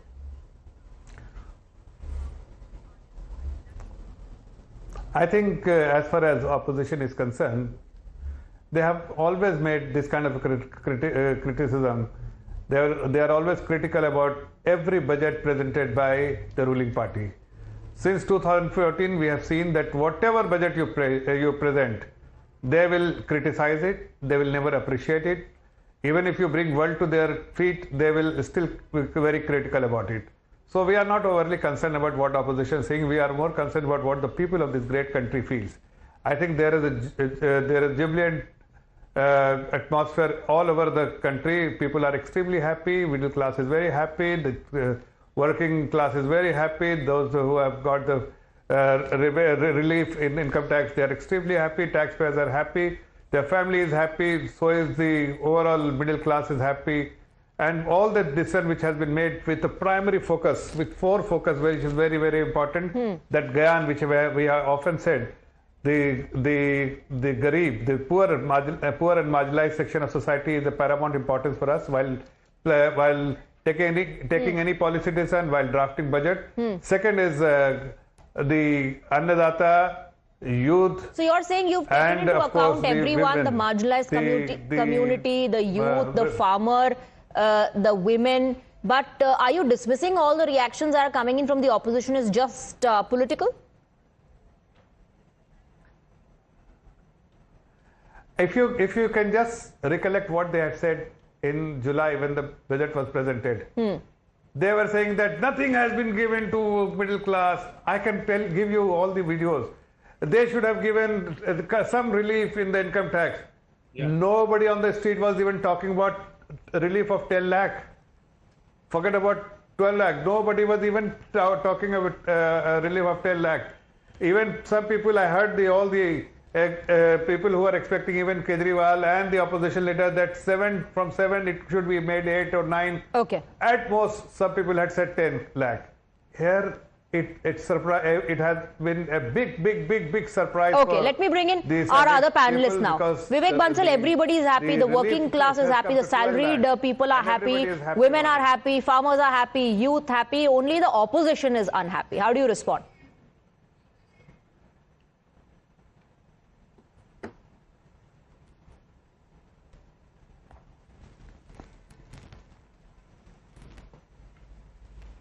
Mr. Vivek Bansal, can you hear? Okay, all right. Let me take that across to Brijesh Kalappa. Brijesh Kalappa, how do you respond to what you just heard from Syed Zafar Islam, that everybody is happy except for the opposition? Opposition's job is to criticize, but one can't say that, look, the opposition is making a statement without any basis, because let's look at the facts as they are. Now, as you know, there is a falling GDP, and even the deficits have been increasing. What was projected, about 4 or 5 years ago, that the deficit should be somewhere in the region of about 3%, is today being touted. It is 4.8% as being something which is extraordinary. So I think this is something which the government must look deep within itself as to why this is happening. When Mr. Jaitley was saying that, look, 3% is the kind of deficit that we are looking at. But today they are grappling with a deficit of 4.8%, and 1 and 2, what is the relationship with the dollar? The dollar's value is increasing while the rupee's value is falling. What had the Prime Minister said with regard to that? What are the steps being taken to ensure that the stability of the rupee is protected?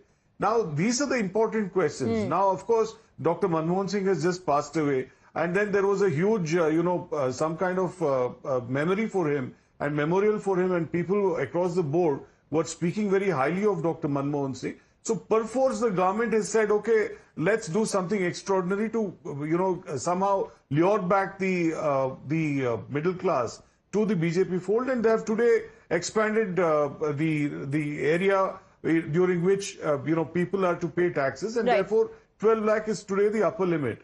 So that is of course a salutary thing, and it's good.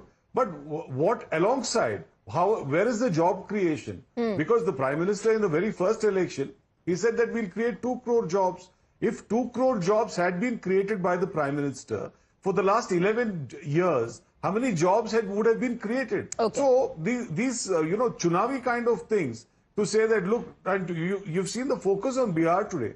The focus on Bihar is extraordinary. Why is so much focus on Bihar being given? Because there is an election. Okay. Now, if the Prime Minister is very serious, or the Finance Minister is very serious about improving the lot of the budget of the economy, then surely these kind of freebies, which he's been speaking about, revenues and so on and so forth. Okay, let me go across to our other panelists as well. Let me take the first reaction, and then I'll come back to you. So Krishna Hegde, is the government only hiding behind the massive tax reliefs given? Because Brijesh Kalappa believes that one should talk about the deficit, one should talk about the changing situation in terms of the dollar and most importantly unemployment. See, I will burst the opposition bubble by only one statement. Now you have no tax till an income of 12 lakh rupees. And in 2005, during the Congress regime, it was 1 lakh rupees. When the Congress regime ended almost in 2013, it was 2 lakh rupees.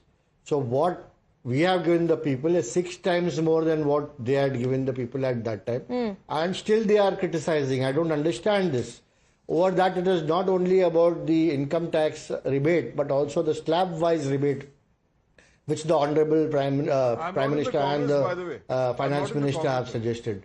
Secondly, if you are talking about the Dhan Dhanya Yojana, you are talking about the Makhana Board, you are talking about the procurement but that he's saying is Bihar specific. About making IITs, a lot has been announced for Bihar. Farmers.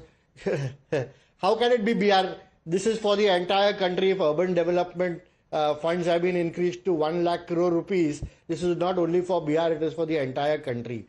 So, and similarly, if Indian Post have to be developed as a logistics organization, this is for the entire country. So similarly, I can list out almost 25 such points where, things are done for the entire country, but what the opposition is looking at only criticizing when they have themselves done nothing for the people. Okay, we have Vivek Bansal as well on the broadcast now. Vivek Bansal, Syed Zafar Islam is saying that last year the opposition kept saying middle class ko kuch nahi mila, tax relief nahi diya. This time that it has been given and it's a massive tax relief, the opposition is changing or rather shifting the goalpost. We are not shifting the goal. We are just, there are so many issues need to be addressed which have been left unaddressed. We are talking about unemployment. We are talking about minimum price for the farmers produce. That has not been addressed. Mr. Jagdish Singh Dadwal is there on Anshan on the border. That issue is also unaddressed. This rising inflation, where are we? Has that been addressed? How they would bring down the prices when we talk of the common man and when we talk of the lower middle class? How are their misery is going to be alleviated? Thirdly, then the capital expenditure has not been increased. We are having a target of Viksit Bharat. We are having a target, and economic growth is just targeted at an average growth rate of 6.3 or 6.4, whereas the target should be, if we at all really mean business in this, that we have to make our country into a developed country. The target should be barely by any means not less than 8.5. So that is economy is stagnant. Dollar value of rupee per se dollar is coming down every day. Okay. And you remember what our Honorable Prime Minister used to say in 2014, that he used to just lampoon the UPA government and being so critical about it that our international economic heft is coming down. Okay. What is happening? No. Okay, Syed Zafar Islam, please counter that. It's a band-aid. It's a band-aid for the bullet wound.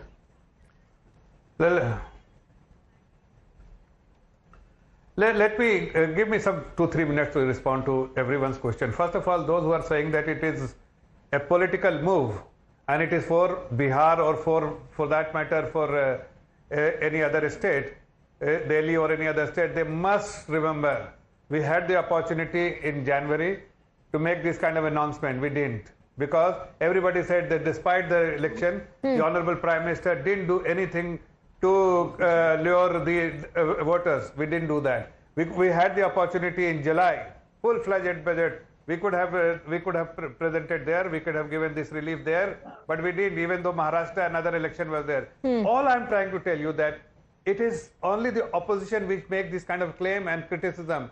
They know the reality that it is the Bharatiya Janata Party's government. This NDA government. We prioritize what is important for the nation. When we say that Viksit Bharat, what does Viksit Bharat mean? What is the intention of the Prime Minister to make our country a developed nation? For developed nation, what is important? To have a poverty-free country. that is what the Honorable Prime Minister is saying, that everyone should have a disposable income in their hand. They are providing every possible facilities to the poor and marginalized section of the society, be it gas connection, be it electricity connection, be it the water connection, be it food delivery in their home. And then many other benefits they are getting purely because it is important for a Brexit. There is a country, a developed nation. Okay. So let me take a reaction from Anish and then Brijesh Kalappa. Anish, Mr. Islam is saying, there's election happening all the time in the country. It's not right to link it to elections in Bihar and call it a Chunavi budget. There's something for everyone in the budget. So what I'd like to start off by saying is that this has been a better budget than many that we've seen in the recent past. So this is truly a good budget, and it's an NDA budget. So I'd really like to thank Krishna Hegdeji and all the NDA allies for ensuring that Nirmala Sitharaman ji has put a smile on the faces of millions across the country in a very long time, after a very long time today. I want to highlight a few things right over here. The first is that in many ways, this is not a budget that goes that extra mile. Although it has all the ingredients necessary to ensure that the budget takes care of every single situation, the income tax cut should have come after, or rather should have come before the capital gains tax cut or the cut in corporate taxes. You're seeing a reversal, right? So today when you put more disposable income in the hands of people, where are they going to spend that disposable income? On Meesho, on Amazon, on products that are not made in India. And what are the ways in which we're going to ensure that manufacturing, which has seen a major slump in the country, is going to actually pick up? What are the ways in which we're actually going to rethink the global tailwinds that we're seeing? We're looking at a global recession. I was really expecting a big ideas budget this year. I was really hoping that the economic survey set the tone. It emphasized that this is not just India's problem, but a global problem. And we thought we would see more decisive action. An income tax cut makes for great headlines. But what follows after, the vision that's necessary for what follows after, was something that was unfortunately missing. So not all in the opposition are extremely critical about the budget. Since we're talking about income tax and relief for the middle class, Brijesh Kalappa, before I come to you, I want to quickly go across to Akhil Chandra, partner Direct Taxes, Grant Thornton, Bharat. Akhil Chandra, what does this mean for the Aam Aadmi? Has it really put a smile on the faces of the Aam Aadmi in the long term? Is this really going to increase or rather boost consumption, their purchase power and more money in the hands of the Aam Aadmi now? I think surely this will have long-term impact and will have a lot of disposable income. Let me share some facts with you, the numbers with you. The people who have income up to 12,75,000 now they don't need to pay the taxes. And if you ask me how many people are there of such kind, 85% of the individual taxpayers are tax-free now. I think that's a bold. This is my 17th year in my profession where I've been analyzing the budgets. This is the government has taken such a bold step, and the purpose of taking that step is to give more disposable income in the hands of the people, so that the increase domestic consumption will happen, which is a requirement as we've seen in the yesterday's economic survey. Liquidity.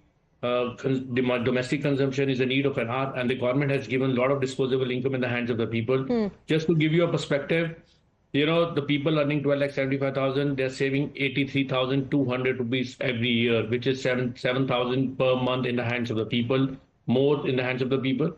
And the people earning to 30 lakh rupees, and if they're following new tax regime, they're saving 1,14,400. Again, a big chunk of money coming to them, which will give a lot of impetus to the economic growth.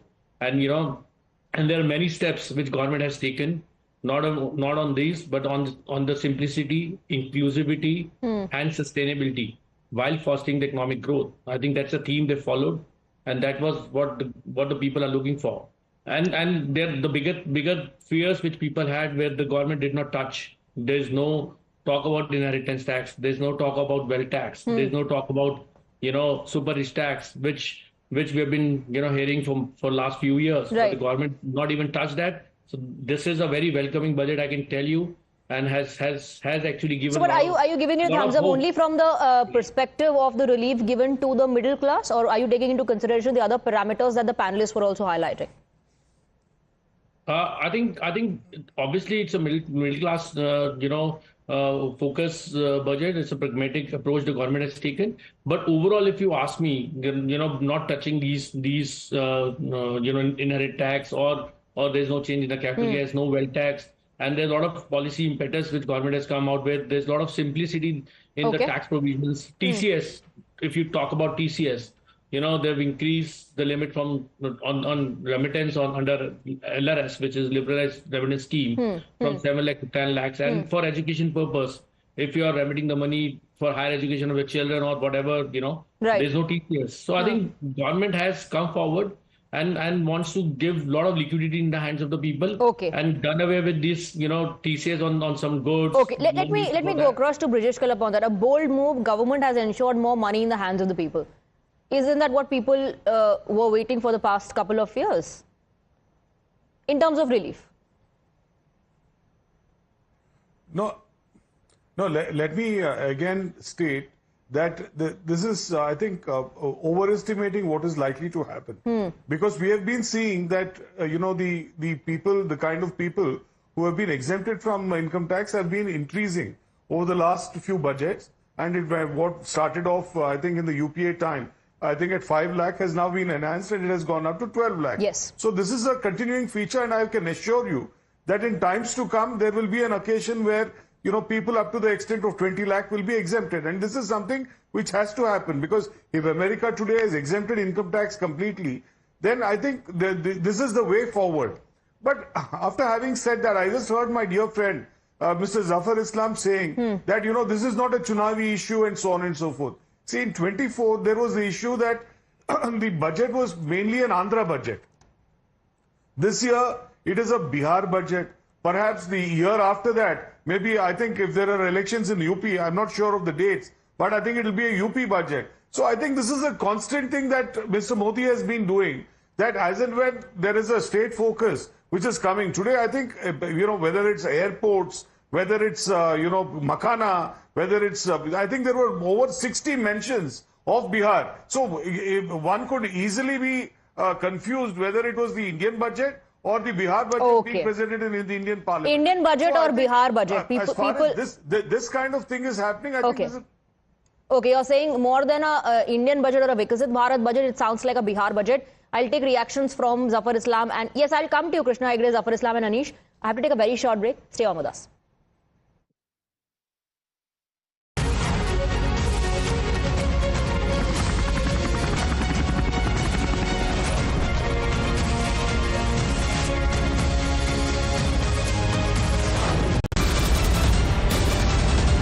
The biggest news break of the day.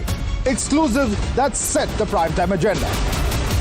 Bringing you stories that matter. News breaks that shake up the system. Join us for the biggest revelation on Blueprint exclusive weekdays at 6 p.m. only on Times Now.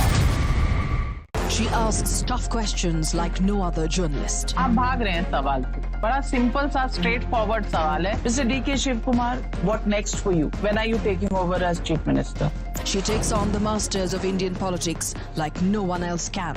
How do you see skill census versus caste census if you would want to respond to the current political climate? कहीं भी चले जाओ, कहीं भी आ जाओ. अजीत पवार जी भी कभी भी शरद पवार जी के पास चले जाएंगे, कभी भी इधर आ जाएंगे. क्या ऐसी पॉलिटिक्स है? Because she speaks for you the way no one else can. What's the chemistry between Prime Minister Modi and Democrats? The profile of India as a country, has it grown? Are you going to get onto a SpaceX spaceship anytime soon? Because your voice must be heard, your questions answered above all else. Frankly speaking, with Navika Kumar.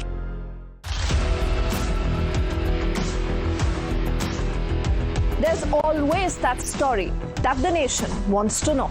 There are always questions that we want answers to. They can run, they can dodge, they can even ignore us. But we will repeatedly keep asking those questions and bring out the real facts. Because the nation will always want to know. Weekdays at 7 p.m.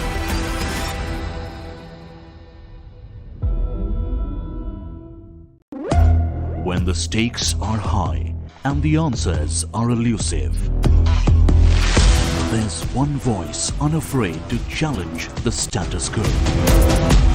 At 8 p.m., I am not here to sugarcoat the truth. I am here to ask the hard questions.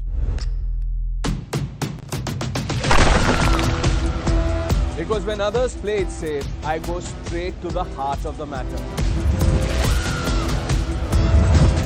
It's not about left or right. It's about what's right for India. It's about holding the powerful accountable. India Upfront with Pranesh Roy. Weeknights at 8 p.m.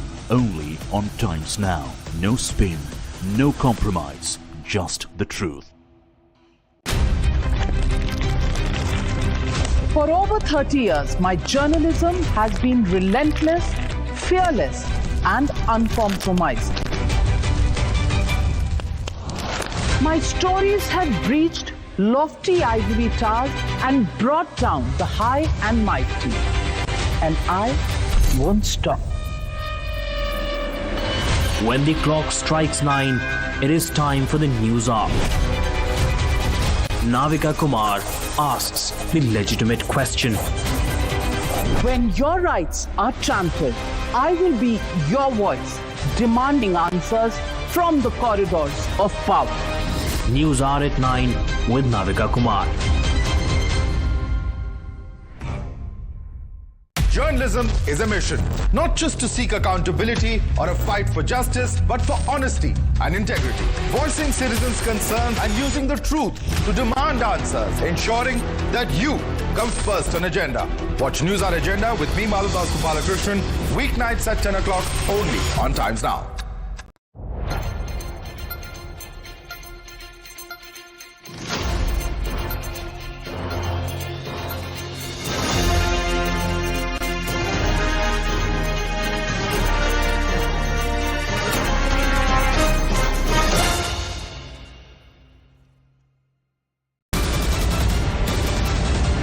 The biggest news break of the day.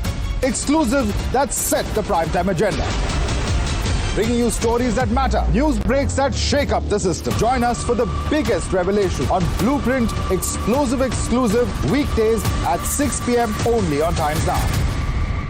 She asks tough questions like no other journalist. आप भाग रहे हैं सवाल से. बड़ा simple सा straight forward सवाल है. Mr. D.K. Shiv Kumar, what next for you? When are you taking over as Chief Minister? She takes on the masters of Indian politics like no one else can.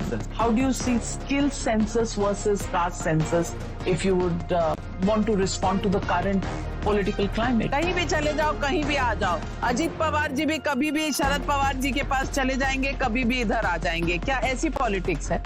Because she speaks for you the way no one else can. What's the chemistry between Prime Minister Modi and Democrats? The profile of India as a country, has it grown? Are you going to get onto a SpaceX spaceship anytime soon? Because your voice must be heard, your questions answered above all else. Frankly speaking with Navika Kumar.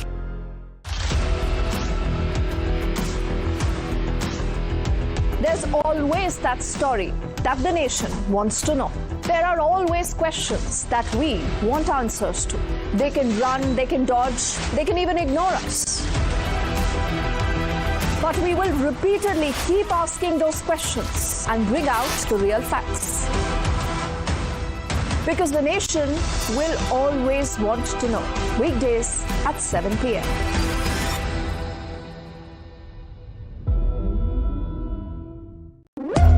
When the stakes are high and the answers are elusive.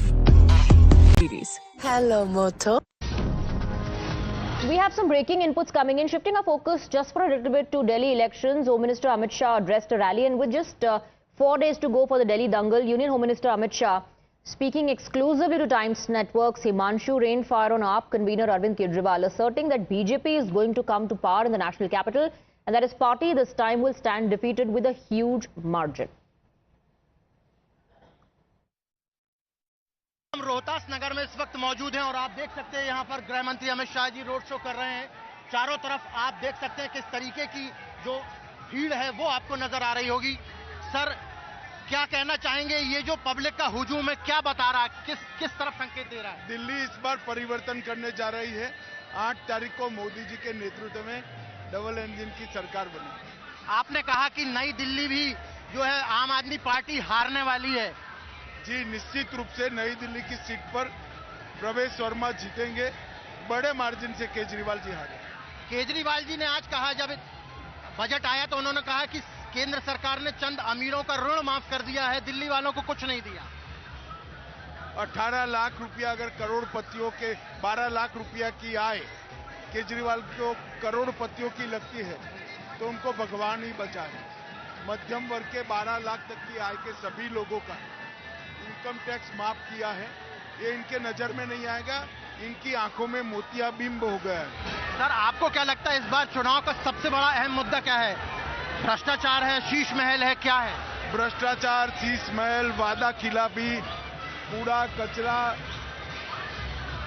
प्रदूषित पानी, ढेर सारे मुद्दे, हर मोर्चे पर सरकार विफल गई। सर लेकिन आम आदमी पार्टी की तरफ से ये बार बार कहा जा रहा है, मैसेज आ रहे हैं, लोगों के पास कॉल आ रहे हैं कि बीजेपी की सरकार आएगी तो योजनाएं जो हम चला रहे थे वो बंद कर देंगी, ये लगातार।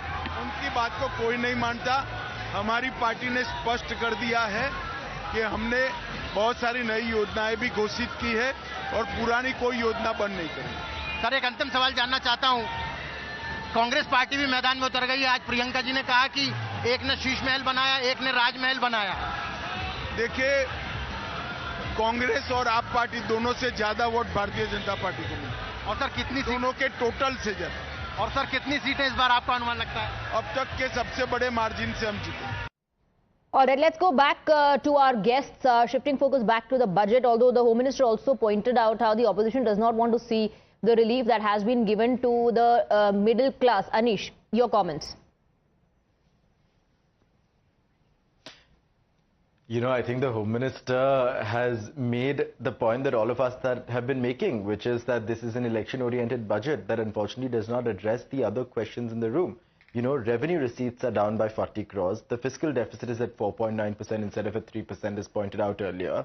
The real GDP growth is 6.5% and the nominal GDP growth rate is around 10%, when our real GDP growth rate should have been 8%. We have FII outflows in a market that is seeing institutional investors leaving the market, but no changes to capital gains tax to ensure that more domestic investors are going to enter the market. And finally, you have promises like 120 new airports when the ones they built 5 years ago are not even operational.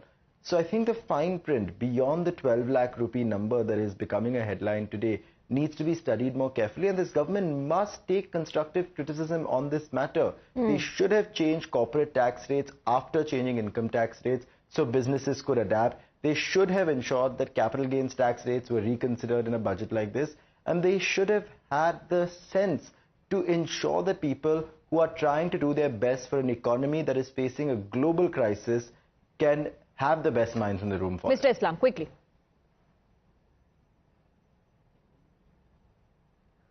See, I'm really surprised.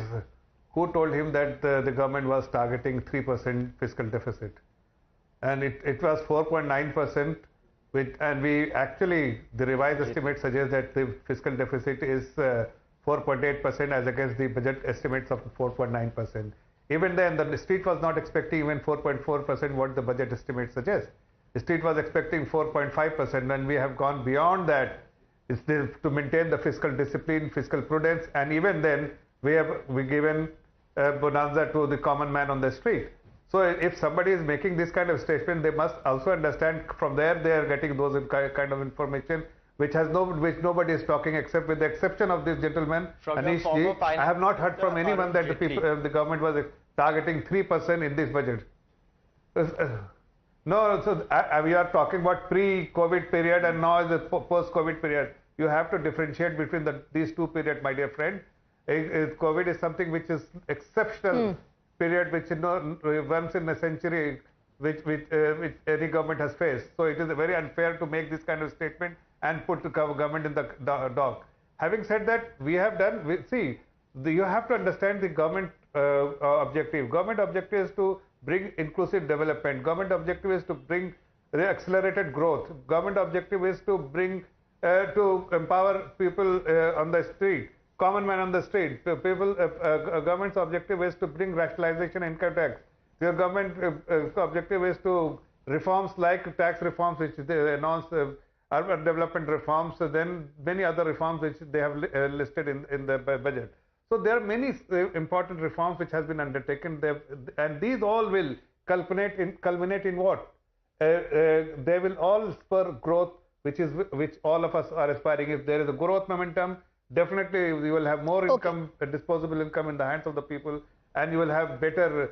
What is the ultimate objective of Viksit Bharat, that should not be any poverty and everybody should be. Okay, now before I take a counter from Brijesh Kalapa, I want to quickly go across to Mr.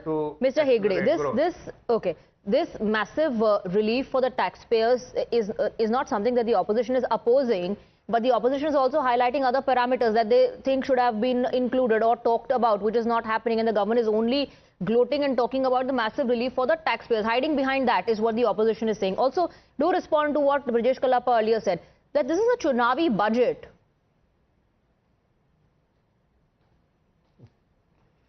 See, first of all, we are focusing on the farmers, on the youth, the women.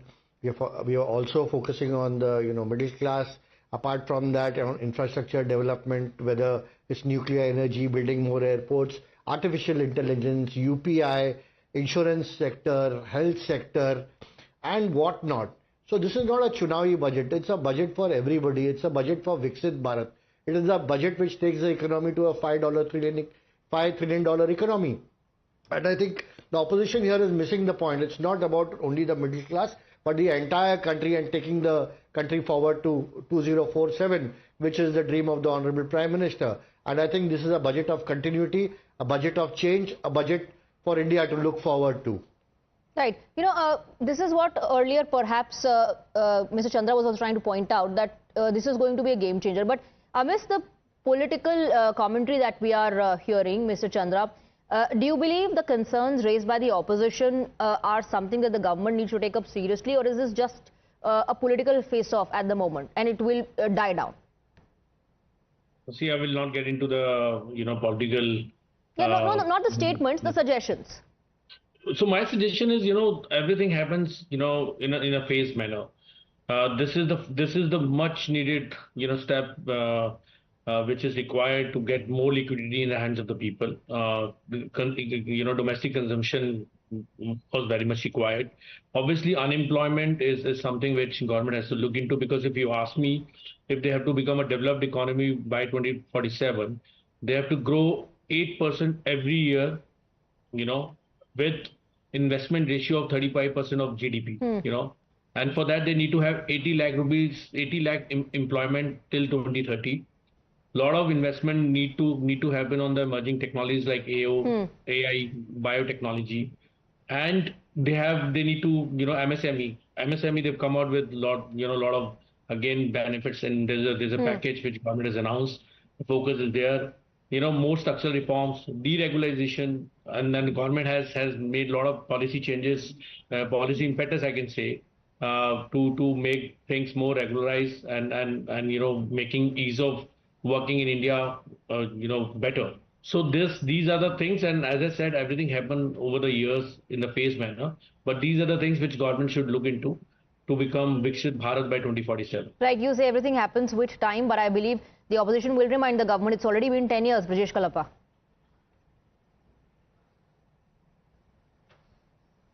Yeah, see, the point is this, that if exports are to be pushed forward, and given the fact that the rupee is very much weak as against the dollar, what are the tangible steps taken to improve exports? Merely by saying, speaking about exports doesn't help matters. For instance, now there is going to be a Makhana board, right? Now, is Makhana the only thing? Across the country, sericulture is now suffering. What has the government done with regard to sericulture? For instance, I come from Karnataka, and Karnataka produces the largest amount of silk. And today we are being cannibalized by China. Now, steps like this, how to protect silk industry in Karnataka or in India, these are the things one would have thought about, given the larger scenario. And the fact is that the government, throughout in the budget, before the budget, even after the budget, is not addressing the elephant in the room, which is why are so many HNIs, high net worth individuals, leaving the shores of the country and leaving India, 22 lakh at last count, and this is something which the government has been speaking about. What are the steps being taken to contain this drift from India? How do you bring back these people? How do you ensure that the HNIs remain in India? You can't now say, I don't think you can afford to call the HNIs Pakistanis and go to Pakistan. Because this is now, I think, overused. So please address the elephant in the room. Okay, address the elephant in the room. Zafar Islam also, just adding to what Brijesh Kalappa was saying earlier about Karnataka, another reaction that has come in from the DMK is that South has been ignored in the budget, but also do respond to the point of HNIs made by Mr. Kalappa.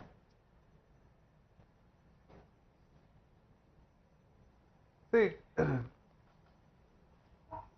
I mean, it's very difficult to make this kind of statement, and it's very unfair to make this kind of statement that if people have disposable income and they are looking for a different country for education, for something worthy for family consideration, and a small fraction of the society is actually fraction of the population is going there, then that should not become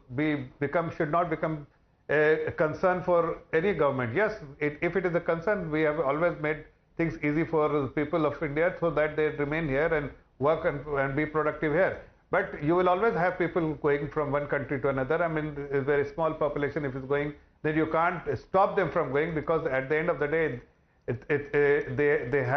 they have aspiration, and if their aspiration is getting met somewhere else, they should pursue it. We are not becoming a bottleneck for them. Having said that, it's very, very small fraction of the population which is going. We're not even in 0.00000 kind of a population, and Congress parties and Brijesh. Right, you know, some reports also suggest that there has been a significant decrease if you compare it to previous years. We have some restrictive measures like TCS.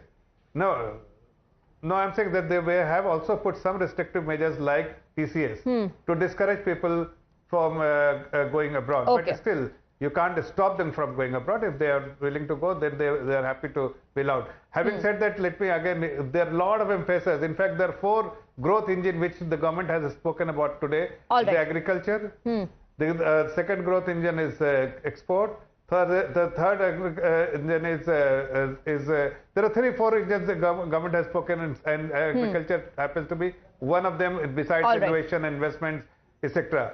So it is very unfair again on part of Kalappa ji to say that we have not focused on export. All right. I'm running out of time, Zafar Islam, so I'll wrap up the debate. It was a great detailed discussion. Gentlemen, thank you very much for joining us.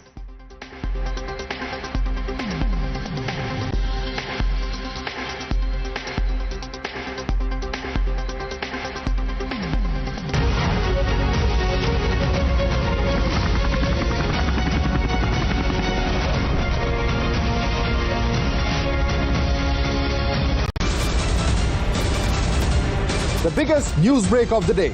Exclusive that set the primetime agenda. Bringing you stories that matter. News breaks that shake up the system. Join us for the biggest revelation on Blueprint exclusive weekdays at 6 p.m. only on Times Now.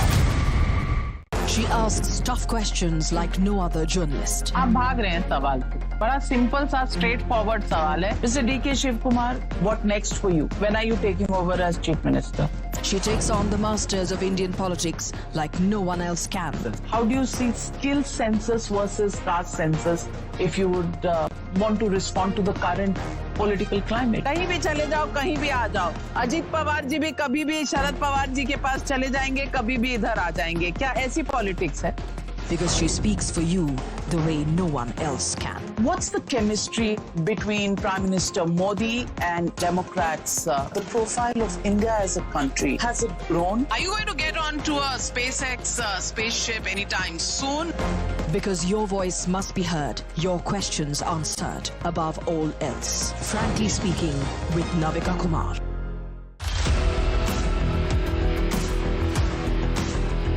There's always that story that the nation wants to know. There are always questions that we want answers to.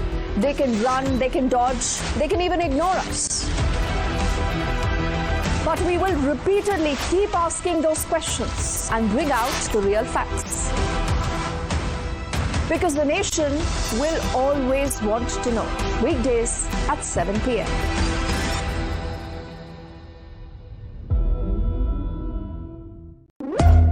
When the stakes are high and the answers are elusive, there's one voice unafraid to challenge the status quo. At 8 p.m., I am not here to sugarcoat the truth. I am here to ask the hard questions. Because when others play it safe, I go straight to the heart of the matter. It's not about left or right. It's about what's right for India. It's about holding the powerful accountable. India Upfront with Pranesh Roy. Weeknights at 8 p.m. only on Times Now. No spin, no compromise, just the truth.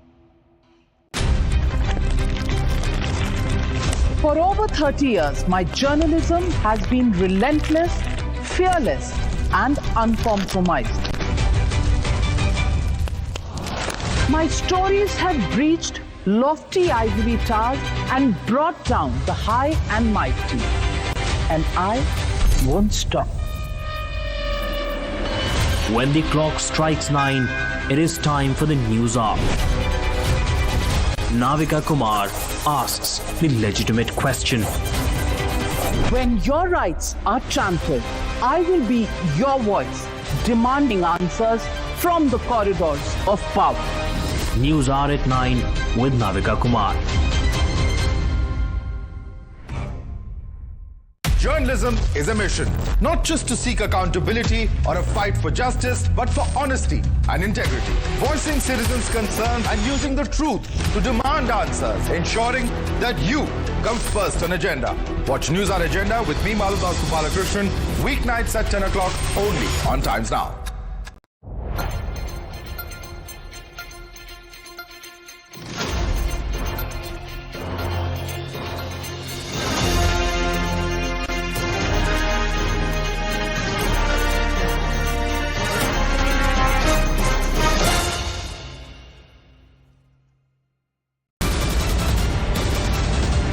The biggest news break of the day.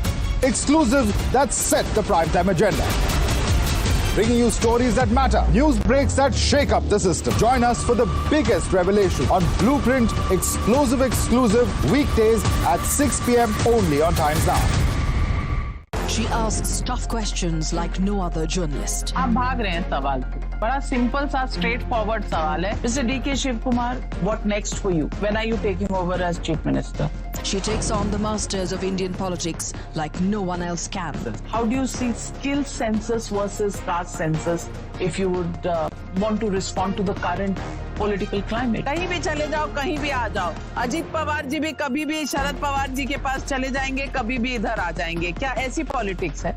Because she speaks for you the way no one else can. What's the chemistry between Prime Minister Modi and Democrats? The profile of India as a country, has it grown? Are you going to get onto a SpaceX spaceship anytime soon? Because your voice must be heard, your questions answered above all else. Frankly Speaking with Navika Kumar.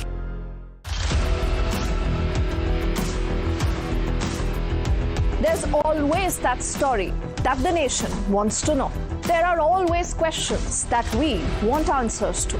They can run, they can dodge, they can even ignore us.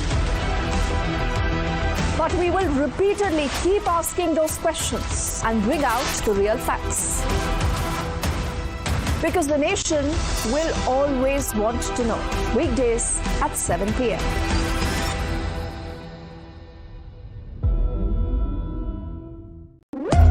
When the stakes are high and the answers are elusive, there's one voice unafraid to challenge the status quo.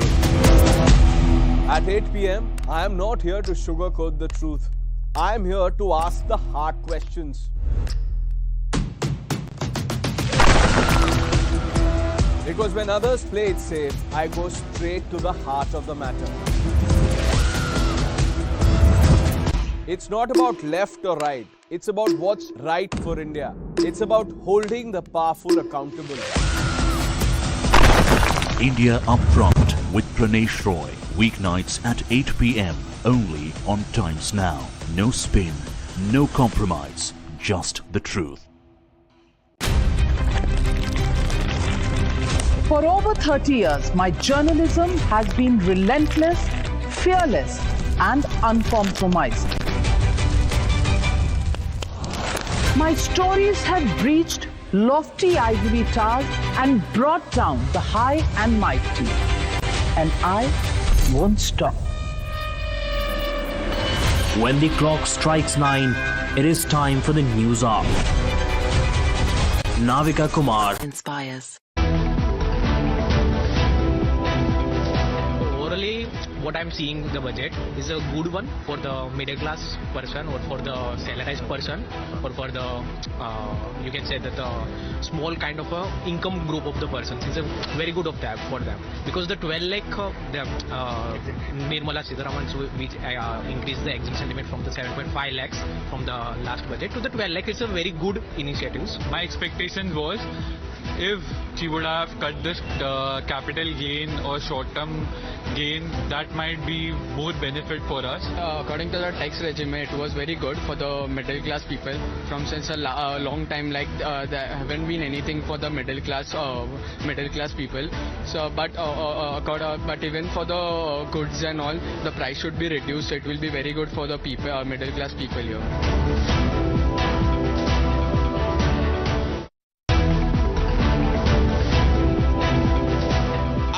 जो middle class आदमी annual income क्या रहता है 12 लाख कमा रहा है उसमें भी वो टैक्स दे रहा है उसके बाद बचा क्या फैमिली चलाना है उसको भी बहुत चीजें हैं तो टैक्स फ्री कर रहे हैं ना बहुत अच्छा काम कर रहे हैं सरकार जो जी बहुत अच्छी बात है सर ये तो हमारे लिए अच्छी ही मतलब कुछ खबरी है समझो अगर हमको टैक्स नहीं देना पड़ेगा तो एक मिडिल क्लास वालों के लिए और क्या चाहिए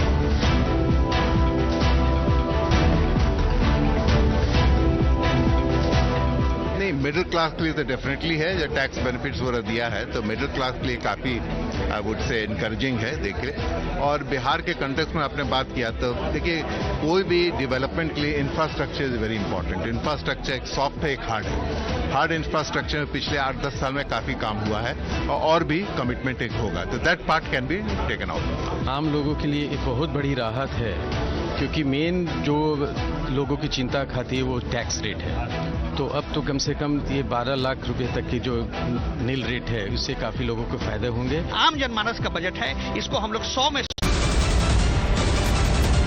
The biggest news break of the day. Exclusive that set the primetime agenda. Bringing you stories that matter. News breaks that shake up the system. Join us for the biggest revelation on Blueprint exclusive weekdays at 6 p.m. only on Times Now. She asks tough questions like no other journalist. आप भाग रहे हैं सवाल से बड़ा simple सा straight forward सवाल है Mr. D.K. Shiv Kumar, what next for you? When are you taking over as Chief Minister? She takes on the masters of Indian politics like no one else can. How do you see skill census versus caste census if you would want to respond to the current political climate? कहीं भी चले जाओ, कहीं भी आ जाओ. अजीत पवार जी भी कभी भी शरद पवार जी के पास चले जाएंगे, कभी भी इधर आ जाएंगे. क्या ऐसी पॉलिटिक्स है? Because she speaks for you the way no one else can. What's the chemistry between Prime Minister Modi and Democrats? The profile of India as a country, has it grown? Are you going to get on to a SpaceX spaceship anytime soon? Because your voice must be heard, your questions answered above all else. Frankly speaking with Navika Kumar.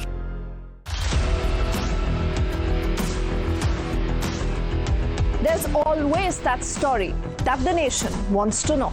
There are always questions that we want answers to. They can run, they can dodge, they can even ignore us. But we will repeatedly keep asking those questions and bring out the real facts. Because the nation will always want to know. Weekdays at 7 p.m.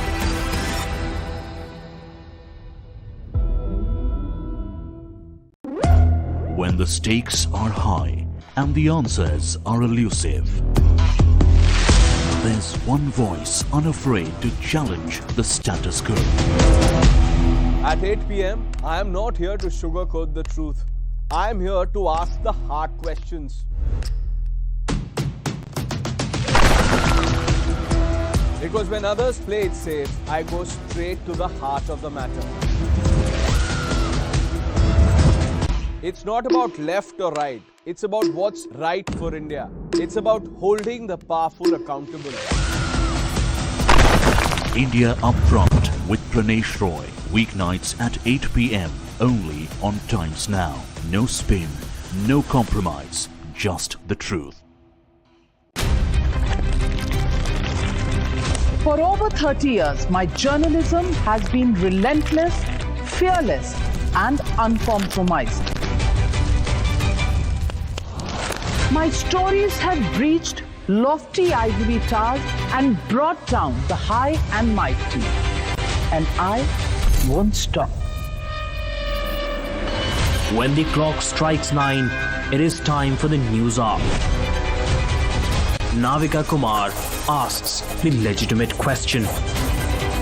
When your rights are trampled, I will be your voice, demanding answers from the corridors of power. News Hour at 9 with Navika Kumar. Journalism is a mission, not just to seek accountability or a fight for justice, but for honesty and integrity. Voicing citizens' concerns and using the truth to demand answers, ensuring that you come first on agenda. Watch News Hour Agenda with me, Maludas Gopalakrishnan, weeknights at 10 o'clock only on Times Now.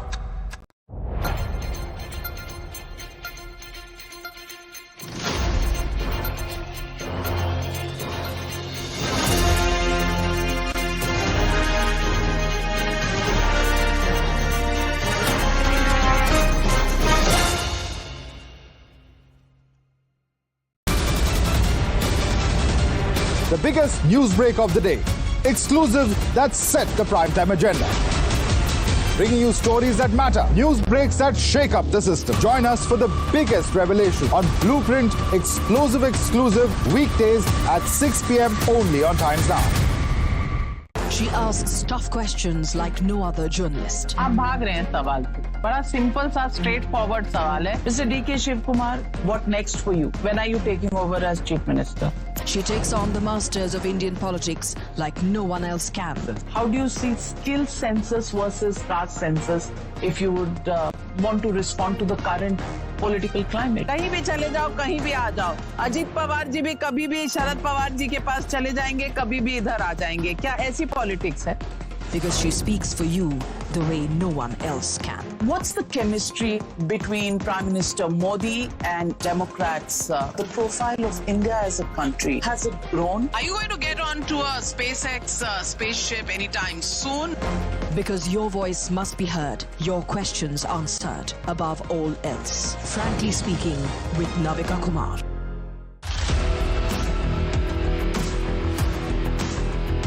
There's always that story that the nation wants to know. There are always questions that we want answers to.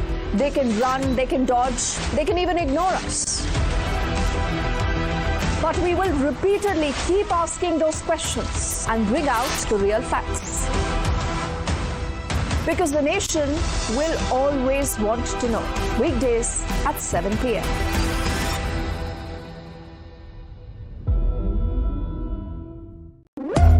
When the stakes are high and the answers are elusive, there's one voice unafraid to challenge the status quo. At 8 p.m., I am not here to sugarcoat the truth. I am here to ask the hard questions. Because when others play it safe, I go straight to the heart of the matter. It's not about left or right. It's about what's right for India. It's about holding the powerful accountable.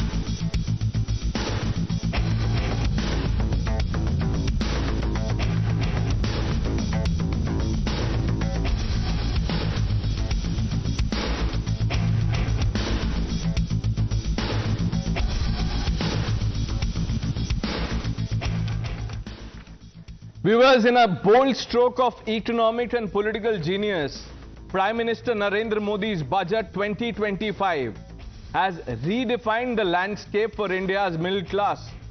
By announcing no income tax on incomes up to 12 lakh, PM Modi has delivered a masterstroke that will bring hope and prosperity for millions of households across the country.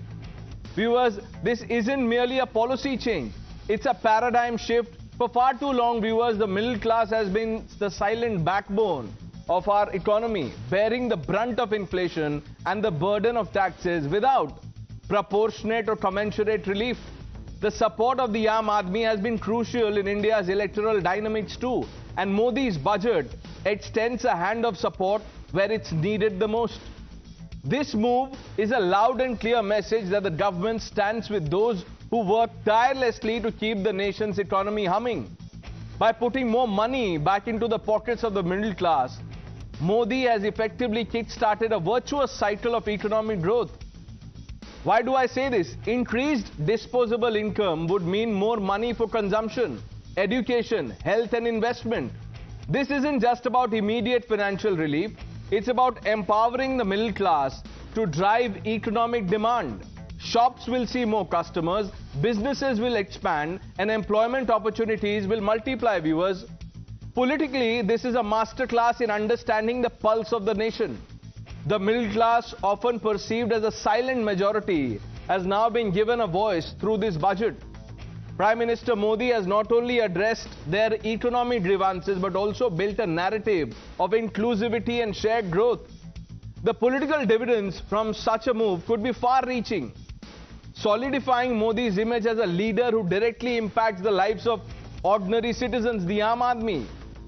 Viewers, the genius of this policy lies in its dual focus on immediate relief and long-term economic strategy. Well, critics might argue about the fiscal implications, but viewers, the vision here seems to be clear. Growth through empowerment. Viewers, this budget is a powerful narrative of hope, empowerment and economic rejuvenation. This budget might well be remembered as the moment when India's middle class truly felt seen, heard, and most importantly, valued. It's as if the middle class is saying, Modi hai, to savings hai. But while the Aam Aadmi is celebrating relief, Rahul Gandhi and opposition are not. Maybe they find the budget boring. They say it's a band-aid for a bullet wound. Poor thing, Nirmala Sitharaman needs to work harder to impress the opposition. We are saying now they will have 1,10,000, 1.10 lakh in their pockets, which they don't have to pay as tax. So we have put good substantial amounts into the pockets of people who deserve to get that. There is no reduction in the public spending on capital expenditure. इसका बहुत बड़ा फायदा हमारे middle class को, नौकरी पेशे करने वाले जिनकी आय बंधी हुई है, इससे बहुत बड़ा लाभ होने वाला। जिनको नए नए जॉब मिले हैं, इनकम टैक्स की ये मुक्ति उनके लिए एक बहुत बड़ा अवसर बन जाएगी। और 12 लाख रुपए तक हमारे मध्यम वर्ग के लोगों को इनकम टैक्स से मुक्ति देने का काम नरेंद्र मोदी जी ने। अब इस बजट में आपने उसी मिडिल क्लास के एक छुरा पीठ में मारा, दूसरा छुरा छाती में। इंडेक्सेशन जो आपने कैंसिल की वो पीठ में छुरा था, और जो कैपिटल गेन्स टैक्स आपने बढ़ाया वो छाती में छुरा था। आपको पता है, अगर एक मिडिल क्लास परिवार साल में 10-12 लाख रुपए कमाता है तो income tax, GST, toll tax, education cess, sales tax, property tax, corporate tax, service tax, registration tax, capital gain tax वगैरह वगैरह वगैरह, ये सारे टैक्स मिला के एक मिडिल क्लास की 50% से ज्यादा आमदनी केवल और केवल सरकार को टैक्स देने में चली जाती है। See how the goalpost has been shifted. Let's quickly open this up. Sanju Verma, the national spokesperson of the Bharatiya Janata Party. Dr. Anand Ranganathan needs no introduction. Tushar Gupta, political analyst. Kamruzaman Chaudhary ji, Vivek Srivastava, both political analysts, Ghanshyam Tiwari, the national spokesperson of the Samajwadi Party, will be joining us shortly. And Rohit Azad, economist, completes the panel. Rohit Azad, I want to begin by asking you, what do you make of the popular sentiment around the budget?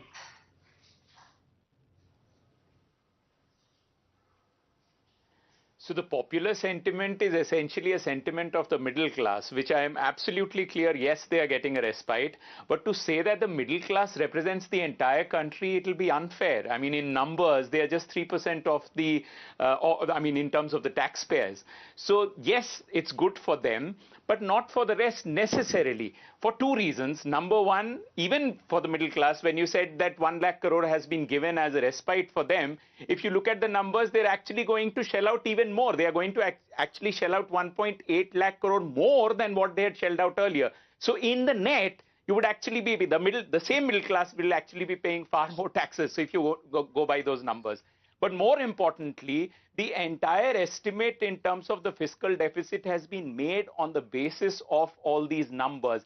What if this revenue is not going to come? If it does not come, because these are very high projected numbers, then it will cut down on expenditure. And already in many schemes, if you look at health, if you look at education, in education there has been a decline of 11,000 crores. So how would you describe the budget? There has been a 1,255 Mr. Azad, crores, how would you describe it? For a layman, how would yes, someone who's not an economist or is not friends with an economist, how would you describe the budget? Right. Right. Yes, so this is a budget for the middle class without doubt, but this is not the budget necessarily for the entire country. Middle class is a very small proportion of the population of this country, particularly those who pay taxes. But wait, you're saying that this is undoubtedly a budget for the middle class. Wait till you're proven wrong on the show by the other luminaries. Now, viewers, you heard the India view. Let's get you the China view on budget. Vivek Srivastava, what do you make of this? Sir आप mute हैं आप आवाज नहीं आ रही है sir I can't hear anything that you are saying mute है आप All I was saying was, Pranay, that when you started the program, आपने इतनी तारीफें की बजट की, गेम चेंज हो गया, रेवोल्यूशन हो गया, भारत बदल गया और पता नहीं क्या क्या हो गया. तो मेरे ख्याल से आपको नहीं लगता अगर करना ही था तो थोड़ा पहले ही कर देते, पिछले बजट में कर देते ये टैक्स स्लैब को, अगर इतना ही उससे गेम चेंज होता. अब आप सुनिए इसकी कमियां. I am not going to talk of the personal tax, क्योंकि उसके बारे में बहुत लोग बोलेंगे ऑलरेडी. नहीं, उसके बारे में भी बोलिए विवेक श्रीवास्तव, आप तो कॉम्प्रिहेंसिव एनालिसिस कीजिए, डोंट चेरी पिक. नहीं, मैं टेक्निकली आपको बता देता हूं. हमें क्या नाराजगी है लेफ्ट को और कांग्रेस को. हमारी पहली नाराजगी है मिनिमम सपोर्ट प्राइस के बारे में कुछ भी नहीं बोला गया. दूसरी बात, मनरेगा के कोई डिटेल्स स्पेसिफिक नहीं है कि उतना ही है, क्या है, कुछ करोगे नहीं करोगे. सबसे बड़ी बात जो है, what Kumari Shailaja is also saying is that there is no clarity. आप इनके ट्विटर हैंडल्स अगर देखेंगे तो साफ बात है, corporate tax is missing. Corporate tax 30% हुआ करता था, घटा करके 22% किया गया था. And we protested, we said आप पहले तो सारे बिजनेसमैन के लोन माफ करते हैं, bad loans, non performing assets, ऊपर से कॉर्पोरेट टैक्स भी आपने कम किया. इस बजट में कॉर्पोरेट टैक्स शब्द गायब. पता ही नहीं है इस वक्त देश में कॉर्पोरेट टैक्स क्या है. और बड़े बड़े बिजनेस हाउसेस के सीईओ पूछ रहे हैं कि साहब पता नहीं क्या होगा, आगे क्या आएगा. अब ये 22% फिर से कुछ 25 बनेगा, 30 बनेगा, 35 बनेगा, nobody knows. Labour laws hire and fire के हैं, उसके अंदर एक यूनियन प्रोटेस्ट नहीं कर सकती, उसके इंप्लीमेंटेशन की बात की गई है इस बजट के अंदर. सो दिस बजट आपने दिल्ली के इलेक्शन को देखते हुए मिडिल क्लास को एक सौंप तो दे दिया, लेकिन overall this budget is a capitalist corporate budget और हम इसकी निंदा करते हैं. Okay, you see very clearly. Very good. You are condemning this. I am not surprised. I thought, you would protest when I said let's get the China view, but it's a badge of honor for you. उसको आपने ना protest किया ना condemn किया. आपने बोला कि वो तो आपका रोज का है. नहीं, बट दैट्स ओके सर, मेरा तो रोज का है, आपका तो सर मेरा तो रोज का है, आपका तो घर का है. विवेक श्रीवास्तव, आपको तो कुछ तो बोलना चाहिए था, but it's okay. I have no problem. Sir, we want to reflect all opinions. Diverse जितना होगा उतना अच्छा है. हाँ, बिल्कुल बिल्कुल. इस देश में कांग्रेस, लेफ्ट, ये सब देशद्रोही हैं. हम सब चाइनीज एजेंट हैं. हम सब पेट्रियोटिक है ही नहीं. एक प्रणेश रॉय पेट्रियोटिक हैं, दूसरे बीजेपी के स्पोक्स पर्सन. तो ये तो रोज की बात है. बाकी जो है doctor Ranganathan, Tushar. Election commission ने बहुत बड़ी गलती कर रखी है कि कांग्रेस को रिकॉग्निशन दे रखा है और लेफ्ट की पार्टीज को भी दे रखा है. उनको भी नहीं देना चाहिए. You see, Rohit Azad, this is what I was referring to. He will not even say what you've said, that this is a good thing for the middle class. He will not say it. Even till the end of this program, he will not say it. I will not say it's a band-aid. I know, sir. I know you will not say it. I know the answers to my question. Rahul Gandhi को मैं तो मैं endorse कर रहा हूँ. Bullet की injury है और आपने ओके, बुलेट की इंजरी. संजू वर्मा, बुलेट की इंजरी है, आपने उस पर बैंडेड लगा दिया, वो भी make in India. Pranesh, first and foremost, I think huge amount of congratulations to Prime Minister Narendra Modi and of course the Finance Minister Nirmala Sitharaman. What an astounding budget. This is a dream budget, and I say dream in capital letters, DREAM. And anybody who's shifting the goalpost and saying, oh, ये तो Delhi election को मद्देनजर रखते हुए किया गया, this is a classic case of sour and rancid grape. आपके पेट में उबाल हो रहा है, हम समझ सकते हैं, but learn to digest the hard facts. Let's get one thing very, very clear. I'll come to the tax bit later that has been discussed threadbare over the last couple of hours. The most important point is this. Despite increasing the rebatable limit to 12 lakh rupees per annum, guess what? The government is actually saying that in the coming financial year, the budgetary outlay has been increased from 47 lakh crore to 51 lakh crore, which is an 8.5% increase. So point number one is, despite giving huge tax concessions to the middle class, the budgetary outlay has been expanded, not reduced. Point number two, the government actually next year will borrow lower than what it did in the current financial year. In the current financial year, the government's borrowing stands at 11.62 lakh crore. Next year, the government will only borrow 11.53 lakh crore, which basically means that the government is spending within its means. जो हिंदी में कहावत है, जितनी चादर उतना अपना पांव फैलाइए. तो गवर्नमेंट चादर के अंदर अपना पांव फैला रही है. And the third and very important point, people thought that because of taxable rebate limit being increased, the fiscal consolidation agenda of the government will be given a miss. That is not the case. Do you remember last year Nirmala Sitharaman said that for FY25, the fiscal deficit that she is looking to achieve is 5.1% of GDP. And lo and behold, claps for the Modi government. We are ending FY25 with a fiscal deficit of 4.8% of GDP, lower than what we had projected at the rate of 5.1. And in the coming financial year, imagine we are going to have a fiscal deficit of 4.4% of GDP. As recently as FY21, post the COVID pandemic, fiscal deficit was 9.6% of GDP. Wait a minute, किसानों की बात कही गई. This is why I say devil is in the detail. Today we have more than 7.5 crore farmers who benefit from Kisan credit cards. The Kisan credit card limit has been increased from rupees 3 lakhs to rupees 5 lakhs. Only last week, the MSP for jute was increased from 5335 rupees to 5650 rupees per quintal. The MSP for paddy is 2300 rupees per quintal, which is 117% more than the cost of production. So the farmer makes ample profit. Now let us talk about Manrega. The average Manrega outlay under the Congress dispensation from 2004 to 2014 was 40,000 crore. The average Manrega outlay under the Modi government is 82% higher at 73,000 crore. Now let me tell you one more thing. All government schools will have free broadband connectivity. 50,000 more hotel tinkering labs will be set up to foster innovation. Right.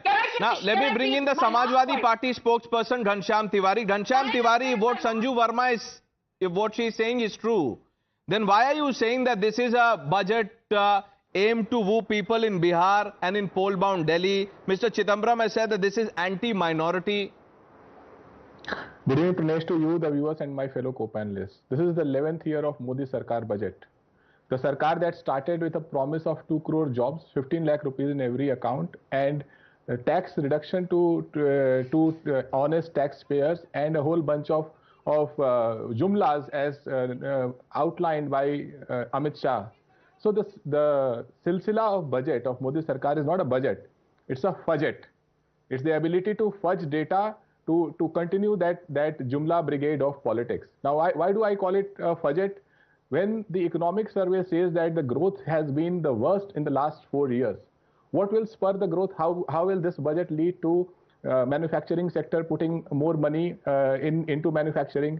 Does a Makhana board transform Bihar fundamentally the poorest state in India? I have worked in that state for 7 years with the Chief Minister Nitish Kumar ji. So I know the reality of Bihar. I know what we are talking about. In the 11 years, BJP blamed JNU as an anti-national, but it remains our top university. They have not been able to improve the state of a single university in the country in the global rankings. Not one university with their efforts. Third, in a country where exam paper leak and berojgari is at the prime, BJP says today morning their national spokesperson on your channel said that they have given mudra loan to 36 crore women. Anand Ranganathan was there, 36 crore women.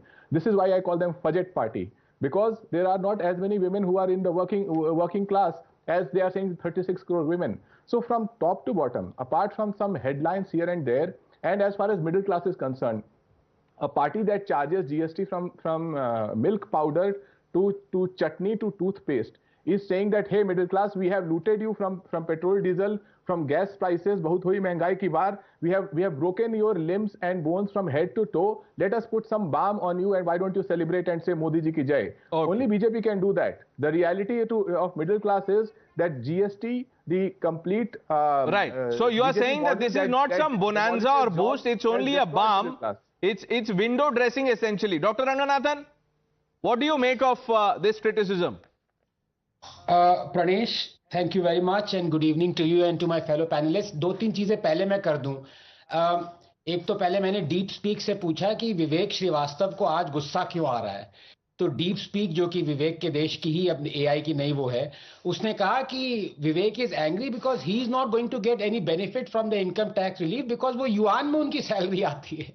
वो कह रहे हैं वो exchange rate से सारा income tax relief. देखो हंस रहे. Thank you. But can I, before I come to that, can I please fact check my good friend Ghanshyam Tiwari. मतलब फास्टेस्ट फिंगर्स फर्स्ट में इन्होंने 1 मिनट में जितने झूठ बोल सकते थे बोल दिए.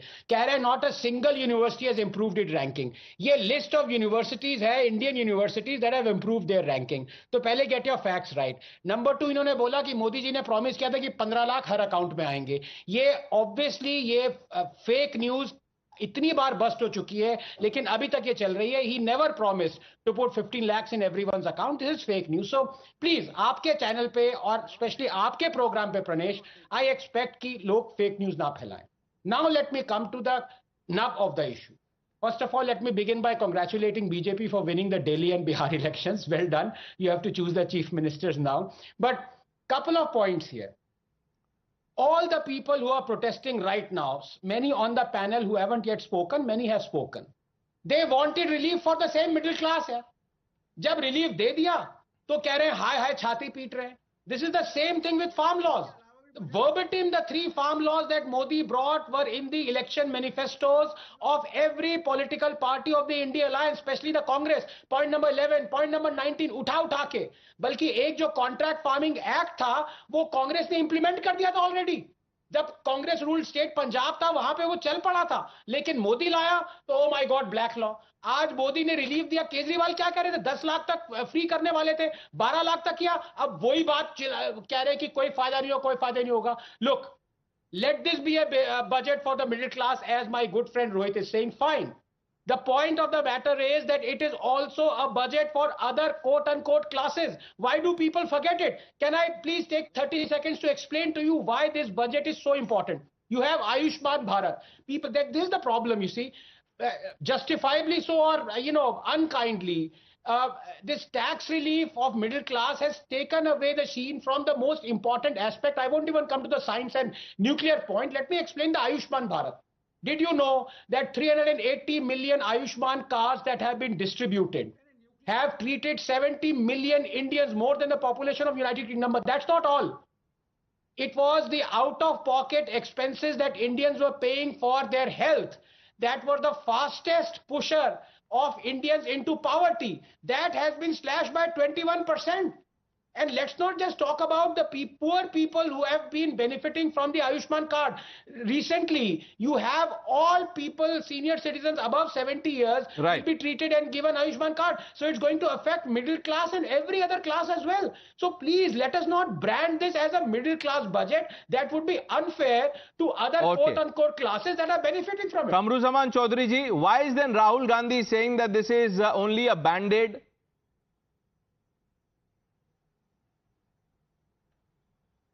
Yeah, Pradesh, we are having 102 MPs in the Lok Sabha. I hope you give us half the time that you have given to the BJP spokesperson on the panel.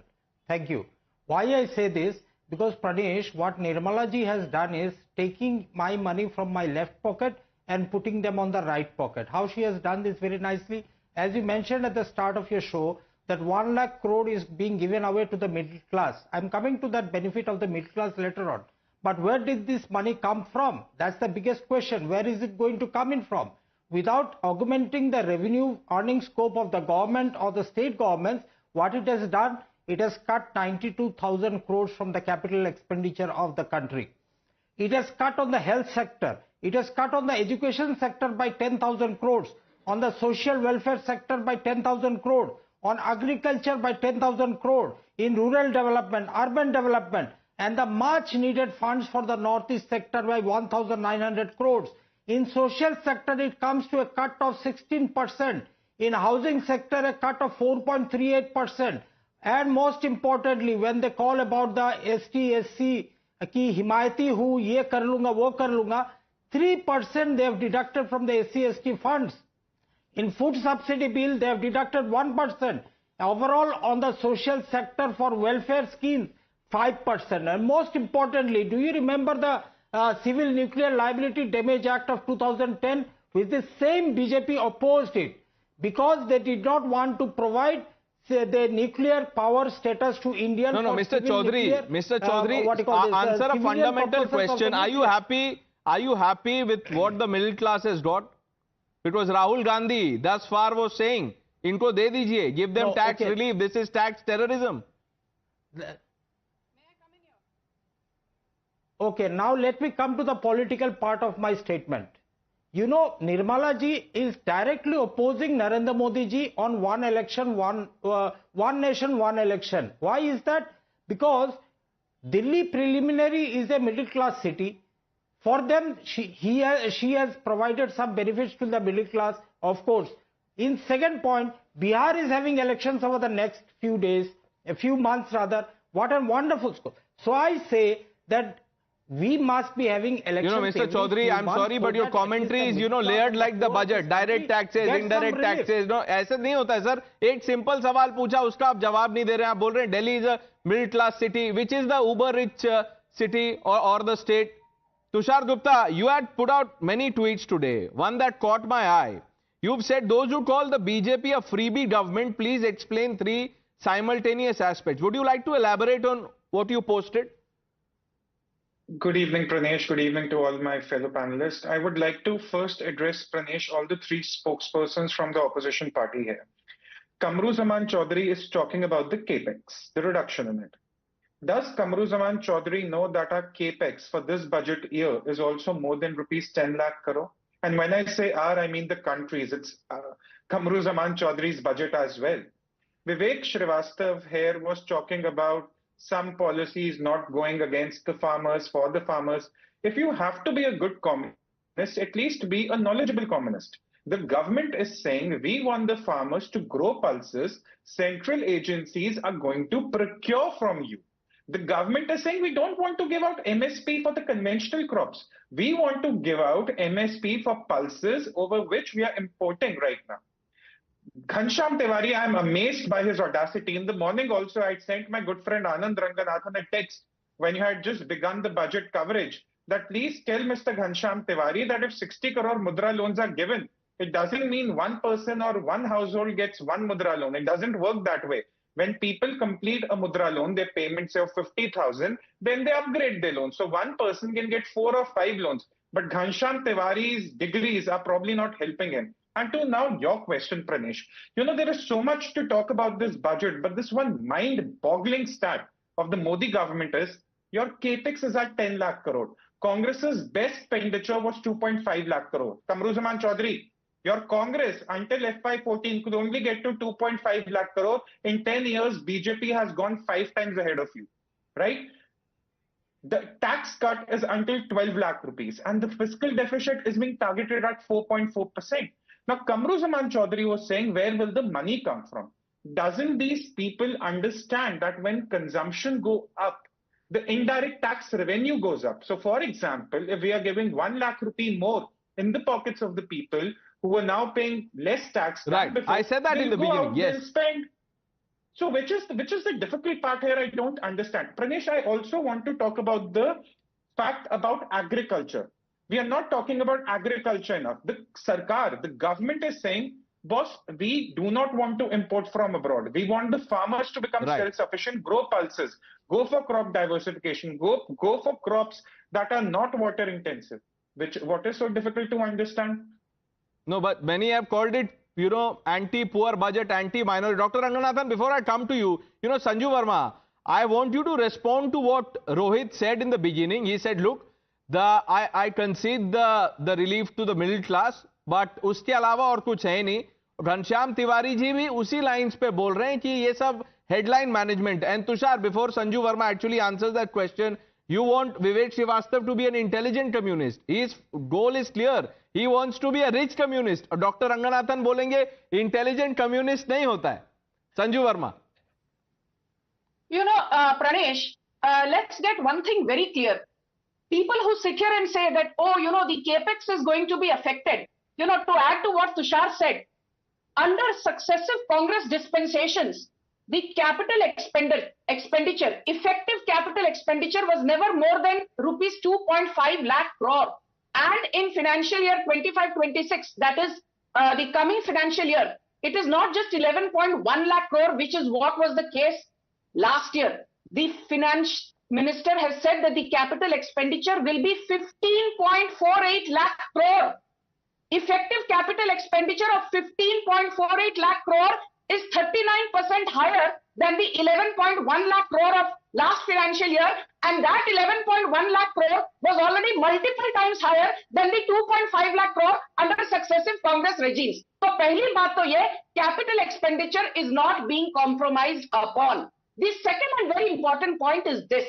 Last financial year, 7.5 crore tax assessees filed their tax, out of which 87%, as in 6.5 crore tax assessees showed that their annual income was less than rupees 12 lakhs per annum. So basically, when the tax rebatable limit has been increased to 12 lakh, it is this 87% which is going to be the biggest beneficiary. So if you're saying that, this will only benefit the likes of Ambani, Adani, sorry. And my simple point is this. We need another Ambani, we need another Adani, we need another Tata, we need another Birla, we need another Azim Premji. If we have to take on a Sundar Pichai, if we have to take on a Bill Gates, if we have to take on a Tim Cook, so yahan baitkar, when you say that, wealth creation is not going to help, please wait 1 minute, Pranesh. The biggest positive, which nobody is talking of, is that another 10,000 crore has been given to the, startup industry, making the corpus to a solid 20,000 crore. And the Modi government has said that this additional 10,000 crore preference will be given to 5 lakh women entrepreneurs. Preference will be given to entrepreneurs from the scheduled caste and scheduled tribe community. And preference will be given to first-time entrepreneurs. Pranesh, my last point, please bear with me. This is for the benefit of your viewers. If you had, say, 12 lakh per annum income under the Congress, you would end up paying more than 5.5 lakh every year as tax. Now you end up paying 0. If your income was 8 lakh under the Congress, you would end up paying 90,000 every year as tax. Now you end up paying 0. And if under the Congress, your income was 24 lakh per annum, you would end up paying more than 7 lakh per annum as tax given all these surcharges. Right, Now we are you running end up that paying chart, ma'am. only We are running that 2.8 chart. lakh. Yeah, that the chart is there on the my screen. You final want point to another Ghanshyam, Ambani, my final Adani. point to I want Ghanshyam. another Vivek Srivastava. We should have more can I Vivek make my Srivastavas final point also to Ghanshyam, please? because yeah. Dr. Ranganathan is protesting. Dr. Ranganathan, ऐसे मत कीजिए, sir. We need more Vivek Srivastav. क्या problem है, Dr. Ranganathan? नहीं, देश के लिए एक ही काफी है, but I have profound disagreement with Sanju Verma, my good friend. कह रही है एक और अडानी चाहिए. अरे एक अडानी ने ही राहुल गांधी की नाक में दम किया हुआ है, दूसरा आ गया तो ये देश छोड़ के इटली भाग जाएगा. भाई मत करो ऐसे. ओके, घनश्याम तिवारी. आप कितने जुमलों को फैक्ट चेक कर सकते हैं, उसका कोई लिमिट नहीं है. 16 फरवरी 2014 mister Modi said that black money लाएंगे और tax payer, honest tax payer को 5-10% देंगे. 2 करोड़ रोजगार उन्होंने कहा. सबका साथ सबका विकास कहते कहते बटेंगे कटेंगे पार्टी बन गई. ठीक है, 100 दिन में काला धन लाने की बात कही. तो जो पार्टी भ्रष्टाचार के खिलाफ मूवमेंट में आती है और पिछले 10 साल में 13,000 करोड़ का चंदा जमा करती है, 12.5 लाख करोड़ पूंजीपति. नहीं, बट ये चंदा तो सबने जमा किया है घनश्याम तिवारी जी. ये चंदा तो सबने जमा किया है. ऐसे मत बोलिए. जिन्होंने जमा किया है और वो जमा करने के बाद ऑब्जेक्ट कर रहे हैं, उनको तो पहले वापस करना चाहिए. ठीक है, पहले तो वापस कर दीजिए. आपको खुशी हो रही है कि भारतीय जनता पार्टी ने 13,000 करोड़ का चंदा जमा किया? नहीं, मुझे दुख इस बात का है कि आपने भी जमा किया और अब आप बोल रहे हैं कि उनको वापस करना चाहिए. 13,000 मोदी जी ने कहा था काला धन लाके 5-10% टैक्स. नहीं तो आप काला धन, आप छोड़िए ना. आप क्यों इतना डिफेंड क्यों कर रहे हैं उनको? नहीं, डिफेंड नहीं कर रहा हूं मैं, आपको एक्सपोज कर रहा हूं. घनश्याम जी इतने आप व्याकुल क्यों हो रहे हैं? नहीं, आप जैसे कि विवेक, आप दोनों, but the Samajwadi Party, the Congress Party, all of you are beneficiaries of this scheme that you are now, resisting, opposing. वापस कर दीजिए सर. I mean, जिस तरीके से देखिए, let's have a civil debate. Please allow me to complete my point. The point that I am trying to make is, yes, Sanju Verma wants another Adani, जहां पे प्रधानमंत्री दुनिया के सबसे अमीर आदमी को अपनी जेब में बिठा करके अपनी गरीबी की मार्केटिंग 11 साल से कर रहे हैं. ठीक है, they want another Adani. But the fact is that single Adani cost 700 farmer lives because the farm laws, the black farm laws that were passed, there were press reports that said that were passed to benefit Mr. Adani. So please. But Ghanshyam Tiwari, the same Adani that you are demonizing here on the show is also doing business with Congress. उसका क्या जवाब होगा sir? ये कब जवाब देंगे आप लोग? देखिए, ये सब बकवास है. मेन बात है कि अच्छा, ये बकवास है. ठीक है. BJP wants another Adani. Sanju Verma, ये सब बकवास है.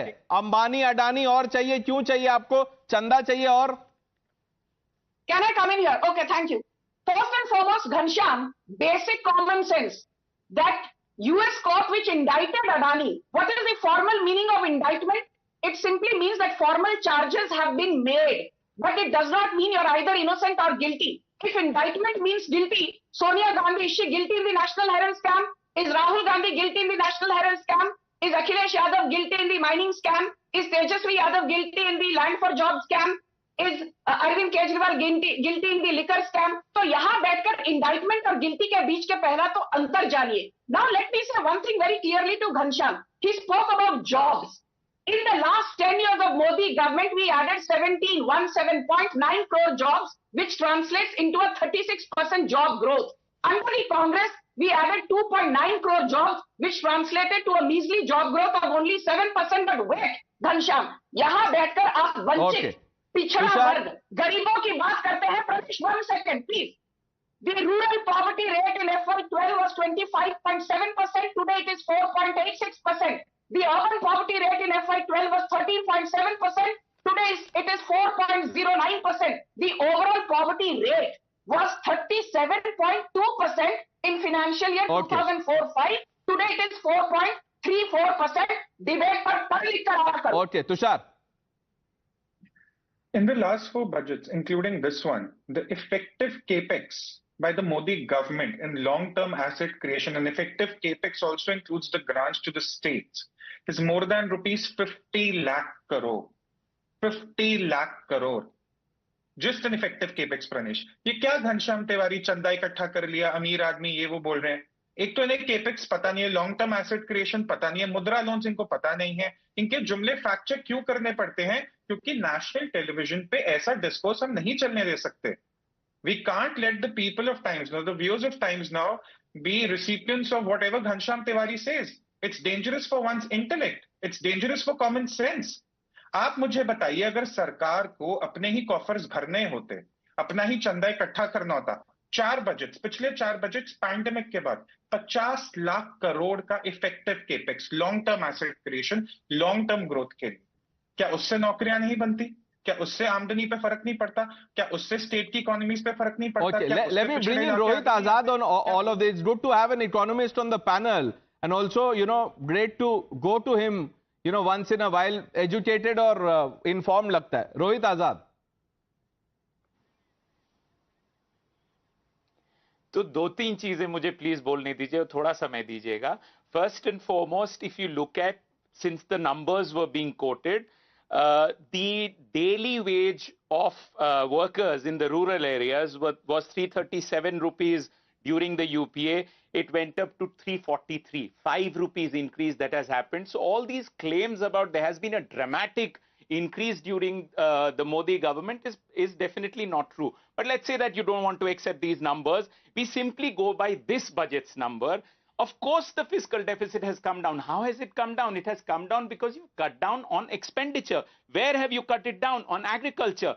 10,992 lakh crores you have brought it down, 10,992.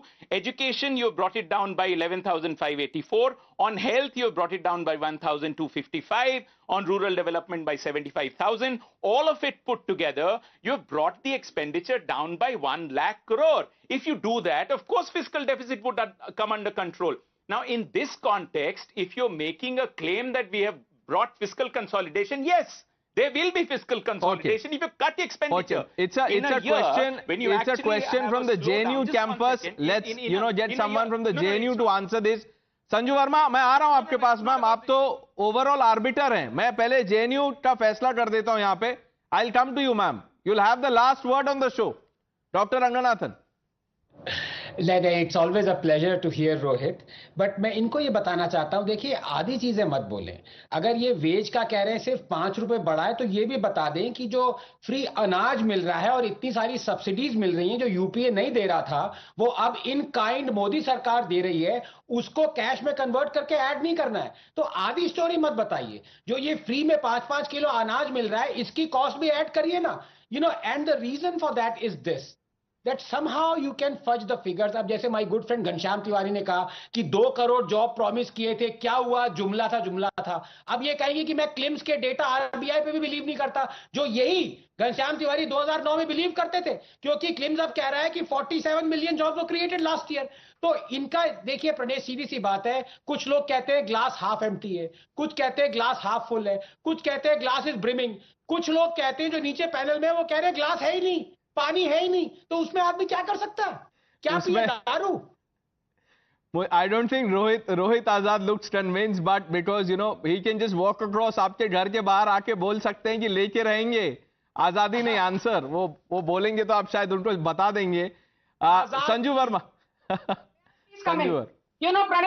Pranesh, let me fact check Rohit Azad, because making generic statements is not done. I come here with hard data, and now let me quote this data.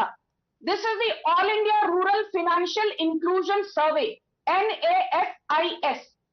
It has said that the average monthly income of rural households between FY17 and FY23 has risen by 57.6% from 8,059 rupees to 12,698 rupees. It translates into a compounded annual growth, CAGR, of more than 9.5%. The same survey also says that the financial savings of an average rural household have increased in the last 6 years from 9,104 rupees to 13,209 rupees. The same survey also says that a significant percentage, 66% of rural households have seen a 75% plus jump in their savings in the last 7 years. The same survey also says that the proportion of rural households with outstanding debt has fallen from 52% plus in the last 6 years to less than 37.4%. We've run out of time. So Rohit Azad, do not lie. Hard numbers there. Rohit, we've unfortunately run out of time. I just want to bring in Vivek Srivastava. Vivek Srivastava, if you were to, give headline for the papers tomorrow, तो आप क्या headline देंगे sir budget का? मैं इस budget का ये headline दूंगा, पहले तो इट्स अ कॉर्पोरेट बजट, और जो चाटुकार मीडिया है उसने इसकी बैटिंग करने में कोई कसर नहीं छोड़ी. Not a single criticism by any media. Headline देना है, प्रेस रिलीज लिख रहे हैं आप, हेडलाइन में क्या लिखेंगे? मैं बिल्कुल लिखूंगा, मैं प्रेस रिलीज लिखूंगा, आप छापे ना छापे आपकी मर्जी, लेकिन ये प्रेस रिलीज लिखूंगा जरूर कि we don't need more Adanis and Ambani. Okay, a common man की सोचो. Sir, you know, we are times now, you know, the press, press release that you're talking about will appear in the global times. I'm leaving it at that. I thank all of you for joining us.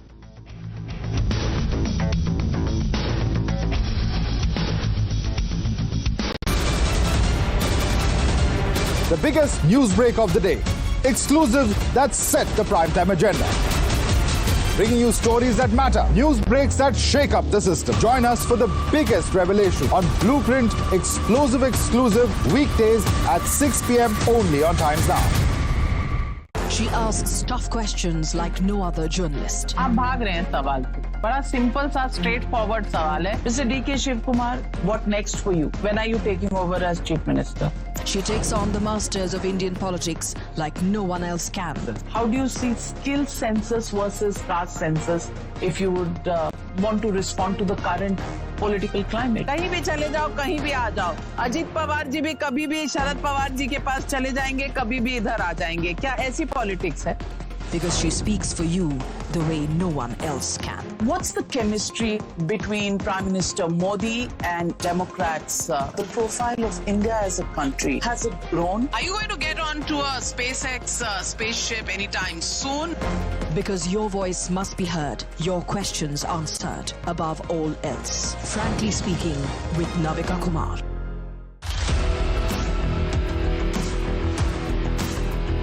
There's always that story that the nation wants to know.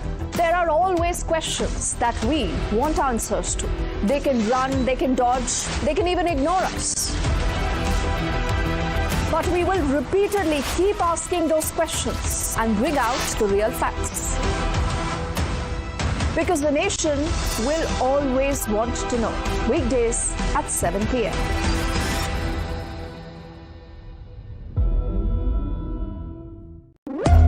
When the stakes are high and the answers are elusive, there's one voice unafraid to challenge the status quo.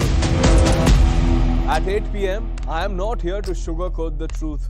I am here to ask the hard questions. Because when others play it safe, I go straight to the heart of the matter. It's not about left or right. It's about what's right for India. It's about holding the powerful accountable.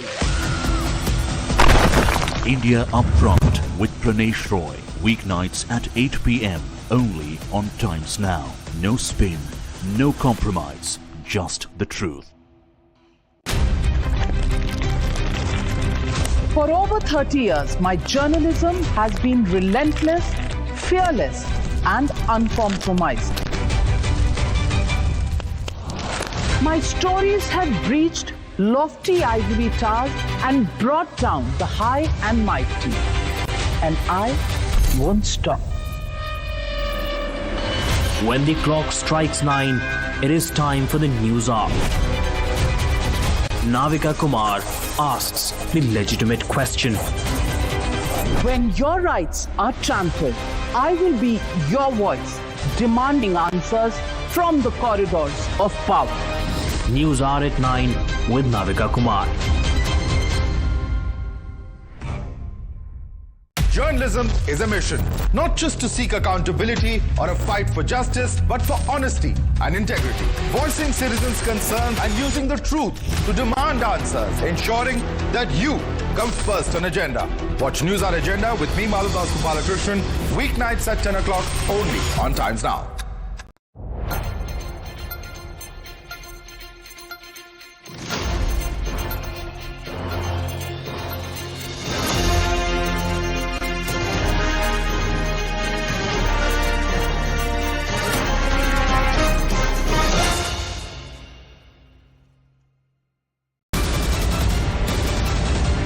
The biggest news break of the day. Exclusive that set the primetime agenda. Bringing you stories that matter, news breaks that shake up the system. Join us for the biggest revelation on Blueprint exclusive weekdays at 6 p.m. only on Times Now. She asks tough questions like no other journalist. आप भाग रहे हैं सवाल से। बड़ा simple सा straight forward सवाल है। Mr. D.K. Shivkumar, what next for you? When are you taking over as Chief Minister? She takes on the masters of Indian politics like no one else can. How do you see skill census versus caste census if you would want to respond to the current political climate? कहीं भी चले जाओ, कहीं भी आ जाओ। अजीत पवार जी भी कभी भी शरद पवार जी के पास चले जाएंगे, कभी भी इधर आ जाएंगे। क्या ऐसी पॉलिटिक्स है? Because she speaks for you the way no one else can. What's the chemistry between Prime Minister Modi and Democrats? The profile of India as a country, has it grown? Are you going to get onto a SpaceX spaceship anytime soon? Because your voice must be heard, your questions answered above all else. Frankly speaking, with Navika Kumar.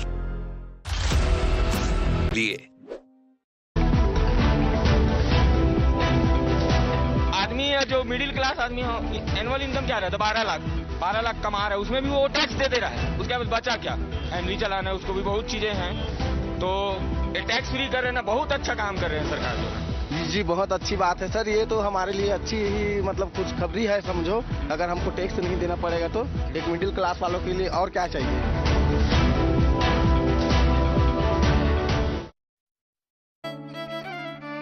मेरी नजरों से चुना, तेरी हरकतों से सुना, कभी जीती तू, कभी मैं हारा, फिर भी खूबसूरत है ये नजारा, क्योंकि इसमें है खुला कुछ मेरा, कुछ तुम्हारा।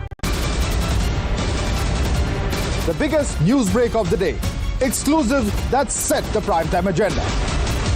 Bringing you stories that matter, news breaks that shake up the system. Join us for the biggest revelation on Blueprint exclusive weekdays at 6 p.m. only on Times Now. She asks tough questions like no other journalist. आप भाग रहे हैं सवाल से। बड़ा simple सा straight forward सवाल है। Mr. D.K. Shivkumar, what next for you? When are you taking over as Chief Minister? She takes on the masters of Indian politics like no one else can. How do you see skill census versus caste census if you would want to respond to the current political climate? कहीं भी चले जाओ, कहीं भी आ जाओ। अजीत पवार जी भी कभी भी शरद पवार जी के पास चले जाएंगे, कभी भी इधर आ जाएंगे। क्या ऐसी पॉलिटिक्स है? Because she speaks for you the way no one else can. What's the chemistry between Prime Minister Modi and Democrats? The profile of India as a country, has it grown? Are you going to get onto a SpaceX spaceship anytime soon? Because your voice must be heard, your questions answered above all else. Frankly speaking, with Navika Kumar.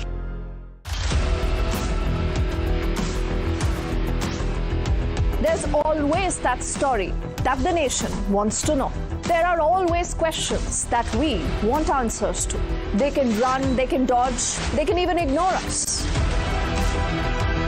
But we will repeatedly keep asking those questions and bring out the real facts. Because the nation will always want to know. Weekdays at 7 p.m.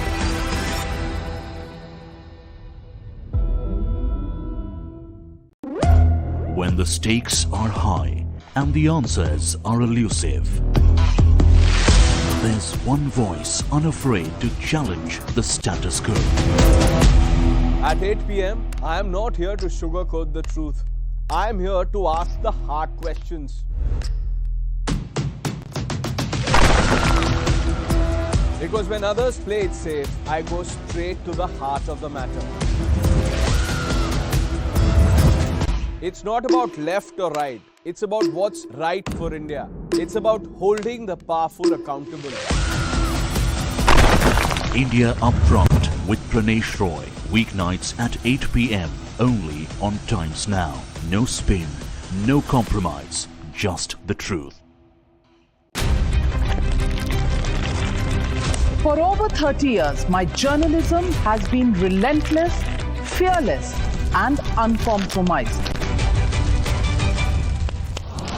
My stories have breached lofty ivory towers and brought down the high and mighty. and I won't stop. When the clock strikes 9, it is time for the news hour. Navika Kumar asks the legitimate question. When your rights are trampled, I will be your voice, demanding answers from the corridors of power.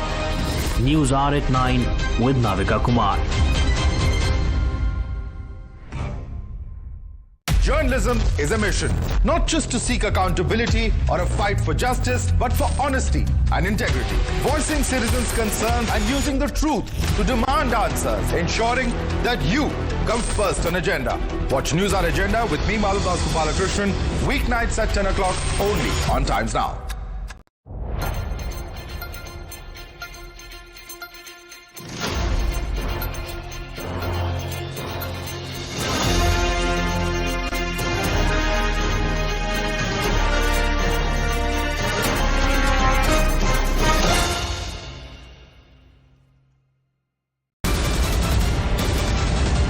The biggest news break of the day. Exclusive that set the primetime agenda. Bringing you stories that matter. News breaks that shake up the system. Join us for the biggest revelation on Blueprint exclusive weekdays at 6 p.m. only on Times Now. She asks tough questions like no other journalist. आप भाग रहे हैं सवाल से। बड़ा simple सा straight forward सवाल है। Mr. D.K. Shiv Kumar, what next for you? When are you taking over as Chief Minister? She takes on the masters of Indian politics like no one else can. How do you see skill census versus caste census if you would want to respond to the current political climate? कहीं भी चले जाओ, कहीं भी आ जाओ। अजीत पवार जी भी कभी भी शरद पवार जी के पास चले जाएंगे, कभी भी इधर आ जाएंगे। क्या ऐसी पॉलिटिक्स है? Because she speaks for you the way no one else can. What's the chemistry between Prime Minister Modi and Democrats? The profile of India as a country, has it grown? Are you going to get onto a SpaceX spaceship anytime soon? Because your voice must be heard, your questions answered above all else.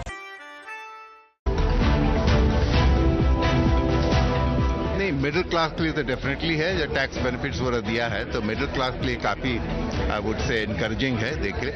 और बिहार के context में आपने बात किया तो देखिए कोई भी डेवलपमेंट के लिए infrastructure is very important. Infrastructure एक सॉफ्ट है, एक हार्ड है। हार्ड इंफ्रास्ट्रक्चर में पिछले 8-10 साल में काफ़ी काम हुआ है और भी कमिटमेंट एक होगा, तो that part can be taken out. आम लोगों के लिए एक बहुत बड़ी राहत है क्योंकि मेन जो लोगों की चिंता खाती है वो टैक्स रेट है। तो अब तो कम से कम ये 12 लाख रुपए तक की जो नील रेट है उससे काफी लोगों को फायदे होंगे। आम जनमानस का बजट है, इसको हम लोग 100 में 100 नंबर दें। The biggest news break of the day. Exclusive that set the primetime agenda. Bringing you stories that matter. News breaks that shake up the system. Join us for the biggest revelation on Blueprint exclusive weekdays at 6 p.m. only on Times Now. She asks tough questions like no other journalist. आप भाग रहे हैं सवाल से। बड़ा simple सा straight forward सवाल है। Mr. D.K. Shiv Kumar, what next for you? When are you taking over as Chief Minister?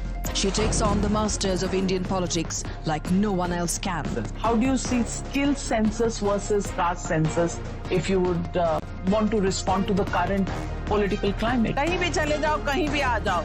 Ajit Pawar ji भी कभी भी शरद पवार जी के पास चले जाएंगे, कभी भी इधर आ जाएंगे। क्या ऐसी पॉलिटिक्स है? Because she speaks for you the way no one else can. What's the chemistry between Prime Minister Modi and Democrats? The profile of India as a country, has it grown? Are you going to get onto a SpaceX spaceship anytime soon? Because your voice must be heard, your questions answered above all else. Frankly speaking with Navika Kumar.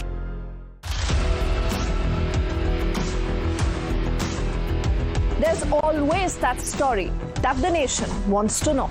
There are always questions that we want answers to. They can run, they can dodge, they can even ignore us. But we will repeatedly keep asking those questions and bring out the real facts. Because the nation will always want to know. Weekdays at 7 p.m.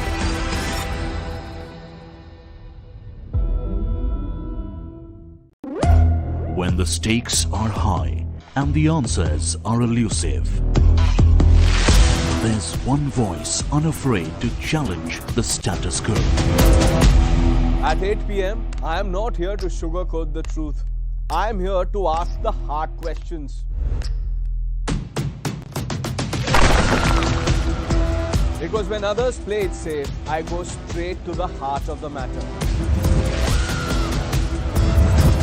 It's not about left or right. It's about what's right for India. It's about holding the powerful accountable. India Upfront with Pranesh Roy. Weeknights at 8 p.m. only on Times Now. No spin, no compromise, just the truth. For over 30 years, my journalism has been relentless, fearless, and uncompromised.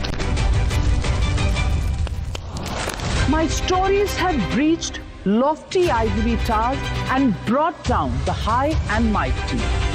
And I won't stop. When the clock strikes 9, it is time for the news hour. Navika Kumar asks the legitimate question. When your rights are trampled, I will be your voice, demanding answers from the corridors of power. News hour at 9 with Navika Kumar. Journalism is a mission, not just to seek accountability or a fight for justice, but for honesty and integrity. Voicing citizens' concerns and using the truth to demand answers, ensuring that you come first on agenda. Watch News Hour Agenda with me, Maludas Gopalakrishnan, weeknights at 10 o'clock only on Times Now.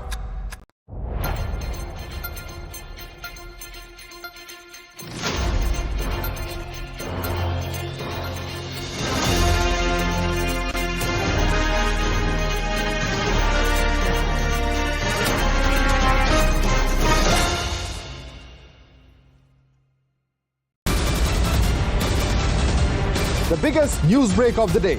Exclusive that set the primetime agenda. Bringing you stories that matter. News breaks that shake up the system. Join us for the biggest revelation on Blueprint exclusive weekdays at 6 p.m. only on Times Now. She asks tough questions like no other journalist. आप भाग रहे हैं सवाल से. बड़ा simple सा straight forward सवाल है. Mr. D.K. Shivkumar, what next for you? When are you taking over as Chief Minister? She takes on the masters of Indian politics like no one else can. How do you see skill census versus caste census if you would want to respond to the current political climate? कहीं भी चले जाओ, कहीं भी आ जाओ. अजीत पवार जी भी कभी भी शरद पवार जी के पास चले जाएंगे, कभी भी इधर आ जाएंगे. क्या ऐसी पॉलिटिक्स है? Because she inspires.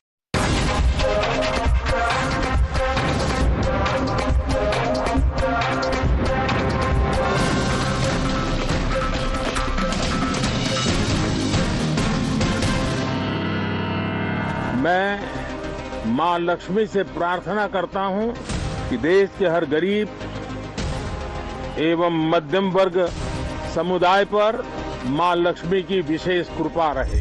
I am now happy to announce that there will be no income tax payable up to income of 12 lakh rupees.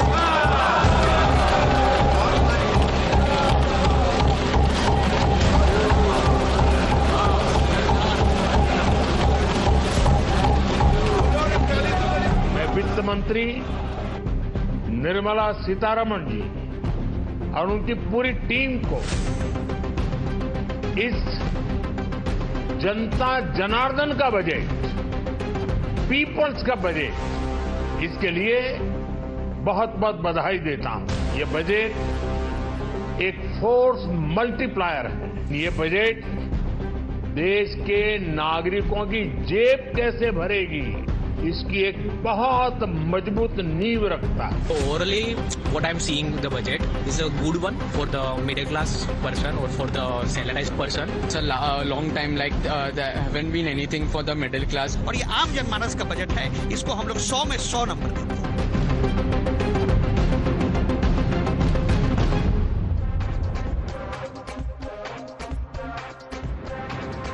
Good evening, ladies and gentlemen. I started my first broadcast this morning at 8 a.m. by saying that 1 billion aspirations are riding today on Prime Minister Modi's growth mantra for an ancient civilization, which is today the shining star on the global horizon.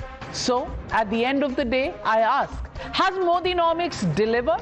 Has Modi charted the course for growth bhi, popularity bhi? Ask the middle class. And it's an emphatic Jai Ho, reflecting in the Viksit Bharat vision. Finance Minister Nirmala Sitharaman announced a big tax relief. There will be no income tax for those who earn up to rupees 12 lakhs per year. After that, those with rupees 4 to 8 lakh taxable income will pay at the rate of 5% taxes. Those between 8 and 12% will pay 10%. From 12 to 16 lakhs income slabs, there will be a 15% tax payment, and from 16 to 20 it will be 20%. Between 20 and 24 it will be 25%, and if you have income above 24 lakhs, you will have an income tax rate of 30%. So across slabs, even if you are earning 40 lakhs, 50 lakhs, 1 crore, every single middle class member will get some savings in their pocket. But let's simplify and explain what this means for you. Under the new regime, if your income is 8 lakh rupees, you save about 30,000. If it is 10 lakhs, you actually save 50,000 rupees per year. And if you have 12 lakh rupees as your income of taxable income, then you save about 80,000 rupees per year. And so on, every single slab will see some or the other savings. Up to 50 lakh income earners will get a 1.1 lakh rupees extra in their pockets from lower tax rates. Let's also tell you how this will impact a sizable part of the middle income population. About 30% of India consists of the middle class. They are also 67% of Delhi, which is going to polls merely 4 days from now. They form about 24% of Bengal, 29% of Uttar Pradesh, and 31% of Tamil Nadu. So middle income class groups in all of these states will be literally rejoicing, dancing. Interestingly, this class is also likely to double by 2047 to 61% of the country's population, when 1.02 billion people will fall under the middle class bracket. But was this outreach to the middle class by the Modi Sarkar just relief or a marked necessity? Look at how the middle class voted in the Lok Sabha elections. BJP's share of the middle class pie went from 32% in 2014 to 38% in 2019. It dipped to 35% in 2024, signaling the class moving just a bit away but solidly behind Narendra Modi. So is it only about politics? Meanwhile, the India Alliance went from 23% in 2014 to 29% in 2019, even managed an impressive 32% vote share in the 2024 elections. But while the salaried class got some much needed cheer in the budget, the Vipaksh still has a trust deficit. They have frowned and asked questions on how will this bring down inflation or create jobs. They've also alleged that this tax break is a poll outreach to the sizable middle class income group in Delhi. Listen in to the opposition's attack. मायूस किया है budget ने और किसानों को कुछ नहीं मिला। मिडिल क्लास महंगाई कम चाहती है, अगर महंगाई कम नहीं होगी तो आप कितना भी रिबेट दे दोगे, मिडिल क्लास संपन्न नहीं होगी। बजट में है ही कुछ नहीं भैया, देखना क्या है इसमें। ये तो मतलब गरीब को और गरीब कर देगा और अमीर को अमीर करेंगे। ये भी जानिए कि अगर आपके पास तनख्वाह है तो आप कम टैक्स देंगे, लेकिन जिनके पास रोजगार नहीं है उनके पास तनख्वाह कहाँ से आएगी? This increase in slab is going to help less than 1 crore of the population.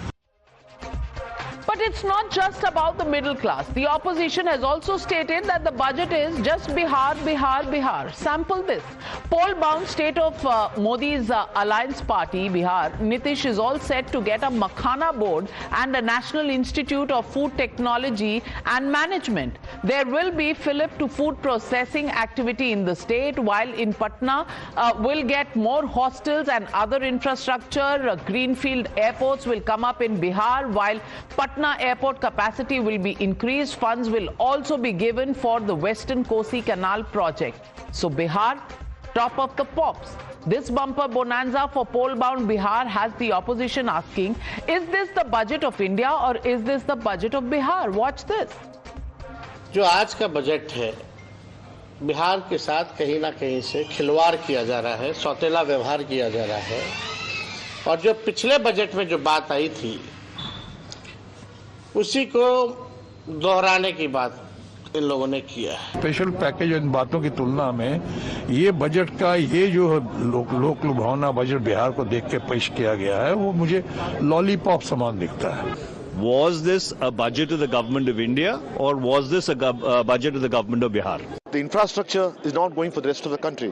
It's only going towards Bihar because we all know that this year is the Bihar election. So basically, for essence, and Maharashtra has been ignored, and Tamil Nadu, there's not a single word for Tamil Nadu or for any other southern states. Bihar जहाँ पे चोन आ रही है, बिहार बिहार बिहार, उसके बाद असम की आ रही है तो असम, पंजाब का तो नामो निशानी। But is the opposition correct in saying that the poor, kisans and other classes have been given a raw deal? Sample this. The allocation for Ayushman Bharat Yojana has gone up from rupees 7,300 crores to about 9,406 crores. Prime Minister's Awas Yojana Grameen witnesses an increase from 54,500 crore to 54,832 crores. So there is continued boost for rural housing. Prime Minister Kisan Yojana goes up from 60,000 crores to 63,000 crore. However, Manrega remains constant at 86,000 crores. And even the Pradhan Mantri Gram Sadak Yojana remains the same at 19,000 crore. So ladies and gentlemen, the legitimate question that is being asked by many tonight, Modinomics, growth bhi, popularity bhi? That's the question and that's the debate coming up on the other side. You're watching the News Hour at 9. Debate number 1 on Times Now. Super Prime Time. Joining the debate tonight, Deepak Reddy, national spokesperson of the TDP, Sanjay Jha, author, Congress leader, Ram Pratap Singh, national spokesperson of the Samajwadi Party, Dr. Pawan Verma, former member of Parliament of the Rajya Sabha, author and national spokesperson of Jan Suraj, Kalikesh Narayan Singhdeo, MLA of the BJD, Jasmine Shah, national spokesperson of the Aam Aadmi Party, MB Rajesh, Minister of Excise in Kerala. Also joining me this evening, Rajiv Chandrasekhar, former union minister from the BJP, Dr. Anand Ranganathan and Rohit Azad, both scientists and economists from the JNU. So we have a special JNU bench in our studios tonight. But my first question goes to Jasmine Shah of the Aam Aadmi Party, who could be a very worried man tonight. Jasmine Shah, worried? Middle class, 67% population of Delhi, and that's the class that is celebrating tonight because the tax breaks given by the Modi Sarkar have literally never happened in the last 3 or 4 decades. Does that make you nervous? Navika, this entire budget is a huge disappointment for everyone, and including the middle classes, and I'll tell you why. You know, the total middle classes in India, as you said, is around 30%. Now, only 2% of Indians actually pay income tax. So yes, you gave some relief to that 2% Indians. But what happens to the remaining 98%? Mr. Arvind Kejriwal 2 weeks back articulated the pain of India's dying middle class. मतलब ये ऐसा हो गया कि ये middle class जो मर रहा था, उसको आपने एक छोटी lollipop पकड़ा दी और बोले कि अब तुम खुश रहो. The remaining middle class There are so many things that they are not getting. Look at the taxes, the indirect taxes that they are paying, which is highest. On all essential day-to-day items, GST has been imposed for the first time in the last many years. You look at the taxes they are paying on diesel, on petrol, on LPG. Forget that. What are you doing with their taxes? Are you spending on their health and education? Absolutely not. We demanded that the education and health budget should be increased to 10%. Do you know what it is? It is a shocking 2.5%, the education budget. Health budget is a shocking 1.9%. आपने बनाई education और health system की middle class मजबूर हो जाए कि private sector में जाके हेल्थ और एजुकेशन पे हजारों लाखों रुपए खर्च करे. We asked for some relief for the senior citizens. We asked कि उनके लिए पेंशन प्लान लाइए, 50% कंसेशन जो रेल टिकट्स में मिलता था वो वापस लागू कीजिए. So if you had, and we had asked that GST be rolled back on all essential day-to-day food items. The food inflation is through the roof. So by giving some relief to 2%, I think the debate should be, should the budget be for 2% of India's population or for 100% of India's population? Unfortunately, the remaining 98% of India's population के लिए कुछ नहीं है, and especially the 90% of the population that earns less than 25,000 rupees per month. उनके wages कैसे बढ़ेंगे? Just yesterday, Navika, the economic survey said that the wages, the real wages in India have declined in the last 6 years. It used to be 12,000 rupees in 2018. आज वो घट के 9,500 रुपए हो गया है. तो आमदनी बढ़ नहीं रही है, jobs आए नहीं. 2 करोड़ jobs के जुमले का क्या हुआ? There is no answer. The farmers' wage was supposed to double by 2022. MSP was supposed to be legalized. Oh my God. Plan was supposed to be there. There is no plan for them. Youth के लिए jobs कहाँ से आएंगे? उसके ऊपर कोई plan नहीं है. And what about schools? What about education? Oh. So many. It's an unending list, Jasmine Shah. It's an unending list. Let me go straight across to get the answers from Rajiv Chandrasekhar, because Rajiv Chandrasekhar, Rahul Gandhi says in his tweet, the first reaction to the budget, that a band-aid for bullet wounds. Amidst global uncertainties, solving our economic crisis demanded a paradigm shift, but this government is bankrupt of ideas. And you've heard what the Aam Aadmi Party spokesperson had to say. Rajiv Chandrasekhar, will you respond? Is this a reaction born out of cynicism? Is it born out of worry because Delhi elections are coming? Or is it the standard reaction that comes after every single budget?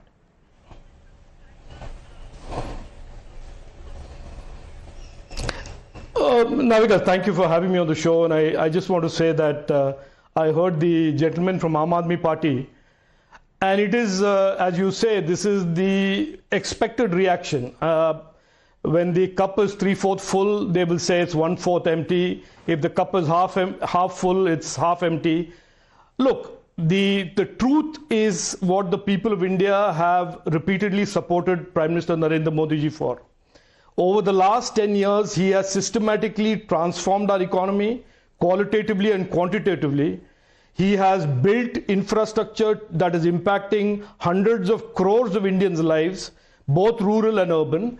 And today, he has brought the economy to a stage where the fruits of his labor are available to the middle class by way of a tax exemption to 12 lakhs. That is the story, that over the last 11 years, qualitatively and quantitatively, Prime Minister Narendra Modi ji has made India an aspirational economy and is moving it from the fragile 5 to the top 3 economies. Now, if you ask the gentleman from Aam Aadmi Party, the last 10 years, the people of Delhi trusted Arvind Kejriwal. What did they do with the mandate? He will come up with a flat 0, a bada anda. So therefore, instead of doing this pitch of what he said during the Lok Sabha elections and all 7 seats the people of Delhi rejecting him for, there is no point bringing the same playbook and the same script back to every debate, every discussion about the budget. This is a budget that is very clearly, as the Prime Minister said today, is a pro-investment budget, is a pro-consumption budget, it is a pro-savings budget, it is a budget that is dealing with the people of India, whether he or she is a farmer, whether he or she is a rural or an urban citizen, he or she is middle class, or he or she runs a small, medium enterprise. This is certainly a budget that tells the people of India the last 10, 11 years of Prime Minister Narendra Modi ji's hard work has brought the country to a stage where today what used to be a 1 lakh exemption for the middle class is now a 12 lakh exemption. As Monica Halan said earlier in the morning today, Navika, in your show, this is really a re-rating of India and the re-rating of Indian citizens and their aspirations and their future. It is a significant milestone. People in the Aam Aadmi Party and certainly Rahul Gandhi with his communist Marxist economic ideologies will never get this. And it's fine. They are not part of this narrative of taking the country forward. They are part of the narrative of liquor scams, 2G scams, and every other scam and malgovernance that this country has rejected in 2014 and will reject in Delhi in the coming elections. Well, let me get in Sanjay Jha. Sanjay Jha, the point really here is that whether it is the Pradhan Mantri Gram Awas Yojana, whether it is the Pradhan Mantri Gram Sadak Yojana, whether it is Ayushman Bharat, all of these see their outlays growing, which clearly means the poor have been looked after.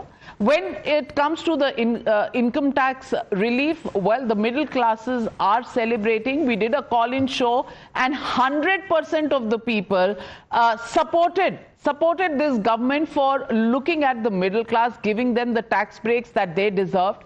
And some of them, not always in favor of Narendra Modi, said that, this particular budget is 100%, kudos to Modi. I want to ask you, is this something that is worrying the Congress party? Because there is growth bhi and popularity bhi. And is that the worry for the Congress party, for the opposition party? Navika, good evening. You go back to last year. I remember when the budget discussions happened, the BJP and their spokespeople made the same hype. This is going to be a breakthrough year and the economy will face a turnaround. And look where we are. 5.4% in the second quarter, and we are looking at perhaps the lowest GDP in 4 years. And the forecast for next year, the budget notwithstanding, is not good at all. In fact, it's 6.5 in a very optimistic forecast. The truth that Rajiv Chandrasekhar will have to accept, because I'm not going to indulge in the hyperbole that he did, is that over the last 6 years, India has grown at GDP of 5%. And in fact, pre-pandemic, we were down to 4%. So the India growth story actually eviscerated after the demonetization and the sloppy execution of GST in the year that followed, that destroyed the MSME, destroyed the informal sector. And trust me, that is why, Navika, we call this as a structural economic crisis. Jasmine has actually made some very pertinent points. I'll only add to them. I don't want to repeat what is already said. Let's look at, for example, the truth.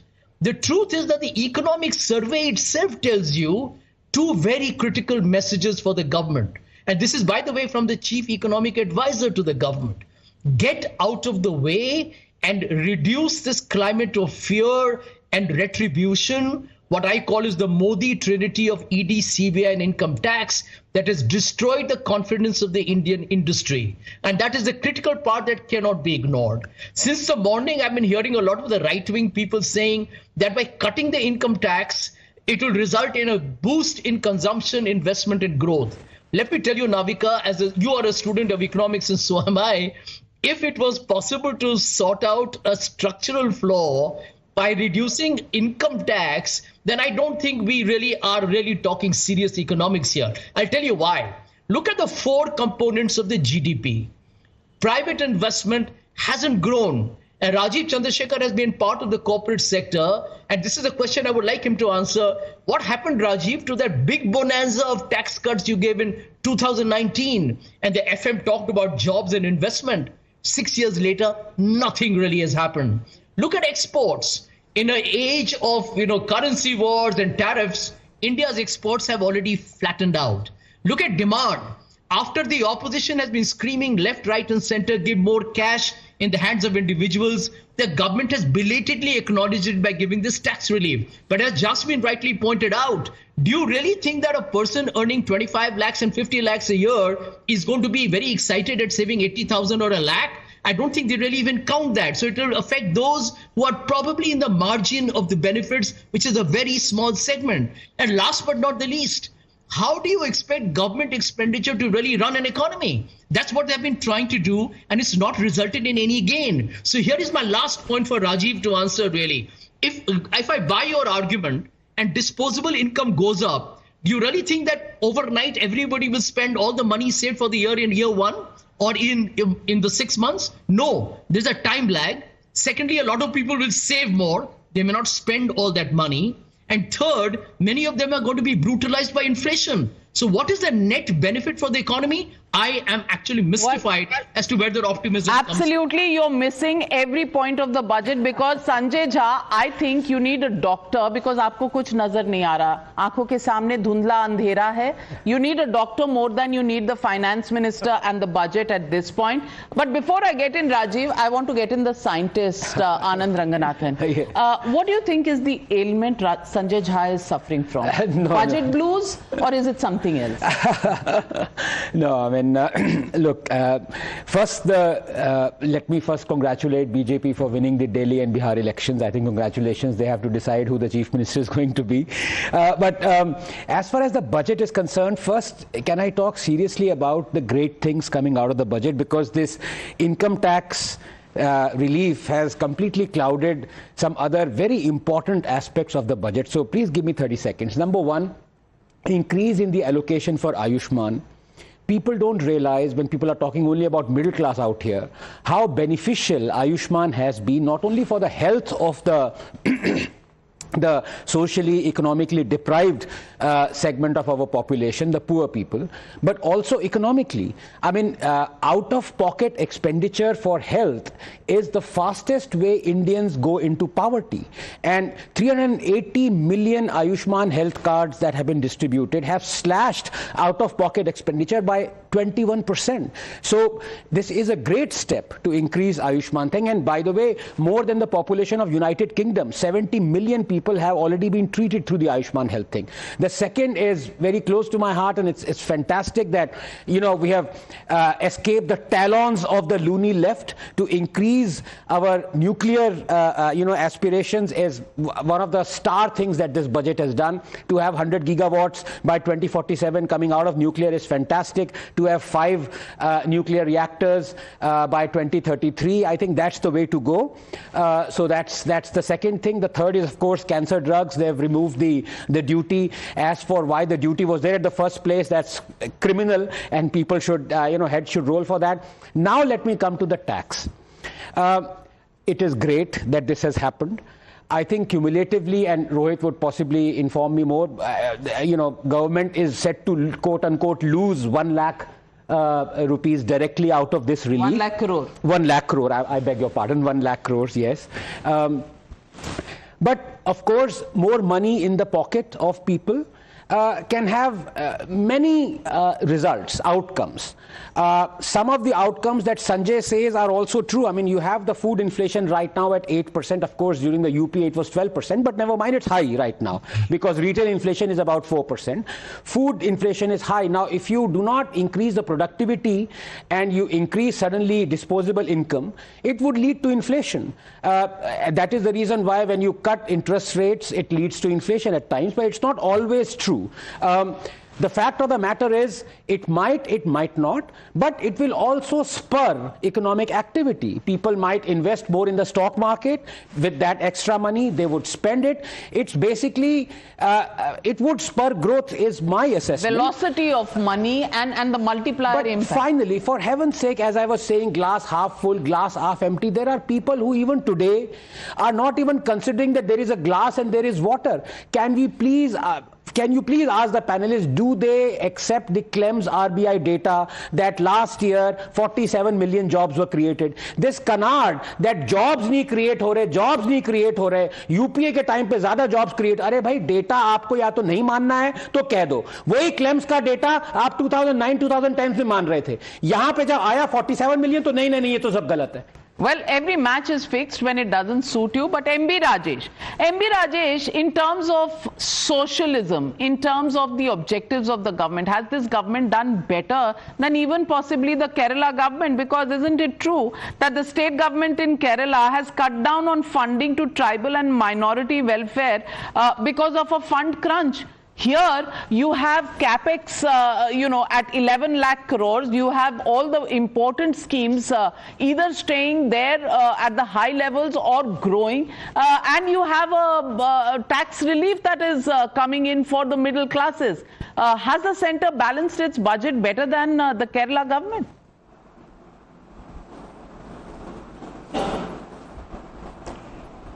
At the very outset, let me draw your attention to the economic survey tabled in the parliament yesterday.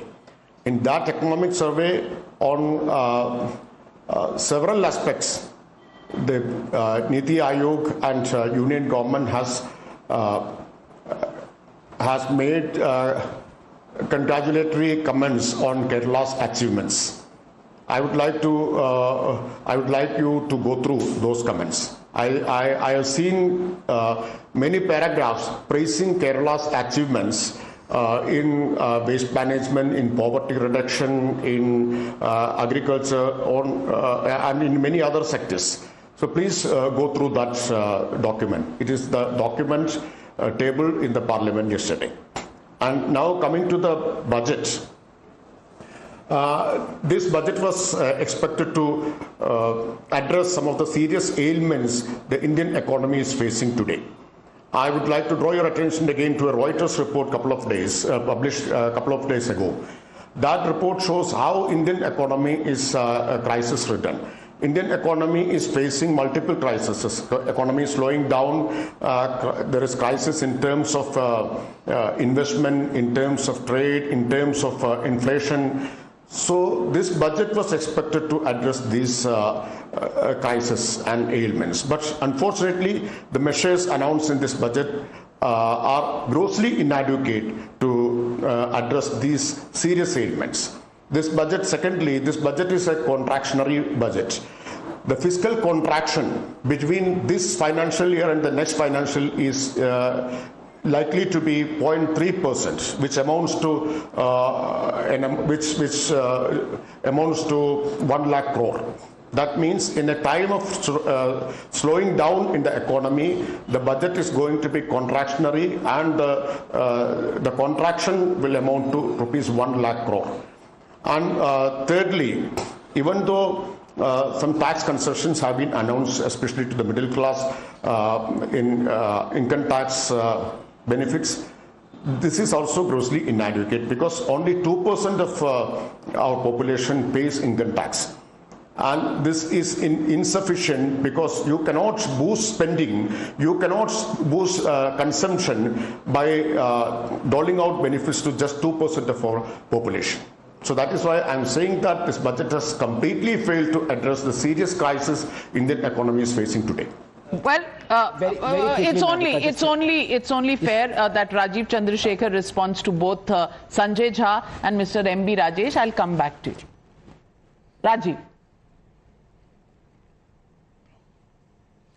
So, Navika, I just want to comment on, obviously, you have a galaxy of economic stars here with whom I can't be compared.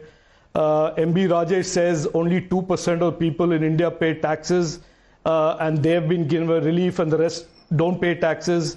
So I don't know what he wants to say, that those who don't pay taxes should also be made to pay taxes.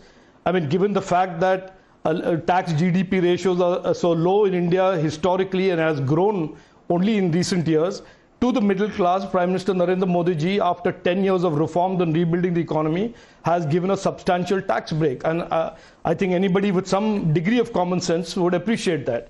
Now, to the Right Honorable Sanjay Jha, who is obviously the ideologue of the Congress and the India Alliance and is an economist par excellence, they talk about structural reforms as if it is some magic mantra. I'm very happy to concede to him that they are much smarter. P. Chidambaram, when he talked about the UPI failing, is much smarter. Chidambaram yesterday talked about the economic survey. They are absolutely more brilliant. Prime Minister Narendra Modi ji focuses on a very commonsensical approach to economics.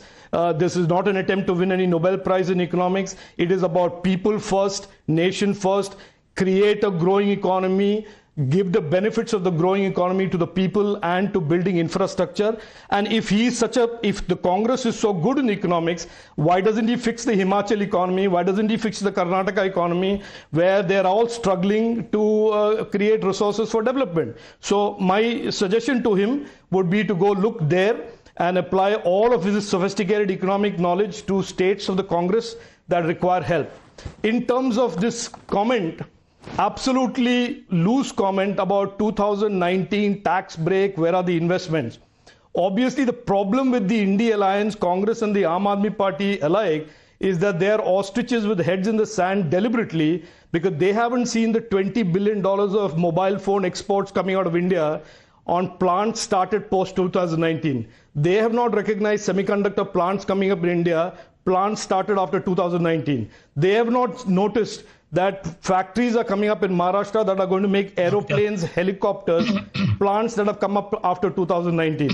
They haven't seen the domestic electronics manufacturing sector grow with new plants post 2019. Now, if you put your head in the sand or read from Rahul Gandhi's economics playbook or Sam Pitroda's economic playbooks, you will certainly be disappointed with Prime Minister Narendra Modi ji's management of the economy. And that is something we are not able to address. You will have to go to Sam Pitroda and Rahul Gandhi and get that thing fixed. Something that we can't do for you.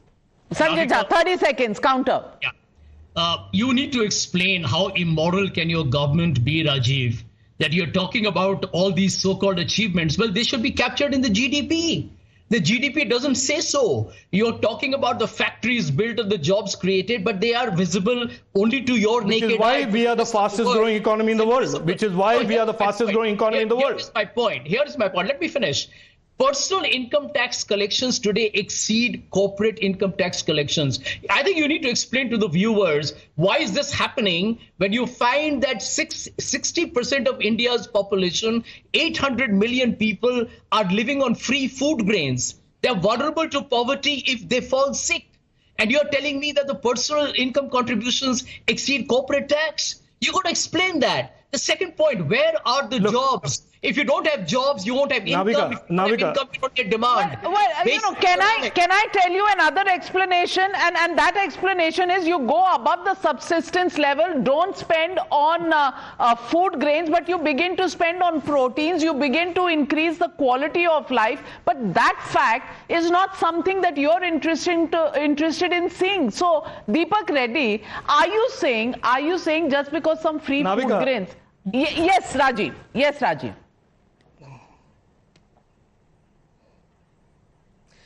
No, look, I want to tell Sanjay and his colleagues in the India Alliance, this is a very tired playbook that you are playing off of. People have heard it multiple times. They've heard it from Rahul Gandhi, so they don't need to hear it from you. And they've rejected it for the lies that they are.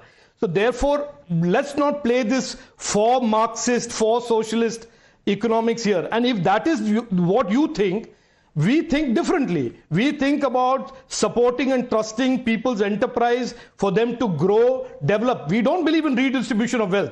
You and MB Rajesh and the gentleman from Aam Aadmi Party may subscribe to that. We don't believe in that. And that is why India is where it is today versus where India was where it was after 10 years of the Congress UPA. So the people of India know. Cancel PM Kisan, cancel Manrega. Why do you have it? Well, why are you trying to even help the rural poor? Don't. Cancel it. Well, you know, Sanjay Jha, it's like you have to win elections to come and form the policies, and this government has won elections forming the policy. You don't like it, that's your right. But Deepak Reddy, I want to ask you, is there a problem? Is the opposition in need of a doctor rather than the finance minister's budget? Because nothing seems to be right as per them.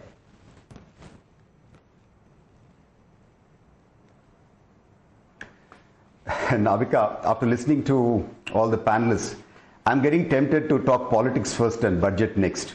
But let me first start off with the topic. That's politics is what works. Go ahead with the politics. Deepak Reddy, politics is what is running the country.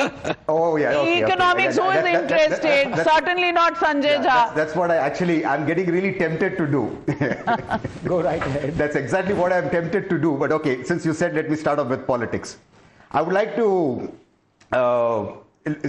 start off by saying the seriousness of the opposition. They have staged a walkout. So that is the degree of seriousness they have towards the budget. And I would also like to thank the Congress party for a change, because they have not trivialized like the earlier budgets by saying halwa or by talking about caste and things like that. And I would also like to thank the indie ecosystem by not playing Shekuni tricks on us, on TDP, saying that Bihar is mentioned more and Andhra is not given as much mention. They haven't played such games. So I would like to thank both of them on this. And now coming straight to the point, I think Delhi elections are already won. You already gave the figures of the middle class, and the foundation has been set for the victory of Bihar elections also. This is the political statement I would like to make. So now coming to the budget aspect, it's clearly in the direction of Vikasit Bharat. It reveals 5 aims: accelerated growth, inclusive development, invigorating private sector investment, uplifting household sentiment, and enhancing the middle class spending power. Clearly all sectors are being covered in the budget. You look at the agriculture, look at MSME, look at health, look at tourism, even skilling is talked about, the power sector, shipping, minerals, and on and on. Every aspect is covered in detail. I mean, there's been priority given to the middle class, the poor, the youth, the farmers, and women. I mean, you can see it very clearly. In spite of that, it surprises that these people are playing politics. It is citizen friendly, and the finance minister has actually clearly said that they're looking at reforms in the income tax way of functioning and in several aspects of governance also. So, I'm very happy for this budget, and our Chief Minister Chandrababu Naidu ji has actually congratulated the finance minister, and our TDLP parliamentary party has actually called for a press meet and have thanked the Prime Minister for such a wonderful budget. Well, you're not pulling support because Bihar has got more attention than Andhra has, because that's what the Congress probably wants to hear. They're contesting from Bihar. Are you? That's true, Navika. I mean, for a change, I'm happy that they have realized that the Shekuni tricks are no longer going to work. All right, Shakuni tricks. Pawan Verma, Shakuni tricks not working, but Bihar को अगर attention मिल रहा है तो विपक्ष के पेट में दर्द क्यों हो रहा है? Can you explain this phenomenon? Because you know, a few announcements for Bihar have been made. The Congress, the DMK, extremely upset. Do you think you know, trivializing the budget to, oh, there are announcements for Bihar but not for Tamil Nadu or other states, or do you think you know, completely talking about you know, structural reforms and you know, addressing every single ill of the economy in one single budget, is that trivializing the effort of the budget? Or is the opposition trying to distract away from the big announcements and the fact that the middle class has got a huge relief, and that is something that makes them nervous about, well, adding to the popularity of the very popular Narendra Modi?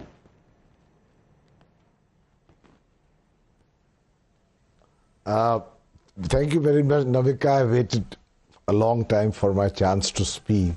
I don't think I'm going to be very popular on your show, because I am not going to take extreme positions of either completely condemning the budget or becoming euphoric about it. So having said that, we love you. I may not be. There are very few people who walk the middle path. Panel. No, I walk it with conviction, and I really want to have for the 2 minutes that you will give me, I want to have a little serious discussion on this budget. First of all, I want to make a public announcement that I have great respect for Nirmala Sitharaman. She's a personal friend. We were in Parliament together, and she's sincere and diligent. Having said that, I do want to question the kind of inference you are drawing from some relief she has provided from the middle class by making it to be a path-breaking budget. I think that is an exaggeration also. In our country, Navika, 6.68% of the population files an income tax return, of which roughly half actually pay taxes. It's a very good thing that they have got some relief. But in your opening statement, you yourself said that the size of the Indian middle class is, according to you, 30 crores. In my view, it is definitely around 200 crores and is likely to grow substantially. 30% of I've the written population. a book called The Great Indian Middle 20 Class. crores. So therefore, I believe that just these tax concessions to the middle class, even for the middle class, does not really solve some of its essential expectations from the future. Now, why do I say this? Of course, they will welcome the tax relief. Middle class essentially looks at every budget in terms of a tax relief. But the actual incremental benefit to the middle class from this relief needs to be dispassionately evaluated. First of all, even if they get this concession, there is rising inflation, especially on food items, which you talk to any middle class person, they say, साहब income तो कम हो रही है और चीज़ों का दाम बढ़ रहा है, तो अगर हमें थोड़ा बहुत कंसेशन मिला इसके लिए हम बहुत बहुत धन्यवाद अर्ज करते हैं, पर इससे हमारा ज़्यादा फायदा नहीं होगा. Secondly, a lot of indirect taxes further erode the middle class's income. Thirdly, one of the great hopes, the golden hopes of the middle class earlier and hopefully in the future was jobs, that their educated young will get jobs in the market. And I don't want to disagree with my good friend Anand, maybe jobs have been created, but government data says that unemployment between the ages of 18 to 24 is at 14.5%, when the year before that it was at 12.4%. So obviously somewhere there are more unemployed or unemployable people coming out from our universities and colleges without finding jobs, which is not good news for the middle class. Certainly. So therefore I say, please judge everything without either becoming extremely critical or euphoric. Thirdly, and this is my last point because obviously there's a shortage of time. You see, when we talk or anybody talks of structural problems, it is but obvious that you actually take them head on. I'm not saying one budget can solve it. The last budget which sought to make policy changes of a radical nature was 1991, when Dr. Manmohan Singh presented his budget. I don't expect every budget to do that. But we have a situation where we are the fastest growing economy of the world. We are proud of it. Yet we have the largest number of the unacceptably poor. We have the best educational institutions in the world, some of them. We also have 30% women who can't read or write, 17% men who can't read or write. We have the best hospitals in the world in terms of equipment. But we also have the worst primary care health facility in this country, and I agree that it's a crying shame that 1.9% of the budget has been allocated to health, one of the lowest in the world. You please visit Navika, our primary school infrastructure. School hai to teacher nahi hai, teacher hai to school nahi hai. We need to have radical changes Verma, in this area. you know, there is not one fact that I disagree with. But I want to ask you, is the budget going to solve all of this? Is there onus on the states as well or not on educational infrastructure, on primary health infrastructure? What are state governments doing? Is there any accountability on that? Why do political parties only expect the answers to come from the union budget is also a question that needs and begs an answer. But Kalikesh, I know the glass is neither half full nor half empty. Some people believe that there is no glass, there is no water. It is extinct.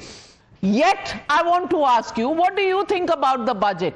It recognizes certain problems, it gives a certain direction, it has looked at some symptoms, given some remedies. Does it do everything? Certainly not. But is it in the right direction? Would you say yes? Avika, certainly that the budget has given considerable tax breaks to the middle class. is a good thing. It was long awaited and comes at a time where the middle class was being isolated and completely ignored by repeated budgets in the past 5 or 10 years, I would say. Certainly it's a great thing, especially in this time of high inflation. Whether it will lead to increased consumption and spending which will fuel the economy, I have a serious doubt on. I think small tinkering of tax rates will not yield the kind of results that the finance minister is hoping. I mean, if I am wrong, I would be the happiest. I think a lot more needed to be done to incentivize consumption, to incentivize investments, whether it's domestic or private, or for that matter, foreign investment. I take the words of the panelists before me that a certain amount of jobs have been created, a certain amount of investments have come in certain sectors. But when you look at the economy as a overall, Pavan is right. There is a rising increase in unemployment and underemployment, especially in the rural areas. There are educated, now so-called educated people who do not want to work the fields any longer, who do not want to do jobs which they consider below them. And the kind of job creation which is expected to create the youth as an asset for tomorrow is not happening, and ultimately they will end up becoming a liability for a nation. So there is a serious problem. There is a serious problem. Anand Ranganathan, Rohit, coming to you. Anand. Of course, it's not just a serious problem, it's a catastrophic problem. But here is the thing. You want heads as well as tails. Now, half the panelists out here are saying, look, where are the tough reforms? Where are the structural reforms? This budget does nothing. When you want to do those structural reforms, when the greatest reforms ever promulgated since independent India came into being, were called black laws, the 3 farm laws, the same opposition that cries out for reforms went against it, blockaded India for a year. The 3 farm reforms would have catapulted the agricultural sector that contributes a pitiful 14% to our GDP, yet employs 44% of our workforce, yet has 40% of the total arable land of 70 million hectares being virtually destroyed by elements in the last 6 years, drought and flood, and you're talking about reforms?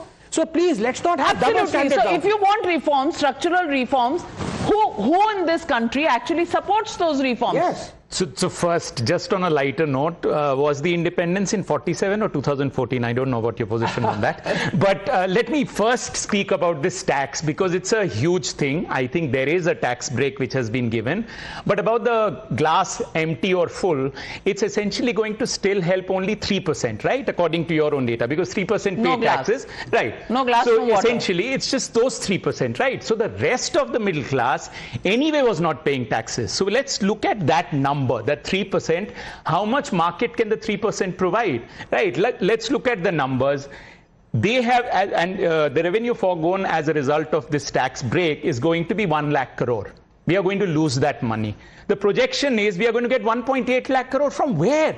Where are we getting? First, we are losing, and we are going to make up not just that 1 lakh crore, we are going to get 2 lakh crore more. Where?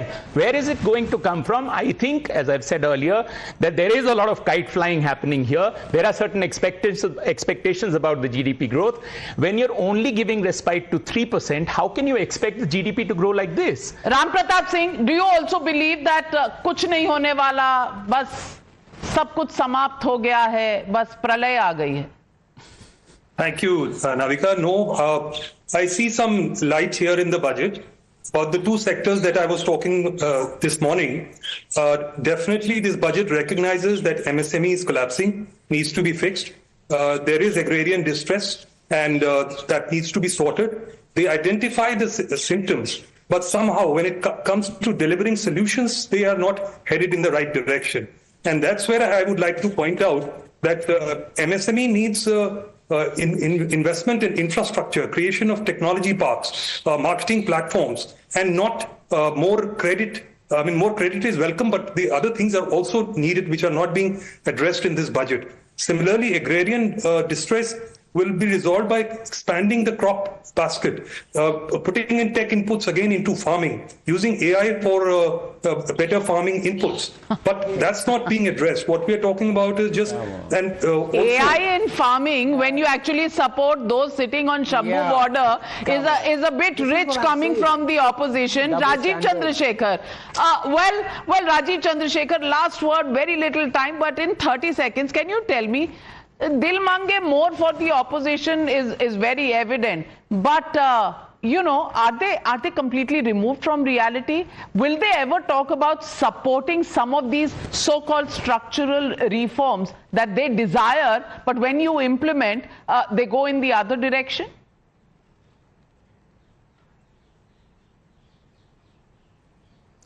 Look, Navika, let's be clear here. The only time the opposition talks about structural reforms is when the government announces its budget. For the rest of the 364 days, they stop, block, misinform people about every step that the government is taking. I don't have to say this today. This is the fact for the last 10 years.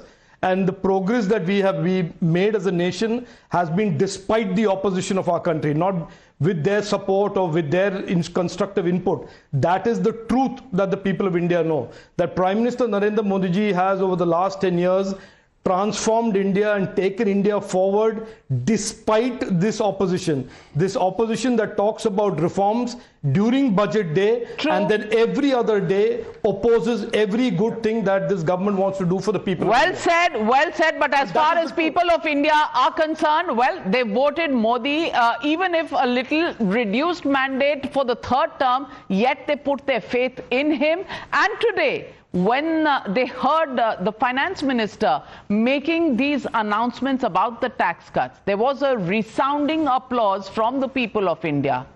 Opposition thinks it's too little, but for Modi, growth bhi, popularity bhi, well, people of India and people for Delhi will answer very soon. What that answer will be, well, we'll keep bringing you back budget after budget and election after election, because economics is politics and politics is economics in this country. We'll be back, but thank you very much to all my panelists and our experts in the studio here for being with me once again this budget day in India.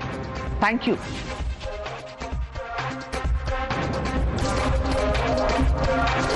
The News Hour at 9 will be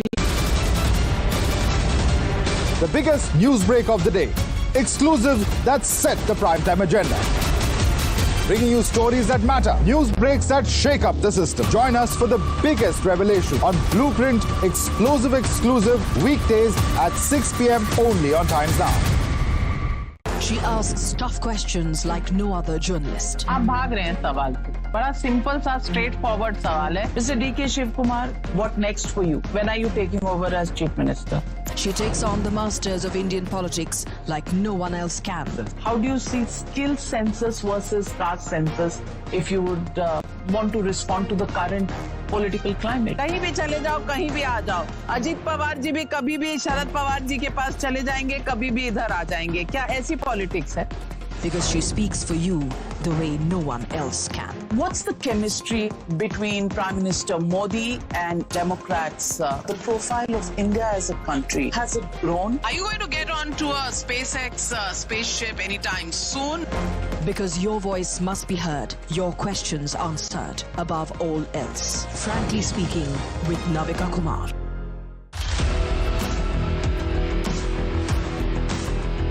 There's always that story that the nation wants to know.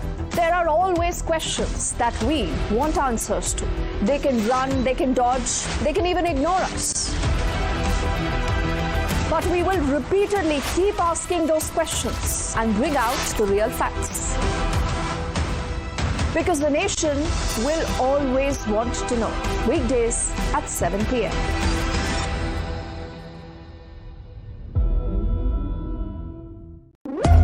When the stakes are high and the answers are elusive, there's one voice unafraid to challenge the status quo.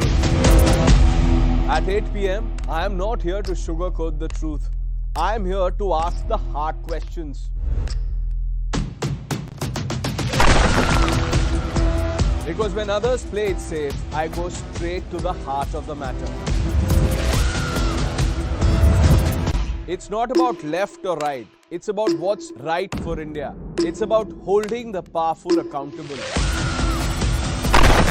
India Upfront with Pranesh Roy. Weeknights at 8 p.m. only on Times Now. No spin, no compromise, just the truth.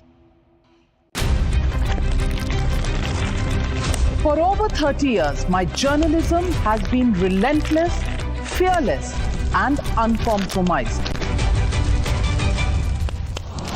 My stories have breached lofty ivory towers and brought down the high and mighty. And I won't stop. When the clock strikes 9, it is time for the news hour. Navika Kumar asks the legitimate question. When your rights are trampled, I will be your voice, demanding answers from the corridors of power.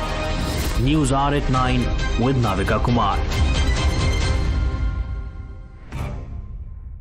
Journalism is a mission, not just to seek accountability or a fight for justice, but for honesty and integrity. Voicing citizens' concerns and using the truth to demand answers, ensuring that you come first on agenda. Watch News Hour Agenda with me, Madhudas Gopalakrishnan, weeknights at 10 o'clock only on Times Now.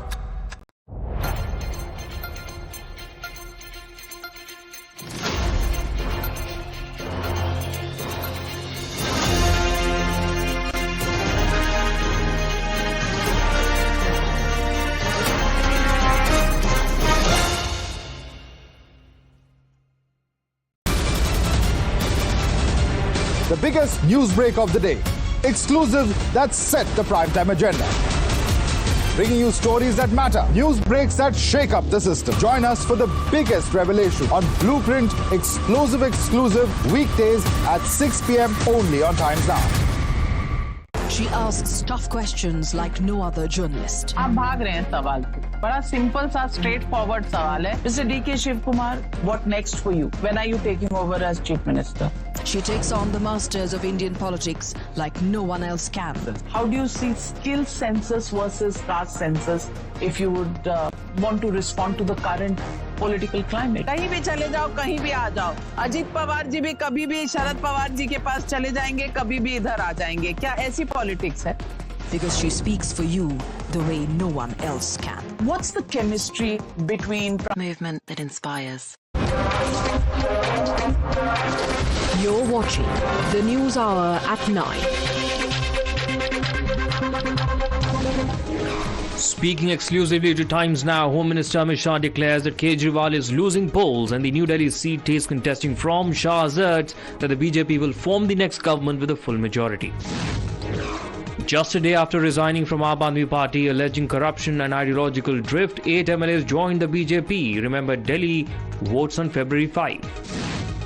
In another instance of discontent in the ruling Congress in Karnataka, B.R. Patil MLA resigns from the post of political advisor to Chief Minister Sitharaman.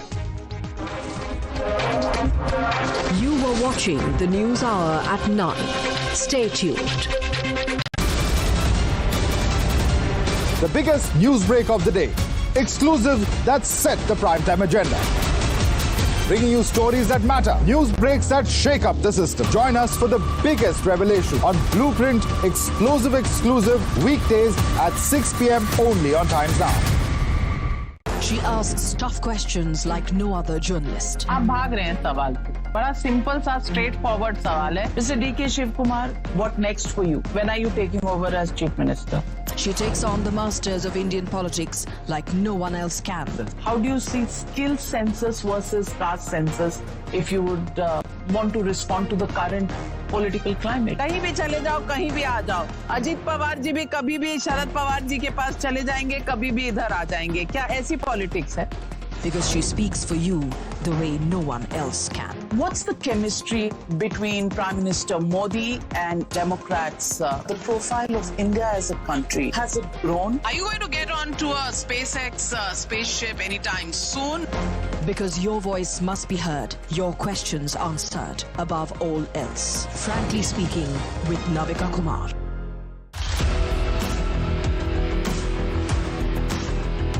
There's always that story that the nation wants to know. There are always questions that we want answers to.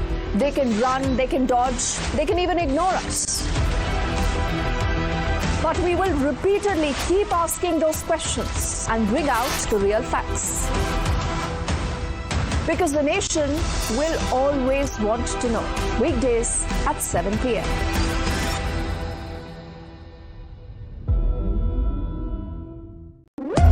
When the stakes are high and the answers are elusive, there's one voice unafraid to challenge the status quo. At 8 p.m., I am not here to sugarcoat the truth. I am here to ask the hard questions. Because when others play it safe, I go straight to the heart of the matter. It's not about left or right. It's about what's right for India. It's about holding the powerful accountable. India Upfront with Pranesh Roy. Weeknights at 8 p.m. only on Times Now. No spin, no compromise, just the truth. For over 30 years, my journalism has been relentless, fearless, and uncompromised. My stories have breached lofty ivory towers and brought down the high and mighty. And I won't stop. When the clock strikes 9, it is time for the news hour. Navika Kumar asks the legitimate question. When your rights are trampled, I will be your voice, demanding answers from the corridors of power. News hour at 9 with Navika Kumar. Journalism is a mission, not just to seek accountability or a fight for justice, but for honesty and integrity. Voicing citizens' concerns and using the truth to demand answers, ensuring that you comes first on agenda. Watch News Hour Agenda with me, Maludas Gopalakrishnan, weeknights at 10 o'clock only on Times Now.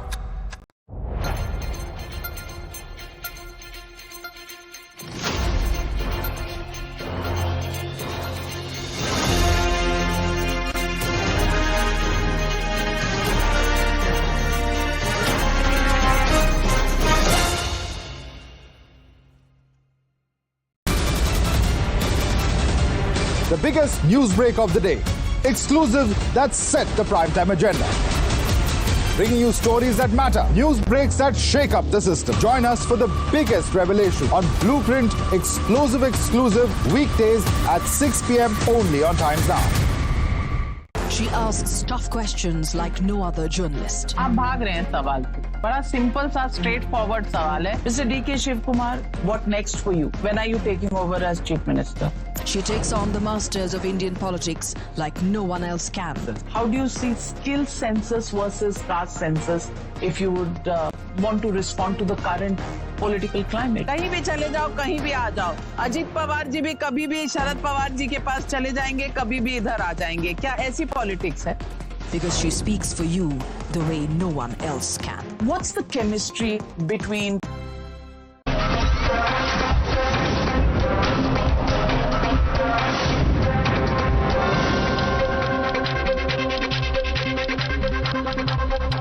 Good evening and welcome to the News Hour Agenda. Modi government 3.0's first full budget has kept the middle class at the center. Finance Minister Nirmala Sitharaman, who presented her 8th consecutive budget, announced major tax relief for the middle class. Those earning up to 12 lakh rupees per annum won't have to pay any taxes at all. This essentially means that the middle class will have more money on their hands, which will spur household consumption and drive growth. Here's what the tax relief would mean for the middle class.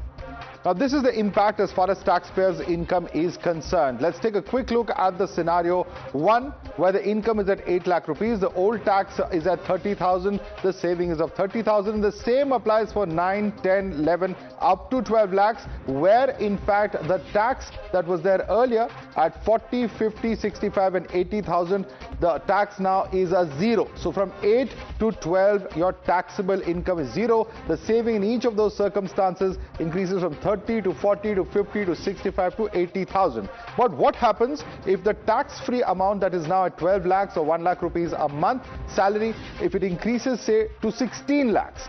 Then the earlier tax would have been 17 lakh rupees. It now comes down to 1.2 lakh rupees, or a saving of 50,000. What if it's at 20 lakh rupees? Then the salary, the tax, I beg your pardon, is at 2.9 lakh rupees. It's now come back to 2 lakh rupees, or 90,000 rupees of saving. For those earning 24 lakh rupees, it is at 4.1 lakh earlier, and at 3 lakh rupees now, which is 1.1 lakhs that has been reduced. At 50 lakh rupees, for instance, it would be at 11.9 lakh rupees of tax that you would have paid earlier, and now it would be 10.8 lakh rupees that would go, or a saving of 1.1 lakh. But what is really the impact on the double income houses where both the husband and wife would be earning the level of 12 lakh rupees? If the husband earns up to 12 lakh rupees a year and a wife earns up to 12 lakh rupees a year, the combined income is at 24 lakhs. The household income entirely, this entire 24 lakhs, will now be tax-free. And that is the real impact as far as middle class is concerned. Now, while the Prime Minister has called it a budget that will act as a force multiplier, Finance Minister Nirmala Sitharaman said that putting more money in people's pockets will boost consumption. ये budget एक force multiplier है. ये budget savings को बढ़ाएगा, investment को बढ़ाएगा, consumption को बढ़ाएगा और ग्रोथ को भी तेजी से बढ़ाएगा. We are saying now they will have 1,10,000, 1.10 lakh in their pockets, which they don't have to pay as tax. So we have put good substantial amounts into the pockets of people who deserve to get that. You're watching the News Hour at 10, debate number 1 on Times Now, Super Prime Time.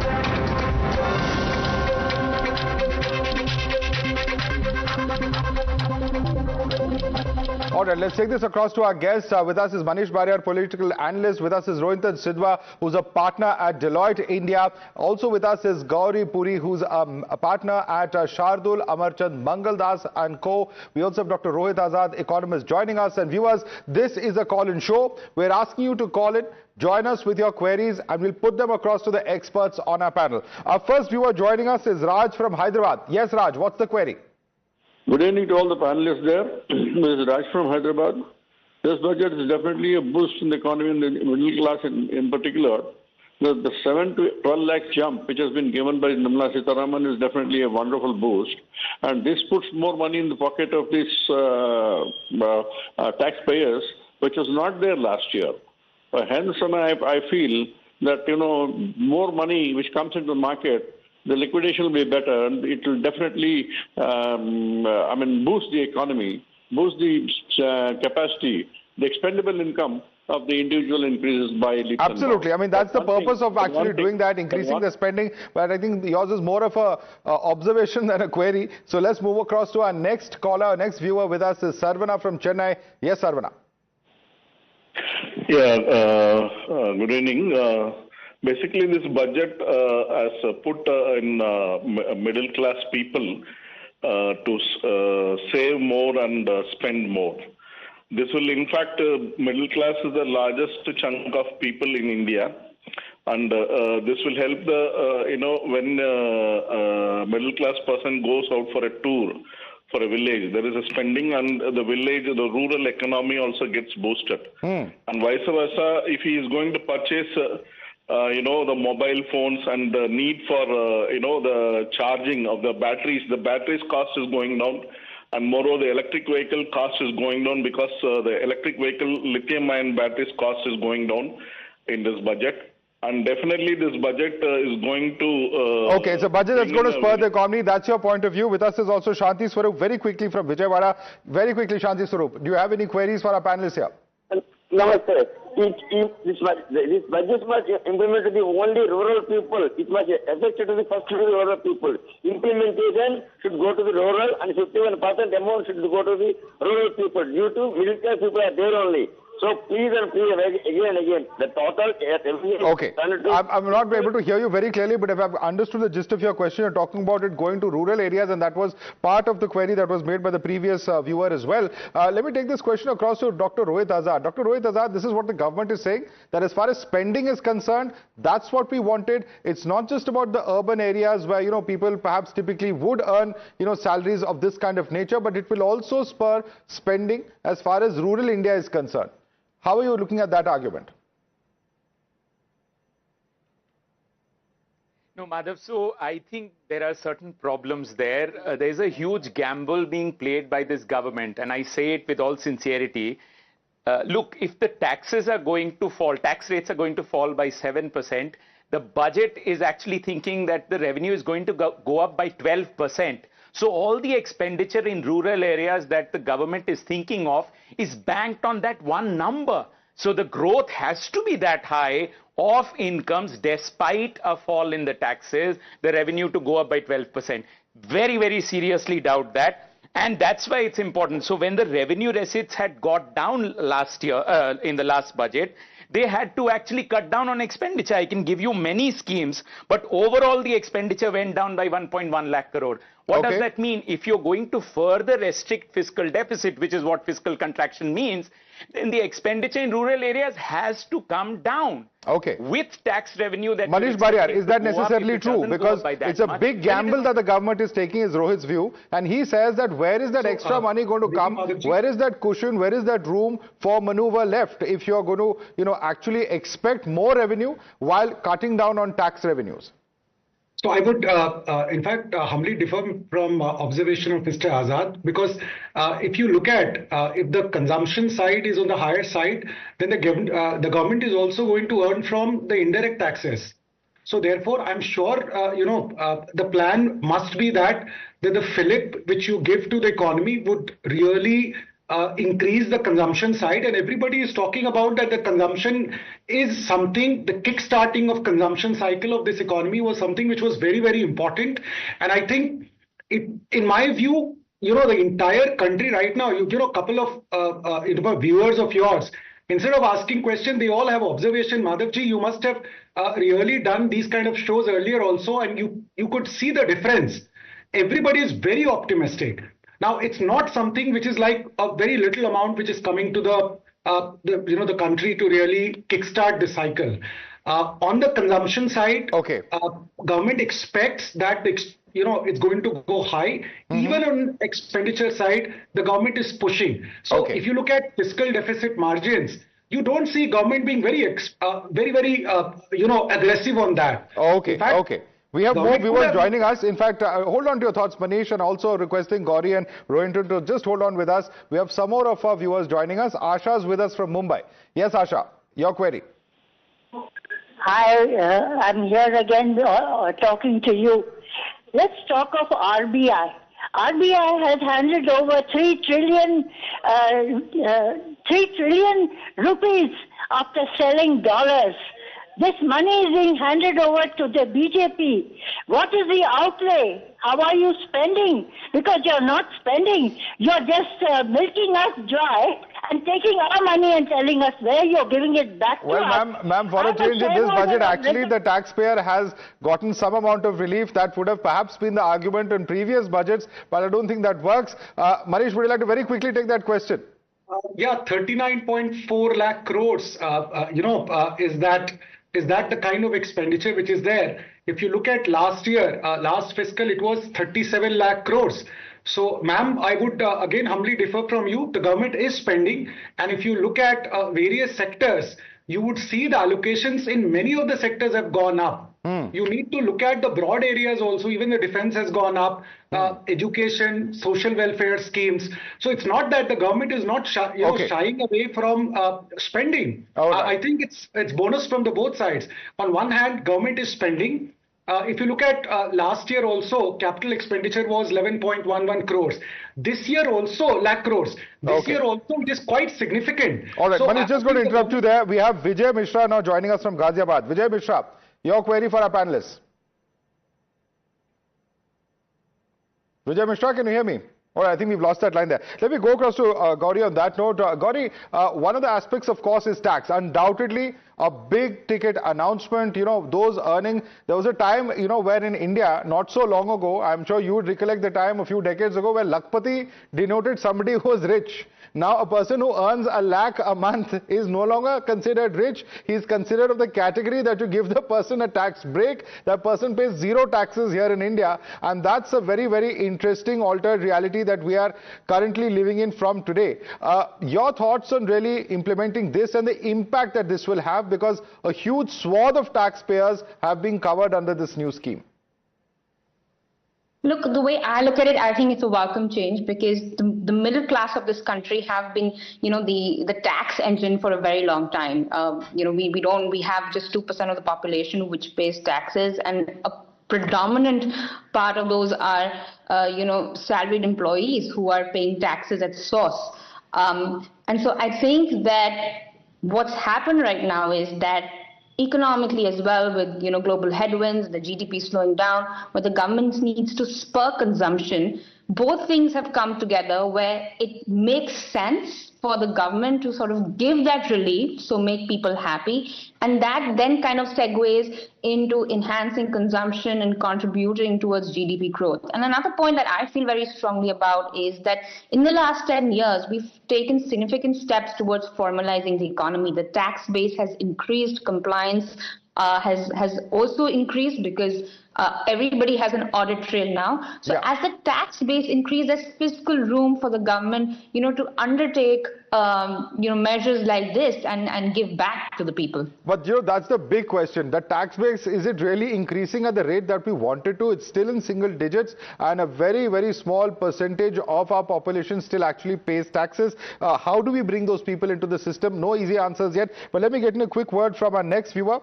Anupam Dubey is joining us from Puri. Mr. Anupam Dubey, your views, your queries. Good evening to all the panelists. I am Anupam Dubey. I am an army personnel speaking from Jammu and Kashmir, Uri. Firstly, heartiest congratulations to the Honorable Finance Minister. What a fantastic budget she has presented this time. And a very good move of increasing the tax exemption to 12 lakh rupees. It is a very good move. My only one point that I want to convey, if it can reach up to the Honorable Finance Minister, is that the defense expenditure should be at least 5% of the GDP. Considering the present geopolitical situations, as a country, we should move towards increasing the defense expenditure to at least 5% of the GDP. Well, that's a perfectly legitimate point of view. It's a legitimate ask, of course, when it comes to education, healthcare, defense, several such critical areas where, in fact, many have been demanding perhaps increased, outlays. But Rohinton Sidhwa, I'd like you to come in on this. Of course, the budget apart and various heads apart, the impact that this is going to have, because it's easier said than done when you think about actually increasing the tax net. And do you really think that this change, as far as the exemptions are concerned, will ensure that there are more taxpayers or more people who come into the system because of the sheer relief that they would get? Sure. So let me try and answer that with some facts and figures. So currently, we are a country of approximately 1.4 billion people, out of which the amount of returns that actually get filed, so the amount of taxpayers we actually have, is about 100 million. Okay, out of that 100 million, about 1 million of those are corporate tax returns. Let's put them on the side. So the bulk, the balance ones are really individuals mostly, and of course non-corporates as well. Essentially what you're really looking at is it's this component of returns which get filed, which actually contributes the bulk of our direct income tax revenues. So today, corporate taxes contribute about 40%, about 60% of our income tax actually comes from personal tax. And if you are seeing the benefit which has been given, it's completely driven by that populist 60%, where you have the maximum, where you have out of the 100 million, you have almost 80, 90 million taxpayers who are individuals. So it's a very large part of the population which is getting the benefit. Now, how much is the benefit? The finance minister has already called it out in a speech. She said it's about a 1 lakh crore. I mean, it's about 1/20th of our total tax collection that we do in a year. So it's a very sizable benefit that's been given.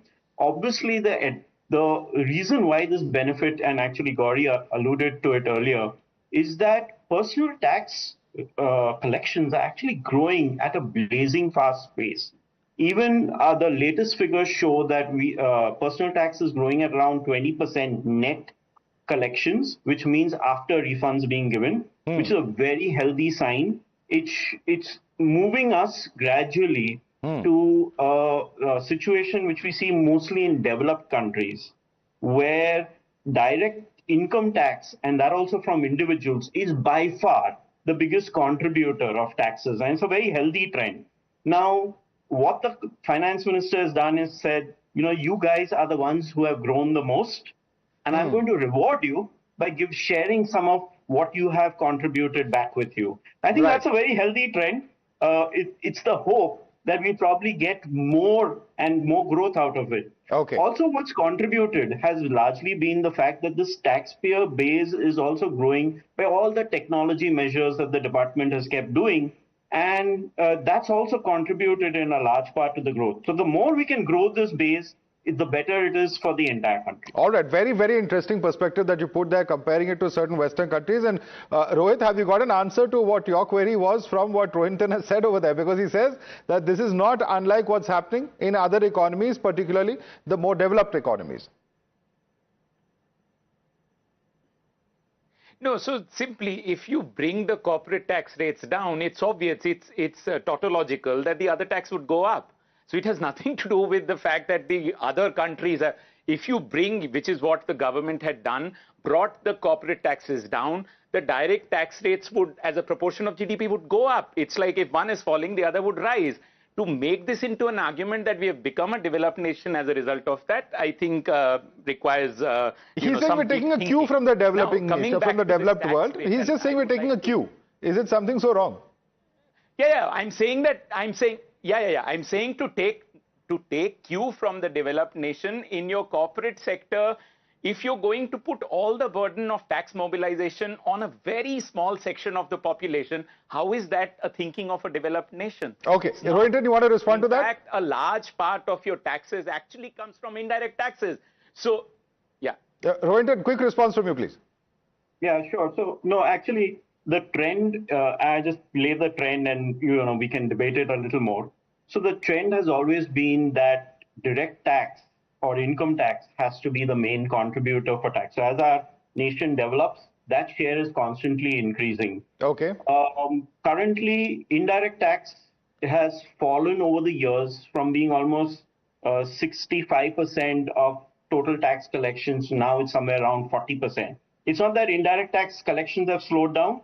GST has actually significantly increased over the years. All right. Rohinton, I'm sorry I'm interrupting you. It's only for the want of time. Very, very interesting debate, but time is a big limitation here. Manish Barrier, Rohinton Sidhwa, Gauri Puri, Dr. Rohit Azad, thanks so much for joining us and in fact breaking down several aspects of what really the meaning, the thought process and the impact of this change in tax slabs will be, particularly for the common man.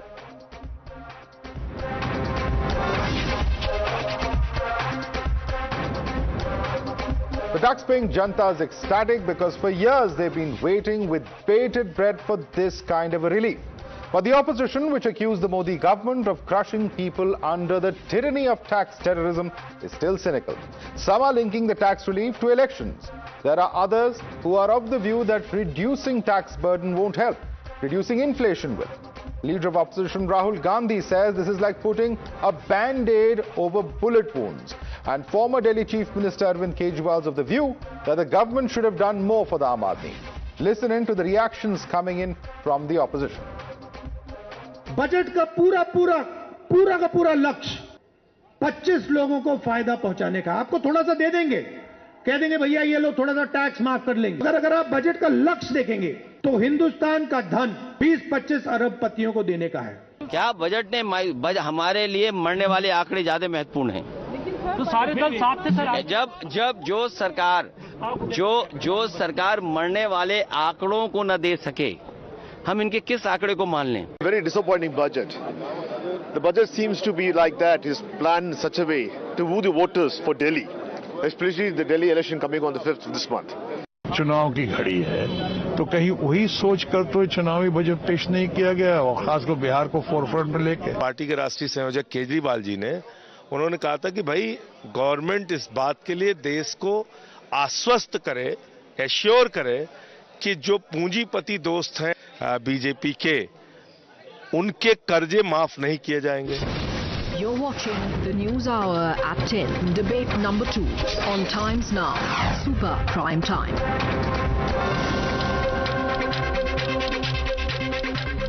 And for more of this, we're now joined by our guest, Pradeep Bhandari is National Spokesperson of the BJP. We also have with us Pattabhiram Komareddy, National Spokesperson of the TDP. Joining us also is Tehseen Poonawala, Political Analyst. Preeti Sharma Menon is Spokesperson of the Aam Aadmi Party. Mohammad Salim is CPIM West Bengal State Secretary, also has served 2 terms in the Rajya Sabha and 2 terms in the Lok Sabha. Pradeep Bhandari, to begin with, I'd like to quote what has been stated by the former Finance Minister P. Chidambaram. He says the takeaway from Budget 2025-26 is the BJP is wooing the tax-paying middle class and the Bihar electorate. These announcements will be welcomed by 3.2 crore tax-paying middle class and the 7.65 crore voters of Bihar. For the rest of India, the Honorable Finance Minister had no more than soothing words, punctuated by applause of BJP members led by Honorable Prime Minister. Is this a fair assessment, sir? Well, I think, Madhav, it's absolutely not a fair assessment, and it tells you that the Congress party in particular is realizing that it's a meltdown, and I'll tell you how. If you recall and remember, when Mr. Chidambaram was the finance minister, anything above more than 2.5 lakh was taxed. After the Prime Minister Narendra Modi's government took power and was in governance, we ensured that the income tax slab for the middle class increased gradually. So we increased it to 5 lakh. Till 5 lakh there was no tax. Then we increased it to more than 7 lakh. There was no tax. And now we made a historic decision where till 12 lakh there is absolutely no tax. Now, which means that out of roughly 9 crore income tax payers, 8 crore will have to pay zero tax. Now, this is something which will boost demand, this will boost consumption and will propel economic activity to more than 7-8% growth rate. That is point number 1.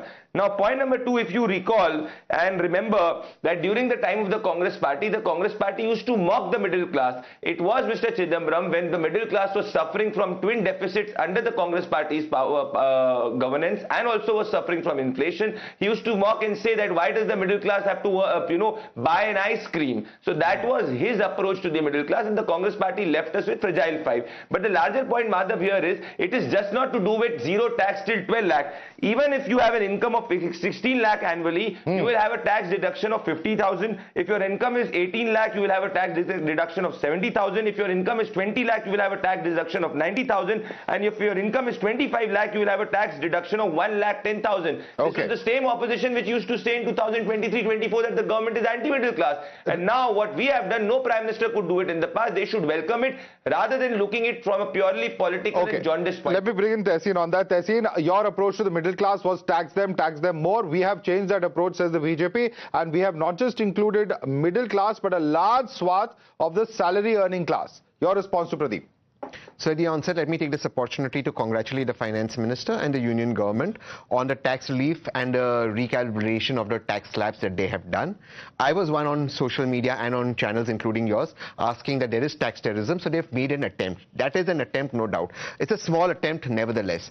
I think if you really want to help the middle class, bring in consumption, increase consumption and have money to come in for investments, what we need to do, the further steps is, number 1, reduce the tax slabs from 6 to 3. This is something that they need to do urgently. Number 2, you'll have to get your highest tax slab at a 20% and bring your corporate tax down to 20% in line, so that India can become an attractive investment destination and compete especially with Southeast Asian countries, Dubai, Singapore, etc., Thailand, Vietnam, where most of the manufacturing business is going.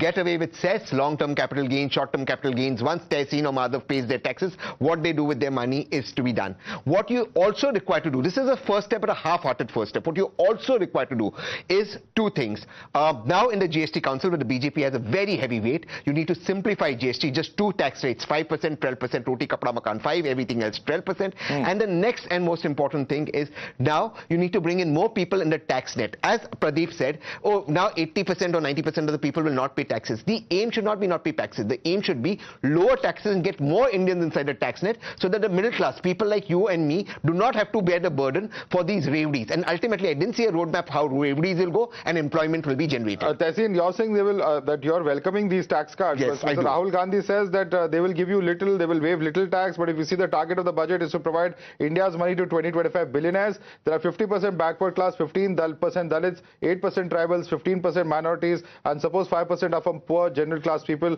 Look at the owners of private hospital, colleges, universities, big companies. Take out a list of big judges, show me who are from backward class. He's once again going back to the same narrative that we saw him trying to build on in the last Lok Sabha election.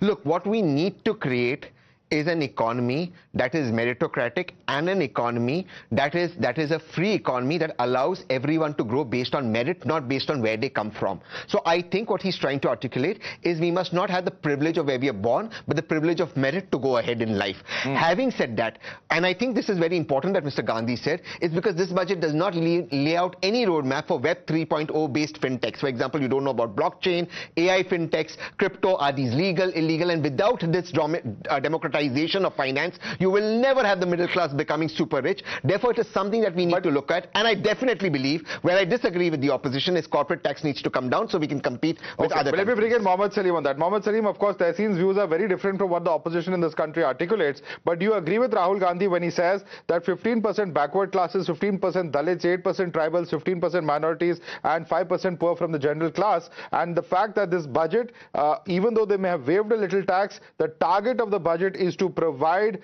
India's money to 20 to 25 billionaires. The core issue is inequality and equity. And in that case, he is right, because it's a question of equity. You don't have the equal participation of the large section of the population, the marginalized section, the Dalits, the minorities, the OBCs, the tribals. Even in this budget also, where is this share? In proportion to their population, if you see the budget of tribals component, if you see the SC component, minority component, you will not find the reflection of their need. Secondly, though the slab is increased, but it is long due.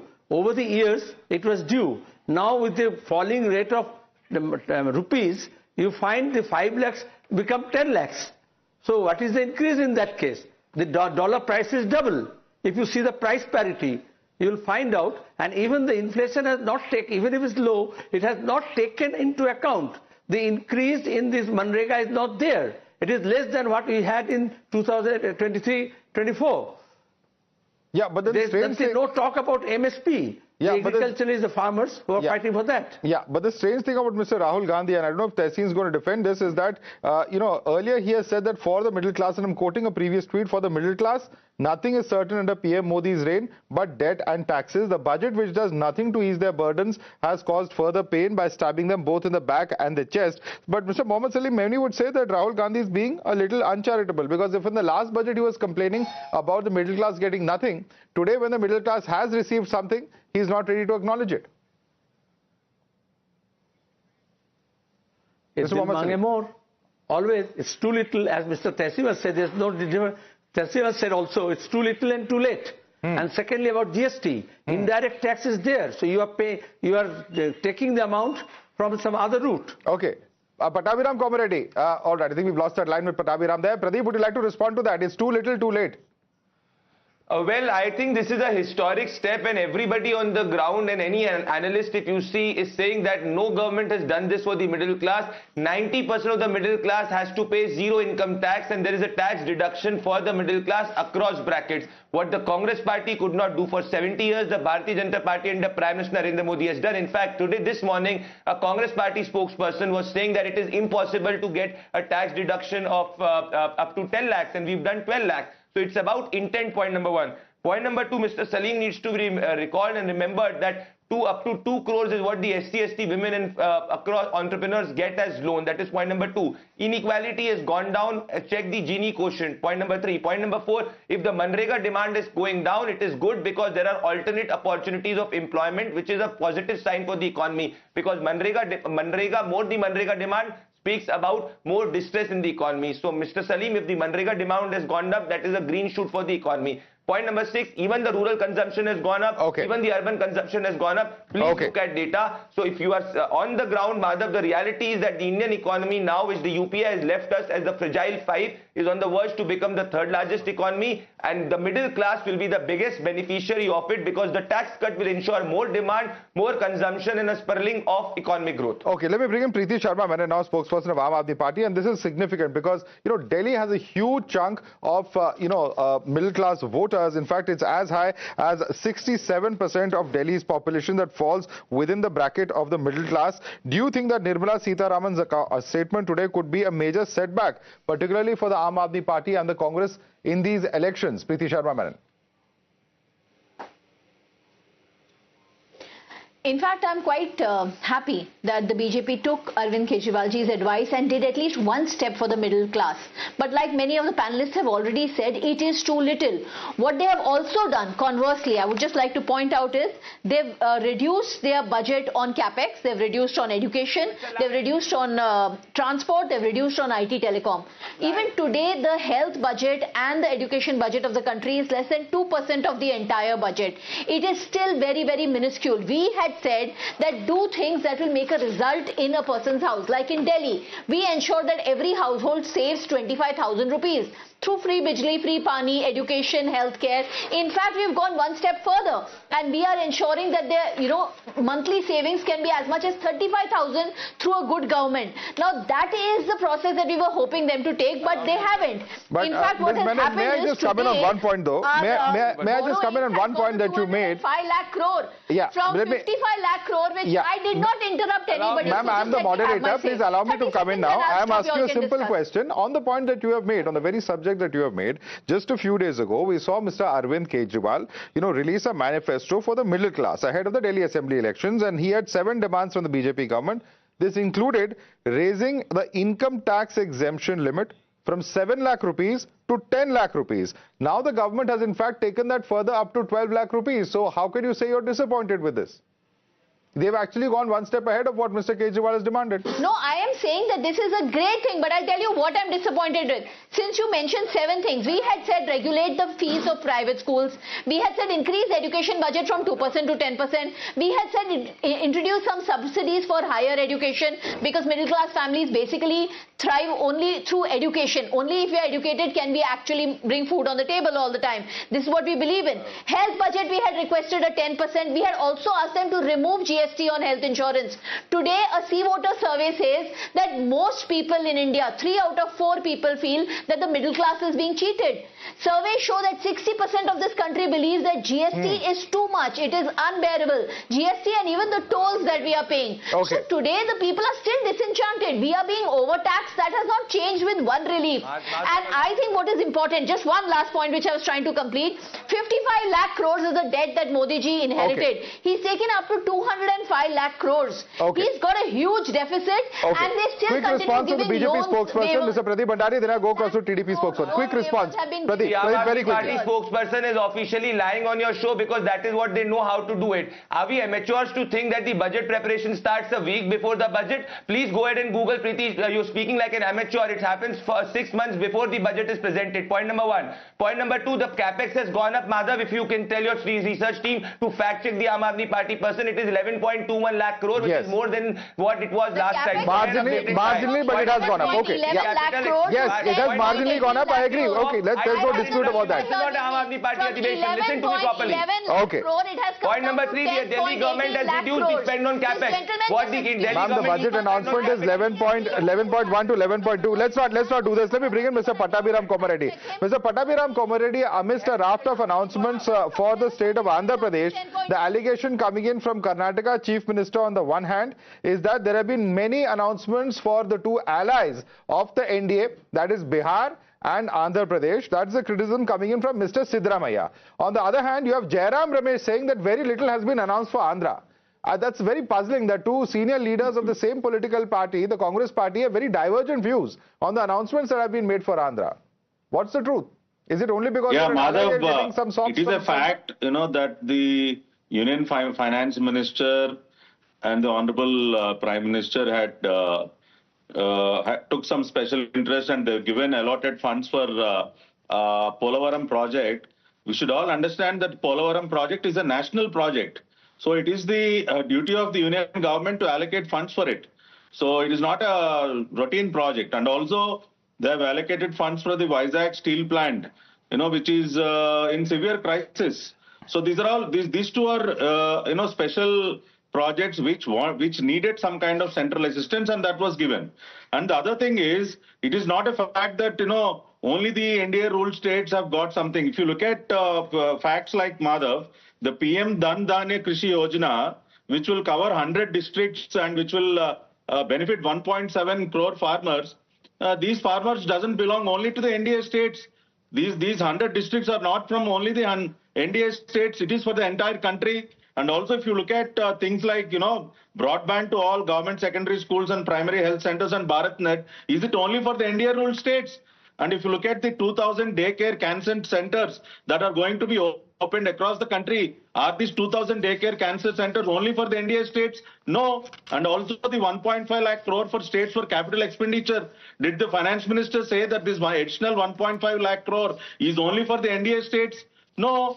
So this is for the entire country. Okay. How can they say, and also the under the UDAN scheme, 120 new destinations are being added. Is it only for the NDA? I want Tehseen to respond to that point. Tehseen, how is it possible that, number of schemes that, of course, the TDP spokesperson is listing that are for the entire nation. So wrong to say that schemes are only for NDA ruled states. But how is it possible that both the Karnataka Chief Minister and Mr. Jairam Ramesh have such divergent views as to the announcements for a state such as Andhra Pradesh, which is an ally of the ruling party at the center? But one says there's a lot that has been given, the other says it's been ignored.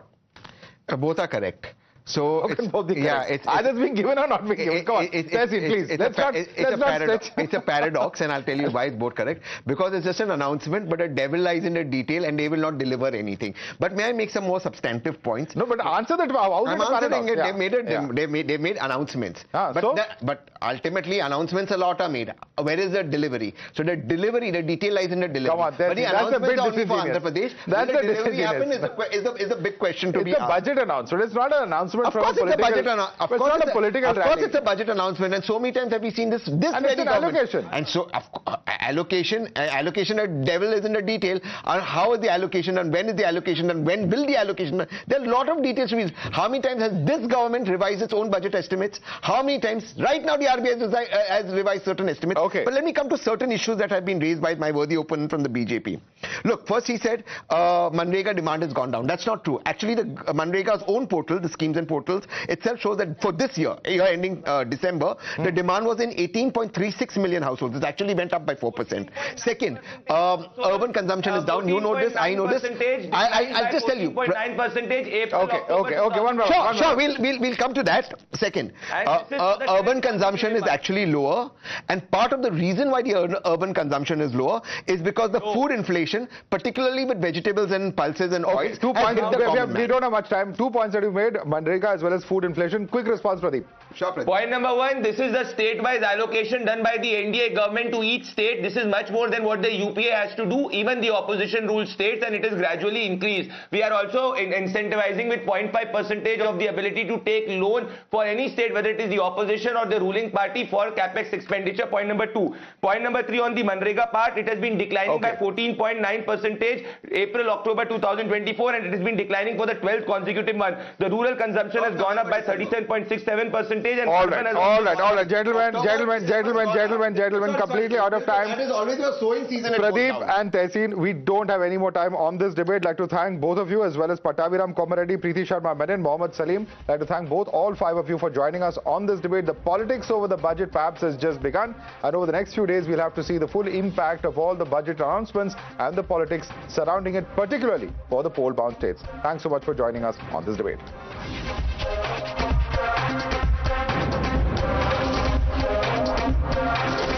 The News Hour at 10 will be right back after the break.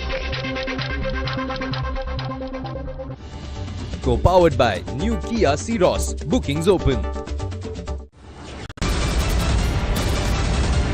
The biggest news break of the day. Exclusive that set the primetime agenda. Bringing you stories that matter. News breaks that shake up the system. Join us for the biggest revelation on Blueprint exclusive weekdays at 6 p.m. only on Times Now. She asks tough questions like no other journalist. आप भाग रहे हैं सवाल पे। बड़ा simple सा straight forward सवाल है। Mr. D.K. Shiv Kumar, what next for you? When are you taking over as Chief Minister? She takes on the masters of Indian politics like no one else can. How do you see skill census versus caste census if you would want to respond to the current political climate? कहीं भी चले जाओ, कहीं भी आ जाओ। अजीत पवार जी भी कभी भी शरद पवार जी के पास चले जाएंगे, कभी भी इधर आ जाएंगे। क्या ऐसी पॉलिटिक्स है? Because she speaks for you the way no one else can. What's the chemistry between Prime Minister Modi and Democrats? The profile of India as a country, has it grown? Are you going to get onto a SpaceX spaceship anytime soon? Because your voice must be heard, your questions answered above all else. Frankly Speaking with Navika Kumar.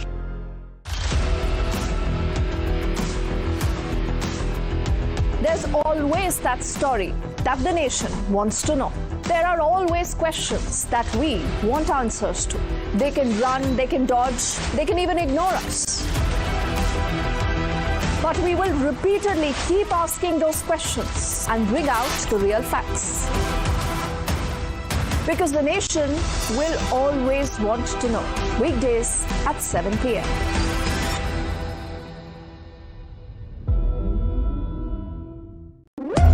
When the stakes are high and the answers are elusive, there's one voice unafraid to challenge the status quo. At 8 p.m., I am not here to sugarcoat the truth. I am here to ask the hard questions.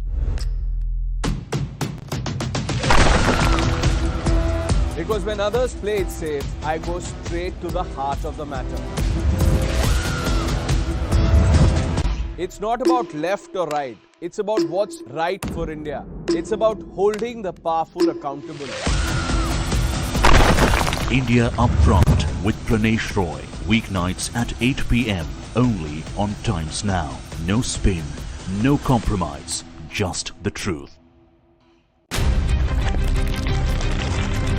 For over 30 years, my journalism has been relentless, fearless, and uncompromised. My stories have breached lofty ivory towers and brought down the high and mighty. And I won't stop.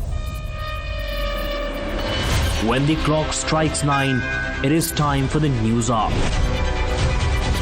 Navika Kumar asks the legitimate question. When your rights are trampled, I will be your voice, demanding answers from the corridors of power. News Hour at 9 with Navika Kumar. Journalism is a mission, not just to seek accountability or a fight for justice, but for honesty and integrity. Voicing citizens' concerns and using the truth to demand answers, ensuring that you come first on agenda. Watch News Hour Agenda with me, Maludas Gopalakrishnan, weeknights at 10 o'clock only on Times Now.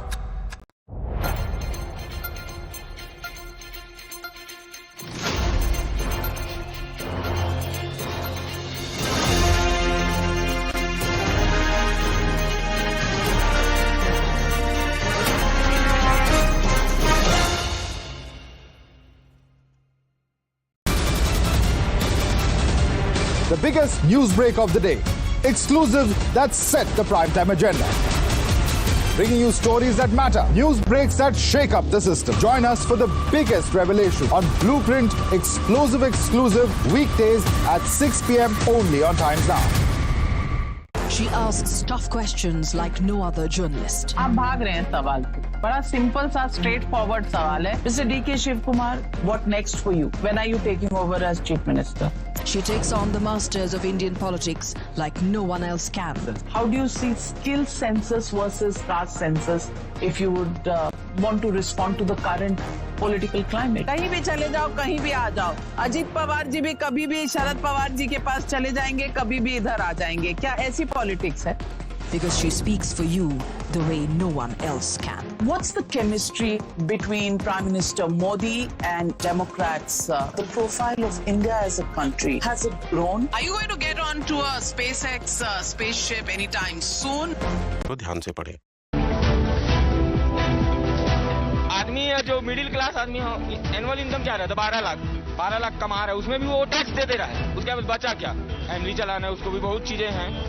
तो tax free कर रहे हैं ना, बहुत अच्छा काम कर रहे हैं सरकार जो. जी बहुत अच्छी बात है सर, ये तो हमारे लिए अच्छी ही मतलब कुछ खबरी है समझो. अगर हमको टैक्स नहीं देना पड़ेगा तो एक मिडिल क्लास वालों के लिए और क्या चाहिए. The biggest news break of the day. Exclusive that set the primetime agenda. Bringing you stories that matter. News breaks that shake up the system. Join us for the biggest revelation on Blueprint exclusive weekdays at 6 p.m. only on Times Now.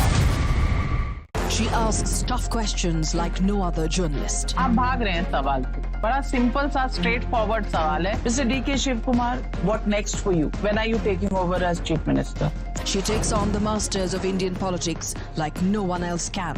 How do you see skill census versus caste census if you would want to respond to the current political climate? कहीं भी चले जाओ, कहीं भी आ जाओ. अजीत पवार जी भी कभी भी शरद पवार जी के पास चले जाएंगे, कभी भी इधर आ जाएंगे. क्या ऐसी पॉलिटिक्स है? Because she speaks for you the way no one else can. What's the chemistry between Prime Minister Modi and Democrats? The profile of India as a country, has it grown? Are you going to get on to a SpaceX spaceship anytime soon? Because your voice must be heard, your questions answered above all else. Frankly speaking, with Navika Kumar.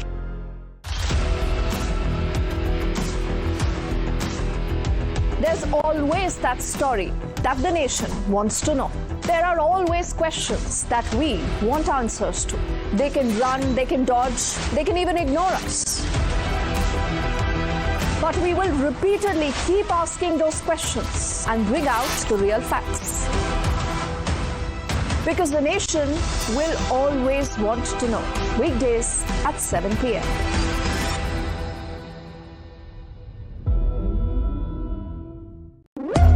When the stakes are high and the answers are elusive, there's one voice unafraid to challenge the status quo. At 8 p.m., I am not here to sugarcoat the truth.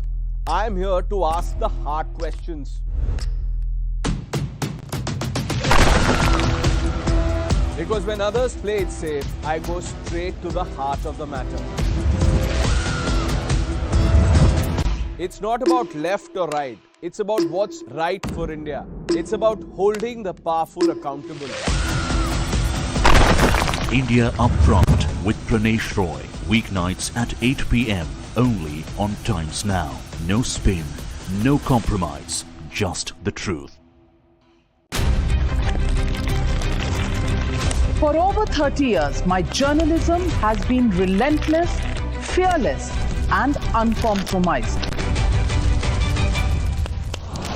My stories have breached lofty ivory towers and brought down the high and mighty.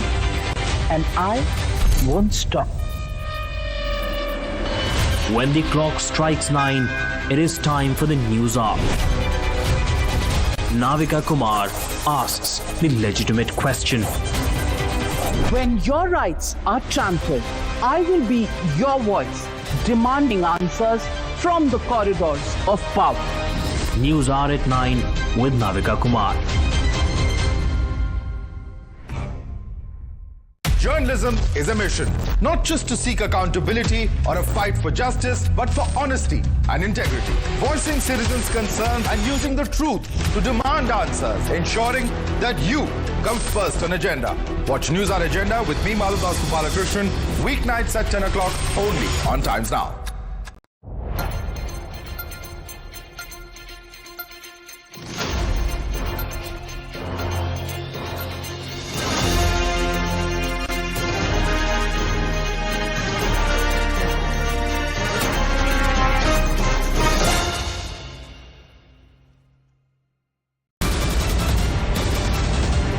The biggest news break of the day.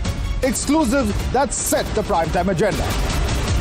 Bringing you stories that matter. News breaks that shake up the system. Join us for the biggest revelation on Blueprint exclusive weekdays at 6 p.m. only on Times Now. She asks tough questions like no other journalist. आप भाग रहे हैं सवाल से। बड़ा simple सा straight forward सवाल है। Mr. D.K. Shiv Kumar, what next for you? When are you taking over as Chief Minister? She takes on the masters of Indian politics like no one else can. How do you see skill census versus caste census if you would want to respond to the current political climate? कहीं भी चले जाओ, कहीं भी आ जाओ। अजीत पवार जी भी कभी भी शरद पवार जी के पास चले जाएंगे, कभी भी इधर आ जाएंगे। क्या ऐसी पॉलिटिक्स है? Because she speaks for you the way no one else can. What's the chemistry between Prime Minister Modi and Democrats? The profile of India as a country, has it grown? Are you going to get onto a SpaceX spaceship anytime soon? Because your voice must be heard, your questions answered above all else. Frankly Speaking with Navika Kumar.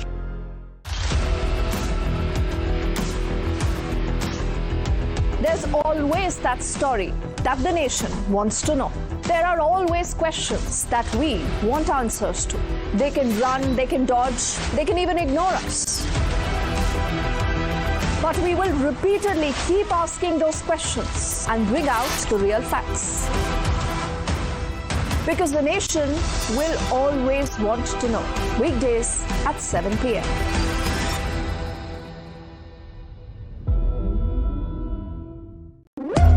When the stakes are high and the answers are elusive, there's one voice unafraid to challenge the status quo. At 8 p.m., I am not here to sugarcoat the truth. I am here to ask the hard questions. Because when others play it safe, I go straight to the heart of the matter. It's not about left or right. It's about what's right for India. It's about holding the powerful accountable. India Upfront with Pranesh Roy. Weeknights at 8 p.m. only on Times Now. No spin, no compromise, just the truth. For over 30 years, my journalism has been relentless, fearless, and uncompromised. My stories have breached lofty ivory towers and brought down the high and mighty. And I won't. आदमी है जो middle class आदमी हो, annual income क्या रहता है? 12 लाख कमा रहा है, उसमें भी वो टैक्स दे रहा है। उसके बाद बचा क्या? फैमिली चलाना है, उसको भी बहुत चीजें हैं। तो ये टैक्स फ्री कर रहे हैं ना, बहुत अच्छा काम कर रहे हैं सरकार जो। जी बहुत अच्छी बात है सर, ये तो हमारे लिए अच्छी ही मतलब कुछ खबरी है समझो। अगर हमको टैक्स नहीं देना पड़ेगा तो एक मिडिल क्लास वालों के लिए और क्या चाहिए। The biggest news break of the day. Exclusive that set the primetime agenda. Bringing you stories that matter. News breaks that shake up the system. Join us for the biggest revelation on Blueprint exclusive weekdays at 6 p.m. only on Times Now. She asks tough questions like no other journalist. आप भाग रहे हैं सवाल से। बड़ा simple सा straight forward सवाल है। Mr. D.K. Shiv Kumar, what next for you? When are you taking over as Chief Minister? She takes on the masters of Indian politics like no one else can. How do you see skill census versus caste census if you would want to respond to the current political climate? कहीं भी चले जाओ, कहीं भी आ जाओ। अजीत पवार जी भी कभी भी शरद पवार जी के पास चले जाएंगे, कभी भी इधर आ जाएंगे। क्या ऐसी पॉलिटिक्स है? Because she speaks for you the way no one